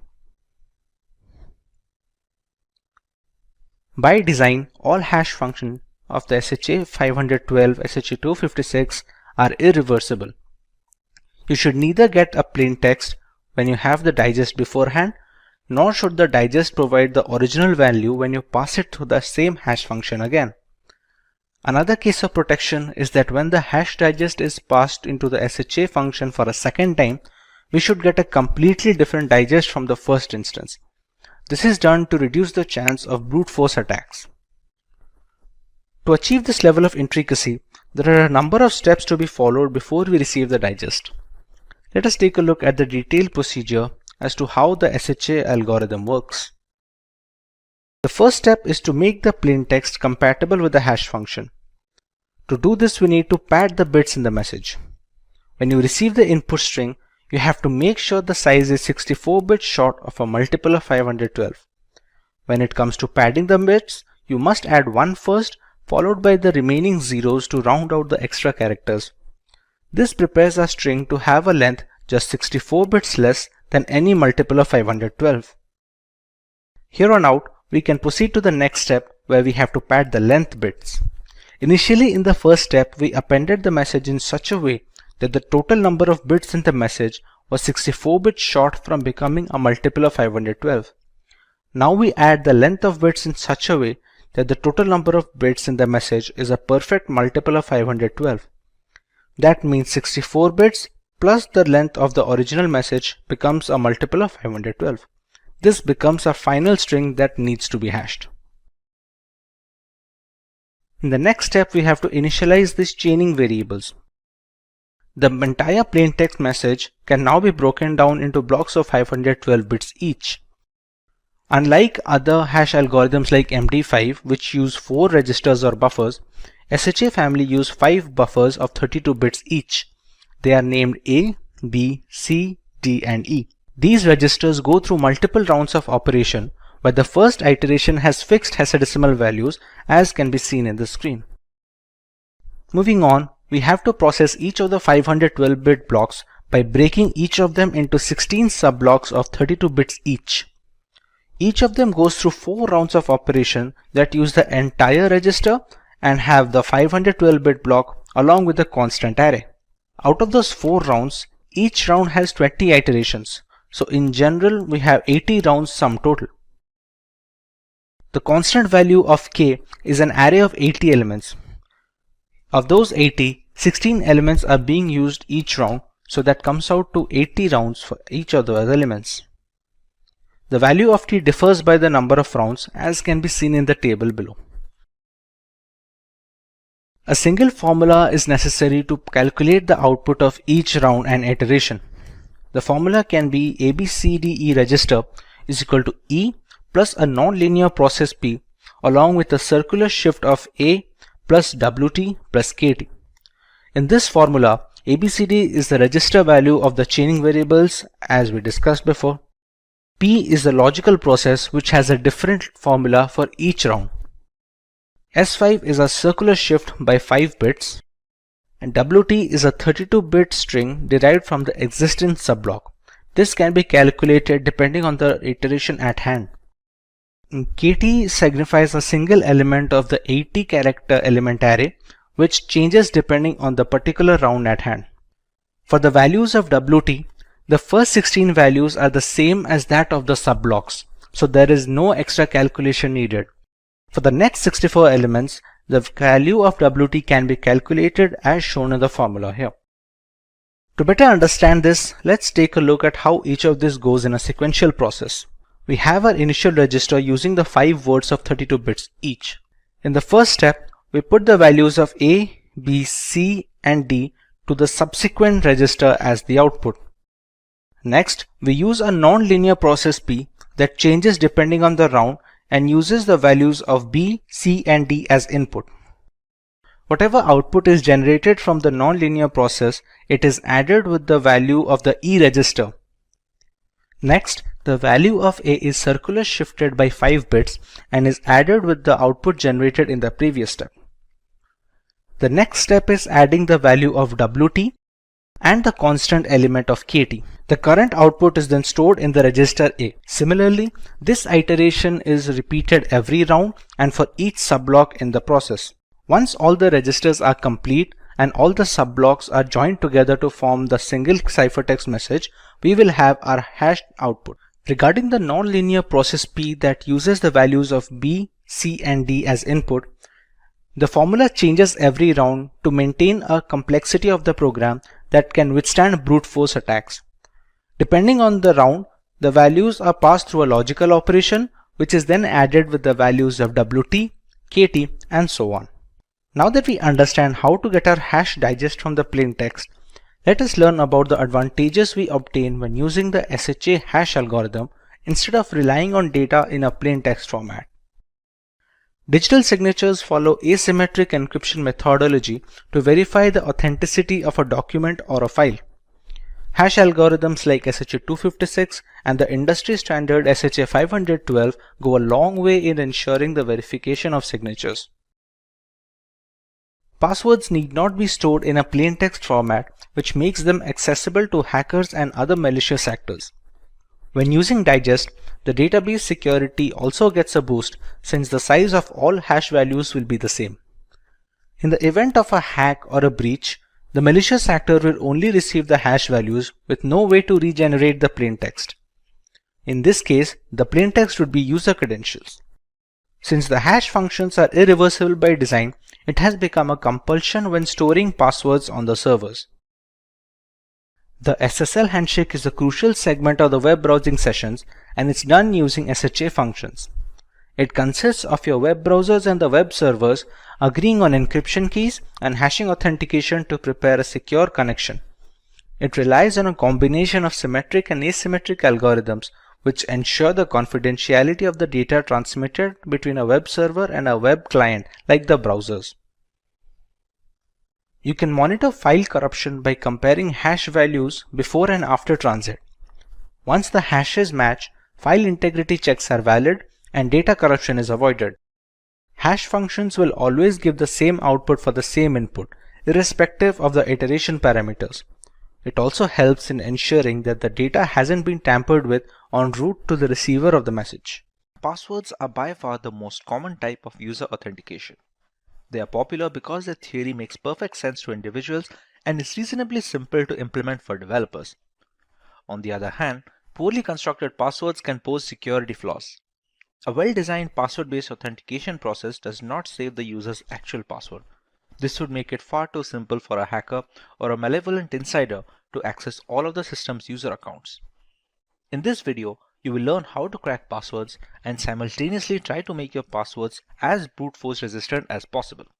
Let's take a look at the topics to be covered today. We start by learning about what is password cracking in general. Next, we take a look at the different techniques of password cracking that hackers use in order to generate user credentials for hacking. Moving on, we take a look at the multiple tools that hackers can use to generate these hashes and the passwords. Finally, we take a look at the steps and the guidelines that users can follow to prevent their passwords from being cracked. Let's start by giving a basic idea about password cracking. Password cracking is the process of identifying an unknown password to a computer or a network resource using a program code. It can also assist a threat actor in gaining illegal access to resources. Malicious actors can engage in various criminal activities with the information obtained through password cracking. The procedure might entail comparing a set of words to guess credentials or using an algorithm to guess the password repeatedly. Password cracking can be done for several reasons, but the most malicious reason is in order to gain unauthorized access to a computer without the owner's awareness. This results in cybercrime, such as stealing passwords for the purpose of accessing banking information. Other non-malicious reasons for password cracking occur when someone has misplaced or forgotten a password. Another example of non-malicious password cracking may take place if a system administrator is conducting tests on password strength as a form of security test. This enables so that the hacker cannot easily access protected systems. The best way that users can protect their passwords from cracking is to ensure that they choose strong passwords. Typically, passwords must contain a combination of mixed-case random letters, digits, and symbols. Strong passwords should never be actual words. In addition, strong passwords are at least 8 characters long. In many password-protected applications, users are notified of the strength of the password they have chosen upon entering it. The user can then modify it and strengthen the password based on the indications of its strength. Now that we understand the basics of password cracking, let's go to the basic techniques hackers use to retrieve passwords from general victims. Asking the customer for their password is a simple approach to hacking. A phishing email directs the unwary reader to a counterfeit login page linked with whatever service the hacker wants to access, generally by demanding the user fix some critical security flaw or aid in a database reset. That page then captures their password, which the hacker can subsequently exploit for their own purpose. Social engineering influences the victim to get personal information such as bank account numbers or passwords. This strategy is popular among hackers because they realize that humans are the gateway to vital credentials and information. Through social engineering, they employ tried and true tactics to exploit and influence age-old human tendencies rather than devising novel means to breach secure and advanced technologies. It has been demonstrated that many firms either lack adequate security or are overly friendly and trustworthy when they should not be. They allow granting access to critical facilities based on a uniform or a sob story. A hacker searches a password dictionary for the correct password in the case of a dictionary attack. Password dictionaries cover many themes and a mixture of topics such as politics, movies, and music groups. Users' failure to create a strong password is why this approach efficiently cracks passwords till today. Simply said, this assault employs the same terms that many individuals use as passwords. A hacker can compare the password hash obtained to hashes of the password dictionaries to find the correct plain text password. Now that the passwords have been hashed, the hackers attempt to achieve authentication by breaking the password hash. They accomplish this by employing a rainbow table, which is a set of pre-computed hashes of portable password combinations. Hackers can use the rainbow table to crack the hash, resulting in guessing your password. As a result, it retrieves the password hash from the system and eliminates any need to break it. Furthermore, it does not necessitate the discovery of the password itself. The breach is accomplished if the hash matches. In a brute force assault, the attacker attempts multiple password combinations until the correct one is identified. The attacker uses software to automate this process and run exhaustive password combination in a substantially shorter length of time. With the growth of hardware and technology in recent years, such programs have been invigorated. It won't be quick if your password is more than a few characters lengthy, but it will eventually reveal your password. Brute force assaults can be sped up by throwing more processing resources at them. With so many different techniques coming together to crack passwords, none of them are useful without the right tools.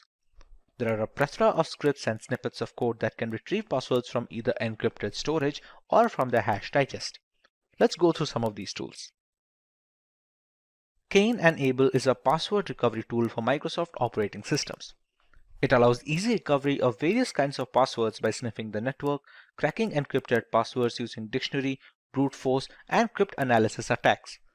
Recording VoIP conversations, decoding scrambled passwords, recovering wireless network keys, etc. are some of the other features of K9-Enable. The latest version is faster and contains a lot of new features like ARP poison routing, which enables sniffing on switched LANs and man-in-the-middle attacks. The sniffer in this version can also analyze encrypted protocols such as SSH1 and HTTPS while containing filters to capture credentials from a wide range of authentication mechanisms. It also ships routing protocol authentication monitors and route extractors. Dictionary and brute force crackers are also present along with common hashing algorithms and several specific authentications, password hash calculators, and other features. John the Ripper is a password cracking application that was first released in 1996 for Unix-based computers. It was created to evaluate password strength, brute force encrypted hash passwords, and break passwords using dictionary attacks. It can use dictionary attacks, rainbow tables, and other attacks depending on the target type. Rainbow Crack is a password cracking application that uses time memory trade-off algorithm to crack password hashes with rainbow tables.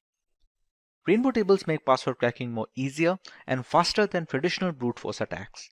It is like a dictionary containing nearly every possible password and the pre-calculated hashes. Creating this kind of dictionary takes much more time than cracking a single hash, but after that, you can use the same dictionary over and over again. This procedure might take a long time. However, once the table is ready, it can break passwords far quicker than brute force methods. With so many tools ready to nab our passwords, there are a certain set of rules users can follow to protect their credentials from being compromised. Let's cover some of these guidelines. Longer passwords are required, making the brute force mechanism tougher to implement. Longer passwords and passphrases have been demonstrated to boost security significantly. However, it is still critical to avoid lengthier passwords that have previously been hacked or that feature often in cracking dictionaries. This password policy encourages users to establish passwords that do not contain personal information. As previously said, most users create passwords utilizing personal information such as hobbies, nicknames, pet or family member names, etc. If a hacker has access to personal information about a specific user, for example via social media, they will test password combinations based on that knowledge. Password regulations should compel users to distinguish between security and convenience. Users should be prohibited from using the same password for all services. Password sharing between users, including those who work in the same department or use the same equipment, should be avoided. A single breached password doesn't affect your other accounts with this policy. Some password regulations necessitate the creation of a passphrase rather than a password. While passphrases serve the same objective, the length makes them more difficult to break. In addition to letters, a good pass should include numbers and symbols. Passwords may be easier for users to remember than passphrases. However, the latter is much more breach resistant. Two-factor authentication or 2FA can help secure an online account or even a smartphone. 2FA does this by asking the user to provide two forms of information, a password or a personal identification PIN, and a code texted to the user's smartphone or a fingerprint before accessing whatever is secured. This helps discourage unauthorized entries to an account without the original owner's permission. At this point, you may wonder why you need a strong password in the first place. Even if most websites are safe, there is still a danger that someone will try to access or exploit your information. A strong password is among the most effective ways to protect your accounts and personal information from hackers. You should follow certain rules and guidelines while creating a strong password. Password managers are also recommended to help remember the created passwords for convenience of usage. With that being said, let's take a look at the topics we are covering today. We start by learning about the state of password cracking in today's world and why creating strong passwords is an absolute must for every account. Next, we will look at some guidelines and rules that help strengthen passwords and make password cracking a daunting task for hackers. Moving on, we understand why passphrases have grown in popularity and are being recommended for credential protection over traditional passwords. And finally, we take a look at how password managers help alleviate the problem of creating and remembering complex passwords along with other critical personal information. Let's start by learning about why strong passwords have become an absolute necessity. One of the most common ways that hackers break into computers is by guessing passwords. Simple and commonly used passwords enable intruders to easily gain access and control a computing device. Conversely, a password that is difficult to guess makes it prohibitively difficult for common hackers to break into a machine and will force them to look for another target. The more difficult the password, the lower the likelihood that one's computer will fall victim to an unwanted intrusion. Many individuals opt to tie their websites to something they can readily recall to generally easy, memorable combos. However, this does not make the password unique. In fact, it's the reverse. Passwords are handled by 53% of individuals using their recollections and memory. With modern computational standards, simple passwords take seconds and a couple of minutes at worst to be completely brute forced. According to global surveys, more than 60% of people use the same passwords for their personal and job applications. While this may allow the user never to forget the password, it makes a single point of failure the only pin to drop. If one of the accounts gets breached, all subsequent accounts are as good as hacked. To further elaborate on how you can create strong passwords, let's go through some of the guidelines. Let's go through some do's and don'ts to understand how to create new passwords for our accounts. It is recommended to keep the password length at least 12 characters to ensure brute forcing to be difficult. A combination of upper and lowercase alphabets is an absolute necessity when creating strong passwords. It is also recommended to use numerics along with those alphabets to create a complicated password. Finally, special characters help in making a password much more brute force resistant than any number of alphabets or letters can make. Moving over to the don't section, it's absolutely not recommended to keep simple dictionary terms such as computer or even the word password as your credential, because those are very easy to be brute forced and are usually present in majority of the dictionary attack word list. Similarly, changing a single alphabet or a single character in a dictionary word does not make it brute force resistant, considering there are already algorithms present that can counter this tactic. Using the same character multiple times in a password also reduces the strength and makes it easier to crack for hackers. Apart from using single characters multiple times, following patterns that are present on the traditional English keyboard, such as KWERTY, or the line below the main alphabet such as the ZX, CV, B, and M, etc., make it easier to guess, since these are once again common combinations that are present in word list already. Finally, the most important part being not using personal information such as birthdays, addresses, and other important information in the passwords. More often than not, if a hacker is trying to break into your account, there has been some amount of research done, be it via social media or any other medium. If they have already this information present with them, breaking into your account becomes all the more easier. Now that you understand how to create strong password, look at how passphrases have become prevalent as a replacement for plain text passwords. A passphrase is a sentence-like string of words used for authentication that is longer than a traditional password, easy to remember, and difficult to crack. Typical passwords range on an average from 8 to 16 characters, while passphrases can reach up to 100 characters or more. Using a long passphrase instead of a short password to create a digital signature is one of the many ways that users can strengthen the security of their data, devices, and accounts. The longer a passphrase is, the more likely a user is to incorporate bits of entropy or factors that make it less predictable to potential attackers. As more websites, applications, and services increase the user security requirements, a passphrase is a fast and easy way to meet these criteria. Let's take a look at some of the advantages that passphrases have over common passwords. Passphrases are simpler to remember than just a random assortment of symbols and characters. It's easier to comprehend a line from your favorite song or a quotation than a short but difficult password. Passwords are reasonably easy for humans and robots to guess or crack. Online thieves have also advanced and created cutting-edge hacking tools to crack even the most complex passwords. Passphrases are nearly hard to crack since most efficient password cracking programs fail at approximately 10 characters. As a result, even the most sophisticated cracking tool will be unable to guess, brute force, or pre-compute these passwords. Complies with password setting rules with ease are passphrases. The usage of punctuation and upper and lowercase passwords satisfy the password complexity criteria. Most operating systems and apps support passphrases.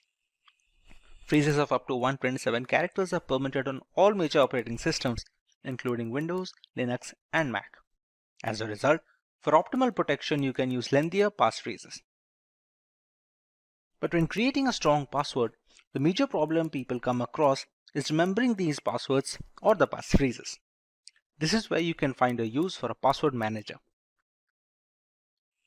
When you establish accounts or change passwords, password managers generate new strong passwords and they keep all of them in one place, protected by a single strong master password. If you maintain your master password, the manager will retain everything else, including your username and passphrases, and fill them in for you whenever you sign on to a website or app on your computer or phone. There is no good memory needed for this. This implies that everyone may use the most recent suggestions for strong passwords, such as extended phrases, symbols, grammar, and capitalization.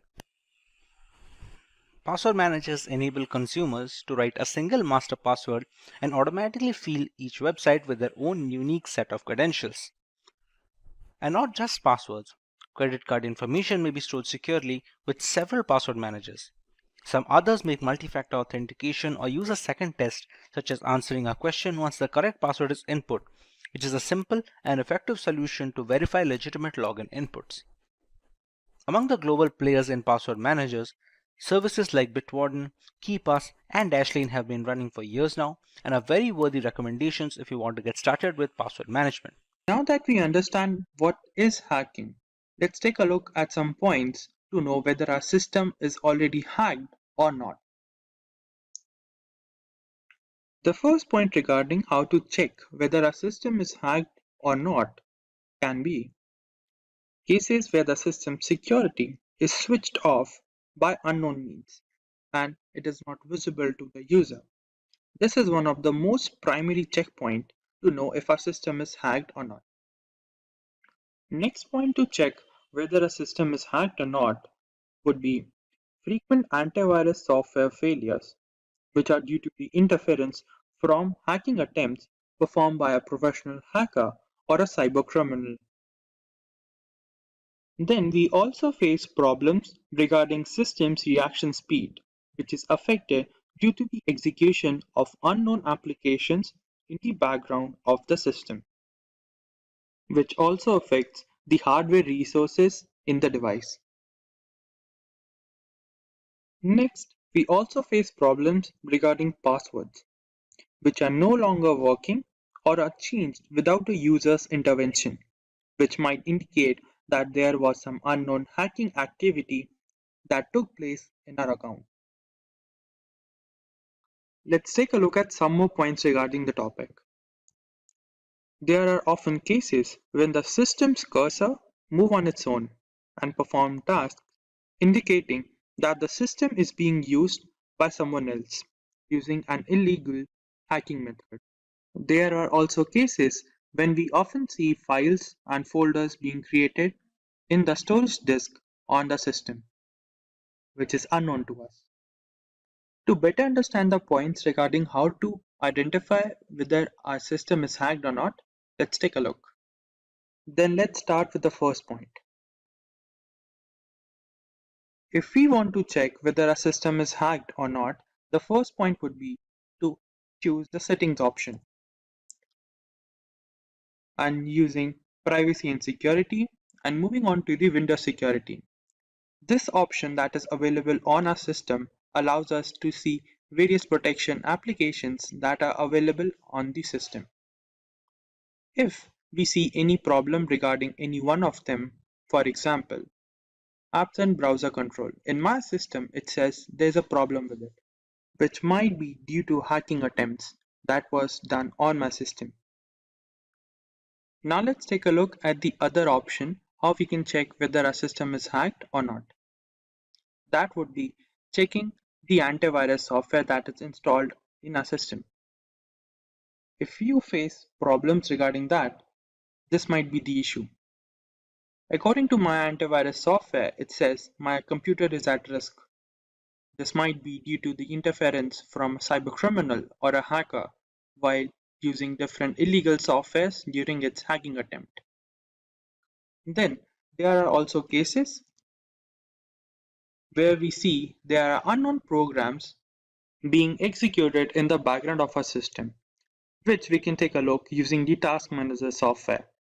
Using the Task Manager, we can take a look at each and every application that is being executed in the system and see the origin.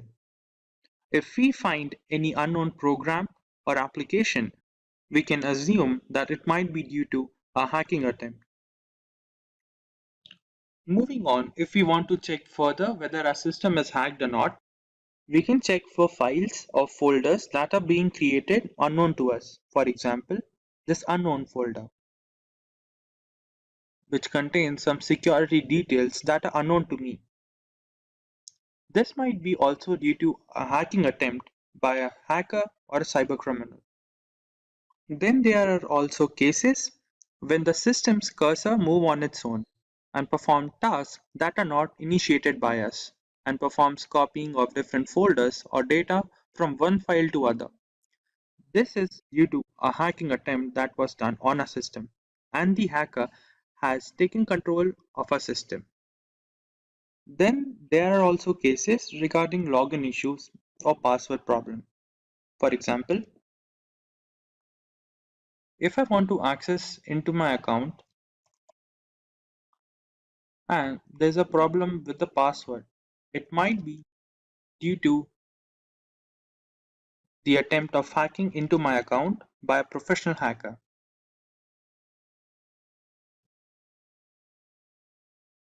Seems like there's a problem with the username, which means there was a hacking attempt by a professional hacker.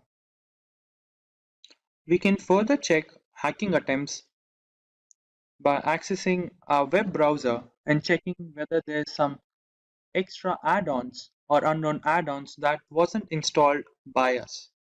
This might also indicate a hacking attempt on the system. Now that we are clear about how to check whether our system is hacked or not, let's take a look at some of the countermeasure against hacking. Let's begin. The first point regarding how to avoid hacking is do regular manual security checks and keep the system security updated. Using certified antivirus softwares is a basic countermeasure against hacking attempts. And if possible, visit only secure websites for surfing on the internet or use VPN or other internet security applications to mask your system's network to avoid any hacking attempts for the device. Then we have avoid clicking on random web pop-ups and ads to avoid hackers from getting into a system and accessing a device data.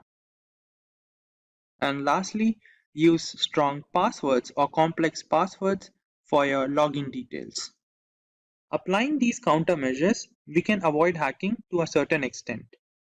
The concept of instant messaging crossed into the mainstream in the 1990s, allowing friends, acquaintances, colleagues, and like-minded thinkers from all over the world to connect in real time. Since then, instant messaging has revolutionized how we communicate, and today over 1 billion people are signed up for at least one messaging app. The present instant messaging experience is seamless, and it intuitively integrates features like video, photos, voice, e-commerce, and gaming with plain old messaging. Among these apps, WhatsApp has comfortably found its place among the most popular messaging platforms. Like everyone associated with the internet, a matter of security is never far away. Considering the huge user base of this messaging app, hackers are always on the lookout for compromised accounts to grab. Today, we are going to cover some of the ways we can protect our WhatsApp account from falling into malicious hands. We start by learning about the importance of security when it comes to WhatsApp and instant messaging apps in general. Next, we cover some of the most important steps that should be followed in order to protect our WhatsApp accounts from hackers. Finally, we learn what we should do when a WhatsApp account gets compromised. Let's start by learning why we need to focus on the safety of WhatsApp. In the year of 2020, the big news was about Amazon CEO Jeff Bezos and his phone being hacked by Saudi Arabia. A report coming from The Guardian suggested that Bezos' phone was hacked via a video file sent on WhatsApp. The report said that Bezos' mobile phone was hacked by a Saudi Arabian prince in the year 2018 and gigabytes worth of data was stolen from the device. While there are some issues being raised about the report, which states with a medium to high confidence that Jeff Bezos' phone was hacked, it does raise a security fear for regular users. After all, if the phone of one of the world's most powerful men can be hacked, the same can happen to any one of us as well. When it comes to regular users, we exchange messages with our loved ones regarding a paradigm of topics. The information which may seem trivial initially can later function as ammunition for a campaign regarding identity theft. Basic information like preferred banks, occasional dining places can go a long way in social engineering attacks, further increasing the need for secure messaging habits. WhatsApp uses end-to-end encryption to protect all communication on its platform. These encryption keys not only make it impossible to decrypt messages, but they also prevent third parties and even WhatsApp from accessing messages or calls. But not entirely. Although end-to-end encryption makes WhatsApp more secure than other communication apps, no app is 100% safe to use. Like any application or digital device, WhatsApp is often targeted by bad actors. It also has access to your contacts and tracks where and how long you use it, putting your privacy and personal information at risk. We all have access to our cell phones, so it's no surprise that SMS two-factor authentication is one of the most widespread types of MFA available. You don't need any apps or digital keys, and it's not tied to a specific ecosystem. Unfortunately, it's also not a secure multi-factor authentication method. The nature of SMS itself opens up your organization to a host of risks. Hackers may have many ways to leverage SMS to find a way into your accounts and network. Be it via spoofed SIM cards or message hijacking, WhatsApp 2FA using SMS isn't a foolproof solution. Now that we understand the variety of reasons why WhatsApp needs extra security, let's go through some of the ways we can achieve this.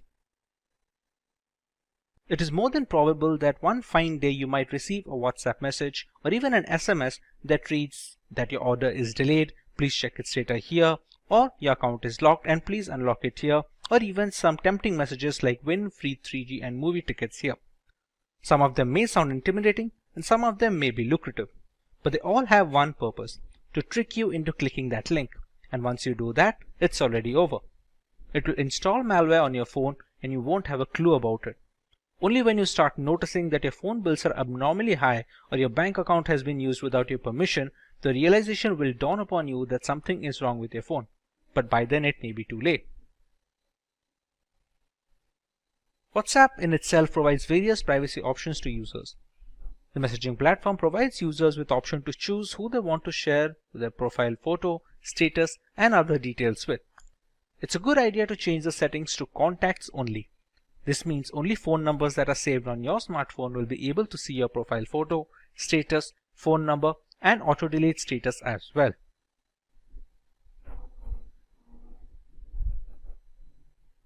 Make sure you enable the option to lock the screen every time WhatsApp is closed. This will ensure no one else but you can open your WhatsApp account. Just head to the settings menu, privacy, and select the screen lock option. You will then need to register your fingerprint. After the process is completed, you will have to scan your fingerprint every time you open the WhatsApp app. This adds an extra layer of security. The two-step verification works as an extra layer of security and helps WhatsApp users to protect their OTPs and documents shared through WhatsApp. It is very easy to set up a PIN to activate a two-step verification. Users have to enter it periodically once it is activated. WhatsApp will sometimes keep asking users to enter this 6-digit passcode. Users cannot disable this without disabling the two-step verification feature altogether. In case users do not provide WhatsApp with an email ID and want to disable two-step verification, then the number will be permitted to re-verify on WhatsApp without the passcode after 7 days. However, the users will lose all pending messages upon re-verifying. We often have the tendency to log into WhatsApp web at the office and then leave the account open on the desktop. This habit can actually create problems for you. Someone else sitting on the same PC can access all your chats without you even realizing it. It's a good practice to log out from WhatsApp web before leaving the office. It just takes a few seconds to log in again by just scanning the code and you're done. All WhatsApp users should ensure that the chats are end-to-end encrypted. To verify that a chat is end-to-end encrypted, open the chat, tap on the name of the contact to open the contact info screen, and then tap encryption to view the QR code and a 60-digit number. WhatsApp end-to-end encryption ensures that only you and your contact can read the messages that are being exchanged and nobody in between, not even WhatsApp. With the necessary guidelines out of the way, let us go through the recommended course of action should our WhatsApp accounts be compromised. The first and most important thing that you need to do is report the issue to the WhatsApp support team for assistance. Make sure that you reach out to the support team through its help desk and report the hacking attempt. WhatsApp Help Center will take the shortest time to resolve your issue via email or within the app itself. This will help you to take prompt legal action against the hackers. If you can't access your email, call the support team. In some cases, the support will deactivate your WhatsApp account and request you to reactivate it within 30 days if you don't want it to be deleted completely. When someone compromises your WhatsApp account, they can now send messages to your contacts stating that the company sent your verification code and gain access to their account. That's why one of the first things you'll want to do is send a message to your friends and family letting them know that you've lost access to your account. This action prevents further exploitation of your account and others. Another reason you'll want to let your contacts know you have no access to your WhatsApp account is that they may phish for personal information. From your banking number to your email address, hackers will cleverly attempt to gain as much access to your personal information as possible. WhatsApp Web is an extension of WhatsApp Messenger over the web that facilitates easy synchronization of our smartphone and personal computer. This is the biggest security threat that hackers can easily exploit to get into your personal data over WhatsApp. Therefore, it is highly recommended that you use this WhatsApp feature carefully. Once you notice that your WhatsApp Messenger has been hacked, go to your WhatsApp web and tap or click on the Logout from all computers option. This will deactivate all the web extensions of your account. Under the unfortunate circumstances where the account recovery doesn't seem likely, you can always ask WhatsApp support to delete your account permanently. While far from the ideal solution, it can act as a fail-safe option if you want to protect your personal data at any cost possible. You can always open a new account later with the security issues mitigated. And before we begin, if you are someone who is interested in building a career in cybersecurity or to become an ethical hacker by graduating from the best universities, or a professional who elicits to switch career with cybersecurity or ethical hacker by learning from the experts, then try giving a shot to Simplilearn's postgraduate program in cybersecurity with modules from MIT Schwarzman College of Computing. The course link is mentioned in the description box below that will navigate you to the course page, where you can find a complete overview of the program being offered. It's no secret that the majority of our internet usage is at the risk of being hacked, be it via unsafe messaging applications or misconfigured operating systems. To counteract this void of digital security, penetration testing has become the norm when it comes to vulnerability assessment. Kali Linux is an operating system that has become a well-known weapon in this fight against hackers.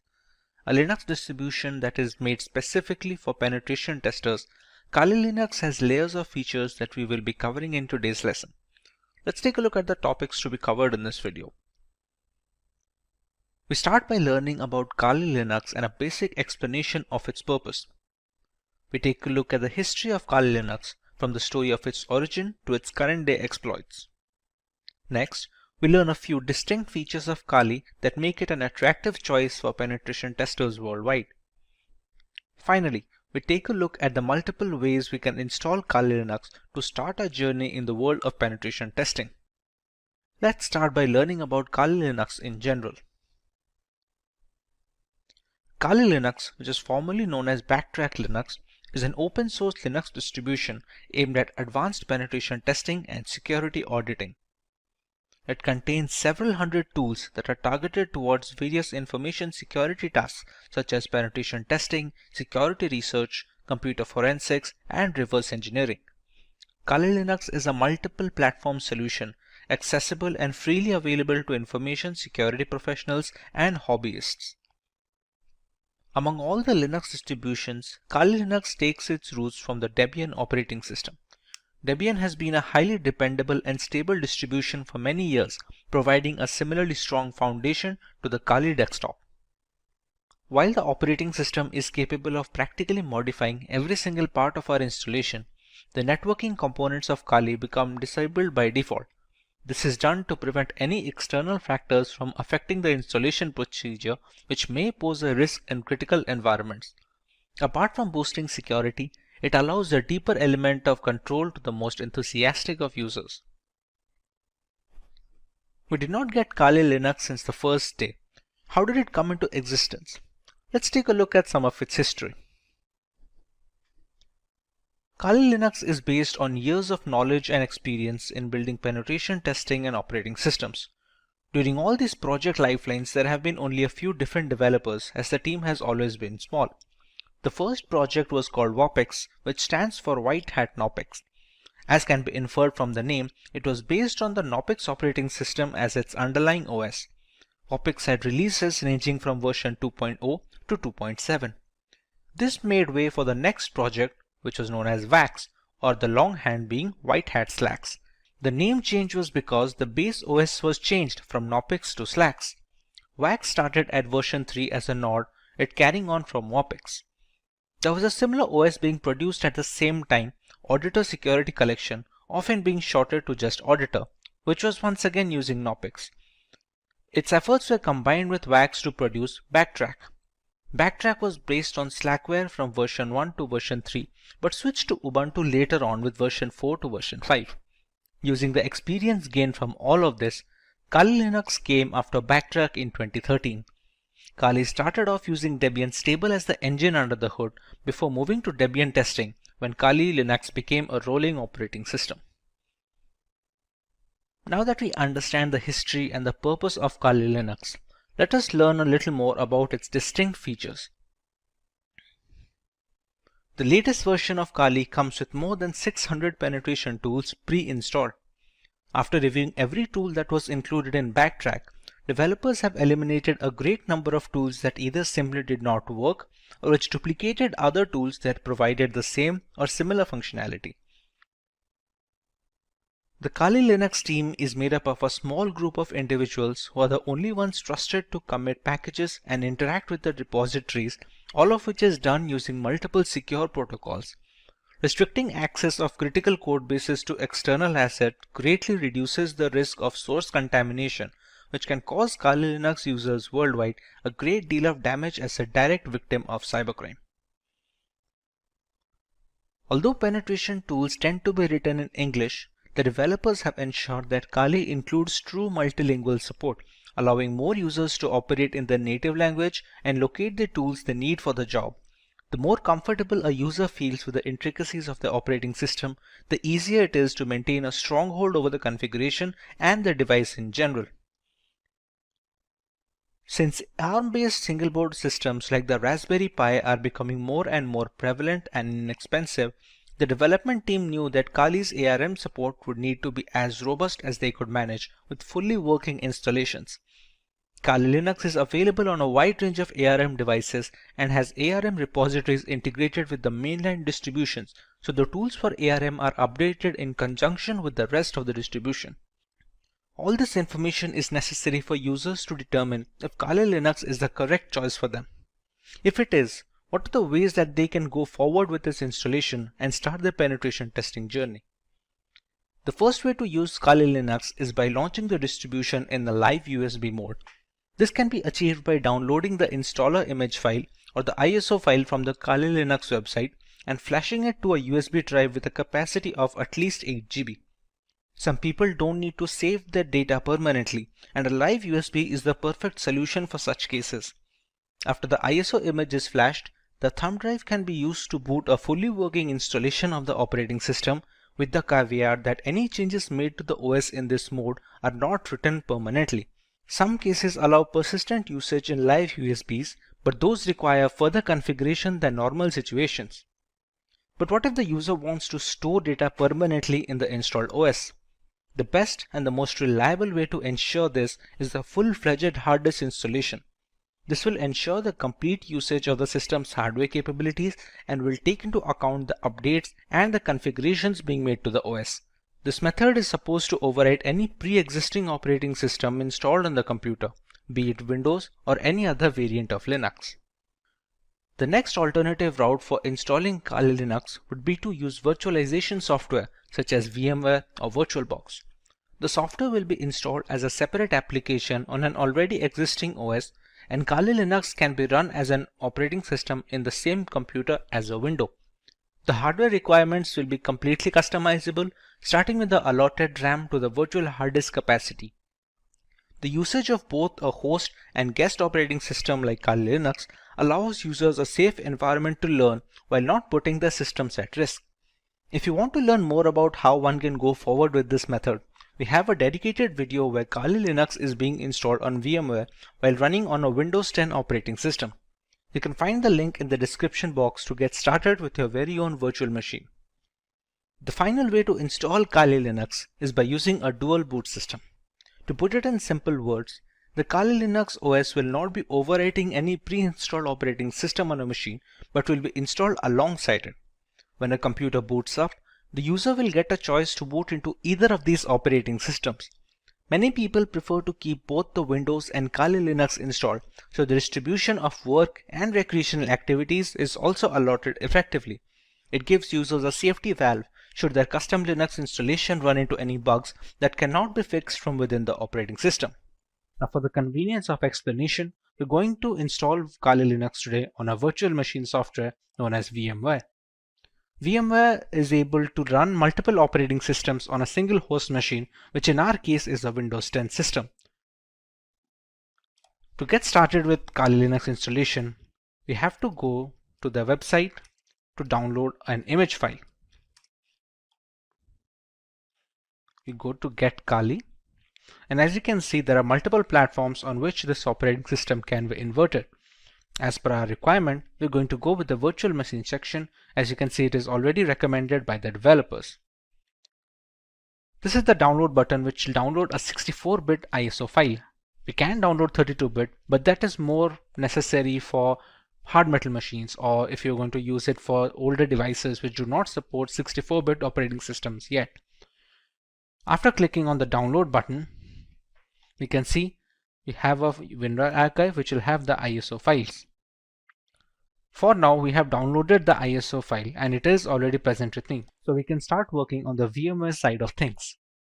Once the ISO file is downloaded, we open up VMware Workstation. We go to File and we create a new virtual machine.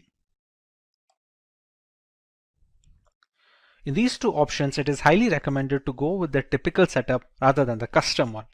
The custom is much more advanced and requires much more information from the user, which is beneficial for developers and people who are well versed with virtualization software, but for 90% of the cases, typical setup will be enough. Here, we can select the third option, which will be I will install the operating system later. In some operating systems, we can use the ISO file here directly and VMware will install it for us. But for right now, in the case of Kali Linux, the third option is always the safest. Kali Linux is a Linux distribution, so we can select Linux over here, and the version, as you can see here, have multiple versions such as the multiple kernels. Every distribution has a parent distribution. For example, Kali Linux has Debian, and there are other distributions which are based or forked from some parent distribution. Kali Linux is based off Debian, so we can go with the highest version of Debian, which is the Debian 10.x 64-bit. Go on next. We can write any such name. We can write Kali Linux so that it will be easier to recognize the virtual machine among this list of virtual machine instances. The location can be any location you decide to put.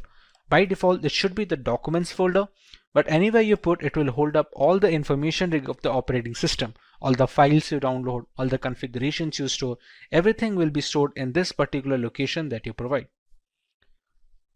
When we go next, we are asked about the disk capacity. This disk capacity will be all the storage that will be provided to your virtual machine of Kali Linux. Think of your Windows device. If you have a 1 terabyte of hard drive, you have the entirety of the hard disk to store data on. How much data you give here, you can only store up to that amount of data. Not to mention, some amount of capacity will be taken up by the operating system itself to store its programs and applications. For now, we can give around, let's say, 15 GB of information. Or if its recommended size for Debian is 20, you can just go ahead at 20. It depends all on the user case. If you are going to use it extensively, you can even go as high as 50 or 60 GB if you have plans to download many more applications and perform multiple different tests. Another option we get over here is storing virtual disks as a single file or storing them into multiple files.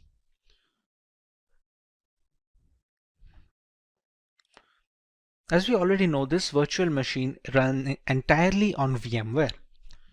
Sometimes when transferring these virtual machine instances, let's say from a personal computer to a work computer, we're going to need to copy up the entire folder that we had mentioned before over here.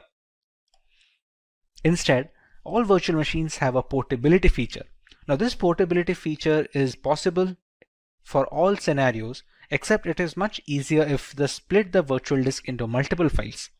Now even if this makes porting virtual machines easier from either system to system or software to software, let's say if you want to switch from VMware to VirtualBox or vice versa, the performance takes a small hit. It's not huge, but it's recommended to go with storing the virtual disk as a single file if you have no purposes of ever moving the virtual machine. Even if you do, it's not a complete stop that it cannot be ported. It's just easier when using multiple files. But in order to get the best performance out of the virtual machine, we can store it as a single file over here. This is a summary of all the changes that we made and all the configurations that have been settled until now. Now at this point of time, we have not provided the .iso file yet, which is the installation file for the Kali Linux that we downloaded from this website. As of right now, we have only configured the settings of the virtual machine. So we can press on Finish. And we have Kali Linux in the list. Now, to make the changes further, we press on Edit Virtual Machine Settings. The memory is supposed to give the RAM of the virtual machine. The devices with RAM of 8 GB or below that, giving high amount of RAM will cause performance issues on the host system. If the memory has some amount of free storage left, let's say on idle storage, my Windows machine takes about 2 GB. So I have 6 GB of memory to provide. Although if you provide all of the 6 GB, it will be much more difficult for the host system to run everything properly. So for this instance, we can keep it as 2 GB of memory for the virtual machine instance. Similarly, we can use the number of processors and we can customize it according to our liking. Let's say if we want to use one processor, but we want to use 2 different cores, we can select them as well. Hard disk is pre-set up as the SCSI hard disk and it does not need to be changed for the installation of this operating system at all. CD/ID DVD. This is where the installation file comes. You can think of the ISO file that we downloaded as a pen drive or a USB thumb drive, which is necessary to install an operating system. To provide this, we're going to select Use ISO image file. We're going to click on Browse. Go to Downloads and select the ISO file over here. Select Open. And you can see it is already loaded up. Next, in the network adapter, it is recommended to use NAT. This helps the virtual machine to draw the internet from the host machine settings. If your host machine is connected to the internet, then the virtual machine is connected as well. There are some other options such as host only or custom segments or LAN segments, but those are not necessary for installation. Rest of them are pretty standard, which do not need any extra configuration and can be left as it is. Press OK. And now we can power on this virtual machine.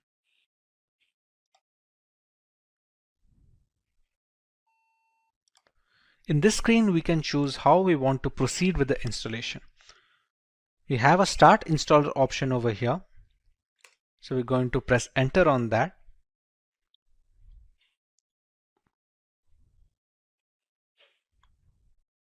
We're going to wait for the things to load from the ISO file. The first step in the installation is choosing the language of the operating system. For this we can go with English as standard. This is a location. This will be used for setting up the time and some of the internal settings which depend entirely on the location of the user. So for this we're going to go with India.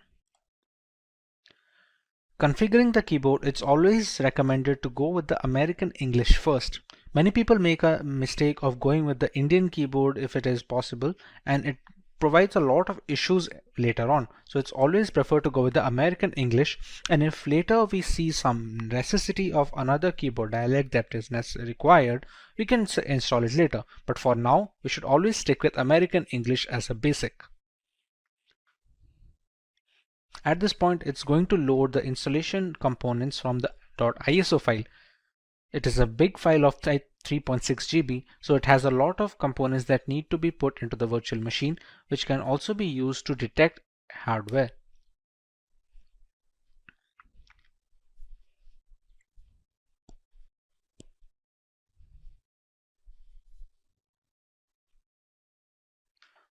Once the hardware and the network configuration is done by the ISO file, we want to write a host name for the system.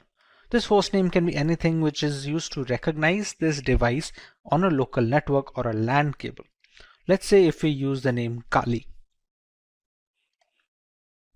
Domain name, we can skip it for now. It's not necessary as such for the installation. This is the full name for the user. Let's say we can provide the name as Simplilearn as a full name. Next, we're going to set up a username. This username is going to be necessary to identify the user from its root accounts and the subsequent below accounts. For now, we can give it as something as simply123. Now we have to choose a password for the user. Now remember, since this is the first user that is being added onto this newly installed operating system, it needs to be a password for the administrator. We can use whichever password we like over here and use the same password below and press on continue. At this point, it's going to detect on the components on which the operating system can be installed. Like here, there are multiple options like the use entire disk and set up LVM, use entire disk and set up encrypted LVM. For newcomers, it is recommended to just use the first one, since LVM encryption is something that you can learn afterwards when you're much more hands-on with the Linux operating system. For now, we're going to use the use entire disk guided installation and press on continue. When we set up the virtual machine on VMware, we had set up a disk capacity. There we gave a purpose 20 GB. That is the hard disk which is being discovered here. Even though it is a virtual disk, on VMware it acts as a normal hard disk on which an operating system can be installed. So we select this one and press on continue. Here there is a multiple partition system. All the operating systems that are installed have different components.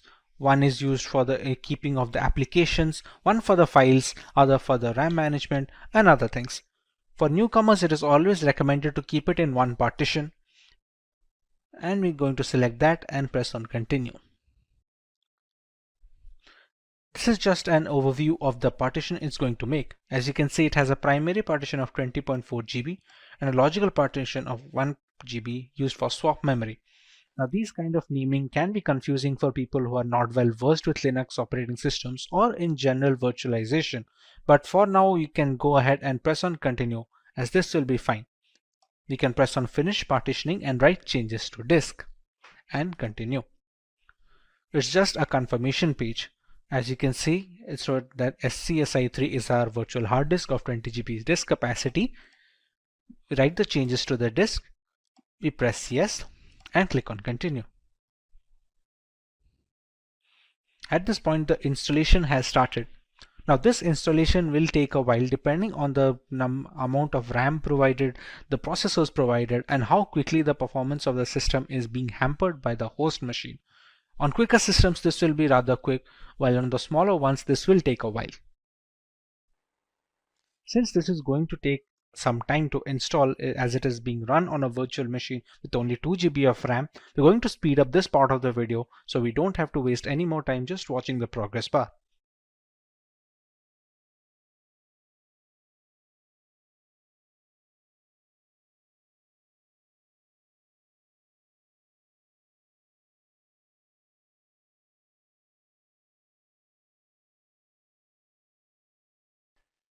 Now that our core installation is completed, it's asking us to configure a package manager.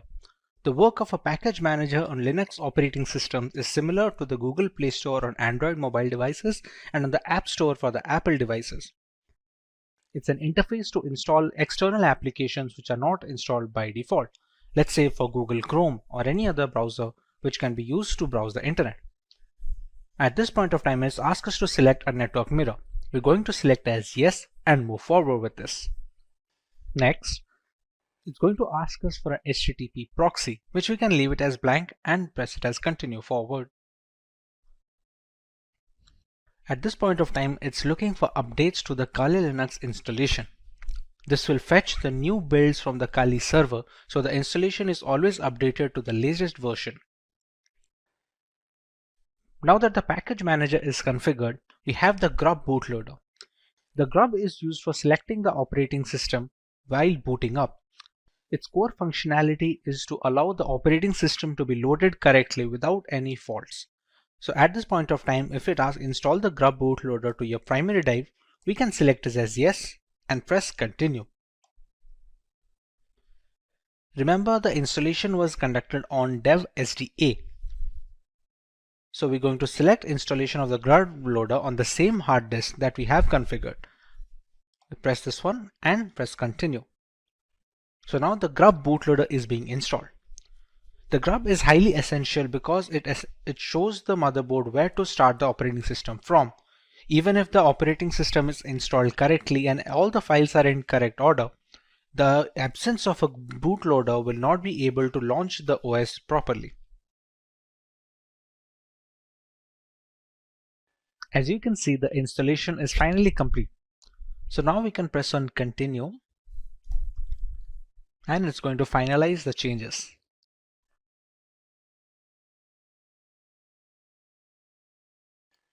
Now you can see Kali Linux being booted up straight away. It doesn't check for the ISO file anymore since the operating system is now installed onto the virtual hard disk storage that we had configured before.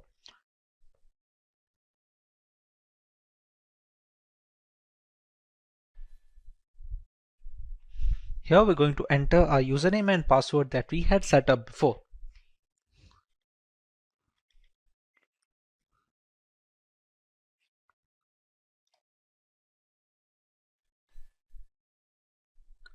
And we have the Kali Linux system booted up.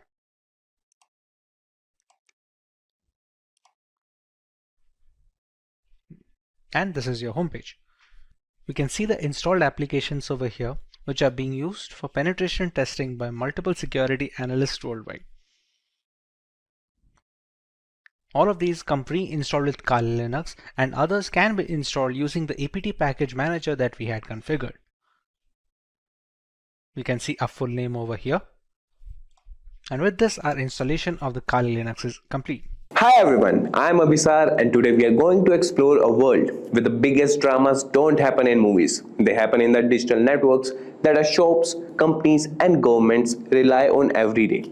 Let's start with a true story from 2017 in Atlanta. A bustling city just like many others. One morning, Atlanta was hit by a ransomware attack, a type of cyber threat where hackers lock up important data and demand money to release it. This attack froze the city's most essential services. People couldn't pay their bills, court documents were inaccessible, and the city struggled to operate normally. It was chaos.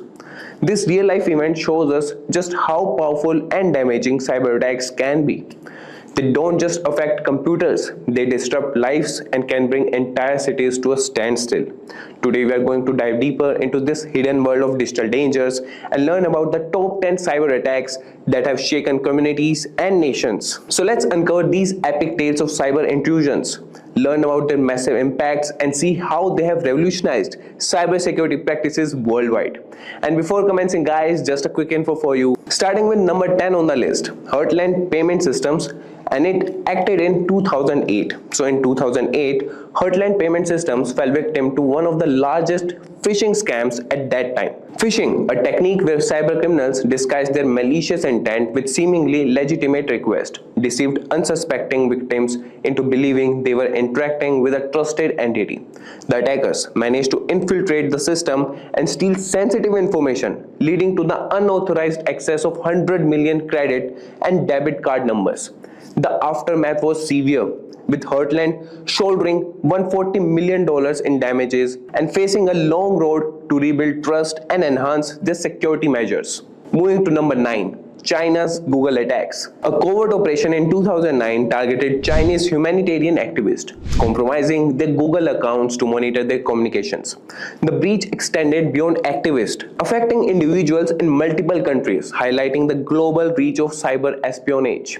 Investigators linked the breach to a mix of phishing and malware, which allowed hackers to gather information. This incident underscores the critical need for vigilance in digital communications and the importance of reporting anomalies promptly to prevent widespread data compromise. And number 8 on the list is PlayStation Network. In 2011, the PlayStation Network suffered a massive breach when hackers accessed 77 million user accounts, exposing sensitive information including credit card details. The attack persisted for nearly a month, leading to an estimated $2 million in damages and significant downtime for users. This breach not only disrupted Sony's services but also had a detrimental impact on their product launches, serving as a stark reminder of the enduring consequences of cyber vulnerabilities. And number 7 on the list is Citigroup. Despite being one of the largest banks globally, Citigroup experienced a significant security lapse in 2011 when over 200,000 customer accounts were compromised. Hackers exploited simple vulnerabilities in the bank's website to impersonate legitimate users and navigate through its security measures undetected. By the time the breach was discovered, sensitive data including card numbers and personal information had already been sold. The delay in notifying affected customers only worsened the public's trust in Citigroup. This incident highlights the importance of robust cybersecurity measures and the need for swift action and transparency in the face of security breaches. Now coming to number 6, that is Target Company. In 2013, Target became the victim of a massive cyber attack when malware was injected into their point of sale, that is POS systems. This type of software is specifically designed by hackers to disrupt and gain unauthorized access to computer systems. During the bustling holiday season, Ukrainian hackers managed to extract customer information and sell it on the digital black market, leading to significant financial threats to millions of Americans. This breach vividly demonstrated that even robust internal systems could have hidden weaknesses ripe for exploitation. Now coming to number 5, the company is Yahoo. Yahoo, once a giant in email and web services, faced a severe reputation hit between 2013 and 2014 due to multiple security breaches. These incidents compromised the personal details of 500 million users initially, with a later revelation that up to 3 billion accounts were affected in total. Sensitive information such as email addresses, passwords, and security questions were stolen. Yahoo's delayed disclosure of these breaches until 2016 resulted in a $35 million fine and over 40 class action lawsuits, ultimately costing the company $350 million in damages. Now coming to number 4, Home Depot. Following in the unfortunate footsteps of Target, Home Depot experienced a similar breach in 2014. Hackers gained the access to the company's POS systems by masquerading as legitimate vendors. This breach compromised the data of 50 million cardholders. The attackers used malware entering through a vendor's credentials to infiltrate Home Depot's network. Although Home Depot denied liability, the incident prompted them to overhaul their data security measures significantly. Now coming to number 3, Experian. Experian, a major credit reporting agency, found itself in a cyber crisis in 2015. This situation began unraveling after their acquisition of Court Ventures in 2012, which already had a contract with US Search Info, allowing broad access to personal data. This lapse in oversight led to the sale of sensitive data to an identity theft ring, affecting 50 million users. The breach highlighted the critical importance of stringent data usage policies and contract reviews in mergers and acquisitions. Now coming to number 2, that is Snapchat. Snapchat, known for its ephemeral messaging service, faced a stark violation of user privacy in 2015 when hackers accessed 4.6 million accounts. They extracted phone numbers, locations, and usernames. The hackers had previously warned Snapchat about the security flaw, demanding it to be fixed. When their concerns were ignored, they published the data publicly as a form of retaliation. This incident underscores the importance of addressing security vulnerabilities promptly to protect user privacy. Now coming to the number 1 spot, that is Facebook. Facebook, the social media giant, faced significant scrutiny in 2018 that marked a pivotal point in public perception about privacy and data management. That year, federal investigations uncovered how Facebook allowed third-party apps broad access to user data without stringent oversight. This lapse led to multiple breaches affecting between 50 to 80 million users. The most infamous of these was the Cambridge Analytica scandal, with data from millions of Facebook users was improperly accessed to influence voter behavior. These revelations fueled global debates about privacy and the ethical responsibilities of tech giants, leading to calls for stricter data protection regulation worldwide. Facebook's handling of user data not only eroded trust among its user base, but also invited tighter scrutiny from regulators, reshaping how social media platforms manage and protect user information. As we have seen through these incidents, the digital world is a battleground where information is both the weapon and the prize. Staying informed and vigilant is our best defense against these evolving threats. Thank you for joining us as we explored these significant cyber attacks. Remember, safeguarding our data begins with understanding the risk and taking proactive steps to protect ourselves. Hey everyone, welcome to Simplilearn. Talking about Bluetooth.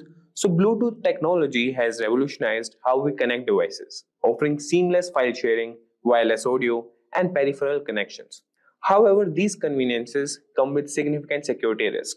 Attackers can exploit vulnerabilities in Bluetooth to gain unauthorized access to your device and data.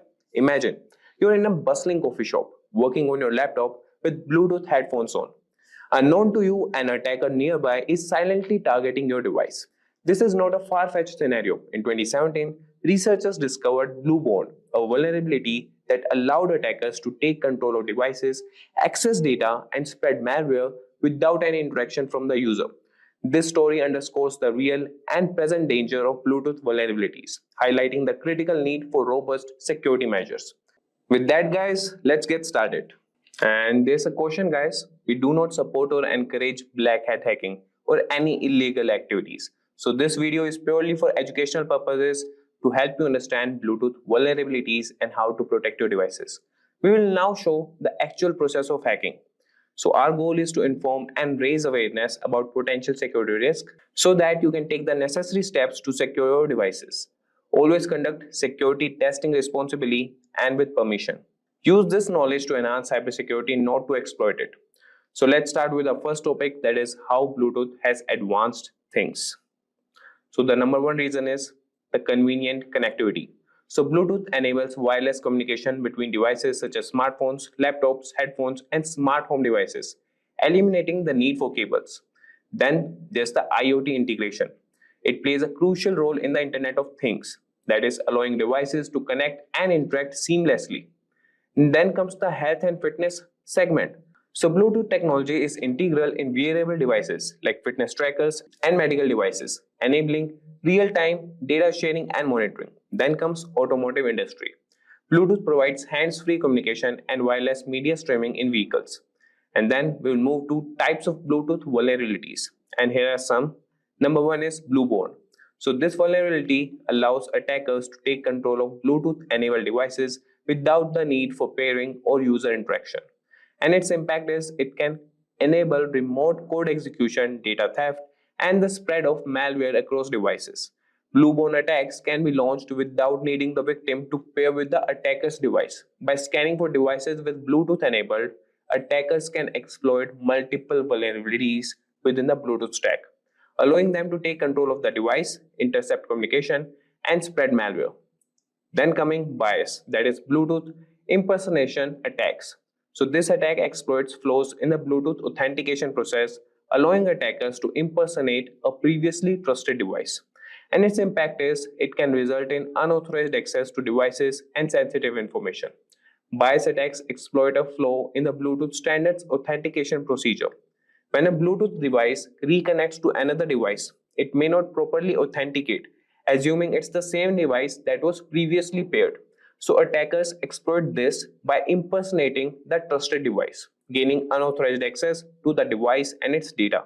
And then comes HID spoofing. So attackers can spoof human interface device, that is HID, such as keyboards or mouse, to send malicious inputs to a Bluetooth enabled device. And its impact is this can lead to unauthorized commands being executed on the device for the data manipulation and potential system compromise. And the security measures you could take to prevent these attacks is disable Bluetooth when not in use. It reduces the risk of unauthorized access and use secure pairing methods that ensures that connections are authenticated and encrypted. So these regular updates patches vulnerabilities and enhances security, and avoid pairing in public or untrusted environments. That minimizes exposure to potential attackers. Now that we have discussed the different types of Bluetooth vulnerabilities, let's explore some common Bluetooth attacks that exploit these weaknesses. So understanding these attacks can help us better protect our devices. So there are two notable examples, that is bluejacking and bluebugging. Both of these attacks highlight the potential risk associated with Bluetooth technology, even though they differ in their severity and impact. Let's dive into that and let's see what these attacks can entail. So the number one on the list is bluejacking. So bluejacking involves sending unsolicited messages to other Bluetooth enabled devices. So it works as attackers exploit the Bluetooth message feature to send anonymous messages to nearby devices without the recipient's consent. Bluejacking is relatively benign compared to other Bluetooth attacks. It typically involves sending a vCard, that is virtual business card, to the target device's Bluetooth address, which appears as a message on the victim's device. So the primary risk is the disruption and potential for spreading spam messages. And its impact is, although it's typically harmless, it can be disruptive and annoying to the recipient. And now we will come to bluebugging. So bluebugging is a more severe attack where the attacker gains control over the victim's Bluetooth-enabled device. It works as attackers exploit vulnerabilities to remotely execute commands on the target device, often without the user's knowledge. And bluebugging is much more invasive. Initially, it was used to gain control over mobile phones to make calls and send messages. Over time, it has evolved to allow attackers to access and control various functions of a device, such as accessing contacts, reading messages, and even turning on the microphone to listen in on conversations. And its impact is it can lead to unauthorized access to device data, making calls, sending messages, and even eavesdropping on conversations. Now that we have covered some common Bluetooth attacks, let's take a closer look at how Bluetooth functions on Android devices. So understanding the mechanism of Bluetooth can help us identify potential vulnerabilities and better secure our devices. So let's see how Bluetooth works on Android devices. So Bluetooth on Android devices enables various features like file sharing, wireless audio streaming, and connecting peripherals such as keyboards and mice. It uses short-range radio waves to establish a connection between devices. So this process typically involves discovery, pairing, and communication phases. However, these conveniences come with risk. Attackers can exploit vulnerabilities during these phases to gain unauthorized access to these devices. So understanding the mechanics of Bluetooth helps identify potential weak points and reinforce the importance of securing these connections. So having explored how Bluetooth works on Android devices, it's crucial to understand the real-world impact of these vulnerabilities. So we'll discuss examples of Bluetooth attacks and the severe consequences they can have on personal data and device security. So let's see the impacts. So the real-world examples of Bluetooth attacks demonstrate how easily devices can be compromised. For instance, the Bluebone attack allows hackers to take control of devices without user interaction, while bias attacks can enable unauthorized access by impersonating trusted devices. These vulnerabilities can lead to unauthorized access to sensitive information, such as contacts and messages, or control over the device's functions. The consequences can be severe, including data breaches, privacy violations, and financial losses. It highlights the critical need for robust security measures to protect against such threats. Now we'll see the impacts. Number one is unauthorized access. So vulnerabilities like Bluebone allow attackers to gain control over devices without user interaction. And this can result in access to sensitive data such as contacts, messages, and personal files. Then is device control. Bluebugging enables attackers to remotely control a device, allowing them to make calls, send messages, and access various functions. This leads to significant privacy breaches and unauthorized usage. Then comes data breaches. Attacks such as bias can impersonate trusted devices, leading to unauthorized access and potential data leaks. This can cause financial loss and damage to reputation. So let's see the security measures which we can take. Number one is disable Bluetooth when not in use. Then comes use secure pairing methods. Number two is use secure pairing methods and ensure connections that are authenticated and encrypted to prevent impersonation. And then there's regular software updates and avoid public pairing and monitor paired devices.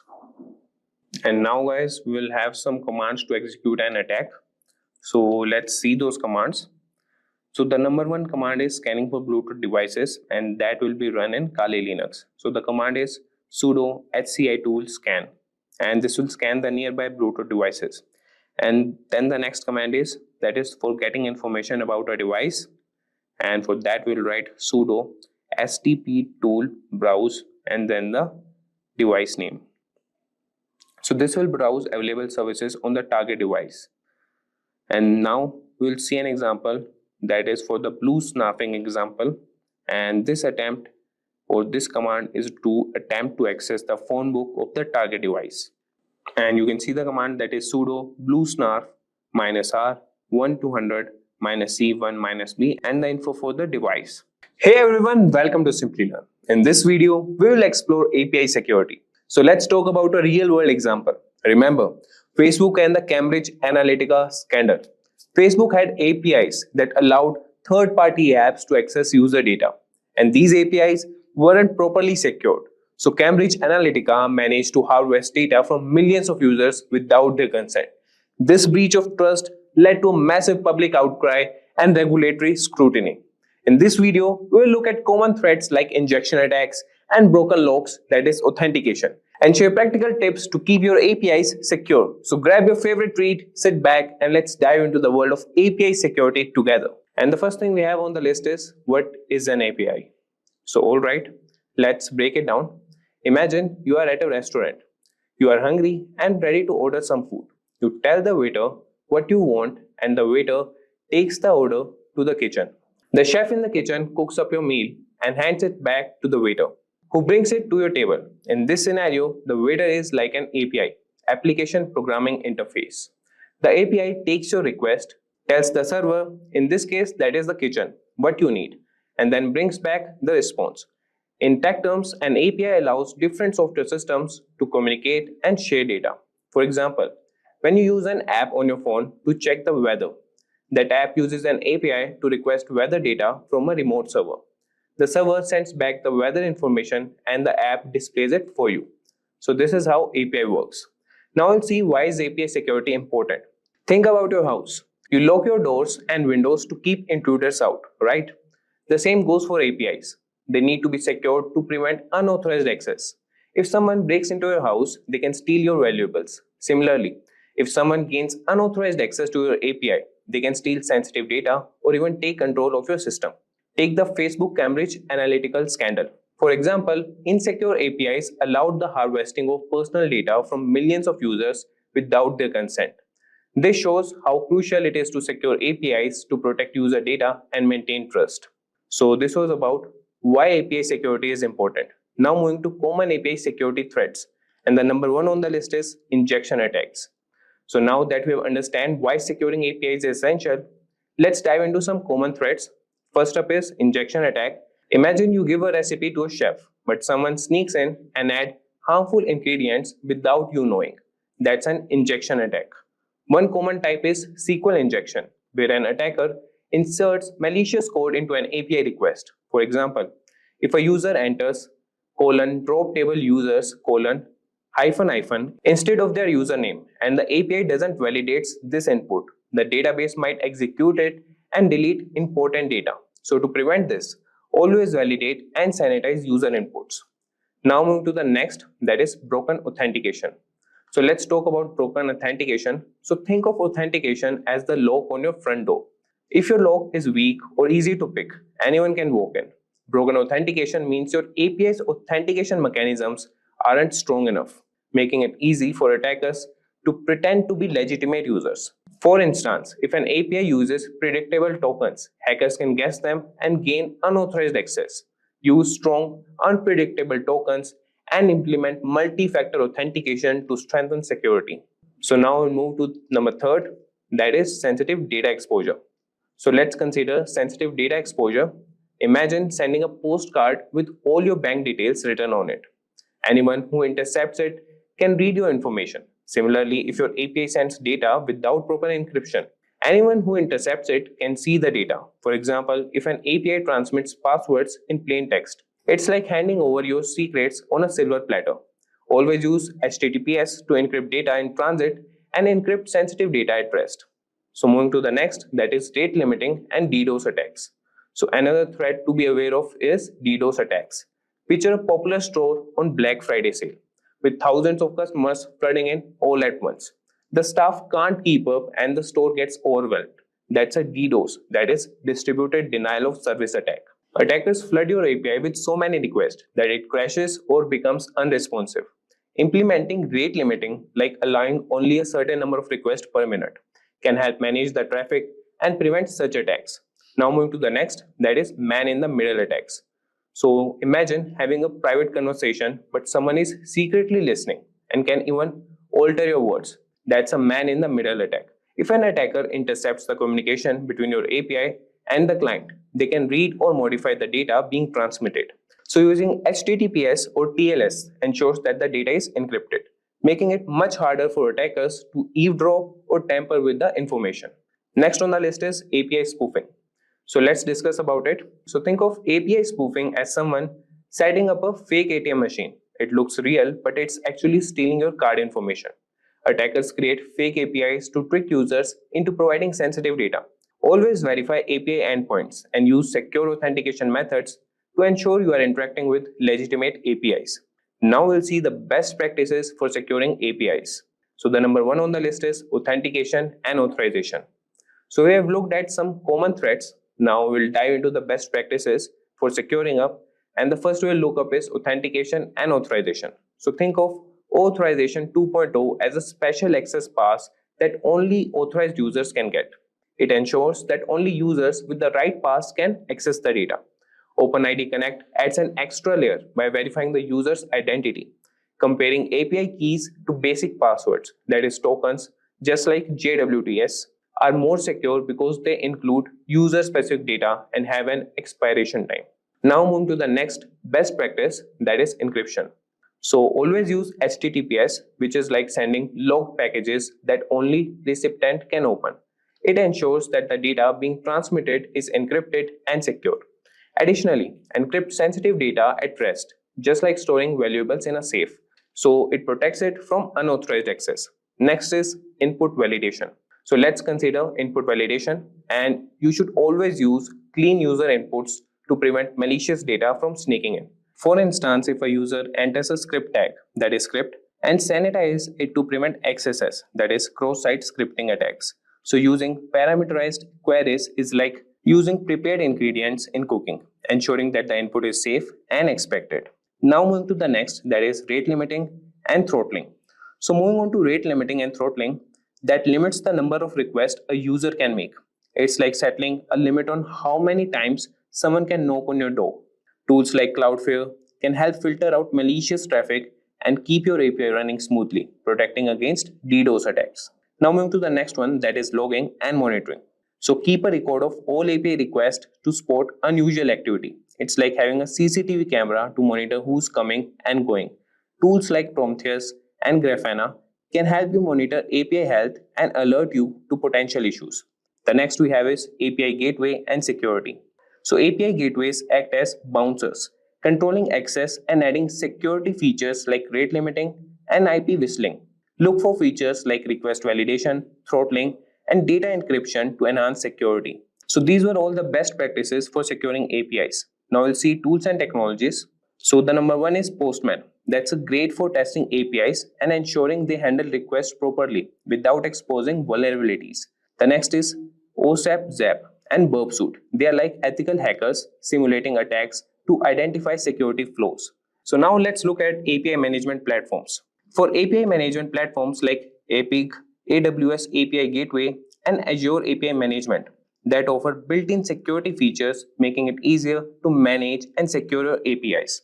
Now we'll see some real-world case studies. So the number one notable API breaches case study is the Facebook Cambridge Analytica scandal. That is a glaring example where insecure APIs led to massive data misuse. It's a reminder of why API security is crucial. Similarly, in 2021, T-Mobile suffered a breach where attackers accessed customer data through insecure APIs, highlighting the importance of robust security practices.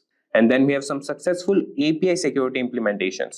That is, Google employs strict authentication, rate limiting, and encryption practices, setting a standard for secure API usage. So Stripe uses strong encryption and secure authentication methods, ensuring that sensitive financial data is well protected. Welcome to this tutorial on how to scan a website for vulnerabilities. In today's digital landscape, web security is more important than ever. Cyber threats are constantly evolving, making it crucial to ensure that your website is protected against potential attacks. Vulnerability scanning helps identify weaknesses in your web applications before attackers can exploit them. So in this video, we will explore three powerful tools. Number one is Nikto, then Nuclei, and Trivi. So these tools provide comprehensive scanning capabilities for various environments, including websites, network, container, images, file systems, and servers. Moreover, these tools are widely used by penetration testers, cybersecurity professionals, and ethical hackers to ensure web applications and servers are secure. So by the end of this tutorial, you will have a solid understanding of how to effectively use these tools and the particularly Nikto tool to secure your web applications. So guys, first we'll start with the tool Nikto. So this is the website or the GitHub repository that Nikto has. So just search Nikto GitHub and you will find out the GitHub repository that's just on the first ranking. Move to that, and if I tell you about Nikto, so it's a widely used tool and that is used by penetration testers, cybersecurity professionals, and ethical hackers. And it helps identify potential vulnerabilities in web applications. It was developed by Chris Sulo and is part of the open source security testing methodology manual. So Nikto performs comprehensive tests against web servers for multiple items, including over 6,700 potentially dangerous files or programs, and checks for outdated versions of over 1,250 servers and version-specific problems on over 270 servers. If we talk about key features of Nikto, so it has comprehensive scanning, and Nikto can detect a wide range of vulnerabilities, including server misconfigurations, default files and programs, insecure files and scripts, and outdated software versions. And it has an extensive database. Nikto uses a robust database of known vulnerabilities, which is regularly updated to include the latest security threats and issues. And it has customizable testing. Users can customize the scanning process by specifying parameters such as the target host, port, and the scan type. Nikto also supports plugins to extend its functionality. And then comes the feature reporting. So Nikto can generate detailed reports in various formats, including plain text, XML, and HTML. I will show you guys how we can generate that. And it makes it easier to document and share scan results. And if we talk about advantages, so the advantages, number one is ease of use. So Nikto is straightforward to use with a simple command line interface that requires minimal configuration. And this is open source. So being an open source tool, Nikto is free to use and can be modified to suit specific needs, making it accessible to individuals and organizations of all sizes. And it has an active community. So because of that, the users and developers who contribute to its development and provide support and ensures that it remains up to date with the latest security trends. And we talk about some limitations. So it has noise generation. Nikto can generate a lot of network traffic and may trigger intrusion detection systems, that is IDS, making it less suitable for stealthy assessments. And if we talk about basic scanning, so while Nikto is great for identifying known vulnerabilities, it may not detect more complex security issues or zero-day exploits. For comprehensive security assessments, it should be used alongside other tools. So let's get started with installing it.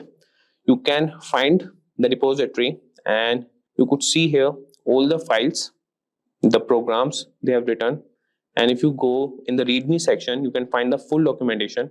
Just click on that and you could have the whole overview, history and trivia, and it is based on the Perl language. And if you want to install on the Docker, Windows, Kali, so they have all the things. And if you want to see the usage, that would be, if you want to use it for the basic testing purpose, you can have the look here. You can use the commands, and if you want to scan multiple hosts, you could do that too. And if we get back, so this is the whole documentation, you can have a look on it, and here most probably all the usages you could have a look. And now we'll move to install it. So you can clone the repository on your system. For that you should have git installed and use the command git clone, and after that the repository name. So for that we'll open the terminal. If you want to install with the git, as this is the Ubuntu system and I don't have the git installed here, so you just have to write the command git clone, copy the file, not the file but the link, and paste it here, and you could go on with the cloning thing. And after that you could navigate the program directory and run it using the Perl command. So to install Nikto, you just have to write the commands. I will show you guys. So just write, first what you can do is sudo apt update, and he's asking for the password. I will provide him. So he has updated all the packages, and now what we'll do, we will install Nikto as I've already installed, but I will write the command for you guys. So sudo apt install Nikto. So you could see that he is reading packages, that is done, and Nikto is already the newest version, that is it is already installed in the system. So with this command, that is sudo apt install Nikto, you can install the Nikto on your system. And after that, to use it, and that's a basic command, that is Nikto -h and the server name, or you could use the IP address. Like you could use 3 methods to search with Nikto. That could be IP address to scan local servers, web domain to check public websites, or SSL or HTTP websites, that is to test secure websites also. So here we will have a website, and to ensure you guys, so use this tool just for ethical use. We are not promoting it to use it for any black hat hacking purposes, and we are also using to just scan the vulnerabilities, and we won't be showing much of it as we don't promote these kind of activities. So you could see that it has started the process, that is the target IP, target host name, target port, that is 443, and the target time. So he is running. And for Ubuntu and Mac OS, you can also install it. And for the ethical considerations, always use these tools ethically and legally, and ensure you have explicit permission to scan any website or server. Unauthorized access or scanning can lead to legal consequences and damage to your reputation. So kindly have this question with you. So it's a time-taking process. So this tool works with the port number and where the website is hosted. So all these things matter for the scanning purpose or getting the vulnerabilities checked. So till then, Nikto is scanning the website. I will show you guys the NVD website. So this is National Institute of Standards and Technology, National Vulnerability Database. So this is the US government repository of standards-based vulnerability management data that is represented using the Security Content Automation Protocol. And this data enables automation of vulnerability management, security measurement, and compliance. So what vulnerabilities you are finding here, you can go on and search on here on this website, as this is the basic foundation for all these tools. So guys, as it is taking more time, I will show you guys more features of Nikto till then. So we are in the new window, and till then it happens, we'll see more features. So what you can do is you could write Nikto -help, and you can get all the commands that are used by Nikto. And after this, we have seen the basic syntax where you could just write Nikto -h and the IP or the host name. And if we know that the target website is an SSL site that you are targeting, so we can specify with the Nikto command. I will show you guys what you can do. That is Nikto -h, and what you want to specify, that could be IP or host name. So I will just write HTTP and what you want to specify, and after that you just write -SSL. So by adding SSL to the end of the command, the Nikto knows that the targeting website is an SSL site. So this was about the SSL website. And if you want to scan an IP address, first you need to do is ipconfig, and that too in Kali Linux, as the command is we have to install the dev name, and you could find the ifconfig. And you can also scan any HTTP website here, that is by using Nikto -h and then the website URL. And let's see, it's still doing. So till that guys, I will tell you about the other tools, that is Nuclei. So Nuclei is also a fast tool that is used for vulnerability scanning, and that is based on simple YML command based templates, and it is used for security automation, and it is capable of scanning for a wide range of vulnerabilities across websites, networks, and CVEs. Nuclei GitHub, and you could see the repository here, and similarly you can install the Nuclei if you want to work with Nuclei, and you could get all the information in the readme section. So how it works and how you can run on your targets and how you can install it. So for installing, you would just go with this command, and how to use it, that's also same, that is Nuclei -h, and then you have to write the IP or the domain name. So if we talk about its key features, so it is customizable, it uses YAML templates to define scan rules, and the performance, it is designed for speed and efficiency, and it is versatile, that scan for various types of vulnerabilities. And similarly, we have another tool, that is Trivi scanner, or just we will move to Trivi GitHub. So Trivi is a comprehensive security scanner for container images, file systems, and Kubernetes. It identifies vulnerabilities, misconfigurations, and sensitive data. And if we talk about its key features, so it has container scanning that examines Docker images for known vulnerabilities, file system scanning analyzes files and directories for security issues, and Kubernetes integration, it checks for security flows in Kubernetes cluster. For the installation purpose, you could just move to readme section, and you will find all those details, how's the general usage.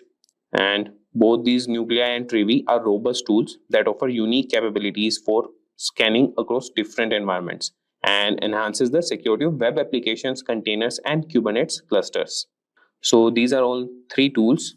Like there are many tools that you can use, and what we have done with this, we have done with Nikto, and you could see that he has completed the process of scanning. And what I've told you is this is the target IP, host name, port, and the start time. And you could see that for the server CloudFront, he has retrieved the header, and he has found some issues, that is uncommon header with contents, and he has found no CGI directories. And if you want to force check all possible directories, you can use -c command for that. So we won't be discussing these vulnerabilities. If you want, you can check them out on the NVD website. And he has checked 6,544 items and 0 errors, and 9 items reported on remote host. So he has reported them.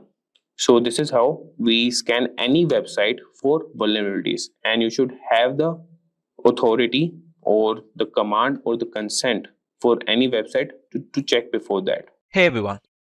It's no secret that the majority of our internet usage is at the risk of getting hacked, be it via unsafe messaging applications or misconfigured operating systems. To counteract this void of digital security, penetration testing has become the norm when it comes to vulnerability assessment. Parrot Security OS is an operating system that has become a well-known weapon in this fight against hackers. A Linux distribution more catered towards penetration testers specifically, Parrot Security has layers of features that we will be covering in today's lesson. Let's take a look at the topics for this video. We start by learning about what Parrot Security is and why it should be considered as a viable alternative next to Kali Linux for penetration testers. Next, we take a look at the minimum system requirements necessary to obtain optimum performance from an installation of Parrot Security. Moving on, we learn about some unique features that make Parrot stand out among the multiple ethical hacking operating systems available on the market. And finally, we look at the multiple ways that Parrot Security OS can be installed, be it on a single system or for portable media. So let's start out by learning what Parrot Security is. Parrot OS is a Debian-based Linux distribution with an emphasis on security, privacy, and development. It is built on Debian's testing branch and uses a custom hardened Linux kernel while being founded in 2013.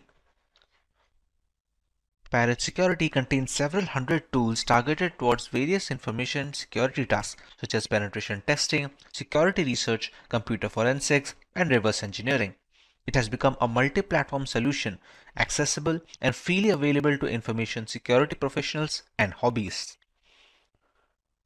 It features a distinct forensics mode that does not mount any of the system hard disks or partitions and has no influence on the host system, making it more stealthy than regular mode.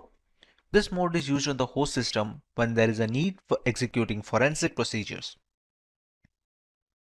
In software development, a rolling release is a paradigm in which software upgrades are rolled out constantly rather than in batches of versions. This ensures that the software is constantly up to date. A rolling release distribution such as Parrot Security OS follows the same concept, providing the most recent Linux kernel and software versions as they become available on the market. With the basic introduction to the operating system out of the way, let us have a look at the bare minimum system requirements necessary to be able to run this operating system. First up, we got a CPU requirement which states that a 1 GHz dual-core CPU is the absolute minimum in order to use Parrot OS. While multiple core systems will provide more optimum performance, a small beginner has been included. A very distinct thing to be noted is that the operating system can be installed on all variants of chipsets, be it 32-bit, 64-bit, and the newly popular ARM portfolio of devices. Unlike Kali Linux, which requires some amount of graphical acceleration needed to display the operating system correctly, Parrot OS has no such requirements and can be used with the leanest of machines. Taking into account the RAM issue, a minimum of 256 MB to 512 MB free RAM provides the optimum usage scenarios. Even when the OS is installed on a hard drive storage media, it should theoretically occupy around 8 GB of information, which may extend up to 16 GB depending on the tools being installed out of the box. When it comes to booting options, we have the option of going with the legacy BIOS settings or with the more modern UEFI settings. These are just some of the requirements for the installation of Parrot Security OS. To understand this process more vividly and to learn how visualization can help install an OS in our existing computer, please follow the link to our Parrot Security installation video linked right above. Let's understand what some of the things that make Parrot Security unique among all the other penetration testing operating systems.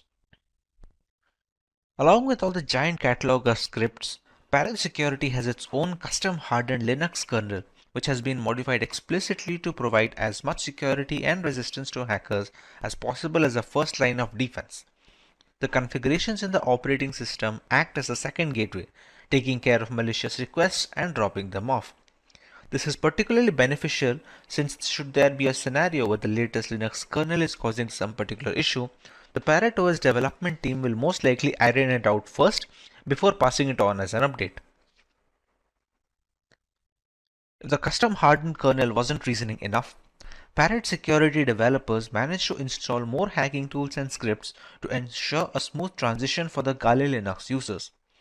All the tools you found in Kali are present in Parrot OS and then a few extra ones for good measure. This has been achieved while keeping roughly the same size of the installation file between both operating systems. However, it's not all productivity points for Parrot OS. They provide a choice between two different desktop environments, the Mate desktop, which comes pre-installed by default, and KDE. For those unfamiliar with Linux terminology, you can think of desktop environments as the main UI for a Linux system. Being highly modular in nature, one can use Kali Linux or Parrot OS while adding another desktop environment which they find appealing. While Kali has only a single option, Parrot OS has managed to provide two optimized builds with Mate Desktop and KDE Desktop ready-made on their website. One of the primary advantages of Parrot OS over Kali is that it's relatively lightweight. This implies that it takes significantly less disk space and computing power to function properly, with as little as 320 MB of RAM required. In reality, Parrot OS is also designed to operate successfully off a USB stick, but Kali Linux does not work well from a USB stick and is generally installed in a virtual machine. Parrot OS can be seen as more of a niche distribution if you're searching for something lighter than Kali Linux. There are multiple ways to go about with this installation. Many people prefer to install it directly onto a hard disk where the Parrot Security OS will overwrite whichever data the hard disk already has. Now this is beneficial if you want to preserve your data for the long term, but this might pose some trouble to people who do not have a spare hard disk or do not want to lose their current installation of Windows operating system. Another way to use Parrot Security is by using the live boot, but whatever changes you make to the live boot operating system, those changes are removed the moment we restart or shut down the system. A very good common ground between both these installations is virtualization. Using virtualization software like VMware or VirtualBox, we can install Parrot Security on our systems while simultaneously saving our data and having the convenience of a host machine such as a Windows operating system in case things go wrong. To start the installation, we first need to get an ISO file for the Parrot Security operating system. This can be found on the current website, parrotsec.org. Once we enter the website, move into the download section and select the Get Security edition over here. Parrot Security OS has multiple desktop environments to choose from. These desktop environments serves as a different user interface for the user. For example, right now we have the Mate desktop and the KDE desktop. As you can see from the screenshots, both of these look quite different while having a similar look and feel to them. For our example, let's go with the Mate desktop. We have two options. Either we can go with the direct download or we can get the torrent file. For this example, if we press on the download button and our download will start. I have already downloaded this file, but the ISO file provided over here will serve as an installation. It will have around 4.5 GB of space. It will be used to install this operating system in VMware. Once the file is downloaded, we can close this and open VMware Workstation. VMware can also be used as a player version or the workstation version. If you have much more familiarity with using VirtualBox for virtualization application, we can use that as well. Once the VMware is open, we click on File and select a new virtual machine. For the first time installation, we're going to go with the typical and recommended installation procedure instead of an advanced one. If you have already installed multiple virtual machine OSs, going with the advanced option will give you much more control over the hardware customization. But for now, we're going to stick with the typical option. Moving on, it will ask us for a source to where to install the operating system from. Since we're going to use a live ISO first, we're going to select the third option, which will be I will install the operating system later, and press next. As we already know, Parrot Security is a Debian derivative. So when selecting the guest operating system type, we're going to go with Linux, and in the selection, we're going to choose whichever the highest version of Debian is, along with a 64-bit OS. We're going to click on next. We're going to name our virtual machine, let's say Parrot Security OS. We're going to select the location where we want to save the virtual machine. This will have all the hard disks of the operating system installation. We're going to click on next. For the disk size, we're going to specify how much of the current memory are we going to allocate. This is the hard disk memory of the operating system installation. Whatever changes we make in the operating system, whatever applications we install on the virtual instance will all be stored in this amount of memory. While it is recommended to go with at least 15 GB of storage, we can go as high as possible, and we're going to select the recommended 20 GB as written. When given the choice of storing the virtual disk as a single or multiple files, many people want to keep their virtual instance in a way so that it helps them stay portable. People change systems, and sometimes they want to swap their instances between the work and their personal computer. If there is no portability in mind, storing the virtual disk as a single file gives the best performance and should be the recommended go-to when installing for the first time. We click on Next here, and it's going to give us a summary of the settings we have already settled till now. We're going to press on Finish, and there we go. We have our installation first step completed. Here on out, we're going to click on Edit Virtual Machine Settings. Here we're going to have a look at some of the requirements that the Parrot Security OS will need. It is known to be a memory lightweight operating system, but just to have the almost optimum performance, we're going to provide around 2 GB of RAM from our host system, which is a Windows 10 machine. When it comes to the processors, I'm going to increase it to 2 and the number of cores to 2 as well. So giving out a total 4 processor cores to the operating system. Now this depends on what are your computer rig and how much resources you can justify. So these need to be customized according to the system at hand. Hard disk size has already been set at 20 GB and the rest of them are pretty standard, and we can go on. One thing that we need to make sure is selecting the CD/DVD IDE. Here we have to use our ISO image file over here. Previously it should be use physical drive and at auto detect. We're going to use a use ISO image file over here. We're going to click on Browse. We're going to go to where we have downloaded the ISO file, which is over here, and select it. Press OK here, and we can now power on this virtual machine.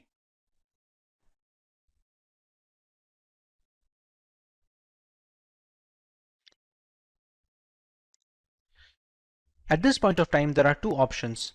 We can go with the try install option using the graphical user interface, or we can go using the terminal mode. To get a better user experience, we're going to go with the try install mode specifically.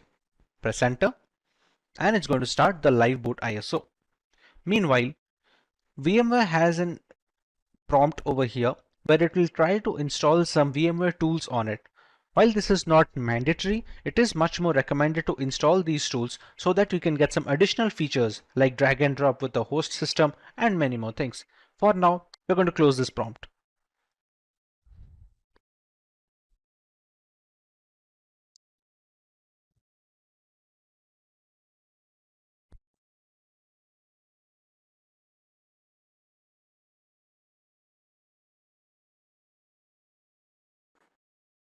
As you can see, this is the live boot ISO of the Parrot Security operating system.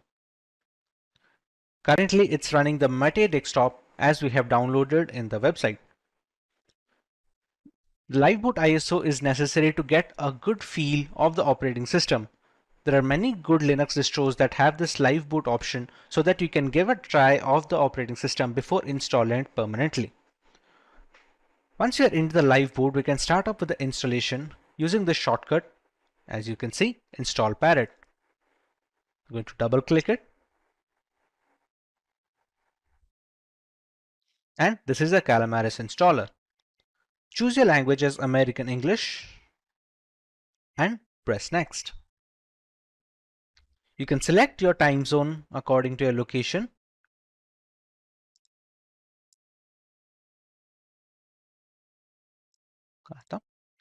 And we can go next. At this point of time, you have to choose the correct keyboard. Now what many people get confused is choosing their own language keyboard. What people must keep in mind is what keyboard the laptop provides.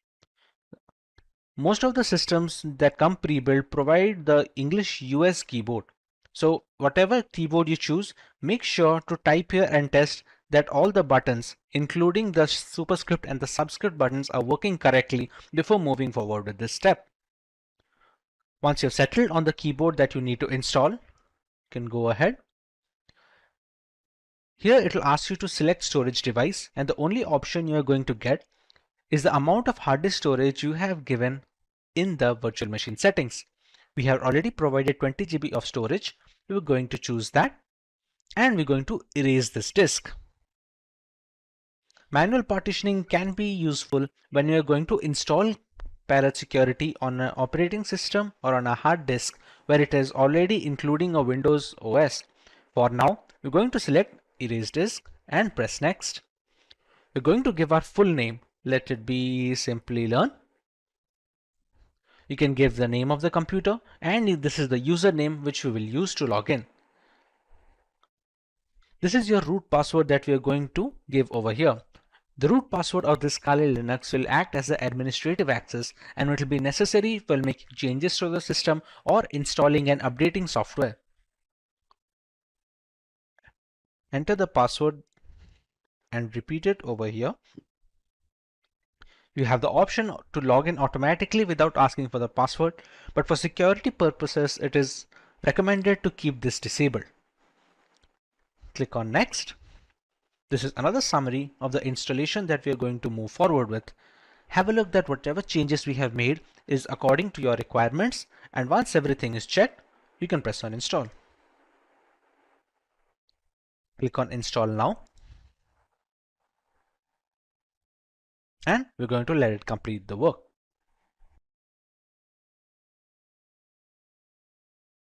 As you can see, the installation of Parrot Security is now completed.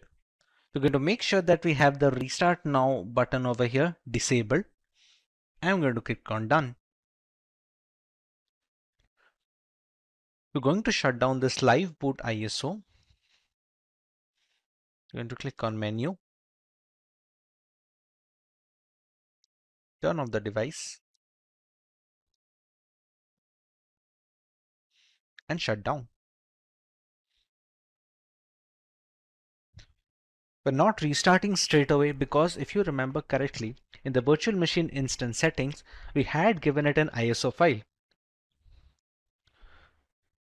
Please remove the live medium and press enter to continue. We can just press enter to continue, and it's going to shut down.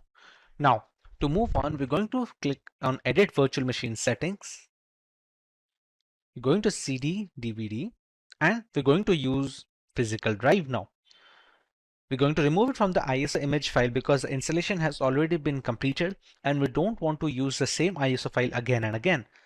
By using physical drive over here, it's going to detect the 20 GB hard disk that we have already provided and installation is done on it. We're going to press OK, and we're going to power on this virtual machine for testing. Make sure you click S over here.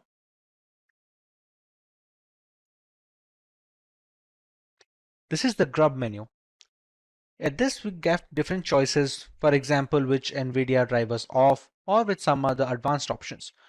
More often than not, we're going to choose the first option and press enter. If you remember clearly, we did not get the option of try install or a terminal run just like we did in the live boot ISO. Since this is running straight from the 20 GB hard drive storage, it's going to start the OS directly. Now at the login screen, you can see our username over here as we provided in the installation. We're going to enter our root password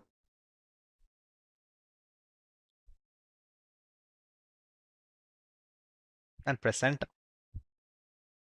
And this is our currently working desktop of the Parrot Security operating system. We can open the terminal over here.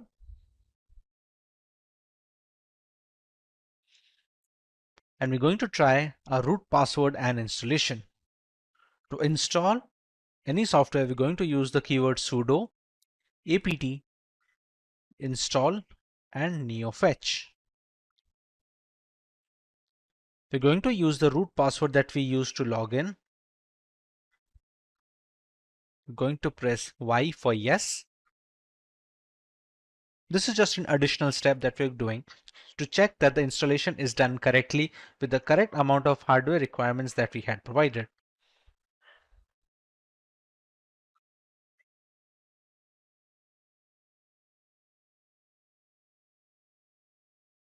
Now that we have installed NeoFetch, we can write the command NeoFetch, and this is going to give us some information about our installation.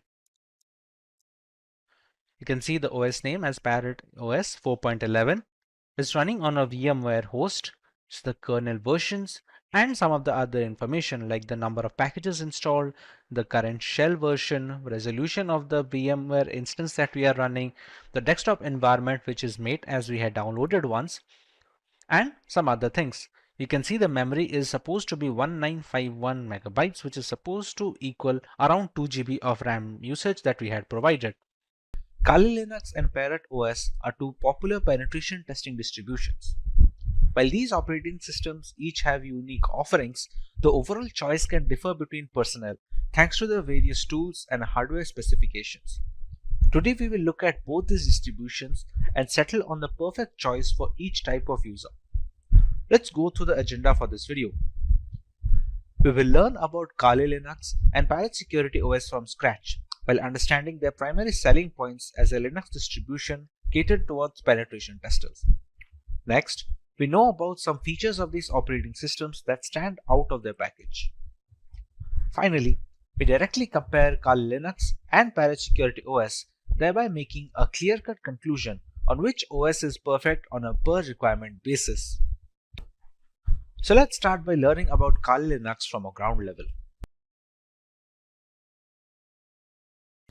Kali Linux, which is formerly known as Backtrack Linux, is an open source Linux distribution aimed at advanced penetration testing and security auditing. It contains several hundred tools targeted towards various information security tasks such as penetration testing, security research, computer forensics, and reverse engineering. Kali Linux is a multi-platform solution, accessible and freely available to information security professionals and hobbyists. Among all the Linux distributions, Kali Linux takes its roots from the Debian operating system. Debian has been a highly dependable and a stable distribution for many years, providing a similarly strong foundation to the Kali Linux desktop. While the operating system can practically modify every single part of our installation, the networking components of Kali Linux come disabled by default. This is done to prevent any external factors from affecting the installation procedure, which may pose a risk in critical environments. Apart from boosting security, it allows a more profound element of security control to the most enthusiastic of users. Now, let's take a look at Parrot Security operating system. Parrot Security OS is a Debian-based Linux distribution with an emphasis on security, privacy, and development. It is built on the Debian's testing branch and uses a custom hardened Linux kernel. Parrot Security contains several hundred tools targeted towards tasks such as penetration testing, computer forensics, reverse engineering, and security research. It is seen as a generally lightweight distribution that can work under rigorous hardware and software specifications. It features a distinct forensics mode that does not mount any of the system's hard disks or partitions and has no influence on the host system, making it much more stealthy than its regular occurrence. This mode is used on the host system to execute forensic procedures. A rolling release is a paradigm in which software upgrades are rolled out constantly rather than in batches of versions in software development. This ensures that the software is constantly up to date. A rolling release distribution such as Parrot Security OS follows the same concept. It provides the most recent Linux kernel and software versions as soon as they become available. With the basic introduction to the operating systems out of the way, let us take a look at the unique features of both Kali Linux and Parrot Security OS.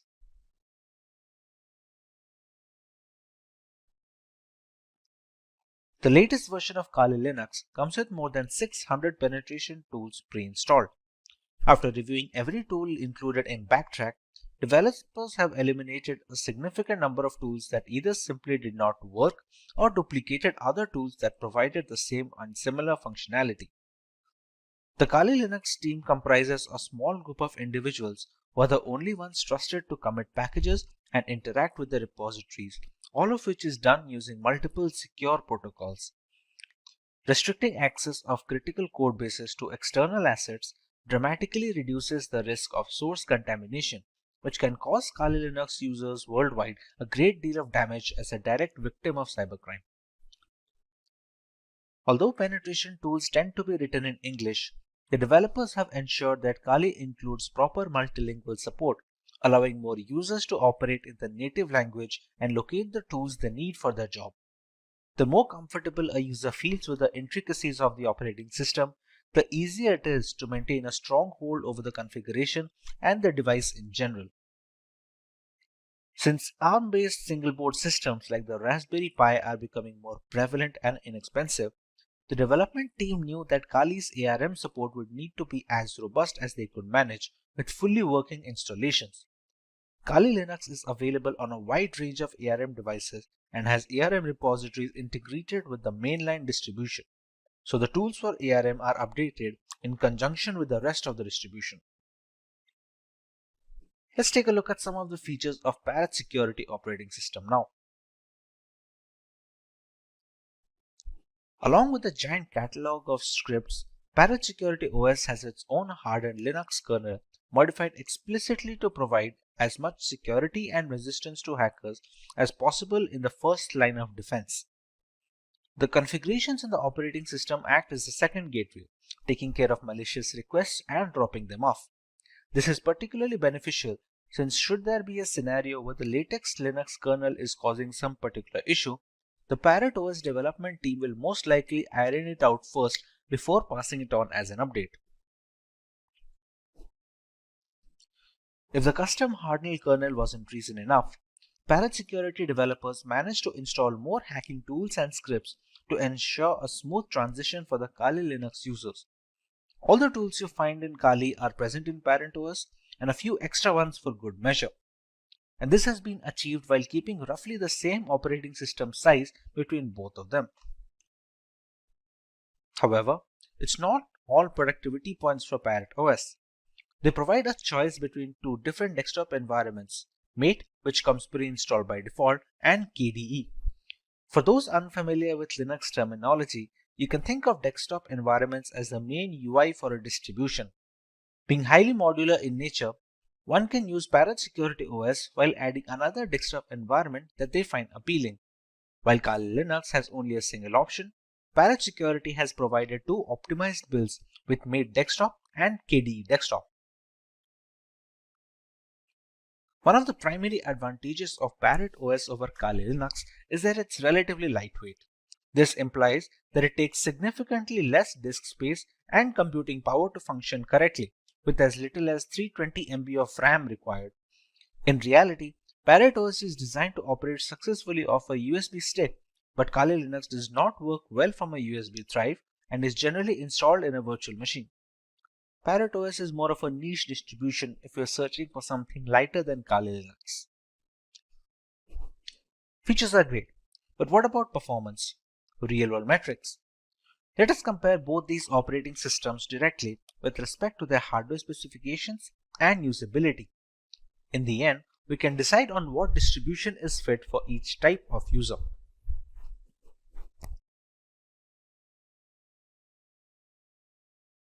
For our first point of comparison, let's take a look at the RAM required. For optimum performance of the operating system, which is highly essential when trying to crack hashes or something of similar nature, RAM usage is a very important facet. While Kali Linux demands at least 1 GB of RAM, Parrot Security can operate optimally with a minimum of 320 MB of RAM.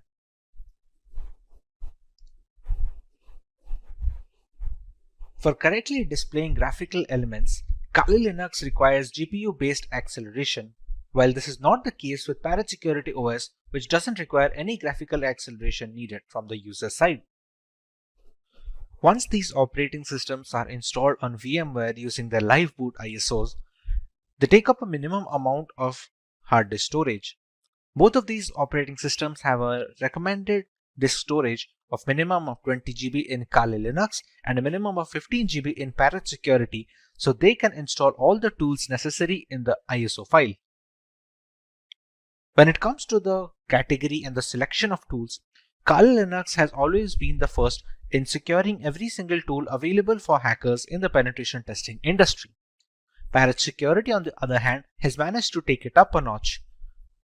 While specializing in wireless pen testing, Parrot Security makes it a point that all the tools that Kali Linux provides has been included in the ISO, while simultaneously adding some extra tools that many users will have to install from third-party sources in Kali Linux. Being a decade-old penetration testing distribution, Kali Linux has formed up a very big community with strong support signature. Parrot Security, on the other hand, is still growing and it is garnering much more interest among veteran penetration testers and ethical hackers. A primary drawback of Kali Linux is the extensive hardware requirement. To perform optimally, it requires higher memory than Parrot Security. It also needs graphical acceleration while demanding more virtual hard disk storage.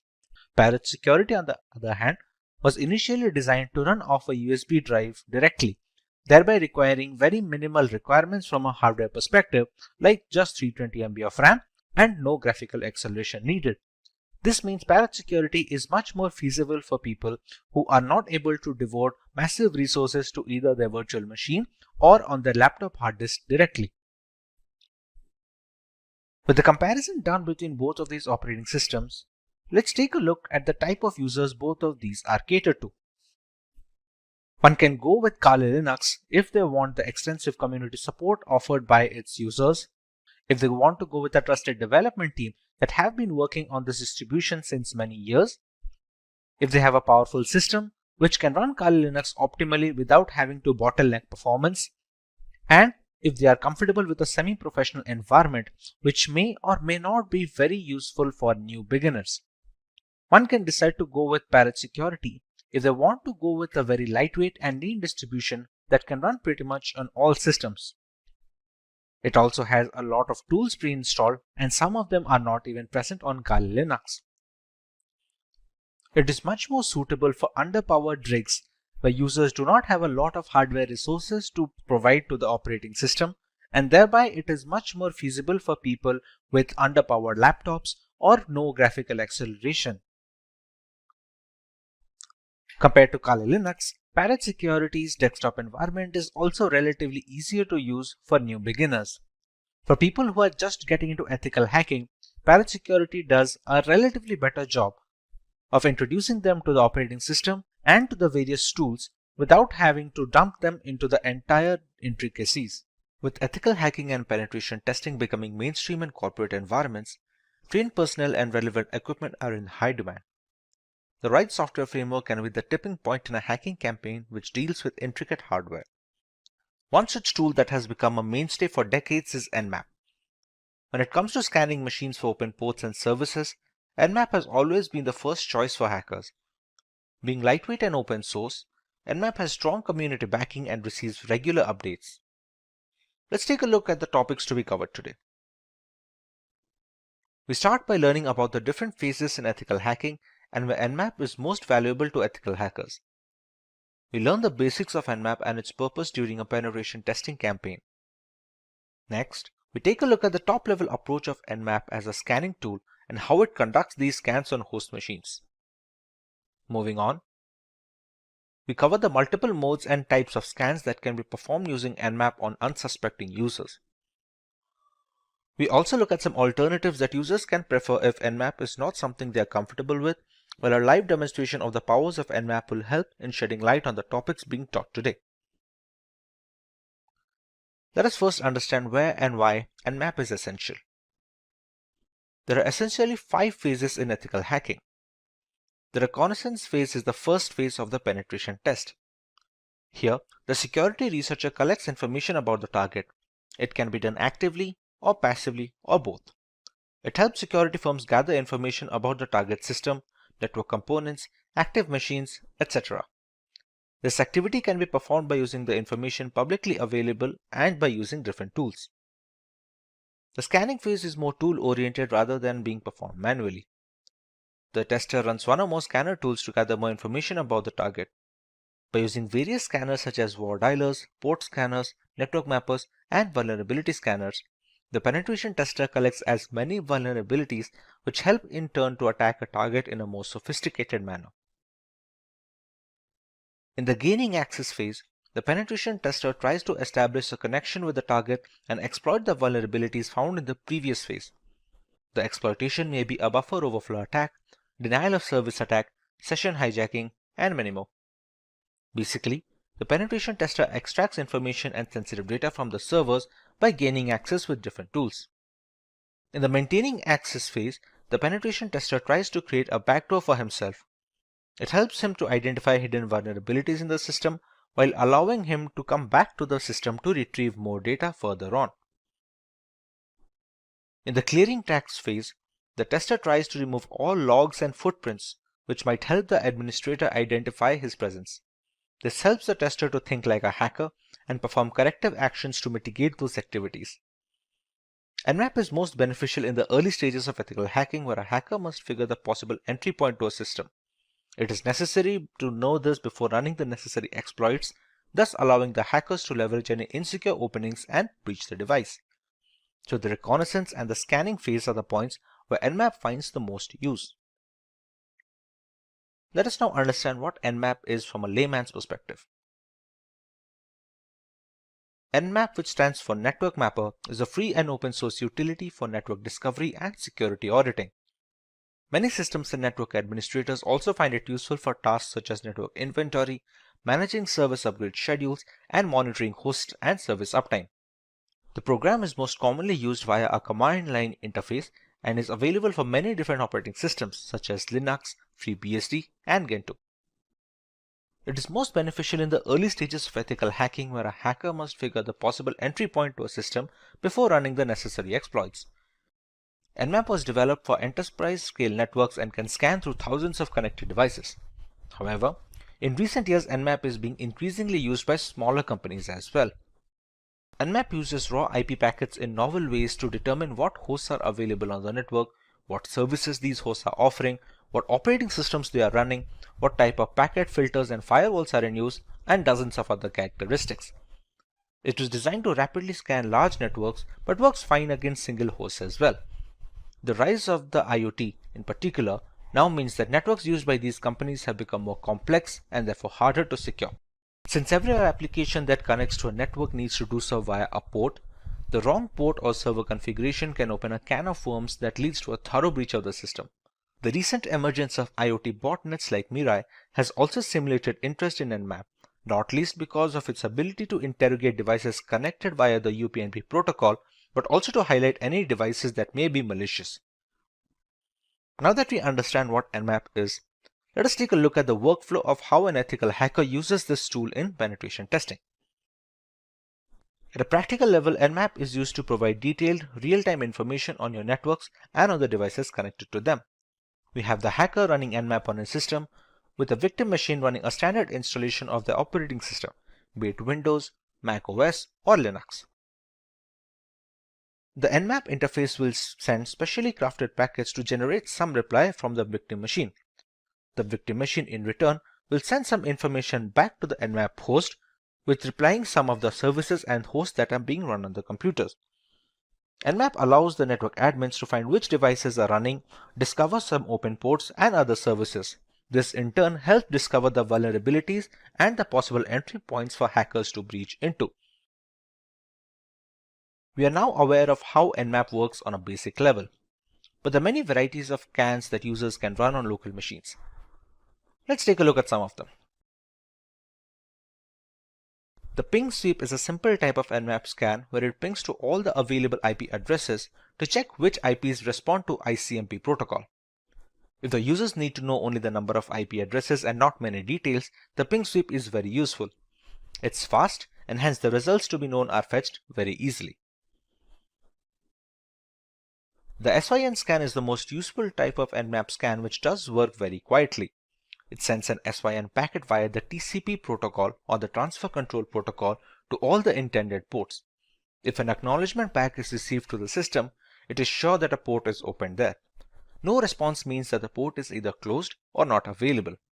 Here the acknowledgement pack is not sent back to the system, assuming that the connection is not valid. The scan is not shown in most of the scan logs, and hence it is safe to use SYN scan to identify the open ports. The TCP Connect scan is similar to SYN scan in many aspects, as it uses the TCP layer to send packets and is passed to all the ports. Here, the difference is that the full connection is done by sending the acknowledgement packets back. The logs can easily find the TCP scan and need more power from the machines to do the work, but it is more accurate. If all the accesses related to the OS are available to the user, it is better to do a TCP scan than an SYN scan, as all the low-level and high-level accesses are required for the scan. The network is also loaded more, and hence users must be careful about overloading the system and the networks. The idle scan is really used to check whether any malicious attacks are planned on any particular network. Users need not control the external host, but an IP address and a port should be given to the same. All of the requirements are taken from the scanner itself. The RPC scans or remote procedure calls are done by hackers to make the system vulnerable to virus attacks.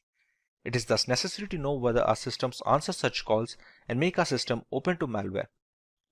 RPC scan is done to check this by finding the ports open with certain commands being run by RPC. The Windows scan is a simple scan where the application scans the acknowledgement packets received from the ports once the SYN packets are sent. If there are any abnormalities in the ACK packets received, the scan reports the same and helps in recognizing which ports are functioning in a different manner. The bound scan is used to check the security in the file transfer protocol layer. FTP layers mostly do not accept any packets, and once it is rejected from the FTP layers, there are chances that it might be sent to an internal layer so that it can access the internal machines. Bound scan checks this loophole by doing exactly the same process and identifies whether our FTP layer is open to vulnerability or not. The FIN scan is similar to SYN scan, where the system that sends the packets receives the response back, and it will mostly be a TCP FIN packet. If the system sends an RST packet, it is a false alarm and users need not be worried about the same. The null scan is useful for other systems than Windows, where the systems can easily identify what kind of packets they have received and respond back with either TCP packets or null responses. Null scans are not useful for Windows, as they may not always produce the desired results. When it comes to looking at alternatives, there is a wide range of free network monitoring utilities as well as free open source vulnerability scanners available to network administrators and security auditors. What makes Nmap stand out as the tool IT and network security managers need to know is its flexibility and power. There are some alternatives to Nmap, but most of them are focused on providing specific niche functionality that the average system administrator does need frequently. MassScan, for instance, is much faster than Nmap, but provides less detail. In reality, however, Nmap provides all the functionality and speed that the average user requires, especially when used along with other similar tools like Netcat, which can be used to manage and control network traffic, and ZenMap, which provides a graphical user interface for Nmap. But as an all-rounder solution to network scanning, nobody can go wrong with Nmap as their tool of choice. Let's now take a tour of Nmap based on all the things we have covered today. In this live demonstration, we start by learning of how to install Nmap on a fresh operating system that doesn't come pre-installed with the tool. We also cover the different types of scans that can be run on local machines, along with checking multiple inferences an ethical hacker can gather based on the scan output of an Nmap screen. Finally, we run scans on vulnerable machines to get an idea of how to proceed with the outputs we gather using this tool. If getting your learning started is half the battle, what if you could do that for free? Visit SkillUp by Simplilearn. Click on the link in the description to know more. The first step in our demonstration is installing Nmap. Now it depends heavily on what Linux distribution you're going to use to perform ethical hacking. Right now I'm using Parrot Security operating system. If you're not aware of what Parrot Security is or even what Kali Linux is, we highly suggest that you check out the videos of those two operating systems on our YouTube channel so that you can get a fair idea of what they serve. Now, if you are using any of these two operating systems, Nmap should come pre-installed by default. To check if Nmap is pre-installed or not, you can just press on Applications over here, go to the pen testing section, go to this Information Gathering tab, and you should be able to see Nmap right here. Now let's say you do not have Nmap pre-installed. Maybe you're using a Linux distribution like Ubuntu or Linux Mint, or something that is based on Debian operating systems. One thing you have to make sure that Nmap should be in the distribution repository. Once you check that, or even if you do not know if it is present, you can just this command. It should be sudo, which is to give root permissions for installation, apt. apt is the package manager of all Linux distributions that are based on Debian. That goes for Debian Stable, Ubuntu, Linux Mint, Kali Linux, Parrot Security, and anything of that nature. apt is the package manager which handles the installation and removal of applications in these specific operating systems. Once you're here, just write install and nmap. Press enter and it's going to ask you for the root password that you set when you install the operating system in the first place. Enter your root password and press enter again. As you can see, it's saying that nmap is already installed the newest version since I'm running Parrot Security operating system. Now, should you be running this operating system or even Kali Linux, you should receive a similar message and the installation is already done. If you are using some other distribution, let's say even Black Arch Linux or Manjaro, anything like that, the installation steps will be slightly different. This sudo apt install nmap command is for distributions that are derived from Debian and Ubuntu. If you want to install in Arch Linux based distributions, you have to use their package manager, which is known as PAMAC. But that is for a different step. And if you want to get into ethical hacking, the best way to start is by learning either Kali Linux or Parrot Security. Now that the installation is done, we're going to learn how to use Nmap. One of the most basic functions of Nmap is to identify active hosts on the network. We can do this by using a ping scan. The ping scan identifies all of the IP addresses that are currently online without sending any packets to these hosts.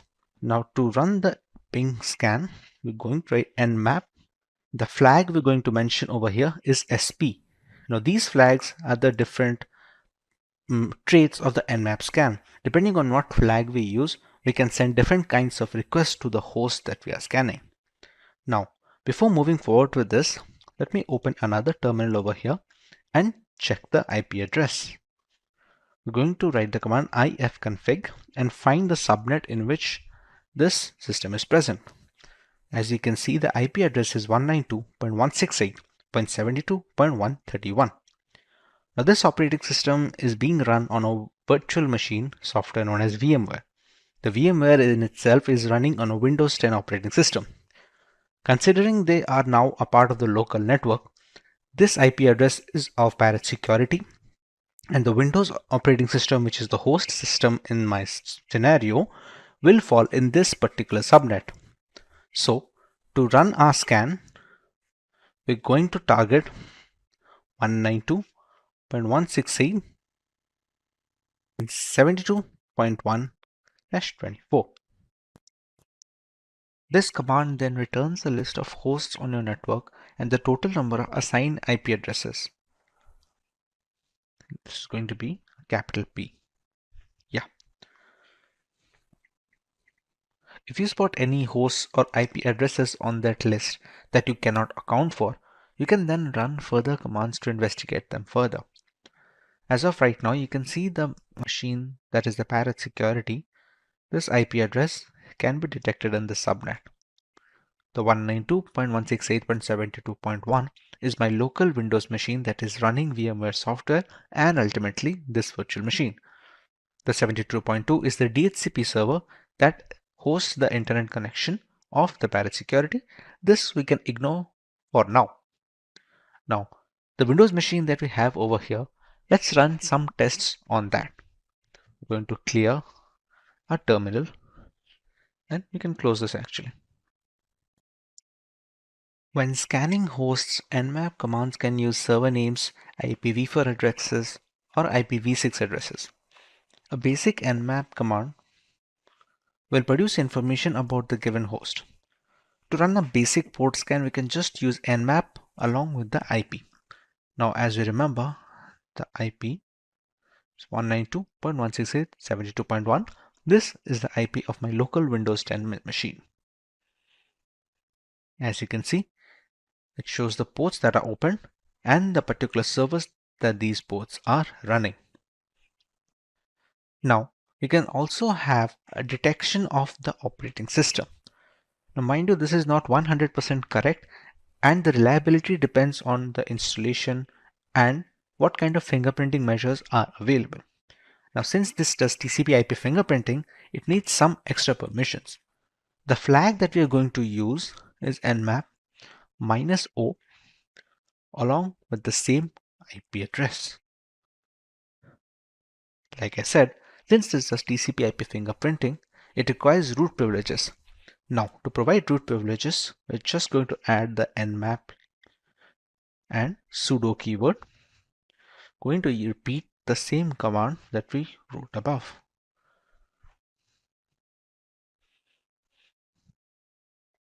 As you can see, it has successfully detected that I am running Microsoft Windows 10 with this MAC address. It has also shown the correct build number of the Windows 10 system that I am using.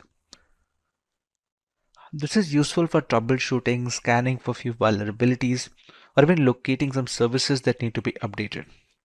Now, to get the necessary information about these services, for example, what versions they are using, we have a command known as SV, which stands for service version. We use the same IP address and press enter.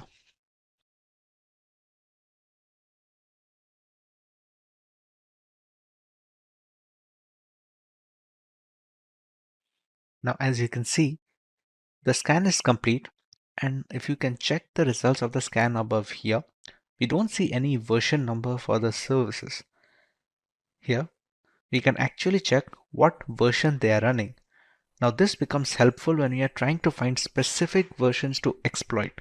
For example, if VMware Workstation 16.1.2 had some particular vulnerability, we can exploit it by checking this command. Apart from the host scanning, port scanning is one of the most basic utilities. There are a few ways that this command can be customized as well. For example, I have already checked that the 443 command is open, but I have found out after running this lengthy scan. Let's say I only want to check if the port 443 is open. Nmap. I'm going to use the flag of -p, which stands for port, and give 443 as an argument here, using the same IP address. And you can see it says it's open, but we already knew it is open. Let's say there was something else. If let's say we're going to scan if the Apache web server port is open, which usually runs on 80. Obviously, since I'm not running an Apache web server, it says it's closed. Now we can combine these two commands by running both ports simultaneously. To do that, we can just put a comma and complete the rest similarly. As expected, 80 is closed and 443 is open. Another feature of Nmap for port scanning is showing of ranges. Now, ranges can be beneficial when you're trying to see up to a certain limit. For example, nmap -p, we're going to check what ports are open between 100 to, let's say, 2000. This acts as a range. Everything else is the same. And it checks all ports in the range of 100 to 2000. Whatever ports is open in between that range, it can be mentioned over here. We're going to clear the screen now. Another flag that can be used with nmap is the ss command. This runs a stealth scan, which is a little harder to detect if you're the IT admin of the system that is being scanned. The results will more or less be the same, although this will need elevated root privileges. 2.1. As you can see, this is more or less similar to a port scan. It just adds an extra MAC address as well for good measure. But like I said, it's more about the stealth. The normal scans usually are easier to detect when the logs are being checked. Stealth scans are relatively tougher to check. On much more intricate systems, this takes longer as well. Now that we're done with port scanning, let's look at a vulnerable machine. The system that you're scanning right now is my own personal system, with everything is pretty locked down as much as it can be. There is an attack box running in the cloud, the IP address of which is over here. Now, to be able to get into this network, we need to connect to their personal network using a VPN. So what I'm going to do is switch to a different workspace over here. I'm going to open a terminal, and if you can see over here, there is a hacktest.ovpn file.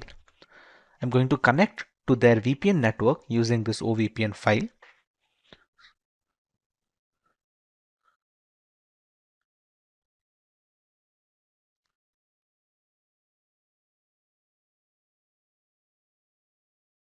And once we get the initialization sequence completed message, we know that the connection has been established. Like we discussed, this is the vulnerable device IP. We're going to copy this and we're going to try to ping this. Let's open a new terminal. We're going to try to ping this and check if we are able to reach this machine.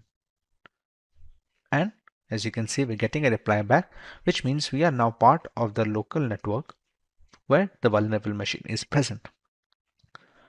Let's run a service scan map with the respective versions.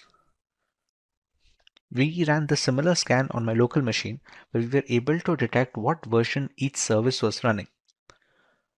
What we're going to do over here is by checking what kind of services are open on the machine running on the cloud, we're going to decide what we are going to do next, and we're going to see if Nmap alone can point us to a direction where we can gain access to the machine.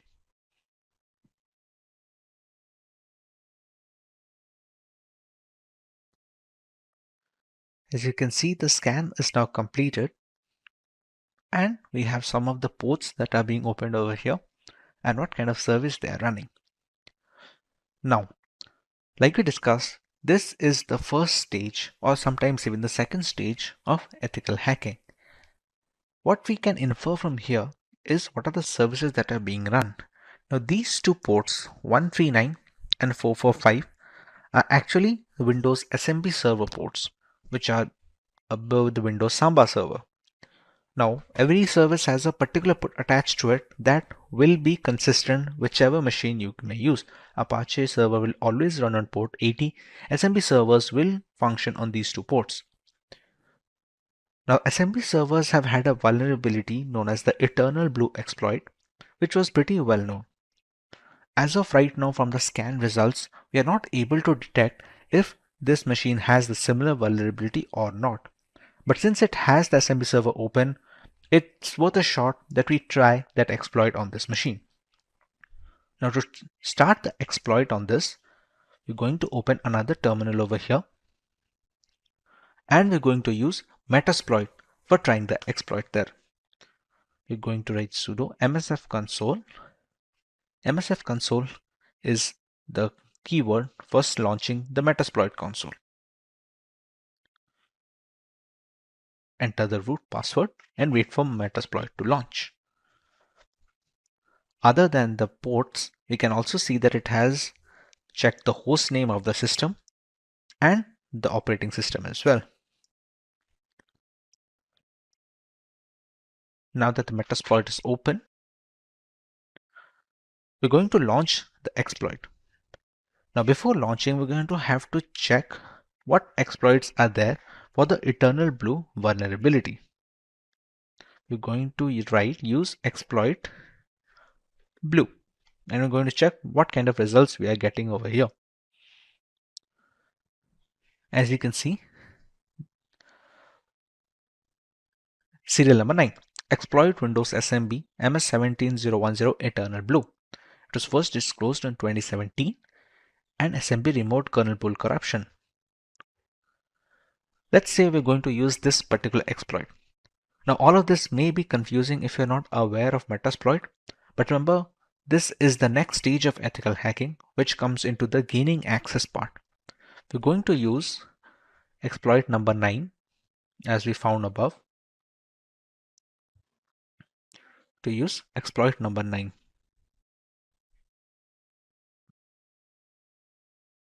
We're going to set a payload which is our malicious code that will run on the victim machine. Now we're going to check some options. As you can see, it has by default pointed it to the 445 port, since that is the port where SMB server can be accessed from. The parameter that's missing over here is R host. The R host is the IP address of the vulnerable machine, basically the machine in which we want to attack. Now I'm going to use the set command to set the IP address. Now if we check, we now have a victim IP address set. Another parameter that we can change is the L host. This is basically the IP address of our own system where we are going to gain access. Now if you remember, we had connected using a VPN. So we're going to be assigned a new IP according to the VPN. So if we write ifconfig and check this one, TUN0 is the VPN adapter. This is our IP address that we have been assigned in the server, in the network where the vulnerable machine is present. So we're going to copy this IP address. We're going to move over this workspace. And we're going to set lhost with that IP address. With that, our options are set. Now we're going to run exploit and it's going to check if Samba server vulnerability is present. As you can see, it has written that the target is vulnerable to this particular exploit. It's going to send the malicious code, and the malicious code is set in the payload that we sent above.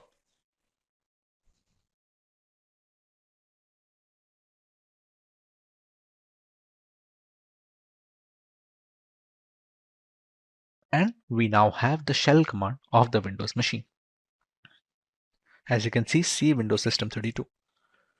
To be sure that this is in fact this Windows machine that is being used, we're going to write ipconfig, which is a Windows only shell command. As you can see, this is the IP address that was assigned to the victim machine. Now, while the major part of this process was done on Metasploit, we would not have reached this stage had we not found out that the 139 and 445 ports are open, which basically pointed us that we can try the Eternal Blue exploit of the Windows Samba servers. Similarly, all the scans that we run serve as a preface to the actual stages or the actual hacking stages of the campaigns. This SV command was necessary because we could check what are the exact services that are being running. In some cases, if an Apache server is being run, there are particular versions which have particular exploits. Those exploits will not work on other versions. So we're going to have to check what particular version is being run and accordingly apply the exploit. That can be done in the Metasploit, or you can run some other tool. But what exact exploit we have to run and which vulnerability we have to target, that is where Nmap comes to help. With the world moving towards the next generation of computer hardware, the software side of things still has a lot left to be discovered. With the majority of laptops coming with Windows pre-installed, many users are devoid of the Linux operating system experience, which is more resource-friendly than the mainstream operating systems. It can be attributed to the difficulty people used to face when installing a new operating system like Linux in the old days. However, a lot of these issues are fixed nowadays thanks to the big names like Debian and Ubuntu, who have been instrumental in making Linux-based operating systems as user-friendly as possible. But which one of them is better for you? Let's take a look at the topics to be covered today as we answer this question for you. We start by learning about the operating systems from a layman's perspective and uncovering the basic offerings of both entities. Next, we cover the unique features of both Ubuntu and Debian and how they stack up against each other and other industry counterparts. Moving on, we take a look at some pointers before installing each of these operating systems and their respective download links. Finally, we compare the contrasting features of both Ubuntu and Debian and infer the kind of users each OS caters to. So let's start by learning about Ubuntu and Debian in general.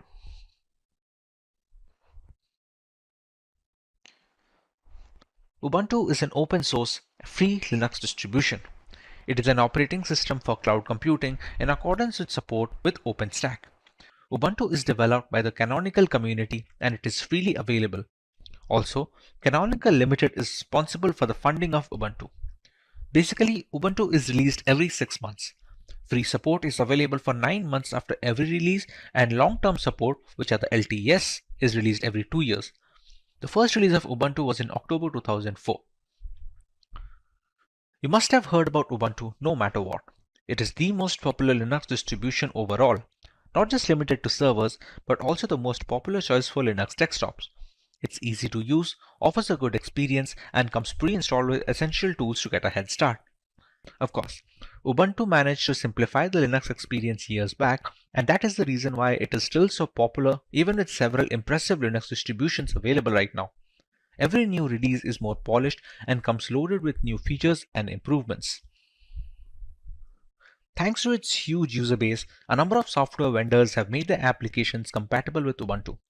While the catalog may not be as extensive as Windows, the options are still well curated. More importantly, the advantage of Linux-based operating systems is the ability to use free and open source alternatives to major proprietary software. While lacking some polish and overall feature set, most alternatives are enough to get the job done for majority of the users. The never-ending community support also helps in troubleshooting should things go wrong at any point in time. The default desktop environment in Ubuntu is GNOME or a Unity. The Unity is a modern desktop environment with a powerful search tool for finding all your applications and documents with its base setup as GNOME. It integrates well with common applications such as audio players, video players, and social media. There are a few other desktop environments for Ubuntu as well, with Unity as its flagship environment. Debian, on the other hand, is a free operating system for your computer which started in 1996 and is maintained by global contributors. If the operating system, a set of basic programs and utilities that make your computer run, its core is the kernel. The kernel is the most fundamental program on the computer. Debian uses the Linux kernel, a completely free piece of software which was started by Linus Torvalds and supported by thousands of programmers worldwide. A large part of the basic tools that fill out the operating system come from the GNU project, and those tools are free as well. Debian is the mother of Linux distributions. Beginners always wonder why this not so good looking distro is so popular inside the Linux developers community, especially when there are a lot of modern distributions that are easy to use and have beautiful UI. Later on, they found out the power of Debian after using a bunch of distributions from other developers. You will be surprised to know that almost all other popular consumer level distros are based on Debian, even Ubuntu. It is so stable and feature rich that the developers find it easy to build their distros based on Debian rather than building it from scratch. Debian is run and maintained on its GitHub repository thanks to contributions from developers worldwide.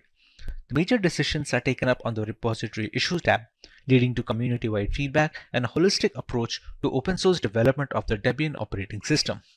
Thanks to this variety of personnel, the source code of Debian comprises around 70 different programming and scripting languages. Debian supports all kinds of graphical environments, ranging from full-featured desktop environments to lighter alternatives and even minimalist window managers. Ubuntu ships with Unity Desktop by default, but the package manager can install the GNOME environment if needed, while also including Cinnamon, LXDE, XFCE, KDE, and Mate. On the other hand, Debian gives you the choice of choosing which desktop environment you want from the get-go by providing ISO files for each desktop environment individually. Now that we understand where both these operating systems stand, let us take a look at some of the best features offered by each of these distributions. Ubuntu is the closest thing to a household name among desktop Linux distributions. It is a great distribution to start with, and it's even a great distribution to keep using after you're more experienced if you're happy with it.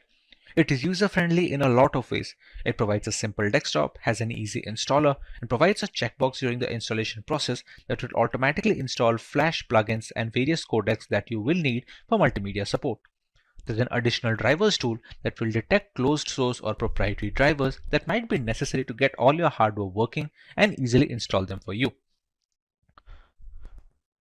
Ubuntu is produced by Canonical and their friends.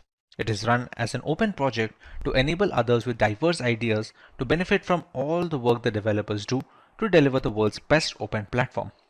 Still, Canonical is responsible for delivering 6 monthly milestone releases and regular LTS releases for enterprise production use. Enterprises can count on Canonical to support, secure, and manage Ubuntu infrastructure and devices. With more than 500 employees in over 39 countries, the company underpins the critical infrastructure for thousands of businesses and millions of Ubuntu users around the world. Unity Desktop was originally developed by Canonical and introduced earlier for netbook computers with Ubuntu 10.10. Then it went on to be the default desktop environment for Ubuntu. Eventually, it has been dropped by Canonical and replaced by GNOME. However, it has made a comeback after Ubuntu 18.04. While being completely stable, the HUD and global menu hold up just fine with major applications such as LibreOffice, Thunderbird, and other web browsers. That means that the Unity desktop works as it is supposed to while making you more productive. While some desktop environments have a steep learning curve, Unity is very intuitive for new users in spite of deviating from the traditional start menu format that the Windows users are generally accustomed to. The Calamares installer is a framework. By design, it is very customizable in order to satisfy a wide variety of needs and use cases. Calamares aims to be easy, usable, beautiful, pragmatic, and more importantly, distribution agnostic. Calamares includes an advanced partitioning feature as well, which supports for both manual and automated partitioning operations. It is the first installer with an automated replace partition option, which makes it easy to reuse a partition over and over for distribution testing. Coming to Debian, it is a community distribution through and through. It's governed by a board of elected developers.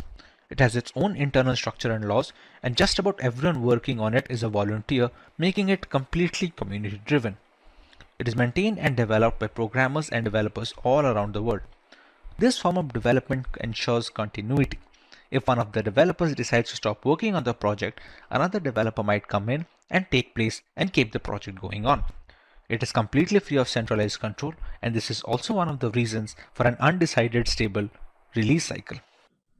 Debian SID is the permanently unstable development version of Debian. It is where the latest versions of programs are being considered for inclusion in the Debian release cycle are uploaded and tested. Because it has no official install media and the few netboot images that are built often don't work, even people who are willing to risk using a development version may have trouble installing it. However, it still remains the best place to test new features that have not yet made their way onto the stable branch. Debian has only free and open source software in its repositories.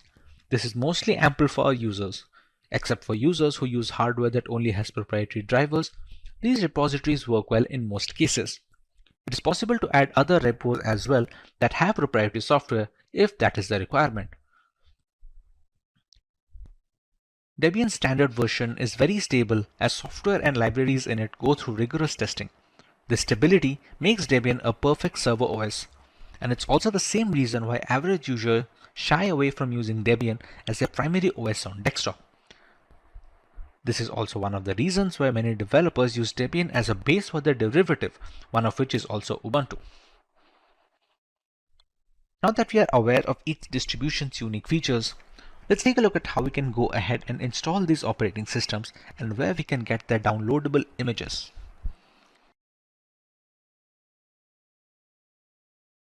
When it comes to Ubuntu, Ubuntu has dropped the support for 32-bit systems. Currently, it supports only 64-bit devices and ARM devices. Installation is easy with the Calamares framework coming into ISO pre-default, and the latest ISO can be downloaded from the link being shown on the screen right now. In the case of Debian, the support for multiple range of devices is still present. That can also include 32-bit systems and other smaller devices which are not modern. Even though it does not use the Calamares installer, even downloading the ISO file can be a bit hectic for newer users. Considering this is a distribution aimed at developers and intermediate users, finding the right link can be difficult, because of which we have mentioned the link on the screen below where you can get the latest ISO depending on which desktop environment you choose to go with. With the installation out of the way, let's take a direct comparison of the features between both Ubuntu and Debian. Debian is a community-driven open-source Linux distribution and is primarily aimed to be robust, capable, and most importantly free. On the other hand, Ubuntu is also free and open source like Debian, but it's backed up and developed by a Canonical, which is a corporate company. Debian and Ubuntu are both fundamentally fast regarding performance. As Debian comes bare minimum and is not bundled or pre-packed with additional software and features, it makes it super fast and lightweight, at least when compared with Ubuntu directly. Both Ubuntu and Debian use the same APT software packaging management system, but provide a different software repository. Debian is more like promoting freedom of choosing free software. Thus, it does not include any proprietary software by default. You can always install the paid versions, but you have to enable it manually. Ubuntu focuses on usability, including all the software, including free, paid, open source, closed source, etc. Ubuntu also introduced a universal package management system called Snap. It will be used across distros and thus prevent more distro-based software fragmentations. As the Debian distro does not contain any proprietary blobs, there might be some problems with drivers and firmware. That means Debian lacks some of the essential proprietary firmware by default, but the users can enable the repository and install it manually like other paid software. On the other hand, Ubuntu does not care how much, whether it's paid, free, open source, or clone source, so it includes as many drivers and firmware as possible. Ubuntu also lets you install and configure the necessary drivers and firmware automatically during installation or afterward. If you are a gamer, then you will probably be concerned with the latest software, drivers, and hardware support. While Debian can potentially provide that, it is likely that you might end up breaking your installation. As mentioned before, Ubuntu supports certain proprietary packages as well, which often consist of graphic drivers, which are essential to gaming. Debian focuses on the open source aspect of the software. Hence, it can be a well-known fact that with gamers, Ubuntu and some other distributions like Pop! OS have been working much better regarding both software and hardware support. Regarding the audience they cater to, both Ubuntu and Debian have their pros and cons. Ubuntu is a very good distribution for amateur users with little to no experience, and if they want to have the latest versions of packages and applications at all times on their systems. It is also for users who do not want a lot of customizability in spite of Unity being a very customizable desktop environment.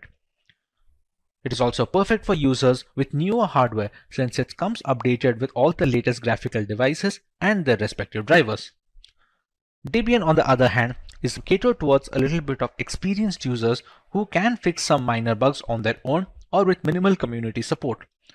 It also is for users who want to support an open source approach rather than an operating system which is devoid of any contribution from other end and is primarily backed by a corporation. It also doesn't favor gaming since it does not guarantee compatibility with all the newest graphic cards or even Wi-Fi cards in some cases. However, due to the low memory overhead, Debian is very useful for people who are looking to run home servers or even corporate environments where running servers on Debian will provide much more use. Data protection is of paramount importance in today's world. The vast amount of data flow between corporations and consumer needs to be secured, considering that they are entrusted with a lot of belief. A company can spend millions of dollars on the most secure servers, but it takes a single hacker to ruin all the goodwill between the organizations. To prevent these malicious attacks, many automated security systems have been developed, but none of them have been as used as IDS platforms, which are also known as intrusion detection systems. Welcome to this introductory lesson on intrusion detection systems. So let's go through the topics that we are going to cover today. We start with the basic definition of IDS from a layman's perspective. Then moving on, we cover the multiple types of intruders that seek to access confidential information without any authorization. Next, we cover the basic ways to detect intrusion signatures from the perspective of a network administrator. We then take a look at the different types of IDS systems that can be used in corporate environments today. A small explanation of the two types of protection is then followed by an introduction to some of the most well-known IDS tools on the market. So let's get started with what is an IDS. An intrusion detection system is an app or device that monitors inbound and outward network traffic, continuously analyzing for activity changes and patterns, and alerts an administrator when it detects unusual behavior. An administrator then reviews alarms and take action to remove the threat. For example, an IDS might inspect the data carried by network traffic to see if it contains known malware or other malicious content. If it detects this type of threat, it sends an alert to your security team so they can investigate and remediate it. Once your team receives the alert, they must act quickly to prevent an attack from taking over the system. To ensure that the IDS doesn't slow down network performance, the solutions often use the switched port analyzer or a text access port to analyze a copy of the inline data traffic so that they do not meddle with the actual traffic. However, they do not block threat once they enter the network, as intrusion prevention systems do. Regardless of whether you set up a physical device or an IDS program, the system can recognize attack patterns with network packets, monitor user behavior, identify abnormal network activity, or ensure user and system activity do not go against security policies. The main goal of an IDS is to detect the anomalies before the hackers complete their objective. Once the system detects a threat, the IT team is informed and the information is passed on. Given the requirement for understanding context, an enterprise has to be ready to make any IDS fit its own unique needs, expert advised. What this means is that an IDS cannot be a one-size-fits-all configuration to operate accurately and effectively. And this requires a savvy IDS analyst to tailor the IDS for the interests and needs of a given site. And knowledgeable trained system analysts are scarce. The trick with IDS is that you have to know what the attack is to be able to identify it. The IDS has always had the patient zero problem. You have to have found someone who got sick and died before you can identify it. It can usually go for two types of protection, active protection and passive. In a passive system, the IDS detects a potential security breach, logs the information, and signals an alert. In a reactive system or an active system, the IDS responds to the suspicious activity by logging off a user or by reprogramming the firewall to block network traffic from the suspected malicious source. So now that we understand what an IDS is, let us go through the different types of intruders IDS platforms must be aware of. To understand this type of intruders, let us go through a scenario. We have the servers, which are protected by the IDS platforms in place. So let's say a hacker tries to breach the system from outside the organization. This can be done using multiple attacks like DDoS attacks, injection attacks, etc. The category of individuals that are not authorized to use the system but still exploit users' privacy and confidential information using different techniques are known as masqueraders. A masquerader is an intruder that is an outsider who does not have direct access to the system and aims to attack unethically by stealing data or information. However, there is another intruder who is theoretically harder to detect and uproot than a masquerader. These are the people within the organization who want to weaken the security defenses, be it for corporate espionage or to aid other masqueraders.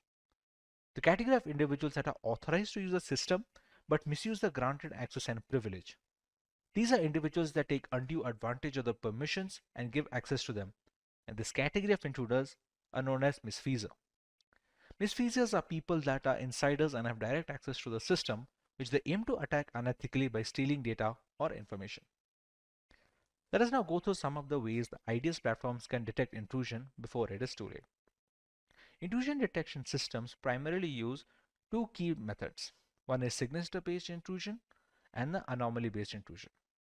Signature-based intrusion detection is designed to detect possible threats by comparing the given network traffic and log data to existing attack patterns.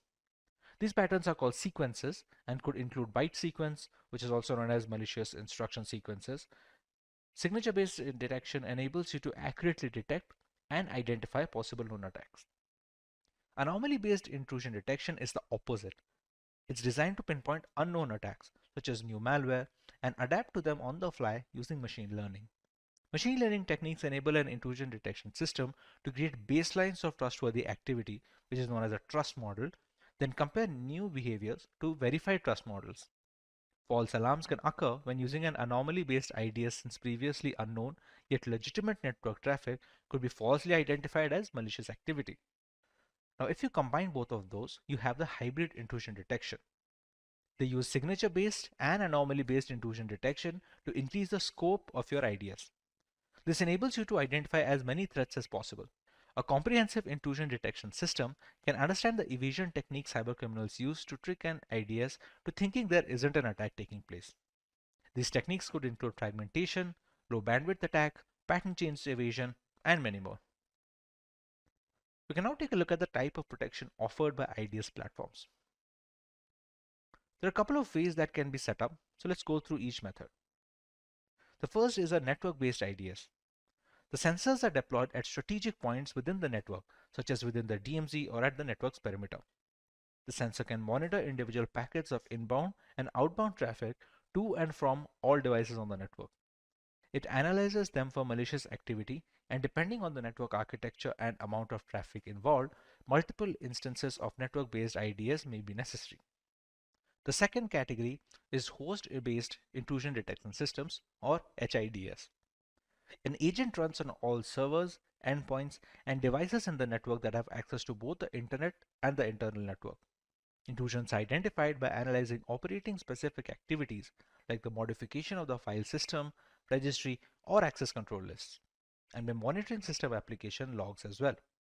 They augment network-based IDS systems by detecting anomalous traffic which originate within the organization or from the host that is being monitored.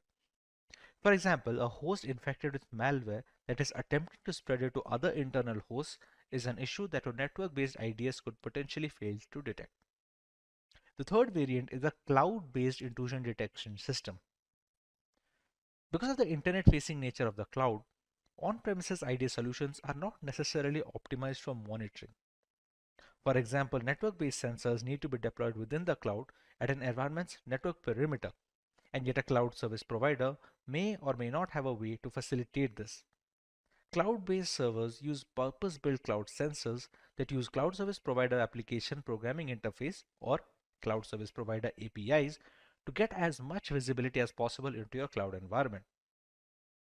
Now that we understand the different types of IDS deployment tactics, let us go through some tools that excel in this field, offering top-of-the-line implementations in a corporate and consumer environment. The first tool being covered is the SolarWinds Security Event Manager. The SolarWinds Security Event Manager is designed to integrate real-time log data from across your infrastructure, enabling it to act both as a network-based IDS system and a host-based IDS system. The solution can let you discover all kinds of malicious attacks and help you protect your network from harm. It is also designed to enact both signature-based and anomaly-based intrusion detection by comparing sequences of network traffic against a set of customizable rules. Next, we have the McAfee LifeSafe. McAfee LifeSafe is an intrusion detection system designed to bring real-time threat awareness to your physical and virtual networks. It uses signature-based intrusion prevention and anomaly-based intrusion detection, along with emulation techniques to spot and identify malicious activity. McAfee is also built to correlate threat activity with application usage, which can further prevent network issues stemming from cyber attacks. Next, we have Blumera. Blumera is a security information and event management platform built to enact threat detection and responses across your cloud and on-premises environments. It is designed to continuously monitor your IT infrastructure for suspicious activity and misconfigurations, both of which could result in data leaks and compliance breaches. It enables you to respond to an attack in progress and stop malicious actors in their tracks. Monitoring usage of corporate data and access to privileged information had been a daunting task before the advent of IAM. Encompassing numerous APIs, single sign-on frameworks, and data handling policies, IAM has established itself as a key component of every IT department. But how does it enforce these rules? And who are the key benefactors of these policies? What about the advantages of these frameworks and the workflow of these systems? We are here today to answer these questions.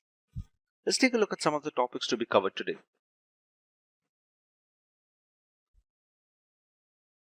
We start by learning about IAM, that is Identity and Access Management, from a surface level so as to put a clear idea of what it is. Next, we cover the general workflow and process of how IAM works. Moving on, we cover some of the tools that find their place in an IAM framework and are crucial components.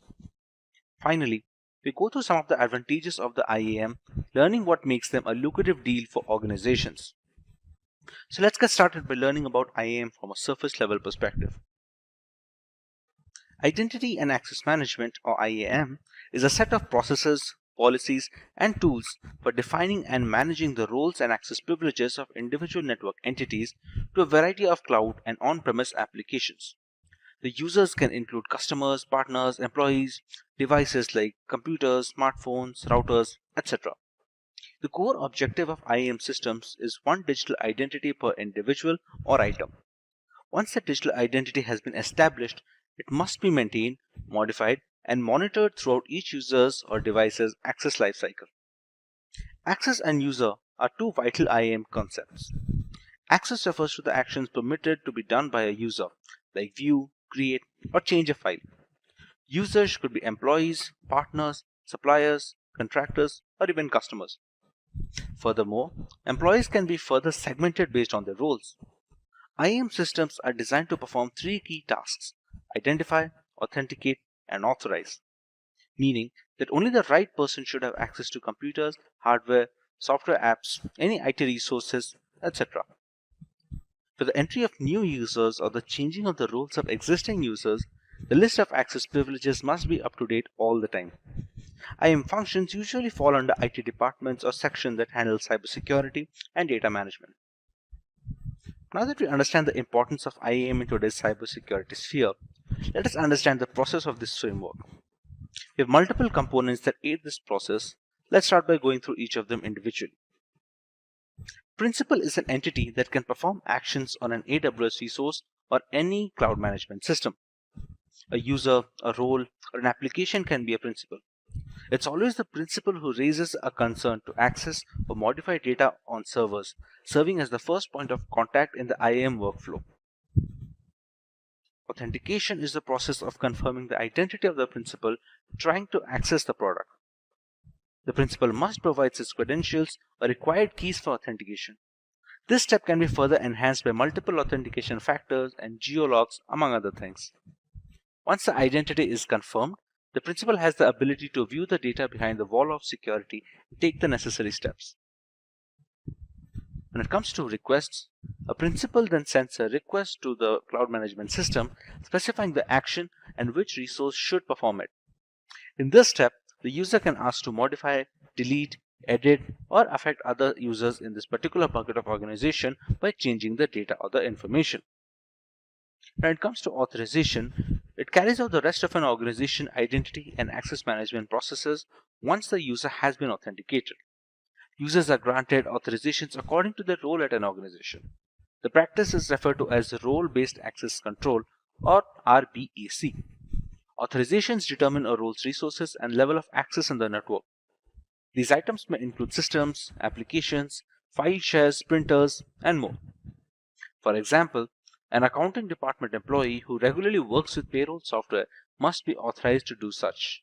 If authentication resembles a passport, these are the things your digital identity can access with it. While authentication is fully straightforward, authorizations and their management are far more challenging. Authorizations consist of a complex set of rules and policies and groups which are permitted explicitly configured per user account. With the working of IAM frameworks out of the way, let's cover some of the tools that these systems work on. SSO is an IAM tool that enables a user to log into one an organization's properties and automatically be logged into a designed set of other properties. For example, when you log into Google, you're automatically logged into your Gmail and your YouTube accounts. Similarly, for users, single sign-on reduces friction since they don't have to keep track of different credentials for every application. For organizations, SSO helps in collecting valuable insights about user behavior and preferences since it tracks them as they move from one application to another connected by one single login. Next is multi-factor authentication, or MFA. Implementing multi-factor authentication is crucial to protect your organization's data from malicious intrusions, and virtually every IAM platform offers some form of MFA. However, it's equally crucial to customize MFA with the appropriate level of security. For example, in business-to-consumer scenarios, you need to consider UX and try not to create unnecessary friction for users who don't want to be subjected to heightened scrutiny every time they log in. For workforce IAM, you may want a more stringent MFA, since the consequences of an unauthorized party gaining access to your private network can be so devastating. A modern IAM solution will allow you to implement MFA only when it's needed. This can be accomplished through setup authentication or adaptive authentication, in which users only trigger MFA if they are trying to access sensitive data or their behavior is flagged as risky. In the past few years, identity has become the preferred gateway for hackers to break into systems. Brute force attacks, credential stuffing attacks, and even highly targeted phishing campaigns are all attempts by hackers to break in through a company's front door, which is the login box. There are multiple ways IAM systems can help detect and mitigate these malicious attacks. IAM solutions detect attacks by monitoring signals such as the velocity of traffic, detection of login patterns that differ from a user's routine, use of a breached password, use of devices and IP addresses with a poor reputation, among other things. These are some of the most widely used tools when it comes to IAM frameworks. But why do we go through setting up so many tools and firewalls? Let's go through some of the advantages of using IAM systems in both corporate and consumer environments. IAM solution helps identify and mitigate security risks. You can use IAM to identify policy violations or remove inappropriate access privileges without having to search through multiple distributed systems. You can also leverage IAM to ensure that security measures are in place to meet regulatory and auditing requirements. IAM provides a common platform for access and identity management information. You can apply the same security policies across all the operating systems and devices used by the organization. The IAM framework can help you enforce policies related to user authentication, privileges, and validation, and attend to the privilege creep problems. IAM simplifies sign-up and user management processes for application owners, end users, and system administrators. It makes it simple to provide and manage access and promotes user satisfaction. IAM services can also lower operating costs.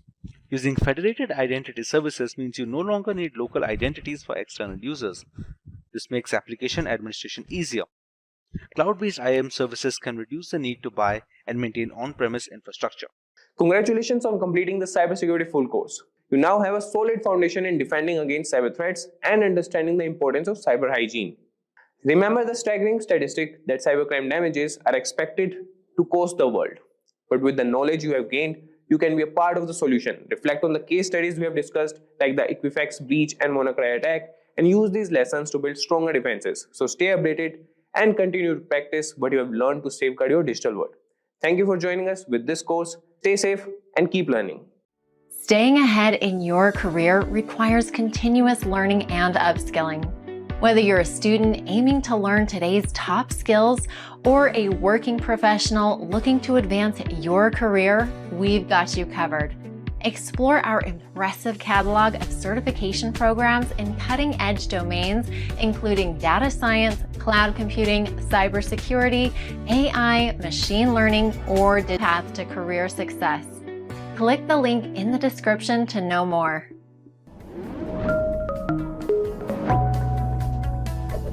Hi there, if you like this video, subscribe to the Simplilearn YouTube channel and click here to watch similar videos. To nerd up and get certified, click here.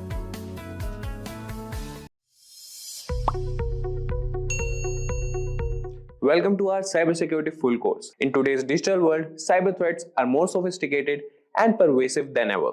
Cyber attacks occur every 39 seconds, and 43% of these attacks specifically target small businesses. So the need for robust cybersecurity measures has never been greater. This course is designed to equip you with the knowledge and skills